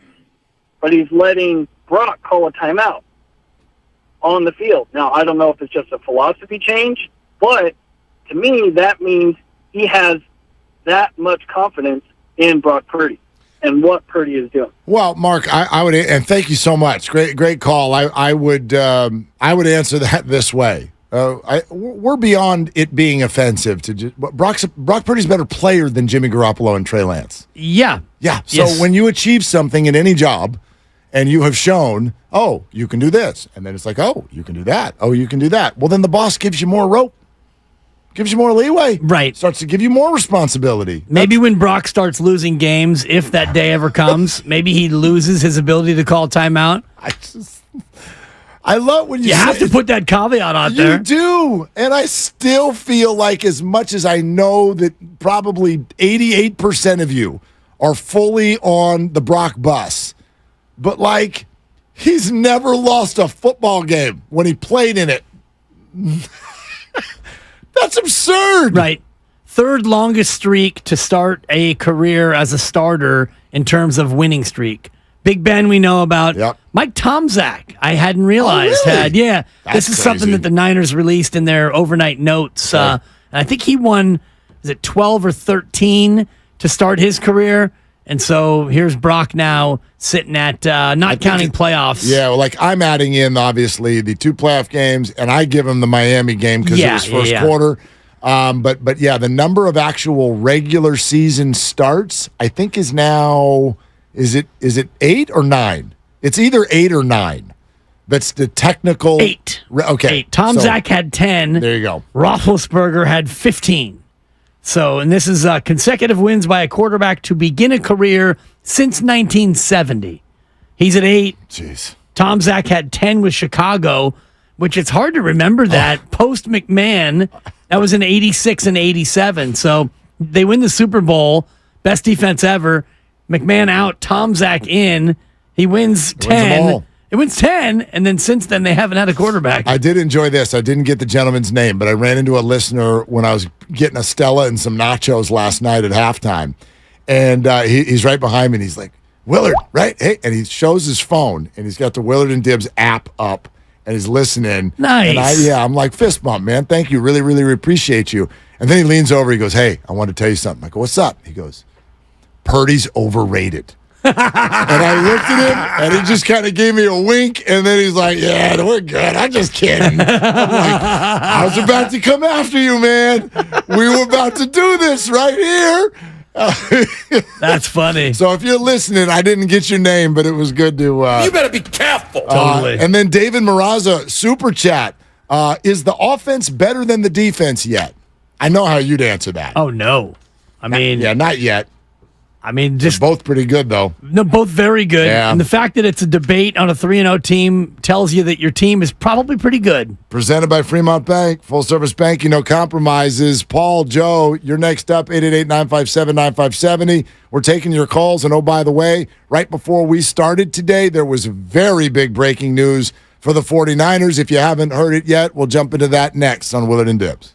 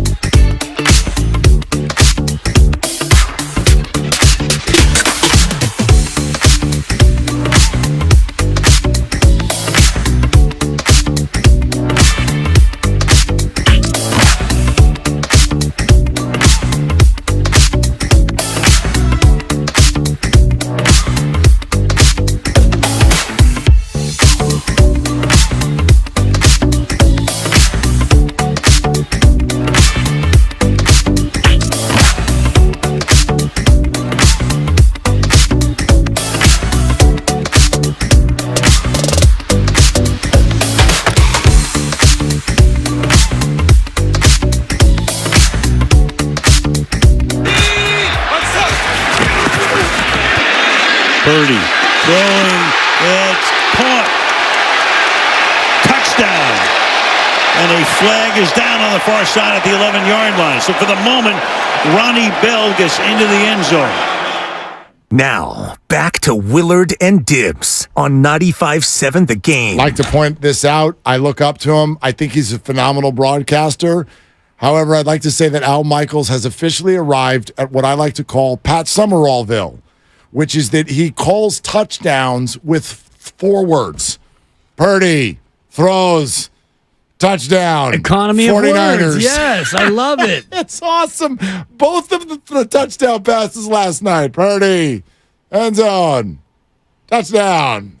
All right, see you later. Economy of words. $17 million a year to do that. It's so great. That's always been my bit with Joe Buck on the David Tyree play. Yes. Manning gets away, throws, helmet, Tyree, first down. Joe, thank you. My favorite example of another, I feel like we talked about this once before, but do you remember? And I think it was Mike Patrick, and it was a primetime football game, Niners and Bills, probably 25 years ago at least, maybe more. When did Lee Woodall play? Because it was when Plummer and Woodall that's late 90s, were the linebackers, okay? And I think it was Thurman Thomas. Bills were at the 1, and goal line play. And Thurman gets the ball and tries to go over the top. And I think it was Plummer who met him and lodged the fumble loose. And Woodall picks it up and goes a hundo the other direction for a touchdown. And I think Mike Patrick did that in 7 words or less. It was so amazing. It was just like, Thomas hit, Woodall, Lee Woodall, touchdown. I mean, that's it. 1995. Thank you. 96-yard there it is. Fumble 6 for Lee Woodall. Mike Patrick and Joe Thiesman on the call. Thiesman for Heisman. Yes. Yeah. There you go. It was so great. It was the Plummer on the hit. Woodall with the scoop. Great memory. So I was 21 years old, wow. and I was like, I'm going to do that for a living. Let's talk into microphones. I did not gather the whole 7 words or less part. I'll say. Unfortunately. Took the joke right out of my mouth. Hey, you can only do what you can do. I know. You like to shoot your shot. It might be all you've got. Yeah, exactly. I like it. Great call. Great throw by Brock Purdy. I went through the rewatch today, and I took my copious play-by-play notes. Oh, my gosh. Look at those chicken scratches. And for those of you in the YouTube audience, yes, it's play-by-play shorthand. Oh. And so what I was doing this morning is obviously down and distance the play, a little bit of the formation, so I could tell you that they were in 11 personnel there, 1 running back, 1 tight end, but they went empty. Great throw is what I have in my notes, and that was a great throw to Ronnie Bell. It really was. And I wonder if on TV it really captured the blitz was right in Brock's face, and he does – the only way I can describe it was a duck throw. And I don't mean that it came out like a quacker. Right. I mean that he actually ducked. He's like, wah! And you know what went through my head on that play was his injury. And I wonder, because if you go back to what happened in Philly in January, Brock has a defender coming, and he's about to throw, and obviously missed times. He thinks he can get the throw off, and he can't. And I wonder about these situations going forward. When a defender is coming, when do you either fire the ball earlier than you want to, which I saw him do a couple times, take the sack, move, whatever it is, so that your arm does not get hit in the act of throwing. I would imagine that if I were him, I'd be like, a little triggered by that idea and really wanting to avoid it. And I thought of it on that play because he really kind of ducked out of the way of the defender and just threw to a spot. And he's just like, I'm going to huck it right now, because Ronnie had not turned around yet. And then Ronnie broke for the pylon and turned around. The ball almost hit him right there in the helmet. Yeah. So it was beautiful. Really, really good. Great throw, great timing, and Bell with a good route and shielding the defender and able to get to the pylon and make the catch, and then pop, get those 2 feet in quickly and precisely right before the chalk. It was a thing of beauty. Did we just get word? Did Alan Stiles hear that he had been unceremoniously attacked on this radio show by Mitch Willard? That's right. And don't call me Mitch. That's what Christian McCaffrey says to defenders. Remember when he looked at it? Yeah, when Kello Witherspoon. Mitch! He's like, "What up, Mitch?" Oh yeah, something like Get that. Get off me, Mitch. Pick a different consonant, but yeah. So, is Alan going to call us? Okay. All right. Okay, Styles. Make fights. I like it. Yeah. Yeah, tell him to call us in a little bit. Styles is minus 120 for the head-to-head with Willard. I got him as an early favorite to shut you down. Hey, once again, the reason I brought him up, and I only got one question for him, and then he can take it wherever he wants, and he can squawk about Chris Paul probably going to start and whatever he wants to do. Ooh. But he tweeted last night, and I'll get the tweet so I can read it word for word. But I read it, and I'm like, I just smiled. Because A, I love Alan. B, I know what he's doing. But also C, Alan, I know what you're doing. And he's like, so Brock's playing good, but I'm just saying it's probably nice to have C-Mac and Debo on your team. I'm just saying. And I get what's happening, which is, A, it's no longer popular to doubt Brock. But, hey, Alan, what is it you're really trying to say? I'm just saying. Well, okay. So that's my question. All right. And he'll tell you what he's trying to say. Really trying to say. Paul in Pleasanton with Willard and Dibbs. Hey, Paul, what's up? Hey, guys, at this point, 49ers, I don't think a single team should scare them. They're probably scared against them all. My one concern in the march to Las Vegas is Shanahan's past history in tightening up and choking in playoffs in tight situations. My question to you is, how much would having somebody like Purdy driving his offense would keep him loose in those tight situations? Think of you're leading by 4, 5 minutes to go, you got the ball, how aggressive you would be in those situations. Listen, this is a really good question, Paul. I will say that I reject the premise that Shanahan should have the reputation for choking in big moments. I reject that. I understand why many feel that way. You and I have had the conversation about we're not doing this when he was the offensive coordinator. You can't put that on him. Right. And by the way, that wasn't a quote-unquote close situation. They were blowing the Patriots out.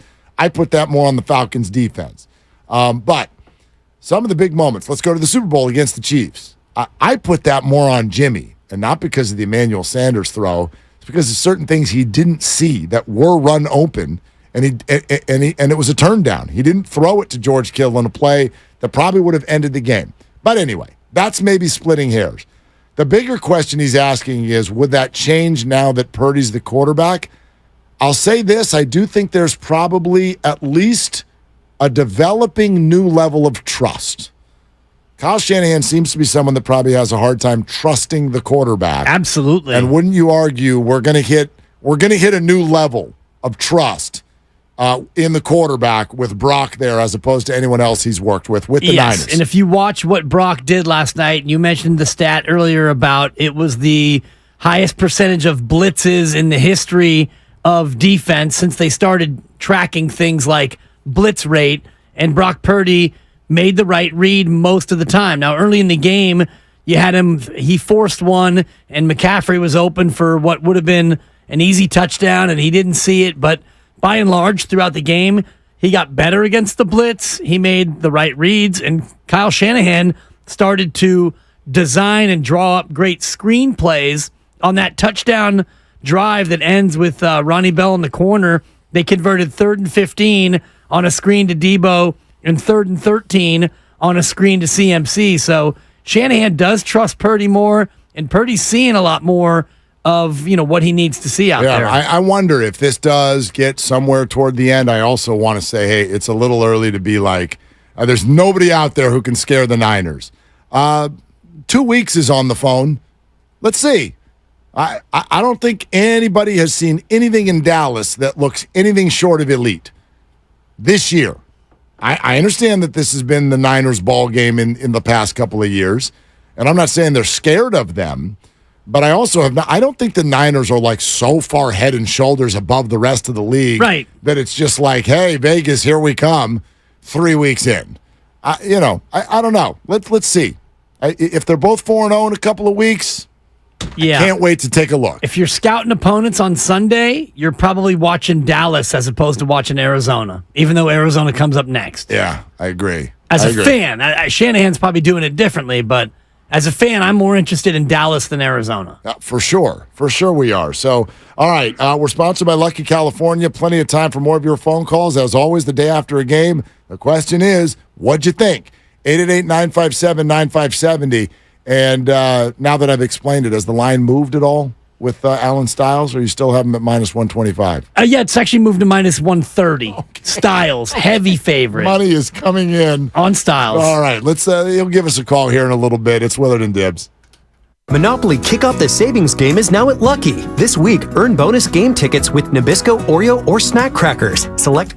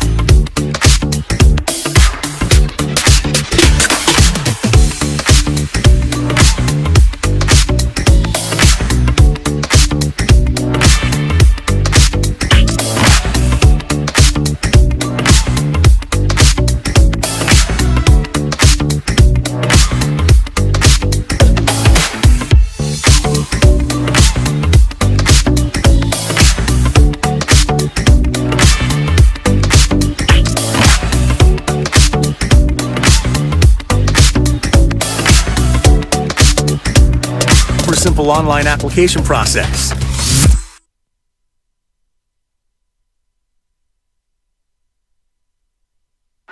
First and goal. McCaffrey into the end zone. Touchdown 49ers.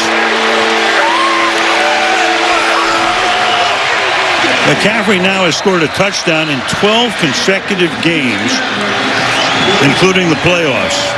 Now, back to Willard and Dibbs on 95.7 The Game. Boy, it's good to have Christian McCaffrey on your team. Yeah, it's a luxury. It is really good to have him on your team, don't you think? Absolutely. Yeah. I mean, he and Debo and George Kittle. I mean, it's like Linus with his security blanket. You know, that's what it is. And in this case, Brock Purdy is Linus. I'm talking about Schroeder or Lucy. Schroeder. Dennis Schroeder. American Vanquisher and FIBA, but I digest. Before we have the great Alan Stiles join this radio program, Willard and Dibbs, 95.7 The Game, 888-957-957. I see you. You're trying to ice him. Well, I have a question, legitimate one. I need an emoji description so that our listeners know what I'm talking about. You know the emoji that's the little face and the guy's like this? It's like the cringe face. You just like the big teeth, and it's like all the way wide, like the whole face is kind of like it's all. What's that called? How do you describe that? The one where it's kind of like, that's the noise I would put with it. Like you're hesitant about something, yeah, or you're kind of like, I don't know how I feel about it. Is there a name for that emoji, or does everybody now know the emoji we're talking about? The face with all of the teeth. Or maybe Alan can describe it. Alan, what's the name of that emoji? I don't know. Yeah. I would have to, they have the descriptions if you're on a laptop. So I'll find that for you, Willard. Oh, they do? Because I'm on a laptop here. Let me hold it. If I just hold it over. Oh, yeah, grimacing face. And thank you, Connor Lonsdale on YouTube, who said that. Grimacing face. All right. So let's discuss, Mr. Stiles. First of all, good afternoon. How are you? It's wonderful to talk to you. I'm glad to be here. I don't know if you can hear the shaking in the background. I'm my baby. I'm keeping her going here on the little bouncer, and I get a text message. I got the ear to the streets. I'm just minding my business. Yeah, brother. I get text messages from my buddies saying that my name is being brought up on your lovely show. Mm-hmm. So I, hopped on the YouTube chat powered by NorCal First Credit Union, and I see, I rewinded a little bit and catch what you guys are saying. I said, you know what? I will call in on this beautiful Friday. First of all, a couple of elite moves. Great, First of all, there. the sponsor getting thrown in over the phone is incredible. And secondly, to know that you're coming into what could potentially be a hot conversation, but letting us know first that you're holding a baby. To sort of disarm us. That's an incredible move, Alan. It's an incredible move. She's in the bouncer, Mark. She's in the bouncer, but he's keeping her moving because a baby at rest tends to not stay at rest if she's not mobile. So, Stiles, thank you for sacrificing quality daddy time to defend your reputation against only Willard and not Dibbs, because I got your back. Yeah, listen, I'm not even on the attack. I would like more information, Alan. That's what I would like, because when I see it 6 o'clock, and I didn't see this till after the game, because Twitter or X now, when you interact with someone a lot, they will give you all of their tweets, even if it's like a day later. So I'm like cruising to the car, and I'm chilling. Me and the lovely Christy is smiling ear to ear. It's 30-12. The Niners are 3-0. And here comes Alan Stiles on my phone to say this. At 6 o'clock, 45 minutes into the game. All I'm going to say is that it's really nice to have Debo and Christian McCaffrey on your team, grimacing face. Alan, all you're going to say, no. What are you trying to say? All I'm trying to say is that I think most people would agree that Brock didn't play particularly well in the first half. And when you have a guy like Christian McCaffrey, who is well known as one of the best backs, if not the best back in the league, doing what he does, and you have Debo with a couple, I don't know if they were screens or whatever, doing Debo things, it's nice to have. That's literally it. I mean, it's literally all I'm saying. In a lot of different situations, if the quarterback plays the way Brock played in the first half, besides, I know, great throw to Ronnie Bell, besides that, they're probably not in that good of a situation. That's it. Right, but why? That's all I'm saying. But why? Now, why would you put all I'm going to say? In other words, why don't you say it's really nice to have Christian McCaffrey and Deebo Samuel on your team? Because I'm trying, I'm trying to improve. I'm trying to, I don't want to, look, here's the thing. Brock gets rolling the night. Look, here's the whole situation is, I say time and time again that the Niners can win with Brock Purdy. They can win a Super Bowl, but that's not enough for some people, some fans. I have to say that he's this or that. I think Brock is a top 15 quarterback. But if you don't say it a specific way, right, it doesn't make people feel good. And unfortunately, the way I talk about Brock does not make people feel good. The reality of the situation is this, guys. And look, I know you probably saw this stat already, and you know where I'm going to go. It's the yards after catch. I really didn't even play with it the same way other people did in terms of, okay, well, that's 95 air yards. Really, I haven't had the time, but I really just want to see how much. I know that one in particular was ridiculous, but like, what is the ratio in most games, right? Because we know that they're called the Yak Bros. So I think the problem is people want everything. I think most Niner fans want it all. If it's, we have all these guys and we know they're really good, but you also have to respect Brock. Like you don't have to have it all. You can still win a Super Bowl without having it all. That's all I'm saying. I thought about this earlier today, and I tweeted about it as well. Brock will suffer from the same situation if things remain as they are as Draymond Green. I like this. If Brock continues to stay on this team and always has studs around him, somebody will always question Brock. But you know what, Willard and Gibbs? You're my guy, Gibbs. You know what? It doesn't matter if you got rings on your fingers, so who cares? Right. This is just fun banter. Yeah. It's just fun banter. And I see you. I see everybody on the YouTube chat. I see you. I say Voldemort. I don't even say the T word anymore. And everybody thinks I still have Voldemort's name in my mouth. I don't say it. Other people bring it up. The truth is, I didn't even want Voldemort. I wanted Justin Fields, which is turning out to also be a reason I'm not a GM. But either way, Brock is the guy. He's QB1, and the Niners can win a Super Bowl with him. That's it. That's all. Well, I wish that was it, and I wish that was all. But your follow-up tweet is somehow that pass by Brock to Bell won't qualify as a near interception, and I believe the emoji you went with is the rolling on the floor laughing. So that felt a little bit like a backhanded compliment, like Ronnie Bell kind of rescued Brock Purdy. Oh, yeah. I mean, I'm trolling there because earlier in the season, we did see, all this stuff about, okay, the I don't even know what the term is, the interceptable pass or whatever it is. And I was joking that somehow somebody will craft that into a good throw. I got to troll sometimes. And if people don't get the trolling, hey, it's fine. I do think that your Yak Boys is an interesting one because on that touchdown drive, it's a 29-yard catch and run to Debo. It's 16 yards catch and run to CMC, and those are screen passes. So does it really matter how they go about getting these yards in terms of whether or not Brock is a good quarterback? I think that's an interesting question, Alan. Yeah, I mean, that's all I'm saying. And I joked at the end because earlier in the preseason when one of the games, again, I'm not saying the name, when one of the games happened and the box score looked good, but we all knew that it didn't look great.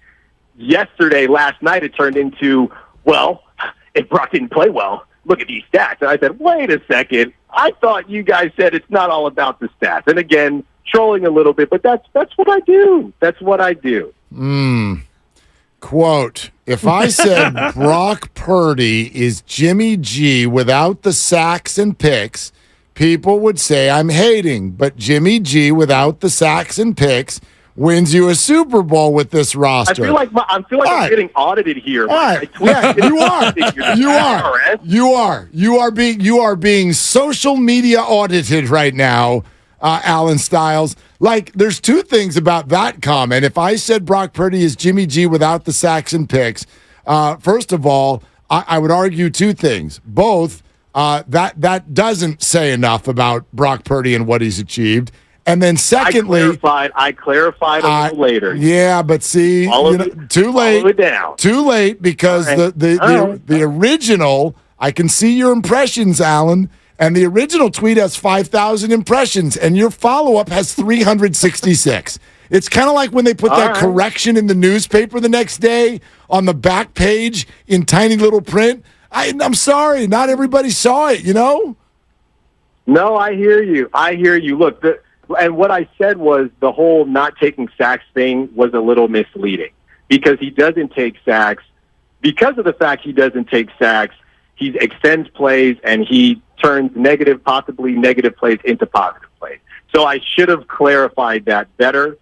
And, I will work to be a better Xer. Oh, you're fine, You're Alan. great, but Styles. No, I don't. Yeah, listen, this is your social media feed, and you're allowed to put whatever tone that you want on it. What is interesting, though, here's the other way I would argue this. Brock Purdy is Jimmy G without the sacks and picks. I mean, why, like that, the definition there, another way to say that, Brock Purdy's a great quarterback. Like Jimmy G without the sacks and picks, you know what I mean? Like why? I guess what I was really trying to say was that I don't think really how I should have said it is just, and I have the edit option, but it just doesn't feel right. I like to stand on, as Travis Hunter was saying. I don't know if you guys saw the Colorado State before the pregame. The audio came out, and Travis Hunter just keeps yelling, stand on business, stand on business. He said that about 15 times. So I like to stand on business. But really what I was trying to say was that I don't think that Brock's arm talent is incredibly better than Jimmy's. That's really how I should have said it. But it doesn't matter because XYZ. Yeah, and I would say XYZ are his execution and his ability to decipher plays and also how to figure out who he should throw the football to. There was only one play last night where Brock Purdy missed an open receiver, and he did get away with some Jimmy oh-no throws on an opening drive. Yeah, he did. And that's the thing. Like, I evaluate stuff as I see it. When Brock is playing well, he's playing well. When he's not playing well, he's not playing well. I saw people caveating and, well, he's Mr. Irrelevant. I thought we're still talking about that? Because the second half, when he threw that dime to Debo, I didn't see anybody talking about it. So Brock is QB1. I'm going to evaluate him as QB1. And the Niners want to win while they're not paying him. So the bar is different now, right? That's all I mean. Right. And I guess my only argument would be that he's meeting the bar, right? Like, let's evaluate him as QB1, right? Yeah, the evaluation is he's never lost a football game. Sure. Yeah. But This is people. For some reason, all of a sudden, you are no longer able to overreact to throws. All this time, you could overreact to Jimmy throws, throw by throw. Now, all of a sudden, and I get it, you found your guy, and a lot of people get defensive, but people are mad about Niner fans overreacting. Other Niner fans are mad about Niner fans overreacting to every Brock throw. That's football. Yeah. Well, when Brock plays well in the second half, it got quiet. That's literally just football and fandom. Everybody, and I don't police fandom. Be a fan however you want. So it's just, and if part of being that fan is complaining about people complaining about Brock, that's fine. But this whole idea that now all of a sudden, why are you guys overreacting? We've been overreacting since football started. All right, buddy, go scrub your social media, please. I will not. All right. I'm not editing anything. And one more shout out to the YouTube chat. I see all of it. No, one more shout out is, what are you doing tomorrow, Alan? So me and my guy JD, we're going to be at Freeman Appliance in Pleasant Hill, P Hill, East Bay living. So come out, come check us out. I will be following up all these takes with JD, who also quote tweeted me last night. So I got some things to say. Come through. Noon to 3, right? Noon to 3. Okay. And start figuring out where you want Willard to take you out for dinner, because Chris Paul's definitely starting on opening night. Alexander Steakhouse. Thank you. I'll take the Wagyu. Yeah. Remember, Alan, I'll take the Wagyu. $150 is the limit. You can spend $300, but you will be spending $150 of it yourself. That's fair. I Okay. like it. I don't mind. Have fun tomorrow, Alan. Yeah, we'll be listening, buddy. See you guys. All right, there it is. That's Alan Stiles. And again, him and JD live, Friedman's Appliance in Pleasant Hill tomorrow, noon to 3. That should be a whole lot of fun. You come for the sports talk and you stay for the appliances. You stay for a refrigerator, and the beer. You get beer there when you shop for appliances. I mean, I don't know why that's not a bigger deal. That's definitely a deal. I bought a washer dryer from them, and let's go to Dibs, half in the bag. Yes. With a pregnant designated driver in Dibs, tow. who's actually in the dryer right now. Why is he in the dryer? That's not bad. You know what's funny, though, in this conversation? I do think this, when he talks about there at the end, like, hey, freaking out about every throw, that's football fandom. So Kyle Juszczyk, after the game, suggested that, no, it's not. He has played for multiple teams in the NFL. He has played alongside multiple quarterbacks. And Kyle suggested that with this team, for some reason, under Kyle Shanahan with the San Francisco 49ers, for some reason, after every game, everybody has got to grab out a fine-tooth comb and freak out and nitpick and go over every tiny little thing that the quarterback has done. Now, that's from a player on the team. I didn't say that. Kyle Juszczyk says that for some reason, with this fan base and even the media, nationally and locally, for some reason, there is an obsessive nature with the quarterback position and his play. And I have to agree, based on the experience we've had over the last 7 years. And it's easy to see why. It's for 3 reasons. 1, Lombardi's. 2, Joe Montana. Yeah. 3, Steve Young. So this franchise, this organization has a storied history of good quarterbacking. Now, the Chicago Bears fans obsess over their quarterback for the completely opposite reason, which is woe is us. We haven't had a good quarterback since. He always stinks. And the correct answer is Mike Tomczak, by the way. It's not Jim McMahon. Sort of. Tomsy won his first 10 starts. Brock Purdy now is just sitting on 8. What happened to Tomsy after that? Tomsy actually had a good career. An okay career. It's funny because I actually looked at it earlier today. He wound up winning over 100 games as a starter in the National Football League. Okay, he went, and I He know had a sneaky better career than you think. I don't want to turn this into K. Tomczak. Niners have a good defense. Tomczak and McMahon had probably the best defense of our lives. Yes, and if you look at Tomczak's 10 wins to start his career, they are Dilferian in many ways. 17 to 2, 17 to 3. I think there was an 11 to 10 in there. 17 to 1, Totally. 17 to 2. 17-0. Yeah. But I do think that the fact that he's the quarterback of the 49ers gives extra scrutiny that you wouldn't have in many other locations because of Montana and Young. We have a standard here. I'll buy that. Although I want to reiterate my Montana and Young take, which is that I remember watching them play, and they played with some of the most amazing skill position players that this game has ever known. Okay? Jerry Rice is on one side, John Taylor's on the other, or there's T.O. and Jerry Rice late in his career, and Roger Craig and Ricky Waters and Brent Jones, and just beautiful, unbelievable skill position talent. And I never heard the fan base go, well, I mean, I know Joe Montana's like the most accomplished QB ever, but like, who couldn't quarterback this team, right? Boy, must be good to have Jerry Rice on your team so that you could just throw a slant and he goes 80 yards for a score. Nobody did that then. Because they were already established as champions. By the time Joe met Jerry, he already had a Lombardi.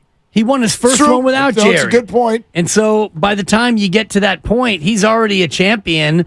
And Steve Young was the number 1 overall pick. and in the supplemental draft. So he came in with more accolades, more gravitas than what Brock Purdy certainly has right now. More gravitas, sure. More experience. Came from nowhere. He was highly paid in the USFL, and he was highly drafted. And so I think that part of that does play into what the Brock Purdy narrative that he has to deal with. Draftism, sure, absolutely. BPA is with us on Willard and Dibs. Hey, Brian, what are you doing? Hey, guys. Yeah, the trolls are out of control in sort of the 49er universe. And obviously the vast majority of people look at takes like Styles and just shake their head, right? And there's no credibility behind it, but it's all they do is troll, right? It's not like Brock throws a bad pass and they troll him. Brock throws a good pass and, hey, great to have Debo, right? It's like that's all they do is troll. And it seems like they're not really fans of the 49ers. They're just sort of fans of seeing Kyle fail and maybe Brock fail. It's hard to really understand it. But Joe Montana did not throw a lot of passes 50 yards down the field. Like I don't. It's hard. That's the greatest quarterback in the history of the 49ers, and Brock's pretty similar in a lot of ways in the way they distribute the ball. No, for people, BPA, you're absolutely right. Like for people who didn't watch Niner football in the 80s, it literally became this thing, the West Coast offense, and the definition of it, without going too in depth, was a much shorter passing game than what the NFL was used to up to that point. For sure, and I mean, you want to have yards of catch. That requires a quarterback delivering the ball with extreme precision, like where the player catches it that allows him to run full speed, break down the field, and all the rest. Like, yeah, I mean, he's 10-0. He's got like 104 quarterback rating in his career. What on earth?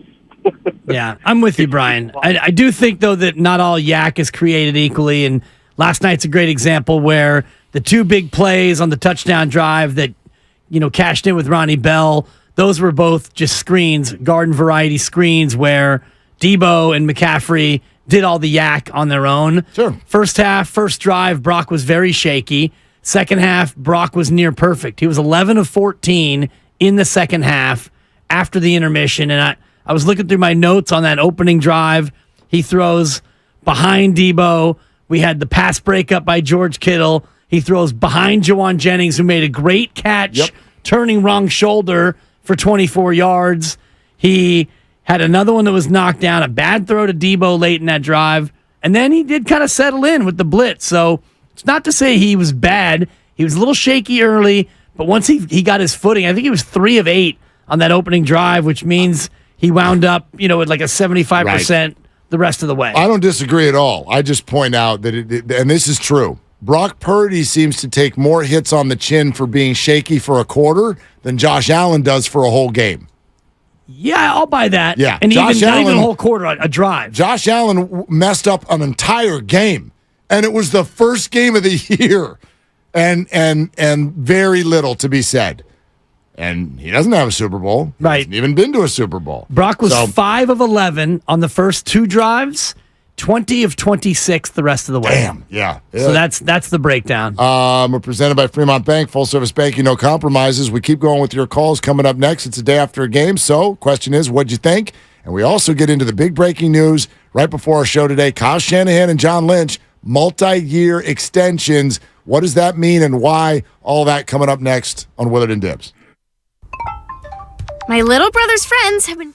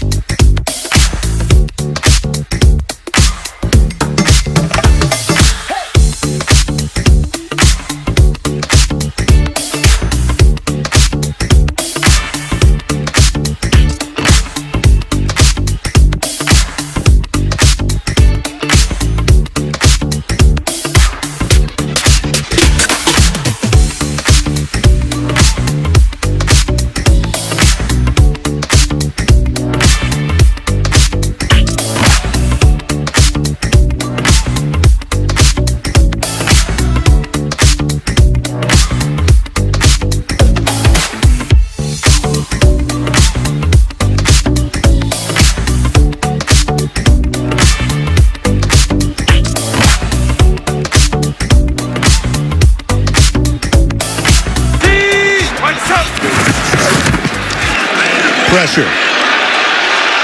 Deep. Caught. Samuel. Touchdown.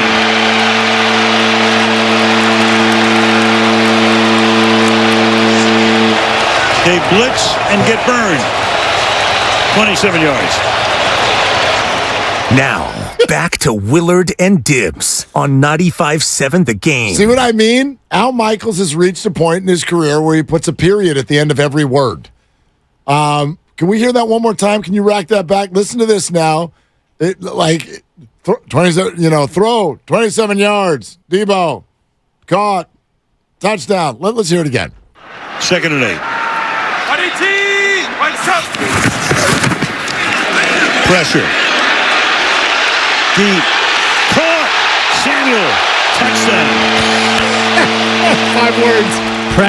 Pressure. Deep. Caught. Samuel. Touchdown. There you go. That's all you got to say. It's television. You're watching the game. I understand. No, I'm not saying it's bad. It's just what I call Summerallville. Yeah. He'll be 79 in November. And Is that true? Yeah. I just Lord. Googled it. 1944 he was born. So I think that it's part, age, and he made a mistake, and everyone roasted him over how many Super Bowls the Niners have. Oh, what did he say? I he missed said it. they have 4. Oh. He said Bill Walsh he's had not 2 wrong. and Seifert had 2. They do have 4, but they also have a 5th. 2 more, yeah. And then he had to more. come back and say, earlier I made a mistake. They actually have 5. It's like, it's all right, Al. Yeah. I mean, nobody's perfect. And you authored one of the, if not the single greatest call in television play-by-play history with Do You Believe in Miracles? I mean, if that's not the greatest call ever, it's on the Mount. It's on Mount play-by-play call more for sure. I feel play-by-play, Mount play-by-play call more is a party of 2, not 4. Well, you need a Rushmore. You need 4. I know. I hate to be the bearer of bad news. Well, let's put it this way. There are only 2 off the top of my head that I know are on it. I'd have to go find the other 2. So you got your Washington and your Lincoln. Yeah. Michael's Do You Believe in Miracle? Yes. And Vin Scully with Kirk Gibson's in a season of the improbable, the impossible has happened. It's a good one. Yeah. A's fan would hate you for that, for even mentioning that. I know. Well, we got something for A's fans later today that you're going to hate even more. Oh, boy, that's right. I mean, there's so many you could put on the mountain. Maybe on a slower day. Maybe during the bye week we can roll some of these out. Might as well take 20 seconds and just mention it. So the A's yesterday are honoring the career of Miguel Cabrera with the Tigers in town. And you're like, oh, that's nice, right? They're honoring an opponent who's been an all-time great, and he's going to retire. That's cool. So they got him a $90 bottle of wine. And it's easy enough for people to make fun of. They're like, your Major League Baseball team, and what'd you do? You went to Total Wine and More and got a $90 bottle of wine for Miguel Cabrera? That's your gift?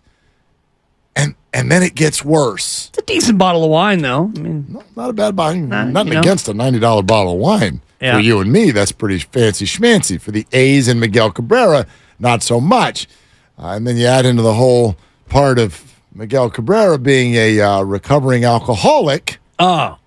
And that gets uncomfortable. I didn't know that. Actually. I didn't either. Yeah. And clearly neither did they. Right? Oh, my God. Come on, man.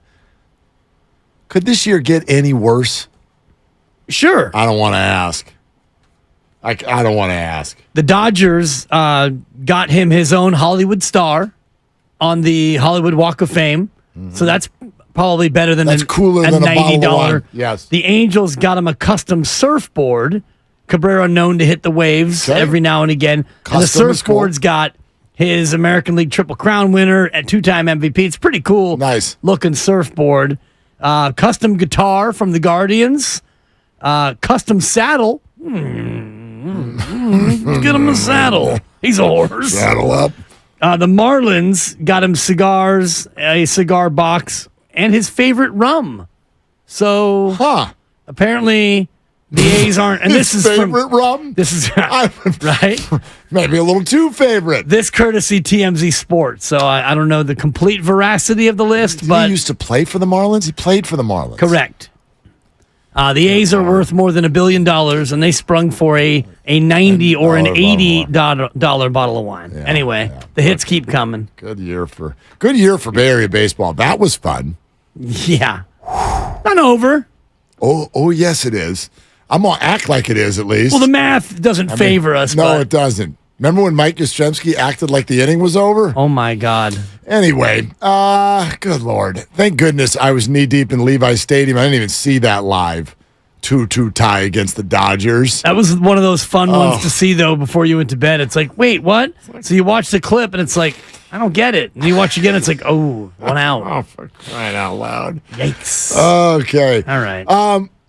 Let's do the Kyle and John stuff. I think it's interesting, but first, Rick in Redwood City is on the line. Hey, Rick, you're on Willard and Dibs. What's up? Hey, guys.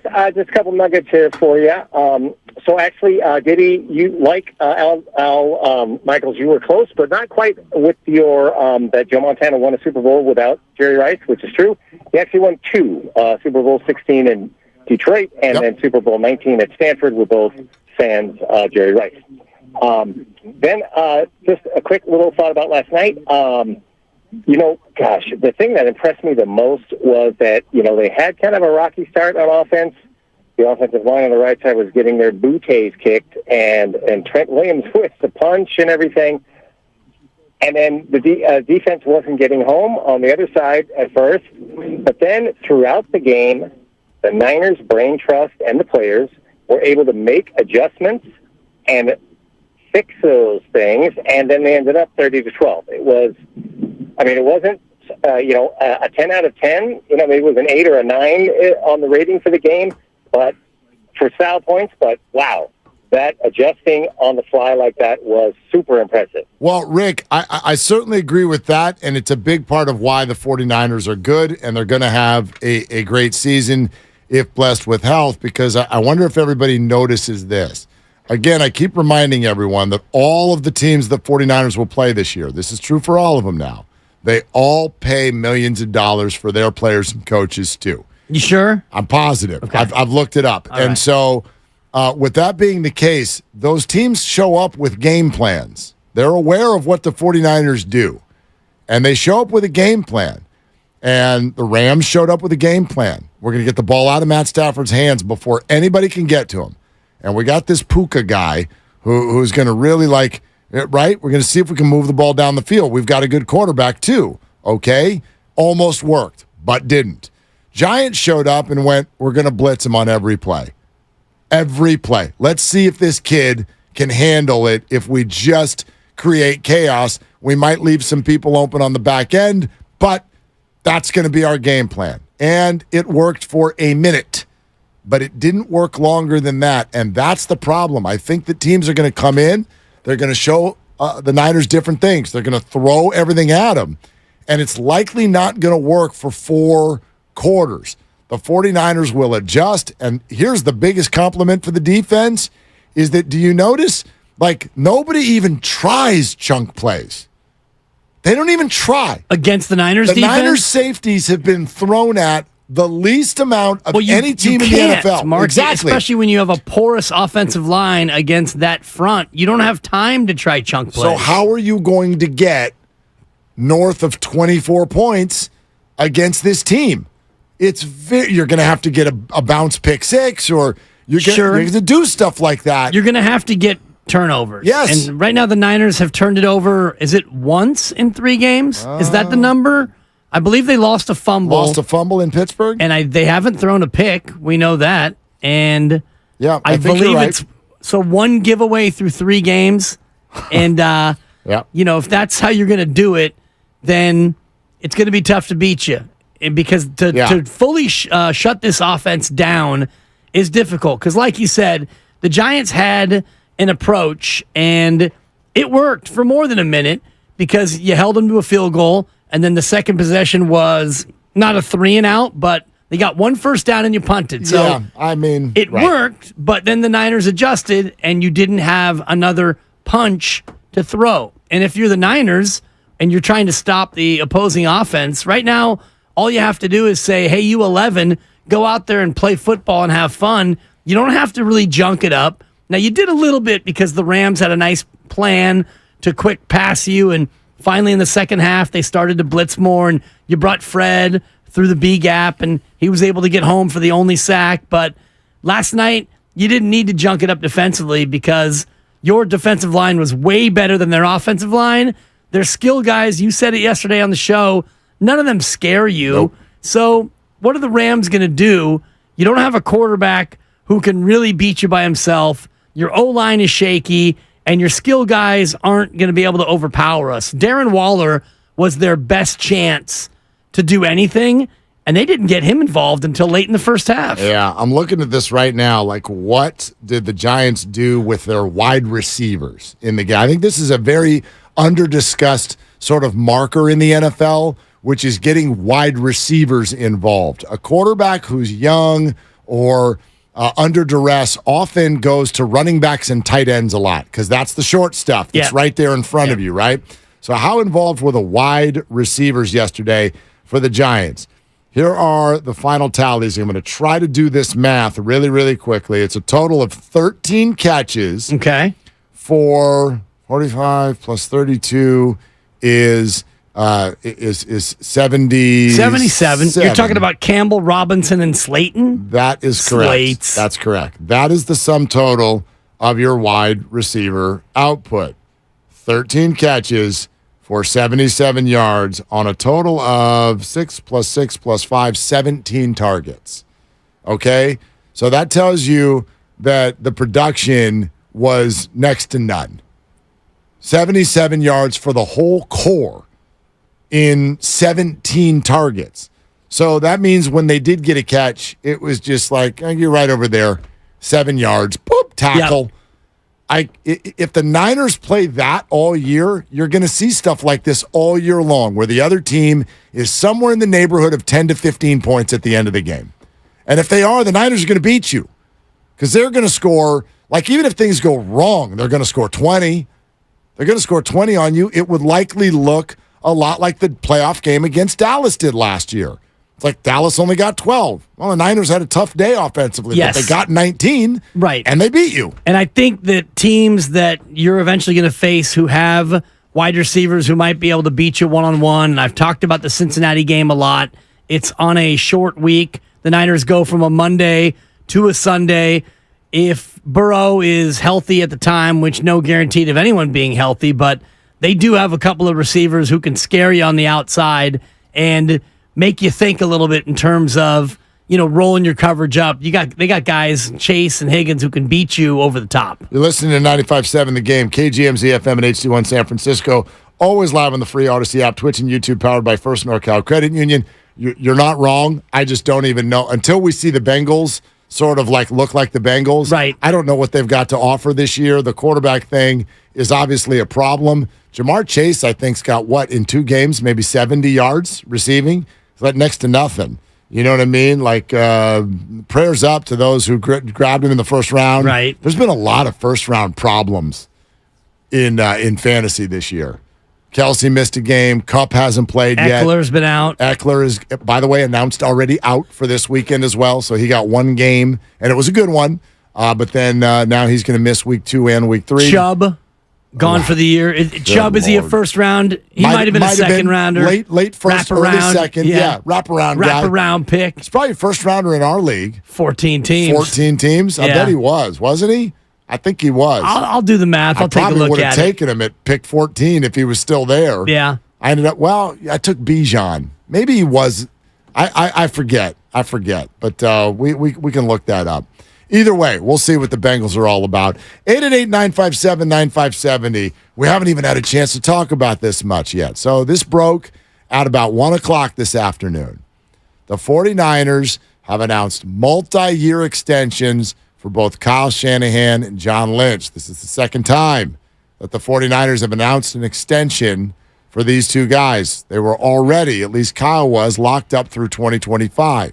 So a multi-year extension means now at minimum, he will be with the 49ers through 2027. Okay? At minimum. It might be more. So that's 5 more seasons, Mark, including this one. So it's 4 years plus whatever's left of this one. Correct. Correct. That's 82 more regular season games. This is what this means to me. And I understand where everyone's at, whether you buy into Super Bowl or bust, whether you buy into Kyle Shanahan turtles up, or Kyle Shanahan's arrogant with his flat bill, or Kyle Shanahan says the word stuff too much. Whatever it is that your opinion is about Kyle, you can have it. It's fine. But I just think that this is a moment to simplify the conversation. Instead of going, result, if, then, what, fill in blank, do this or else, hold accountable, no, not going to get a pass, all of the things. Simplify the conversation if you're a Niner fan, and just say this. The Niners are aware that they've got a really good coach. That's it. It's just simple. You have a good person in a good spot, in an important spot in your organization, and you want him there because that's better than the alternative. And so everyone can keep their accountability and must-win Super Bowl and this window all good. What about my hot seat, Mark? Do I have to unplug it? That's going to have to be unplugged. I'm so sorry. That opinion is going to have to, at minimum, be shelved. But just for me, that's what, just simplify it. Yeah. Really good coach. Keep him. That's it. Yeah. Just keep it right there. For me, that's where I keep it. Well, and they are going to keep him. Yes. So he was already signed through 25, which means this year and 2 more. If it's a multi-year extension, that means it's this year and 4 more minimum. And what this means, and this is going to be hard for 49er fans to wrap their head around as this reality gets closer, but he's going to become the longest tenured and the winningest regular season coach in Niner history. Right now, he's won 55 games in the regular year, and he is trailing Steve Mariucci at 57. And that'll be done in about 3 or 4 weeks. Buck Shaw at 71. Wow. And Bill Walsh at 92. George Seifert at 98.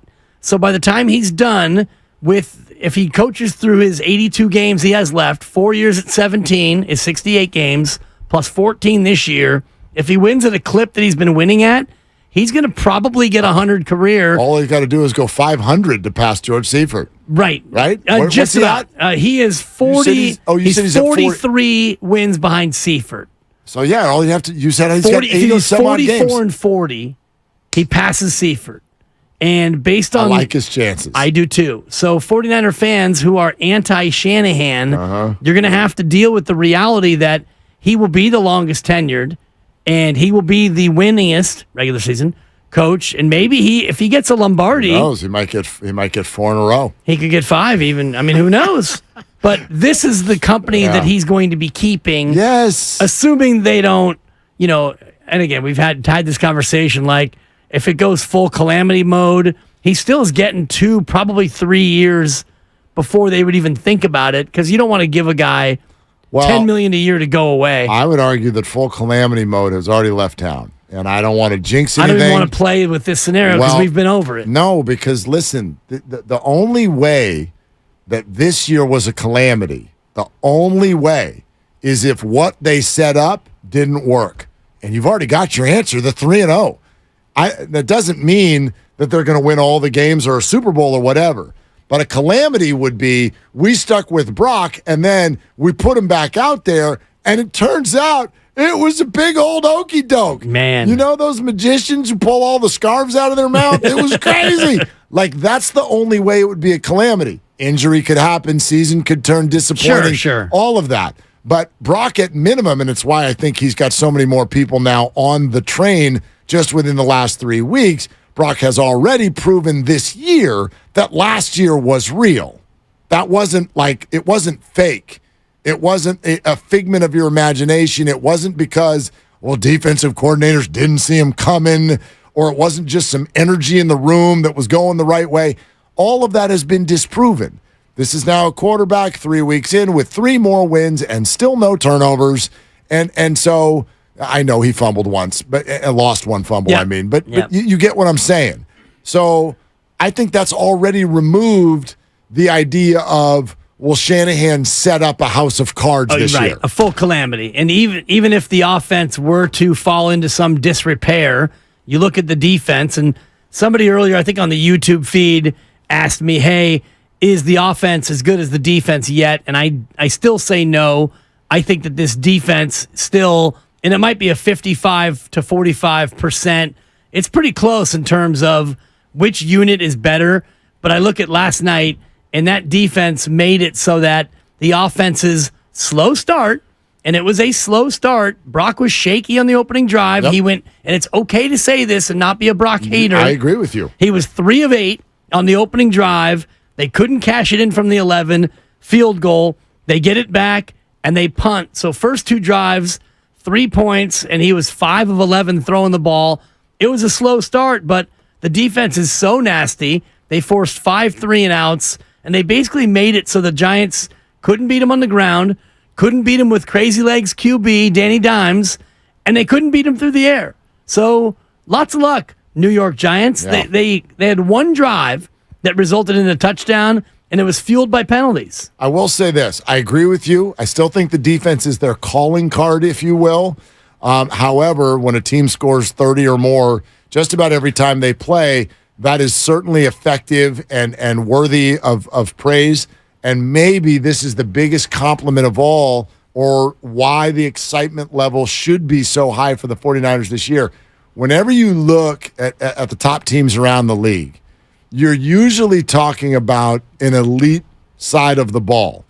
When I look at Dallas, I go, dude, your defense is really good. Right. Your offense is like, okay. Like, I like some of the players. Yeah. CeeDee Lamb, good player. Dak's not a bad quarterback. Great offensive line. Yeah, but they can run the football. But they've not last year, and not even this year. I know you're going to look at the point total, but so much of that with pick six and a kick return and all this, the offense has not been what I would call elite Dynamic, in terms of output. Fair. Okay, go to the Kansas City Chiefs. Nobody cares about their defense. It's better now, but it's fine. Yeah. But nobody's going to go, dude, their defense is really, really good.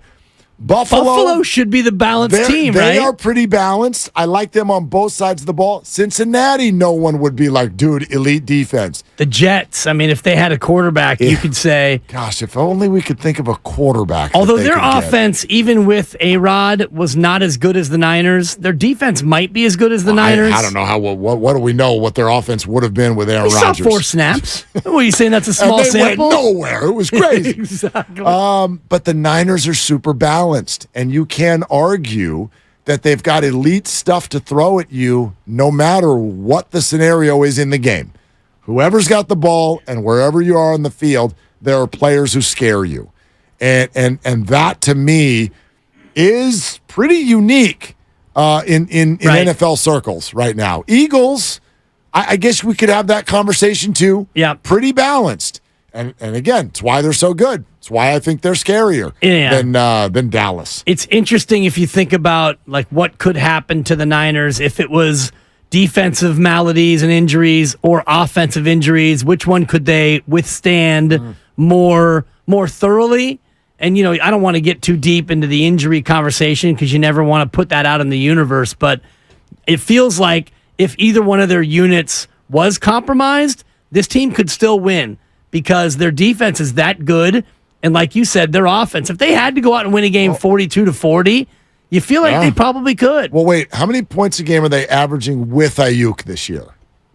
On offense? Yeah, how many points per game? Well, they've scored 90 total. Okay. How many points per game, though, just with Ayuk? 30. They scored 30 in all 3. Yeah. Guys, I was trying to set up a joke. Y'all looking at me like, come on, dummy. Yeah. In other words, they were a little compromised yesterday, and they scored the exact same number of points. You got a laugh track for him, I Grandy? was trying to. Sorry. I was trying to agree with you over here. No, Thank you. All right. We're giving away a pair of tickets to see Adam Sandler, SAP Center. We've done it every day this week. Today is a day of the week. It's all courtesy of Live Nation. Make sure you're tuned in next segment to win Adam Sandler, SAP Center. Also, we're sponsored by Bay Area Fast Track. Overdue tolls, Vehicles with overdue unpaid tolls may not be able to renew their DMV registration until outstanding balances are paid. Payment assistance is available. Visit BayAreaFastTrack.org/assistance today. Your calls, 888-957-9570, and then also this. When do you hear what Mike Florio said about Brock Purdy? Of all the wild national takes you've ever heard, we've got a winner. Next on Willard and Dibs. Here we go. Here comes the Sandman. Ladies and gentlemen.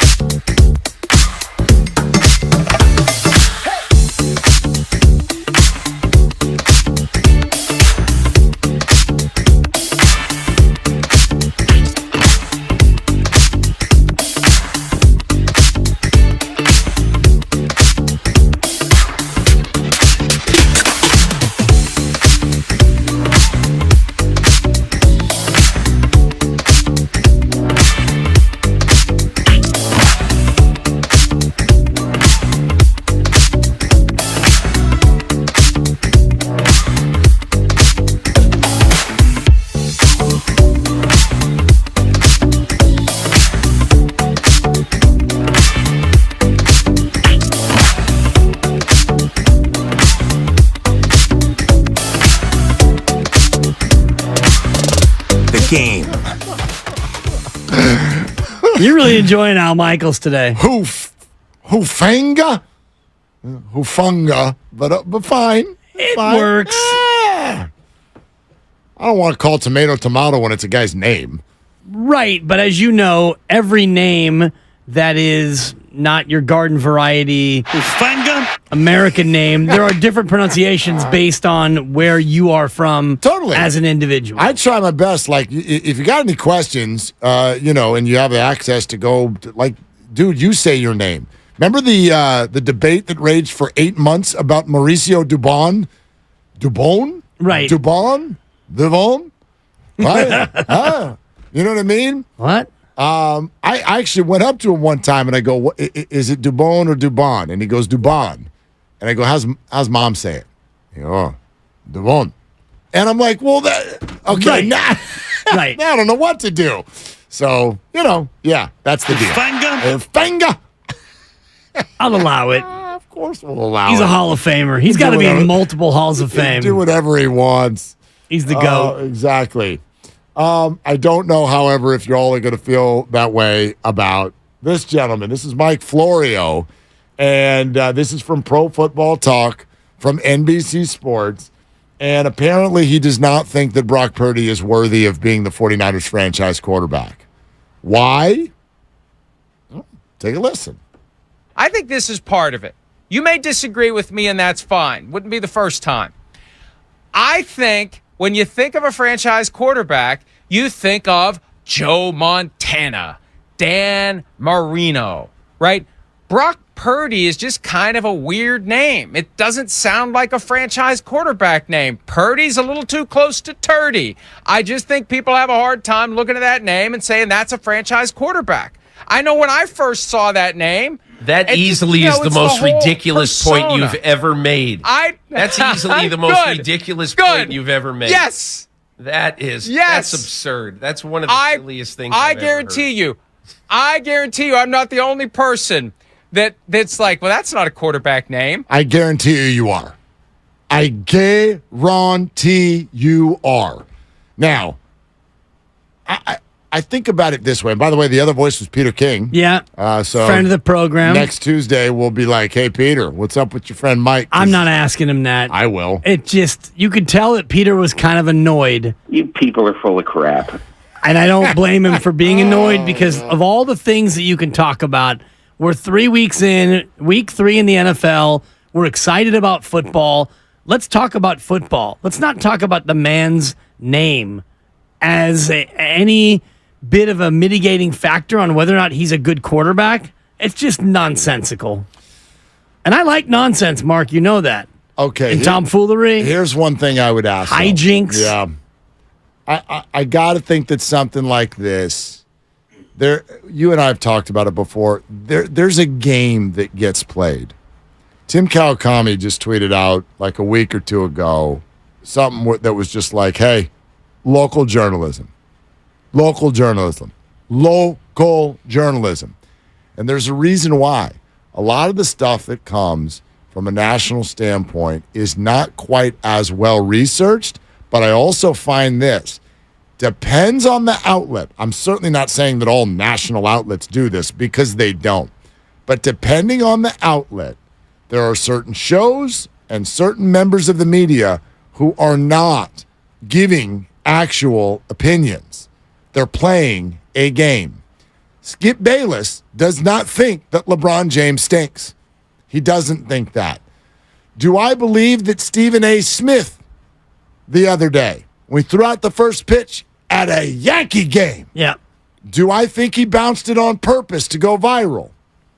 I wonder.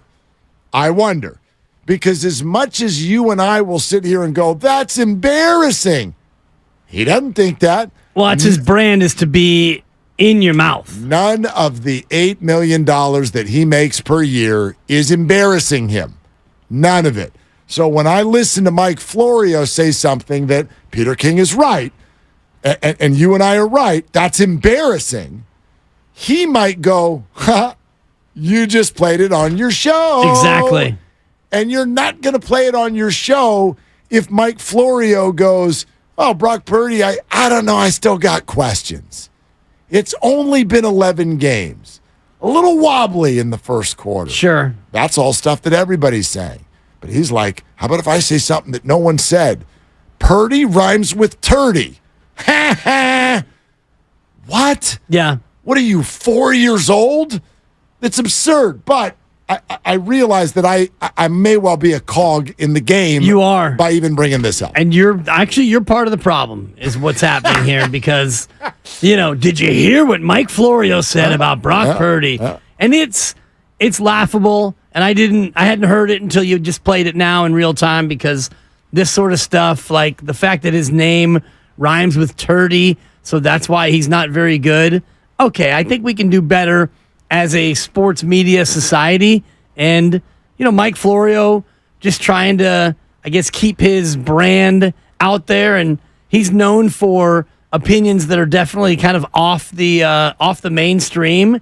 And if this is the best he can do right now, and I kind of feel bad for him. I don't think that Stephen A. bounced it on purpose. I just think that, he's not a very good athlete. It's a choke job. He said he choked. Maybe. But you're right in terms of... No, they're very good at this. Yeah. They're very good at this. What's going to get people going? If Stephen A. Smith throws it right down the middle, and then ain't going to get anybody going.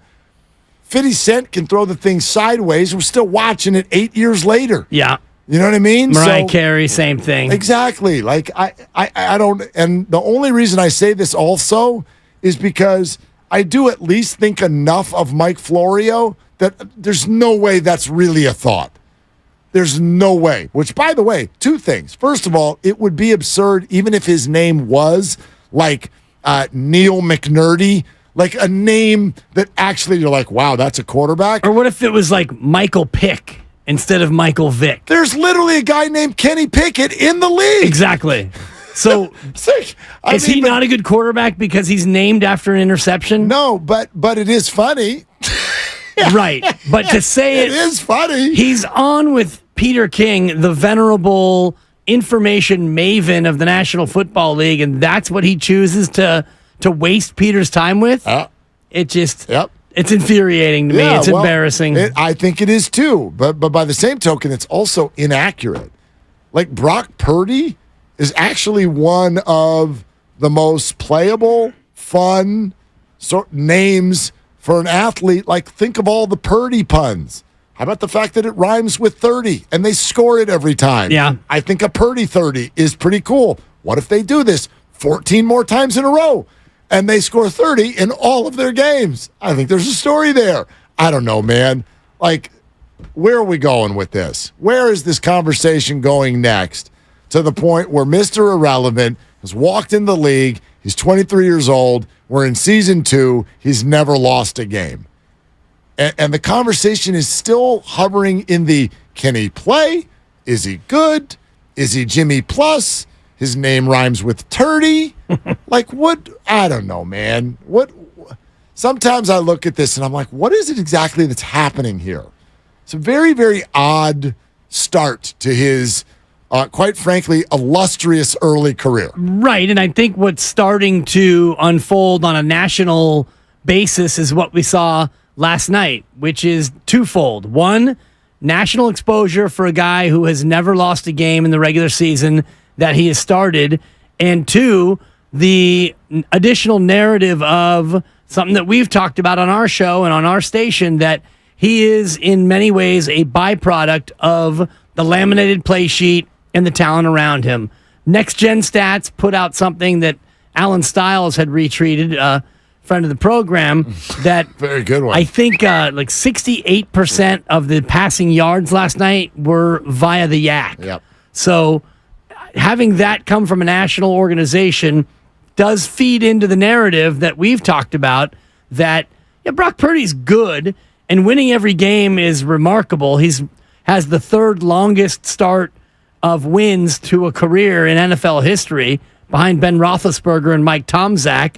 That's all great, but Yak yards, am I right? The Yak boys, the laminated play sheet, Kyle Shanahan, this nasty defense. Brock is great. However, A, B, C, D, E, and F over here. So I think that's what the nation is starting to latch on to, those two. They're not competing narratives, but they're dueling narratives. I will say this, and I'm not talking about last night. No comment on that specific game, but I would argue until the end that Yak is not just the receiver. It's not. No, it's not. Like catching the ball on time, having it be accurate, finding the person in space at the right time, like setting the person up to run is absolutely, and I'm not saying that necessarily when it's just like the boom, here, you're 2 yards away from me, here's the ball.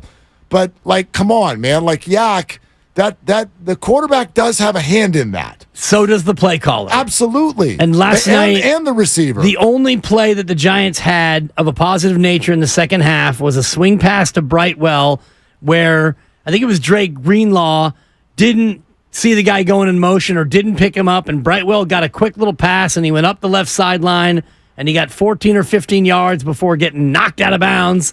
And that was great play call. Defensive lapse. The receiver has the ball. He's got a clean 15. So, yes, that's Yak, but that to me was all play call and defensive breakdown. And, some of Debo's ones where it's a good throw, and then he gets an extra 15 or 20 just because you can't tackle him. Oh, gosh, he's incredible. And other ones where Brock hits a guy perfectly in stride. And those Yak yards, yes, they go to the player, but they also go to the quarterback for hitting the player in stride. You're right. Yeah, 957-9570 the number. Let's keep going out here on the phones. Matt in San Rafael. Hey, Matt, you're on Willie and Dibby. What you doing? Just getting ready to go to the gym, start the weekend. Mark, you touched on something I wanted to mention, and that is, the Yak thing. Garoppolo didn't have the yak that Purdy does because he would hang guys out to dry going across the middle instead of hitting them in stride. So I agree with you. But the thing I wanted to mention was you were talking about the national media, and I actually think that there is sort of a resentment, an East Coast bias, if you will. I think a lot of people are sort of irritated that the Niners are good for whatever reason, particularly people on the East Coast. And it seems like a lot of former players, particularly players who had to go compete against the Niners, don't particularly like the team. I was watching all over the place, bouncing around this morning, kind of gloating. And ESPN's morning show had a former player, I don't know his name, but I know he played for an East Coast team, and he was talking about how Purdy is an absolute joke, that he's trash, that he'd be nothing on another team. And it's like, that's just not true. And to me, part of it is they're trying to get clicks. They're trying to get people to pay attention. The person makes the most noise, gets paid attention to. It's kind of the way media has shifted in recent years. But the other thing is, I honestly think that the East Coast resents the fact when a West Coast team is doing well because, I don't know, maybe it goes back to Tupac and Biggie. I don't know. Matt, that's interesting. Was there really somebody on ESPN who called Purdy a joke? Was that actual word used? It was something, I don't think he used those words, but it was trash. It was a whole system quarterback thing, and then he started rolling, and then the rhetoric seems to get, when they feel like they've got a moment in the spotlight, they seem to want to kind of play it up.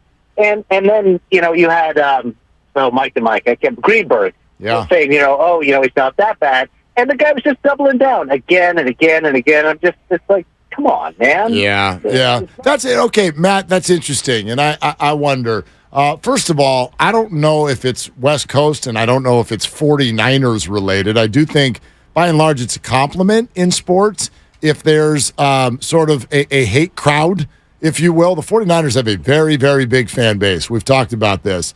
They travel, and they're all wearing red, and they're showing up, right? So when you have a large fan base, there's also a large group that's kind of going to push back a little bit. In other words, nobody hates the Jaguars. Why would you? Nobody cares.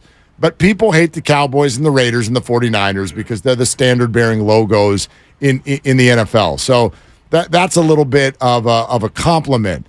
But the idea that it's a West Coast thing, I don't know if there's sort of like resentment. I think there's lack of attention and understanding. I think that's always been the case out there on the East Coast with teams that are out here doing well. Could be resentment. And, you see, although now not really into the bad weather portion of their year, but you look at a Thursday night game and Golden Gate Bridge and beautiful blue sky and all the rest of it. There might be some California resentment in general, but I do think it's more brand resentment. Cowboys, Steelers, Niners, these are Patriots, certainly what they've become. It's easy for any and all fan base to look at those teams and hate them and want them to not do well. I wonder about this, too, because I don't know who he was talking about, but a lot of these analysts are former players. And so I do wonder if Brock is going to start suffering from something that I feel Steph Curry has suffered from for years, and that is the former player brigade will try to diminish what this player's doing because they look at him, and not even just former players, current players too. You saw the likes of LeBron and Russell Westbrook through the years have sort of like wanted to flick off the idea of Steph Curry's greatness while they still could. You can't do it anymore. But they try to diminish it because they look at him and say, dude, physically, you're not one of us. Like, look at you. You're not an Adonis like we are. We could push you around if we wanted to, but the rules are all now in your favor. And so you're able to sit out there from 30 feet and be pretty, and we're in here banging our bodies off of one another, and that's where the real men play. Charles Barkley led the brigade. Yes. A jump shooting team will never win a championship. It's a little high for my taste, but it's a good effort. All right. Yeah. Appreciate it. Keep working on that one. I'll keep working on my Nick Bosa. Yeah, too much Kermit in my Charles Barkley. Anyway. I got a sack last night. It was really fun. Anyway, I wonder if Brock's going to start suffering from that, where guys are looking at him and they're going, dude, you tiny little 7th-round draft pick with your Purdy name and your West Coast vibe and your Kyle Shanahan flat bill and your McCaffrey on your left and your Debo on the right doing all the work. What the hell have you ever done in this league? I do think there could end up being some of that if there isn't already. I think there is already, and I think that it stems more from the players around him, the laminated play sheet, and the head coach. I think more so than where he was drafted, although the Mr. Irrelevant thing will forever be a quaint part of the narrative, and eventually, if he does reach the highest of heights and there's a 30 for 30 on Purdy, or if there's a biopic or a documentary, whatever happens at the end of the days. Purdy for Purdy, but anyway. Whatever you do with it, it's going to all stem from that Cinderella story of being the last guy picked. And so, in the meantime, there is some of that Steph Curry haterade, but the only way you can end it is by doing what Steph did, which is not only winning the title, but you become the best ever. Now, Purdy doesn't have to do that, but if he wins a Super Bowl, win a bowl, then you can't, you can't say anything about it. Because when he loses a game, or if he ever has, I was going to say if he ever has a 3-pick game, if he ever throws an interception, they're going to be waiting for him. If he ever has the dreaded 1-pick game. Listen to what we're saying. If he ever, loses. Right. Then we're going to be here to jump him. People are going to be there to jump him. It's just so funny. It's so funny. If he ever throws a pick. I was trying to think about, if he ever has a 3-pick game, he might not have a 3-pick month. What a 1-pick game. He's almost done with September. Yeah. We got one more game? Yeah. Or is that even on? Are we already in October by then? I see 3. Yeah, it's October 1st. Carry the 1, carry the 5. Yeah, it would be September 31st, but there's only 30 days in September. Yeah, it's October 1st. So it's a 0-pick month. He went pickless for September. Jeez. Yeah, pickless in September. That'd be a fun movie. What? Thank you. Steve in the city. Hi, Steve. What are you doing? Just hanging out downtown. Now, the narrative from New York is he's got all these weapons around him. Then he goes out and he throws to number 10. First touchdown, great play. Just boom, boom. Rookie. The narrative is he's got so much around him, that's why he's not that good. Look at the Miami game. The first game he played, he threw through those windows. I texted my friend, first off, boom, he threw through 2 windows, won that game. I'm telling you, and again, boom. Steve, thank you so much. We do this in sports sometimes. Steph Curry suffered from this too. So did, I guess, Kobe and Shaq for a period of time until both of them won rings without one another. I don't know. Phil Jackson, same thing. It's like, well, you got good players. Well, yeah, right. That's how it works. I'm never going to hold it against someone because he's surrounded by other good players. And it's been proven so many times in a row that having good players around you does not automatically mean you win. Especially in football. Especially in football. In the NBA, I think it's more of a straight line from you have the best roster, you win a championship. That's probably the most straight line of the big three. Baseball can get a little bit weird. You go up against a hot pitcher or a couple of hot bats, and you can get knocked out of a short series. Padres have any good players? Let me check. Jesus. Have they caught the Giants yet? Nope. They might. They're coming. They're coming. Probably a couple Wasn't more days. sure, yeah. It's getting there. But yeah, you get it. Interesting, though, especially in football where, one bounce of the ball either way can change your fortunes in a heartbeat. I'm looking around right now. Like, I guess the first team that comes to mind in the NFL right now is the Chargers. The Chargers have Justin Herbert as their quarterback. Yeah. Okay? They've got Keenan Allen and Mike Williams as receivers. They've got Austin Eckler as their running back. Their defensive line is flanked by Joey Bosa and Khalil Mack, and Derwin James is their safety, and they can't win a flipping game. Yeah, Cincinnati would be the runner-up to the what the hell is going on. Yeah, except for they've won. They've been to the Super Bowl. Yeah, just not this year. Right. I was thinking about this year. And he's hurt. He's hurt. If you're out there playing, you're not hurt. Yeah, no, that's fair. what I've always believed. But you're right in terms of bigger sample. The Chargers have long been that team because, they've had great receivers even over the years, and they haven't been able to get it done. Totally. Giving away a pair of tickets to see Adam Sandler at SAP Center. Your last chance is coming up very soon. It's all courtesy of Live Nation. Your chance to win is coming up very, very shortly. So stay right where you are. We're presented by Fremont Bank, full service banking, no compromises, and many more of your calls. Paul, oh, look, Grandpa Daddy's on the line as well. We're coming to you next, right here on Willard and Dibs.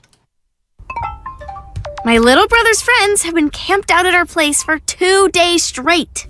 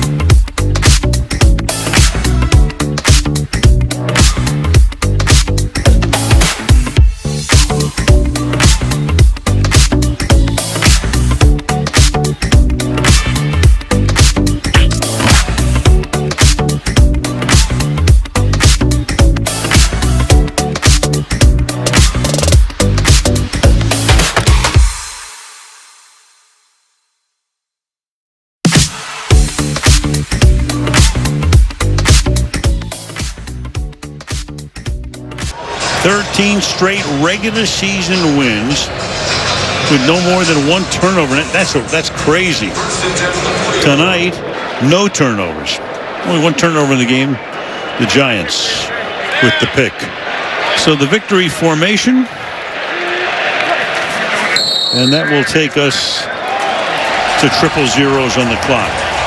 Now, back to Willard and Dibbs on 95.7 The Game. Yeah, put up those V's. That's a victory formation for the 49ers, and the next bet that I'd like to place is the next time the 49ers are playing and Al Michaels is doing the call, I would like to take the under on 88.5 words. I think he broadcast the entire game in 86 words last night. Well, he spent about 50 words burying Amazon's choice of aerials. Yeah. So if that counts, I mean, he definitely expanded and expounded on that reality. Okay, who's right, who's wrong in that one real quick? Because, he's right. Well, but okay, and, not to disparage any city in the Bay Area. Sure.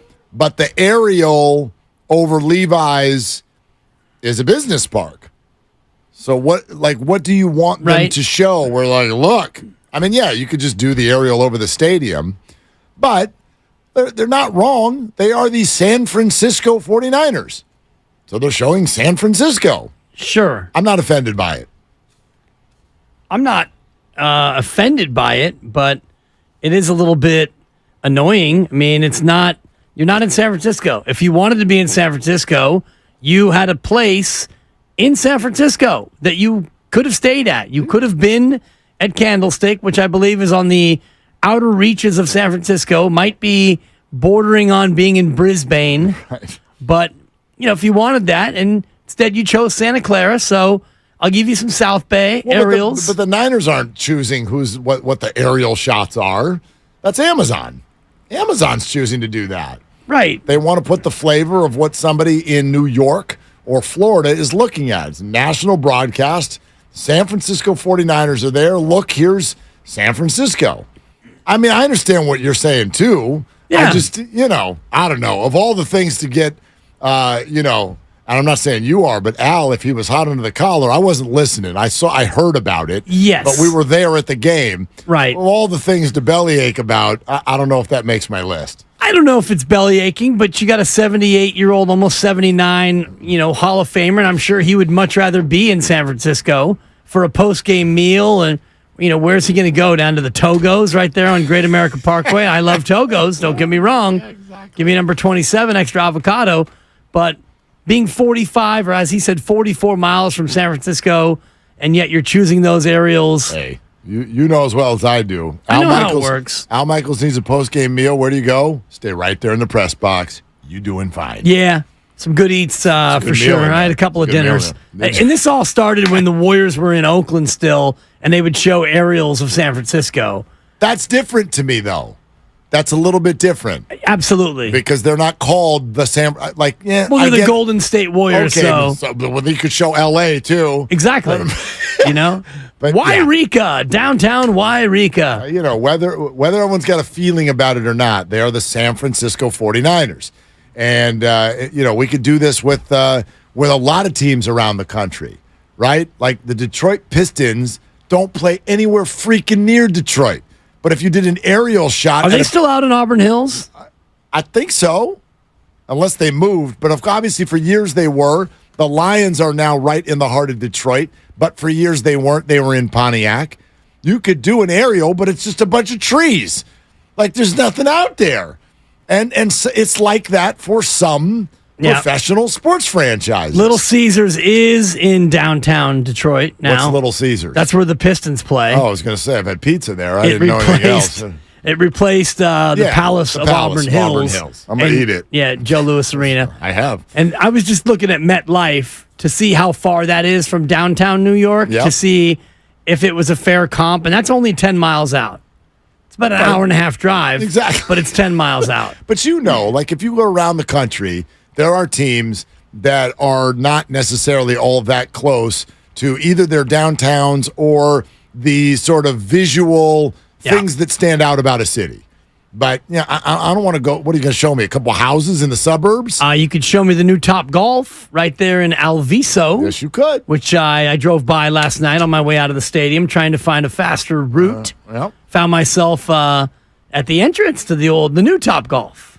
Beautiful. I was trying to work around 237. Love it. Yeah. Anyway. No, that was a Waze special last night. You get out of that game, and man, it took us so far out of our way. But obviously, but not. Yeah. Like that was the quickest way to go. So we did. Okay. Before we get to the phones, it is your chance, today's chance, and the final chance this week to win tickets to see Adam Sandler at SAP Center on October 28th. Do not call our caller line. You will get nowhere. But if you call our contest line, you might. Be caller 3. Here's the number, 415-951-2386. 415-951-2386. One more time. 415-951-2386. Caller 3 right now is our winner. Thanks to Live Nation for everything throughout the week. Congrats to all the winners, including the one that we are about to crown. Awesome. Adam Sandler, October 28th, SAP Center.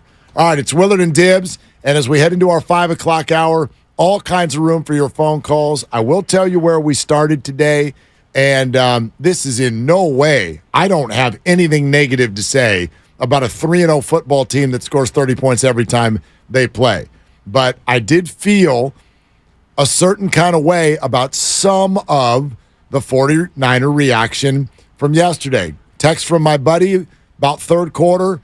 Hey, what's the crowd like in there? It sounds quiet on TV. About a half hour later, he writes, this game is a dud. I get home, my son, I go, hey, pretty good, huh? He goes, they look like crap in the first half. I wake up this morning, I take the dog out. My neighbor goes, were you there? I said, I was there. He goes, God, they didn't look very good. And I'm thinking, what exactly are we asking the 49ers to do this year? What exactly are we? Are we asking for no bad passes? We're asking for no pass breakups? No missed throws. We're asking for never can they score less than 30. We're asking for sacks of the other quarterback on every series of downs. I don't know what we're asking for. Keep going. Here. You're doing great. You're doing great. Your list is all spot on. I guess my takeaway is for some of us or for some of you, I'm bummed that you're not having more fun. It doesn't say that a lot of you aren't. I was there last night. Yep. Around us, plenty of fans having a blast. But I also have to admit, the crowd did feel like it was sitting on his hands at times. Yeah. Waiting to erupt, and never really did until Debo caught the ball down the right sideline in the end zone. And so it's like, I don't know, man. Are some of you going to just go through this season sort of like waiting for A+++ performances and missing A performances? I think that's human nature. I don't think it's necessarily the majority of fans, but some fans, yes, they want to be completely wowed. And I think that the crowd last night, not only was it late arriving, I thought that there were a lot of empty seats. And, it's a Thursday night in September, and so it's going to be difficult to get in there for a 5:10 or 5 o'clock start, whatever time it actually did kick. Not easy to get there. As we were getting off the air and throwing to Peter King at about 5:25 or so, we were still seeing streams of people. Oh, tons of people. Walking in. And by the time I packed up and made it over to the media gate, there was still a lot of people coming in, and the parking lot was not full, but there were a long line of cars waiting to park. I was watching the game on my phone through my Xfinity Stream app. Thank you, Xfinity. High quality picture. Al Michaels with the economy of words, and Herb Street, his partner. So I'm watching the game as I walk, and there was people everywhere in the lot with 6 minutes to go in the first quarter. I appreciated that it was 3-3 by the time we got in there. I was like, thanks, guys. Thanks. Now go ahead and get started. Now let's score some touchdowns. Yeah. Let's do the darn thing. I also think that's part of it. It was a slow start, and the crowd wasn't arriving, and the crowd was not into it, but there weren't that many wow moments early on. You had a long drive. You got to the 11. You settled for a field goal. And then the Giants had, not a very exciting drive, but they were able to pick up let's see, 2 third down conversions, and then they got to the 25, and they had a field goal, and like you said, 3-3. Now let's get it cracking. The Niners punt, and then the Rams go 3 and out, and so now it's a 3-3 ball game just about at the end of the first quarter, and there wasn't really much that was going on. That's all fair. However, I'll also say this. At a certain point, because I know a lot of people in the building last night are probably also San Francisco Giants fans, I'll say this. If this also bores you, at a certain point, I'm going to turn the tables on you and just say it's a you problem. You're too hard to amuse, okay? If you don't like it when Slate's pinch hits in the 8th inning, I'm listening. If you don't like 30 points on a football field on a Thursday night, we might need to look at you. We might. No, I'm with you there. Okay. And if it's that people have too high of a standard in terms of what they're expecting, your team is 3-0, and your offense has turned the ball over one time. Your defense has taken it away from every opponent that you faced. Five times? I think so. Yeah, 5 I think times. that's right. Yeah. You've got a defense that has a bunch of household names. They hit hard, and they pursue and harass the opposing quarterback. And you have an offense that is very efficient. They don't turn it over a lot. And like you said, 30, 30, and 30 in 3 games. Where is the drawback? Where is the lack of excitement for this team that is one of the 1 or 2 or I can't even say 3 best teams in football? They're one of the 2 best teams in football. It feels that way right now. Like, I don't know. I'm not ready to just, like, remove the Chiefs and the Bills. I think that I know they're all 1-1. But for me, the Bengals have come out with a problem at their quarterback position. But with regard to the top 6 teams that everyone said were the Super Bowl favorites, from the Niners, Eagles, Cowboys, Chiefs, Bills, Bengals, the Bengals have a problem, and outside of that, everybody is still right there. It's too early. But you can take pride in the fact that the Niners have come out exactly as you would want them to come out. And they have. They've looked as strong as anybody. Cowboys and 49ers probably. They've had the smoothest starts. I don't know where that's going to go from here, but yeah, they're in a very, very small group. And if in some way this isn't sort of resonating for you, I don't know. I don't know, man. I don't know. We had a blast last night. Yeah, it was really fun. And I'm impressed by a lot of stuff that I saw. I had a great time once I got out of the press box, because being in the press box, it's not about having fun. Although I did have a good conversation with Larry Krueger in between plays, and JD and I, a little bit of back and forth. It was Krueger to the right of me, JD to the left of me. Here I am. Stuck in the middle with... Stuck in absolute silence. Oh, yeah. And it's... You know, it's funny, like... Even while I was talking to Larry, it was like hushed tones, because you don't want to distract anybody who's working, and, so we got into a little conversation, and then I'm whispering, and JD hears it, and he's kind of smiling and laughing, and like, well, you're not supposed to run material up here, but I'm like, JD, I can't help it. Yeah, it's not 2 to 6 anymore, okay? Totally. You're listening to 95.7 The Game, KGMZ FM. It's about 6 when I got up there. HD1 San Francisco, always live on the free Odyssey app. Twitch and YouTube, powered by First NorCal Credit Union. We love our chats there, so keep that coming. We're taking your calls at 888-957-9570. And yes, the Xfinity mobile text line. Keep all that coming as well. We will read your texts as they come in. Let's get back to the phones. Grandpa Daddy in Hayward is next up on Willard and Dibbs. GPD, what are you doing? I'm loving it, baby. This is victory. Bang, bang, bang, Niner gang. That's how it goes, Grandpa Daddy. We had 2 victory days this week. Not 1, 2. Now listen, I'm just gonna say, I got a new look. I don't need to pour any vinegar in the haterade. I don't care what anybody's talking about. We doing this. And I remember, in the beginning of the season, I think all you guys are doing like a changeover. You guys are doing the changeover, you and Goo and them. And who was it that said, I'm saying 4-0 for the Niners to start? I think that was you, Matt, right? Well, wait a minute, GPD. You didn't just call me Matt, did you? We go way back. It's been a long week, Willard. Right. I have cash that you gave me sitting in my house that my daughter is trying to steal on a daily basis. We're past missing. We're past missing one another's names here, aren't we? Mark, my bad. Shit, I was thinking. I saw your. Yeah. Yeah, Oh, yeah. wow. That was. Well, you get one error. We were due. Remember, everybody's due for a bad game. Yeah. I'm sorry, Mark. I mean, Matt. Oh, beep. Yeah, and but that's why you got to watch the show on YouTube. And if only there was a camera on Grandy for that dump, because he was not near the dump button. Grandy had to close. Some closing speed there, Grandy. Sometimes you have to dive. Impressive athleticism. The vast from the Twitch Grandy man. muscles on display. Dude, that was great. Twitch and YouTube, actually, Grandy. That's a 4. Yeah, exactly. So, anyway, what the hell are we talking about? We were talking about why fans aren't happy with what they are doing, and I want to get this guy's name right. On the YouTube feed, powered by First NorCal Credit Union, Kyle McKiernan. The problem, Willard, all caps, is those people feel we should be 5-0 in week 3. Screw them. And that's... I was going to say bleep them, and then you just went for it. Well, because he said screw them. Yeah, but these are Kyle's words, and I can say that. I know you can. We could be talking about, Ace Hardware. We could. But we're not. Could. Yeah. I do think that is the sentiment that you're speaking to. Fans that think they should be 5-0 after three weeks. Well, and I don't want to tell anyone what to do. You won't tell them how to fan. No, but I think you're missing out. I will say that. I think you're missing a good time. I think you're missing a good time if you want to start worrying about what's going to happen 2-3 weeks. Hell, I hear a lot of people worrying about 4 to 5 months from now.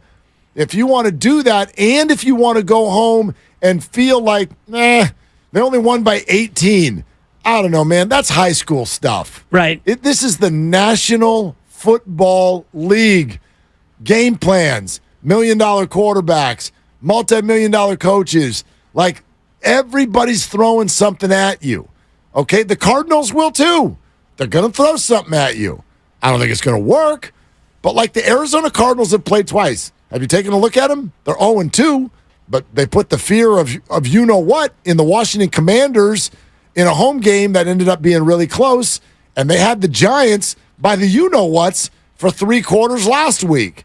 So I don't think they're any good, but they can come out and play a functional NFL football game, clearly. They've lost 2 games by a total of about 7 points. Yeah, they're a -7 on your point differential.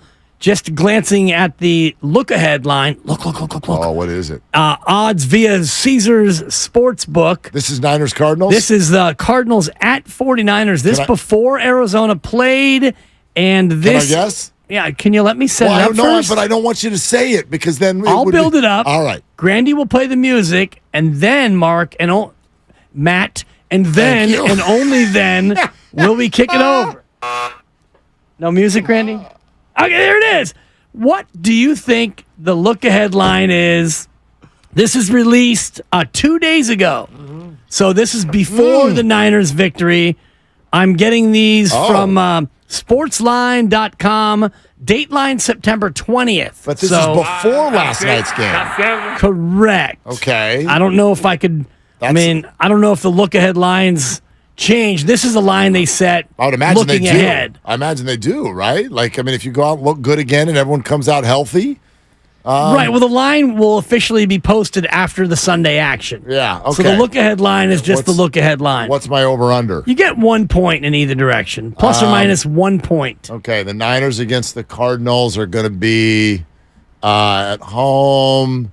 That is minus 13.5. Minus 14.5. Oh, I was going to say 12.5, and then I threw another point on. I love it. FTW. You can put it on the board. Yes. 14 and a hook. Damn. Is the look ahead line. That is disrespectful. Well, it's disrespectful, but it's also feels somewhat accurate because this Niner team, they are plus 48 after 3 games. So Uncle Looney on YouTube guessed minus 42. Yeah. And then when they made fun of him, he went fine. Minus 42.5. Okay. Yeah. Yeah, the book that I use does not have the line up yet for the week 4 games because they're waiting for week 3 to be done. So the look ahead was sitting at 14 and a hook. Good and Lord. That is by far the biggest number on the board. Cowboys and Patriots is 7.5 for week 4. Jets and Chiefs is the same. Eagles, Commanders are at 7. So, man, 14 and a hook. That is a humongous line in the National Football League. It's a big number. Yeah. And if you're a betting individual, then you're hoping for Arizona to have a good showing and maybe even win a game. That way that number might tick underneath 2 touchdowns. Maybe, but I think that like bettors, from a betting perspective, the 49ers get super interesting because you can look at their offense and sort of feel like you know exactly where this is going to end up. 30. One way or another, right. This is going to be 30, although I feel like the vibe is, right, they've scored 30 a few times, and we've come out of 2 games in a row, and I guess you could argue 3 because they took their foot off the gas against Pittsburgh. All 3 games they've scored 30, and didn't you walk away going, it probably should have been more? Left some meat on the bone. Foot off the gas in Pittsburgh, 3 missed deep balls against the Rams, and then last night, not great red zone efficiency. So you're thinking the Niners are going to be somewhere between like 30 and 37 or something like that. And their average is 33 or 34 with Brock Purdy. So if that's where the Niners are going to end up, for them to not cover a 2-touchdown spread, you sort of have to assume that means you're saying the other team is going to get to 20. That's a lot of points to score against the Niner D. Yeah. I think that's a decent way to look at it. And, Arizona's averaging 22 a game. Niners are averaging 30, but they're only giving up 14 a game so far this year. So if Arizona's getting 22 and the Niners are allowing 14, if you meet in the middle, that's an 18-point output. The Niners are getting you 30, but it's really 33 under Brock. So you feel like a 34-17 would be the kind of game that would, even that, though, that's not Ottoman. If you're giving 14.5, that's not exactly a cozy cover. To be honest with you, Josh Dobbs scoring 17 to 20 points on the Niner defense at Levi's makes me think, no, I don't see that. They're not doing that? I don't see that. The only way I could see that is if, like somebody fumbles in their own red zone for the 49ers. You give them a super short field. Is there a defensive score? The Cardinals' defense has been opportunistic. They had a defensive score against Washington. If something funny like that happens, I guess. But do you see at least a team like that is a little bit underserved in terms of talent on the offensive side, scoring 3 touchdowns against this 49er team? It's pretty hard to imagine. Especially a rested 49er team that will have an extra 3 days to get ready, and a rested 49er defense that only played 50 snaps last night, Mark. Amazing. And only, I think, 3 defenders played all 50. I'll have to double check that, but usually they rotate the secondary a little bit and they rotate the front. 888-957-9570. The other big news today being that the 49ers announced multi-year extensions. A lot of people have been asking us, have the details come out yet? No, at least not that I have seen. And quite frankly, I don't know that they will. Maybe somebody down the road who's reporting closely on the team will get the insider details in terms of how many years.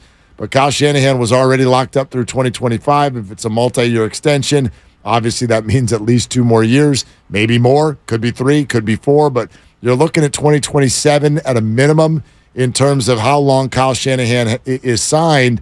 And this like normally a coach or an exec gets a contract, and as a fan, you're just like, okay. But I literally, this to me felt almost like a Niner touchdown. Like I wanted to pump my fist for a second because for 2 reasons. A, I think he's such a good coach, and now that means he stays longer. And he stays well beyond this financial window that everyone's talking about.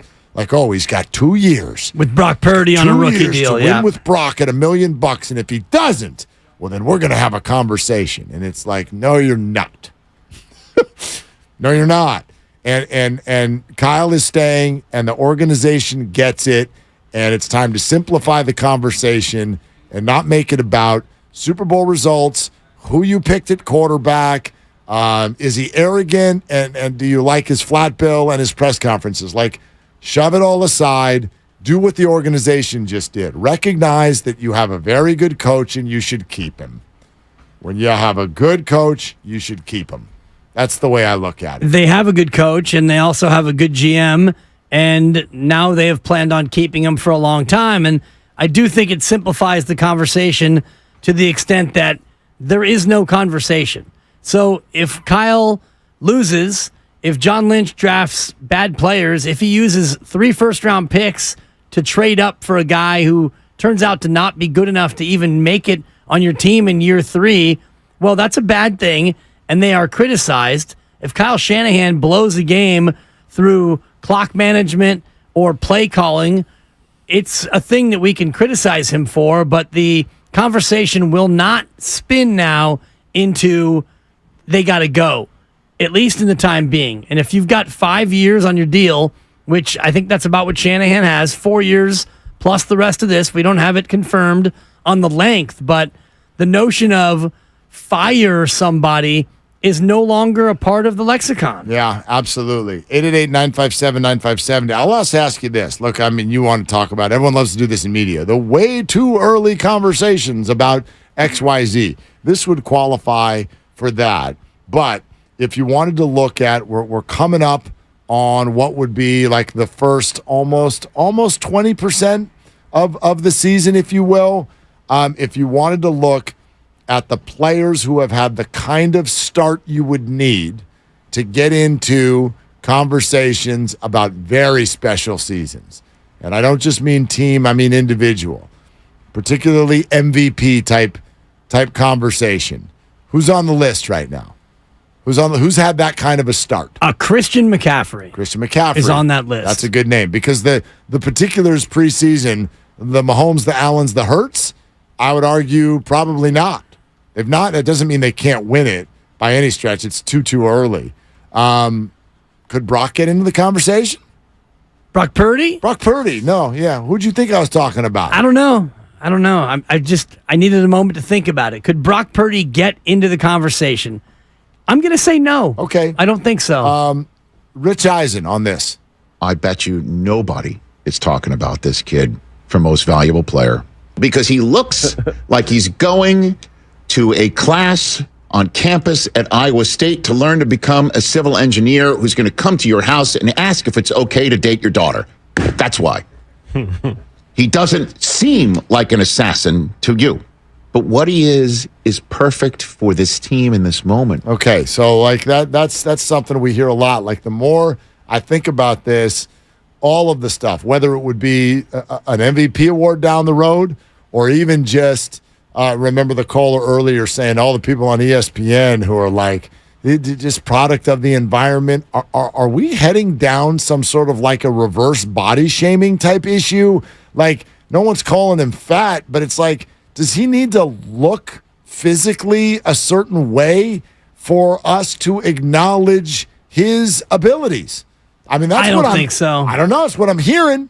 He doesn't look the part. He doesn't have that physicality. He doesn't have that size. But Rich also said in that answer, he was kind of hinting at, the talent around him. Yep. I think that's more of a thing than him being the baby-faced assassin on the gridiron, as I borrow from Steph Curry. If Brock Purdy ends the year at 16-1, if they go 17-0, Mark, which is on the table, the Niners go 17-0, and he throws 31 touchdowns and no picks, it doesn't matter what he looks like. It doesn't matter if he shaves or doesn't shave, or if he's coming over to ask your daughter out for a date. He's going to be a guy in the conversation. The interesting one to me is Christian McCaffrey. If you look at the history of the Most Valuable Player Award as awarded by the Associated Press, do you know the last non-quarterback to win the MVP? The last non-quarterback to win NFL MVP. Yes. Ooh. Because going backward, we have Mahomes, Rodgers, Lamar, Mahomes, Brady, Ryan, Cam, Rodgers, Peyton Manning, and then this guy in 2012. Jeez, in 2012. Grandy's screening call us, so I'll do it. Yeah. Da da da da, ska ba da ba. Wow. Scoot da ba dee ba dee ba dee ba doo doo doo doo. Scoot doo doo doo doo doo. Zabba dabba dabba dabba dabba dabba dabba dabba doo da da da. I'll give you this little hint. Man, yeah. He rushed for 2,097 yards and 12 touchdowns. He rushed for 2K? 2,097. 131 a game. Man, that wasn't... 12 tuds. Is that kid for Tennessee, the Titans? Chris... Chris Johnson. No. Yeah. It was Adrian Peterson. Oh, AP. 2012. Didn't mean AP. to stump the expert, but before that, it's Rodgers, Brady, Manning, Brady, LT in 06, Sean Alexander in 05. Those are the only three, while Marshall Faulk in 00. That's your list from 2000 forward. 4 guys. And if I punched up all their stats, they all had remarkably eye-popping seasons to get it done. So for Christian McCaffrey, what would that look like in terms of like 1250 and 1250? Well, yeah, definitely. And 16. 1,000 for both. Right. And the 49ers being outstanding, which, by the way, is, it's not crazy at all. He's already at 353 rushing yards. So, again, blessed with health, he's rushing for over 1,000 yards. He's at 353 through 3. Through 3 games. So he's on pace to... Well, let's see. 17 divided by 3. He's looking at about 1,700 right there. Times 353 equals 2,000. He'd be on pace for 2,000 right now. Wow. Yeah. He's on pace for exactly 2,000. He did 353 divided by 3 times 17? Well, no, did 17 divided by 3 times 353. I guess that works the same way. Yes, it does. By the way, you son of a math teacher. Brock Purdy is on pace for over 4,100 yards passing. Okay, that's a cute little number. Well, it's not cute. Remember, what's the last time a 49er thrower? It's Jeff Garcia. Yeah, last time he threw for 4,000 yards was double-digit years ago. But in terms of the MVP conversation, that is, 4,100 is not enough on its own. LT, he had 1,815 yards rushing and 28 touchdowns when he won the MVP. By the way, 18, 15, and 28, Mark. Christian is somehow only on pace for 396 receiving yards this year. That's it. Well, yeah. He hasn't been doing as much in the passing game. Right. He's got a lot of catches. He's got 11 catches for 70 yards. Straight up decoy. Yeah. Wait, he has 70 yards receiving? 70 yards. That's it? 11 catches for 70 yards. 6.4 yards per catch. That's where he's at right now. Wow. Yeah. And 16 of that came last night. Yeah. On that screen on 3rd and 13. Yeah. Yeah, Juwan Jennings has more yards receiving this year than Christian McCaffrey. That's a shocker. Right? Isn't that wild? Juwan showed a little bit of frustration last night. I think he felt like he was open on it was that play when they ended up settling for a field goal. It might have been that same drive early in the second half, but I'll have to go back to the film and see it. But in terms of MVP, if McCaffrey goes for, 1,700 rushing and another 500 receiving and 20 touchdowns, he's got an MVP possibility. It's going to be tough, though, because when you have Debo and Ayuk and Kittle, the numbers are going to get spread out. They're going to get spread out, and only one person's going to be tied to all those numbers, and his name is Brock Purdy. So I'm not getting into anything MVP related. I just wonder where we're at about whether or not he would even be able to get himself into the conversation as being a candidate. Tua comes to mind. Again, this is only 2 games in for most teams, but he's had the kind of start that you would want that can get him into the conversation. Burrow has not. Mahomes has not. Allen has not. Hurts, mostly has not. Justin Herbert has, except for they don't win any football games. Hey, that Charger-Viking game this weekend? Yeah. It's a big one. Well, someone's going 0-3. Okay. Most likely. 2-1's on the table. It is. But I would argue, and I already brought this up once, if I'm the Vikings and I lose this football game. Hello? Hello, Jets. Hello, friends. We would like your next 2 first-round draft picks. And he's yours. Bye. 2 firsts for a rental? Oh, God, yeah. That Kirk seems Cousins. like a lot. Hey, Jets. How'd you enjoy that game at Dallas last week with Zach Wilson's 3 picks? Well, we had some adversity and stuff, and I feel like he doesn't coach the Jets. Sorry, I don't do a Robert his former Saleh. defensive coordinator. I don't do a Saleh. I know, because Saleh is not broadcastable. There's a lot of cussing in there. Yeah, yeah, he runs hot. The Jets have put a lot of resources into this year, and it is going to go bye-bye if they do not get a quarterback. So if the Chargers beat the Vikings this weekend and the Vikings are 0-3, why would you not? You're not going to re-sign him. There's zero reason to keep him. Zero reason, except for fantasy owners who took Justin Jefferson number 1 overall and would be furious that the Vikings would suddenly be quarterbacked by I don't know who if Kirk Cousins were gone. But there's no good reason to keep him if you're just going to sit there and lose games, and you could get some first-rounders for him. Danny in Orange County here on Willard and Dibbs. Hey, Danny, what are you doing? Hey, what's going on? Nice to be on the air with you, fellas. You too. Hey, Glad you're with us. Like I've been listening to the station for over a decade now. So anyway, and sometimes I catch you down here on local radio, Mark. So, but hey, thank you, sir. Okay, Thanks. Why aren't people excited about this team? So I'm driving into the office this morning. I'm listening to Canty and Carlin on the ESPN stream down here, and they were commenting. They were saying that Daniel Jones would perform better in the Niners system than Purdy would, and in the vacuum, DJ's greater than Purdy. And I listened to that, and I was laughing because what Niners team have they been watching the last few years when Jimmy couldn't do it, Mullins couldn't do it, Trey couldn't do it, Beathard couldn't do it, and then regardless of what system you got, you need a dude, right? And is he a dude? And to me, it relates to like everybody tried to copy the Warrior system, but they found out that the system is only great when you got the Splash Brothers because they're special, you know? And so nobody's looking at how special this kid is at QB, and they're just, like you said, they're measuring the tape. They're doing the tape measure before the bout. Danny, I'm with you. Thanks for calling. Thanks for listening so much. It frustrates me because what I feel is this: you've got to pick a poison.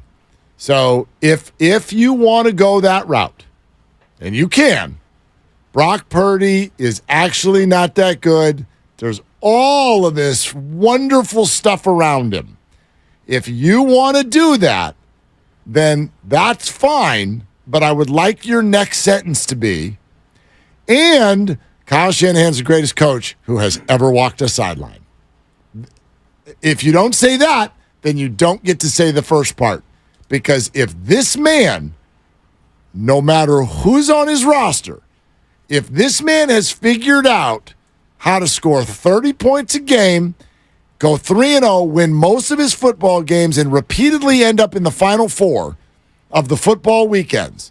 If he's learned how to do that with crap at quarterback, then that's it. He's the greatest coach of all time. And the fact that they said reportedly that DJ is better than Brock. What a joke. The expression that you gave. What I think a joke. You might have, your stomach turned a little bit. It's like you had a bunch of lemons. You had a sour expression on your face. Yeah, there's an emoji for what my face just Was did. it the puke emoji? Almost.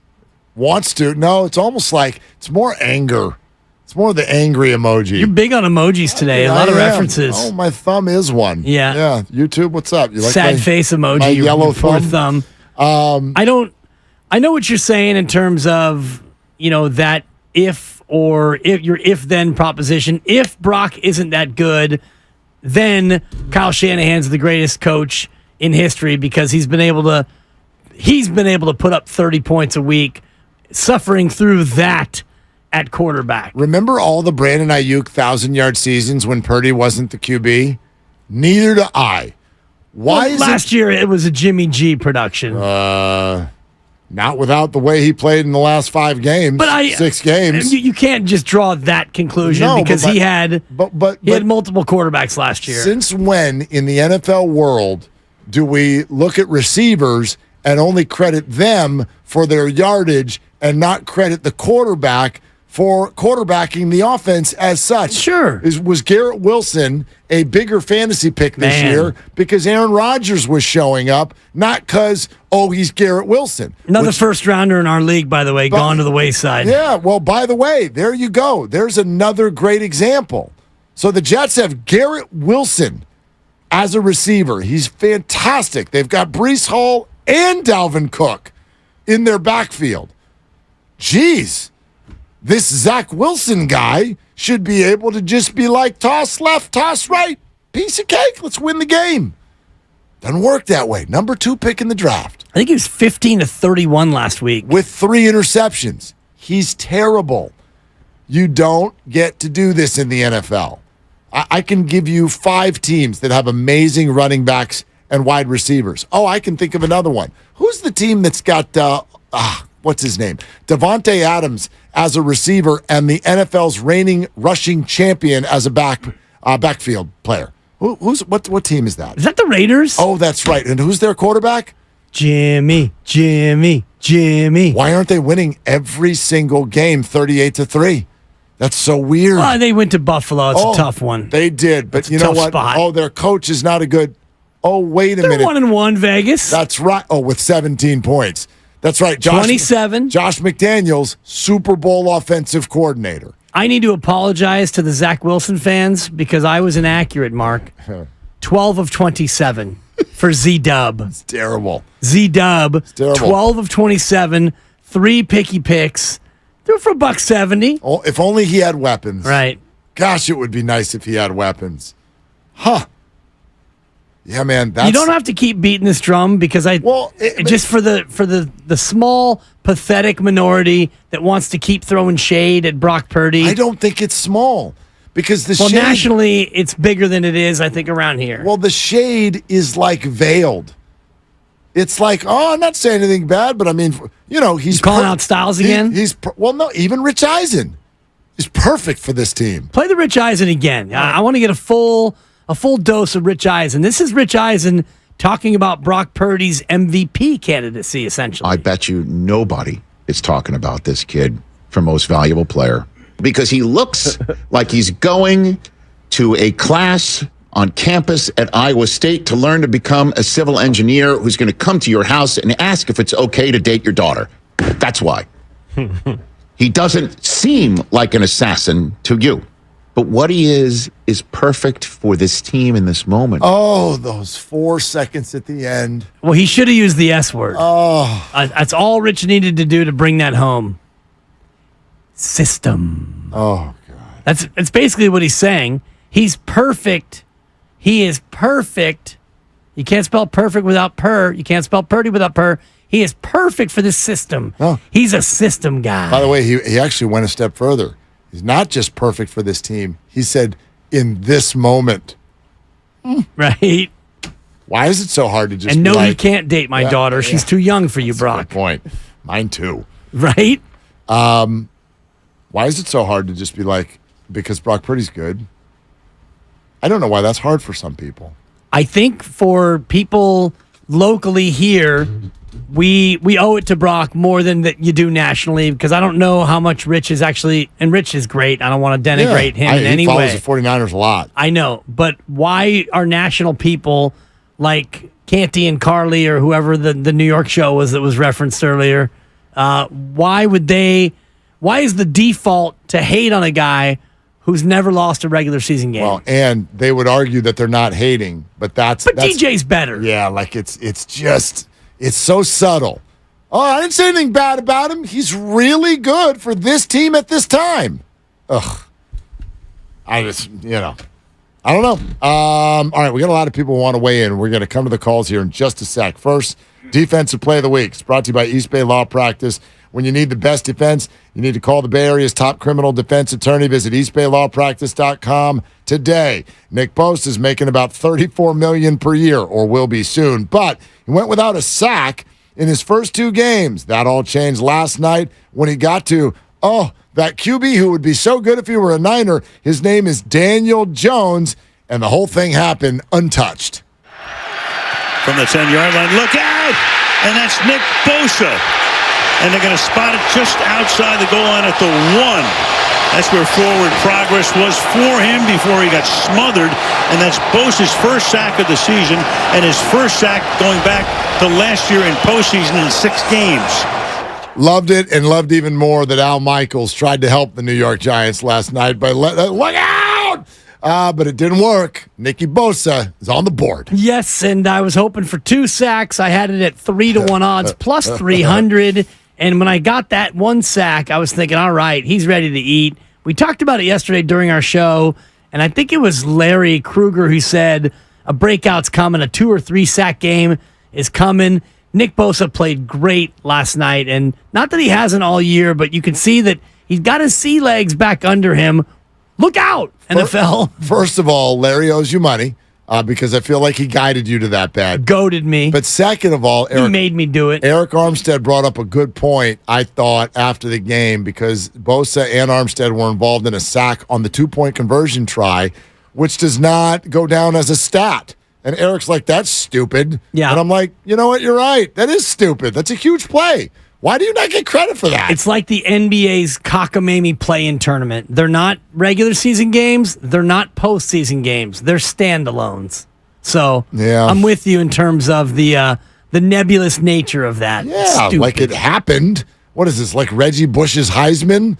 Don't look, it didn't happen. Okay. Defensive Play of the Week was brought to you by East Bay Law Practice. East Bay Law Practice knows how to go the distance for you by providing the defense you need to help reduce or eliminate your penalties. Visit eastbaylawpractice.com today. Okay, Connor in San Leandro, you're on with Willard and Dibbs. What you doing, Connor? Thanks for calling. Want to weigh in here and say I think that week 1 throw to Ayuk, followed by the week 3 throw to Debo on the right side of the end zone, that to me tells me that Brock Purdy is good. But I do think that we are going to hear, we'll see, and I also think Brock Purdy likes that phrase too. I think he showed us that before week 1 when people told him that he had some kind of tell, and there was no interception that he gave up, even though the other side secondary was predicting that. I actually think that the reason that we're in a we'll see kind of scenario has way more to do with the NFC and the NFC West as just not being as competitive as maybe they were in 2019 during our first Super Bowl run. And the one exception to that, of course, is the Eagles. I mean, the Eagles looked so good when they were matched up against the Vikings. They're going to continue to look good.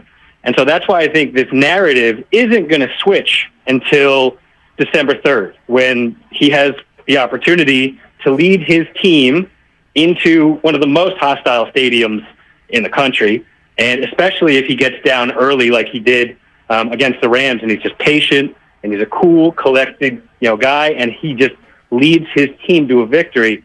I think that might change the narrative, and people will stop saying we'll see, but especially if that turns out to be really, really important in terms of who gets home field advantage. Now, I know you guys don't like looking that far down, but home field advantage for the playoffs, if Brock Purdy ends up winning in Philadelphia, I don't think any of this kind of slander that's going on in the national airwaves can stand. And that's just my 2 cents as someone who kind of follows all these narratives and really follows you guys. So thanks. Connor, thank you. Thanks, yeah, Connor. I think that's fair, although I do think it could happen before that. That game is so late. That is week 13. I think a lot more is going to develop between now and then. I don't know what the Niner record will be by that time. At that point, they will have played 11 football games. Right now, I do think that you can start to, and I don't mean don't enjoy next week, don't get caught looking ahead, all that stuff. But there is a collision course going on for week 5. Yes. And that is absolutely going to sort of be the next brick on the Brock Purdy wall, depending on how he performs in that game. If both teams do come in 4-0, that is going to be a massive Sunday night football showdown. Micah Parsons, Nick Bosa, Dak and Brock, and a playoff rematch and all of that. And if you perform well there, you're going to convince a lot of people once and for all. You should. And if you don't perform well there, or if you happen to come up with the loss, then all of the haters will crawl out from underneath their rock and their bridges and see, I told you so. He's a system guy. Right. And I'm not. Be 12-1 in his career. I could be. Yeah. But, not good enough, Mark. No, well, for some people, it's not. I do think Connor's right in terms of home field. You got to get home field. Niners are 1-2 in road conference championship games under Kyle Shanahan. Or 1-2. I don't even. You get it. I don't even think about the playoffs right now. I do think about that. I think about the 1 seed. I think that it's a big deal because the 49ers, for the first time in seemingly the last 4 years, have gotten off to a good start. And by the way, not seemingly, period. This is the first time in 4 years they've gotten off to a good start. Yeah, 3-0. They should be 4-0 right now, Mark. They should be. I mean, they will. They will be. 14 and a half. David El Cerrito. Hey, David, what's up? What you doing? Hey, if I told you that I thought Brock Purdy was better than Russell Wilson right now, which I think he is, and if I told you I thought he was possibly better than Justin Herbert right now, which I think he is, like, that's a compliment. I never thought Jimmy Garoppolo was good. But by saying I don't think he's better than Daniel Jones, because I don't think he's better than Daniel Jones, I don't know why that's an insult. When he's performing well for his team, I don't know why that's something that's so upsetting to people. I think Daniel Jones is very good. He has no talent except for a tight end who can't catch. And I don't know why that's such a problem to hear that. Daniel Jones is very good, especially without his running back, without his left tackle. But David, based on the system and be successful. But that's based on what? Like, you're certainly welcome to have that opinion. It's not like I want to come fight you or something. Wow. But what on earth? Like, Daniel Jones, your assessment is based on what? I will say this. Go back and watch, because I watch a ton. Go back and watch Daniel Jones, even pre-NFL, versus Clemson, with a bunch of guys that look like you. David. Almost beat them alone. And then, look at his development over time and watch all the... What bad play did Daniel Jones make last night? What bad play did he make last night? I'll give you one, which at the very end of it, he actually did something smart. But he rolled out to the left, and I can't remember if it was Fred Warner or if it was Gibson, but he rolled out to the left because the pocket broke down, and you could see immediately linebacker had eyes on you, closing fast, and you could have easily, in that point, get rid of the ball. Get rid of the ball. This guy goes all the way to the sideline, takes a massive hit, and then right at the last minute with his feet in the air, kind of grabs the ball and goes, Genius. And threw the ball up in the air. Now, it was a great play at the end because he ended up, and thank you, David, he ended up getting an incomplete pass out of it with no intentional grounding. But there's a field awareness for me that Daniel does not have against a good defense like last night. Yeah, but David makes good points in terms of what he's playing alongside, which isn't much. That's fine, but we cannot go to college and start talking about what someone did in college. Every NFL QB... I saw him in Pop Warner, Mark, and he looked really... He put the pop in Pop Warner. They were all good in college. That's why they're in the pros. Daniel Jones, in his massive breakout year last year, 15 touchdown passes. That's his breakout. 700 yards on the ground. He's elusive. I mean, he's nimble. I don't think he stinks. But, some people do. I mean, he's not Brock Purdy. We're sponsored by Ashley Furniture. We'll get to more of your calls next here on Willard and Dibs. Fall is almost here, and at Ashley, seasonal decorating is a breeze.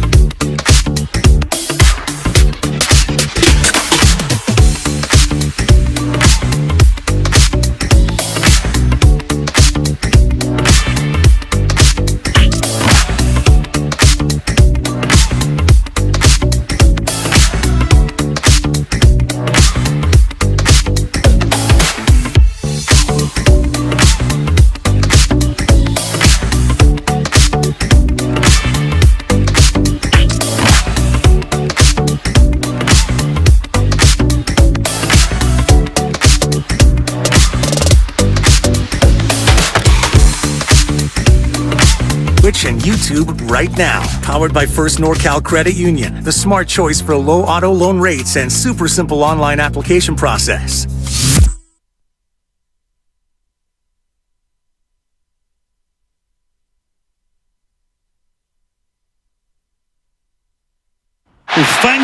His brand is to be in your mouth. Now, back to Willard and Dibs on 95.7 The Game. Chris A. is a good listener and viewer on YouTube. Love a lot of the takes that Chris A. Very active. Quote, he's not Brock Purdy. Willard are the quotes that people push back on. That's fine. You can push back. I think when we have this conversation, it's a lot about what skills actually matter in quarterbacking. And so I do believe that he's, quote, not Brock Purdy. I think it's fair to say that about a lot of quarterbacks in the league. I'm not saying he's the best guy out there. I'm not saying he's perfect. I'm not saying he's a finished product by any stretch. I just think in the NFL, the skills of decision-making, timing, distribution, accuracy, these are all skills. I don't see them as things that are just sort of there. Those are actual quarterbacking skills. He's got that at a very high level, at a very, very early age and an early point in his career. I see a lot of quarterbacks around the league don't have that. Some do, and they have bad circumstances. Some don't. They have good circumstances. I think Brock's got both. Brock's got skills and great circumstances. So this isn't to just like brush off the teammates that he has. The situation is perfect. Right, and you mentioned other quarterbacks who have some talented teams around them, and they haven't had the same level of, forget team success, but personal success that Brock has. So that definitely is worth something. So, Zach Wilson's a good example. They've got a lot of talent there, and he struggled in his first game with this talented roster. See if he bounces back this week. Football Friday brought to you by First 5 California. Learn 4 things you can do to overcome toxic stress. Go to first5california.com. Telmo in the city here on Willard and Dibs. Hey, Telmo, what you doing? What's up, fellas? How you guys doing today? Yeah, good, man. So, I'm just calling it, and this whole Brock thing really comes down to, like, one thing. It's where he was drafted. If he had been drafted anywhere in the first round with the amount of consecutive regular season games that he's won, people would just be going crazy. It'd be jersey sales going off the charts, even nationally. It would just be a huge hype.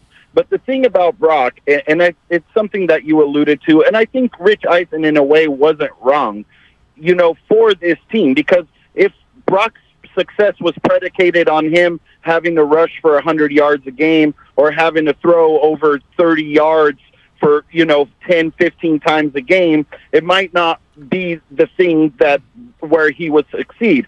But what Brock has is probably the most important skill set in the NFL, and I think it comes from results of how much football he played in college and playing against most of the time defenses that were better than them, and having to learn to go through those progressions and that fine-tune that decision-making process. And it's the thing that Shanahan values the most, and it's his ability to scan the field, go through progressions, make those decisions quickly. The Giants rushed him blitzed 33 out of 39 of his dropbacks, and he had over 60% completion percentage for most of his throwing yards against that, and he had his quickest release so far, which averaged 2.36 seconds. So what everybody here is looking at, a guy that's not big or not super fast or super powerful arm, but he has that thing that is literally the most important thing for a quarterback in the NFL, and that is to make good decisions quickly. And that's the thing that Brock Purdy excels at. That's why with the weapons he has, he's able to get the ball to the people in the right place. That's why they get the yak. That's why they get those completions, because he is really, really good at making decisions as a quarterback. Thank you, Telmo. Telmo, thanks. Yeah, we should have known by his name that he was going to talk a long time. Well, Telmo. I should change my name to that. You know what? That's a 3, Randy. I'll take it. All right. What about this? What if I said this? 49ers, I believe the score at the time was 3-3. Brock brings the 49ers down deep into Giants territory. Okay, it's a 3rd down. And what happens? Brock Purdy has another blitz, and it breaks, and it's in his face. And he hucks the ball while ducking to the pylon. The old duck and huck. Very good. You're on a roll. Thank you. Run out of show. Buzzer beater. Thank you. Hucked it to the pylon, and who's there? Ronnie Bell. So now I'm to believe, well, I mean, he's got Ronnie Bell. So who can't throw to Ronnie Bell? Am I right? So when that's all. You know what I mean? Like, listen, I know what this sounds like. He's not perfect. He's going to lose football games. I saw throws last night that were wobbly. They were off. They were risky. He gets away with some of them. All of those things are really true. But to start putting quarterbacks who, quite frankly, have not even really had any sustained success in the league and put them ahead of this, I find it pretty difficult to do. Yeah, it depends on your rankings, and I will default to the 33rd team rankings that have Brock 19th. Maybe he'll move up after last night. Maybe he won't. Probably not. Stay tuned. Yeah, he was wobbly. Probably should go down. Wobbly early. 21. And you can't deny that. No, he was. He was shaky. Yeah. He was shaky. Remember Josh Allen the entire first game? Shaky. Yeah. Super shaky. You know who's not shaky? Who's that? Your partner, undefeated in our picks contest so far this year. I'm 8-0.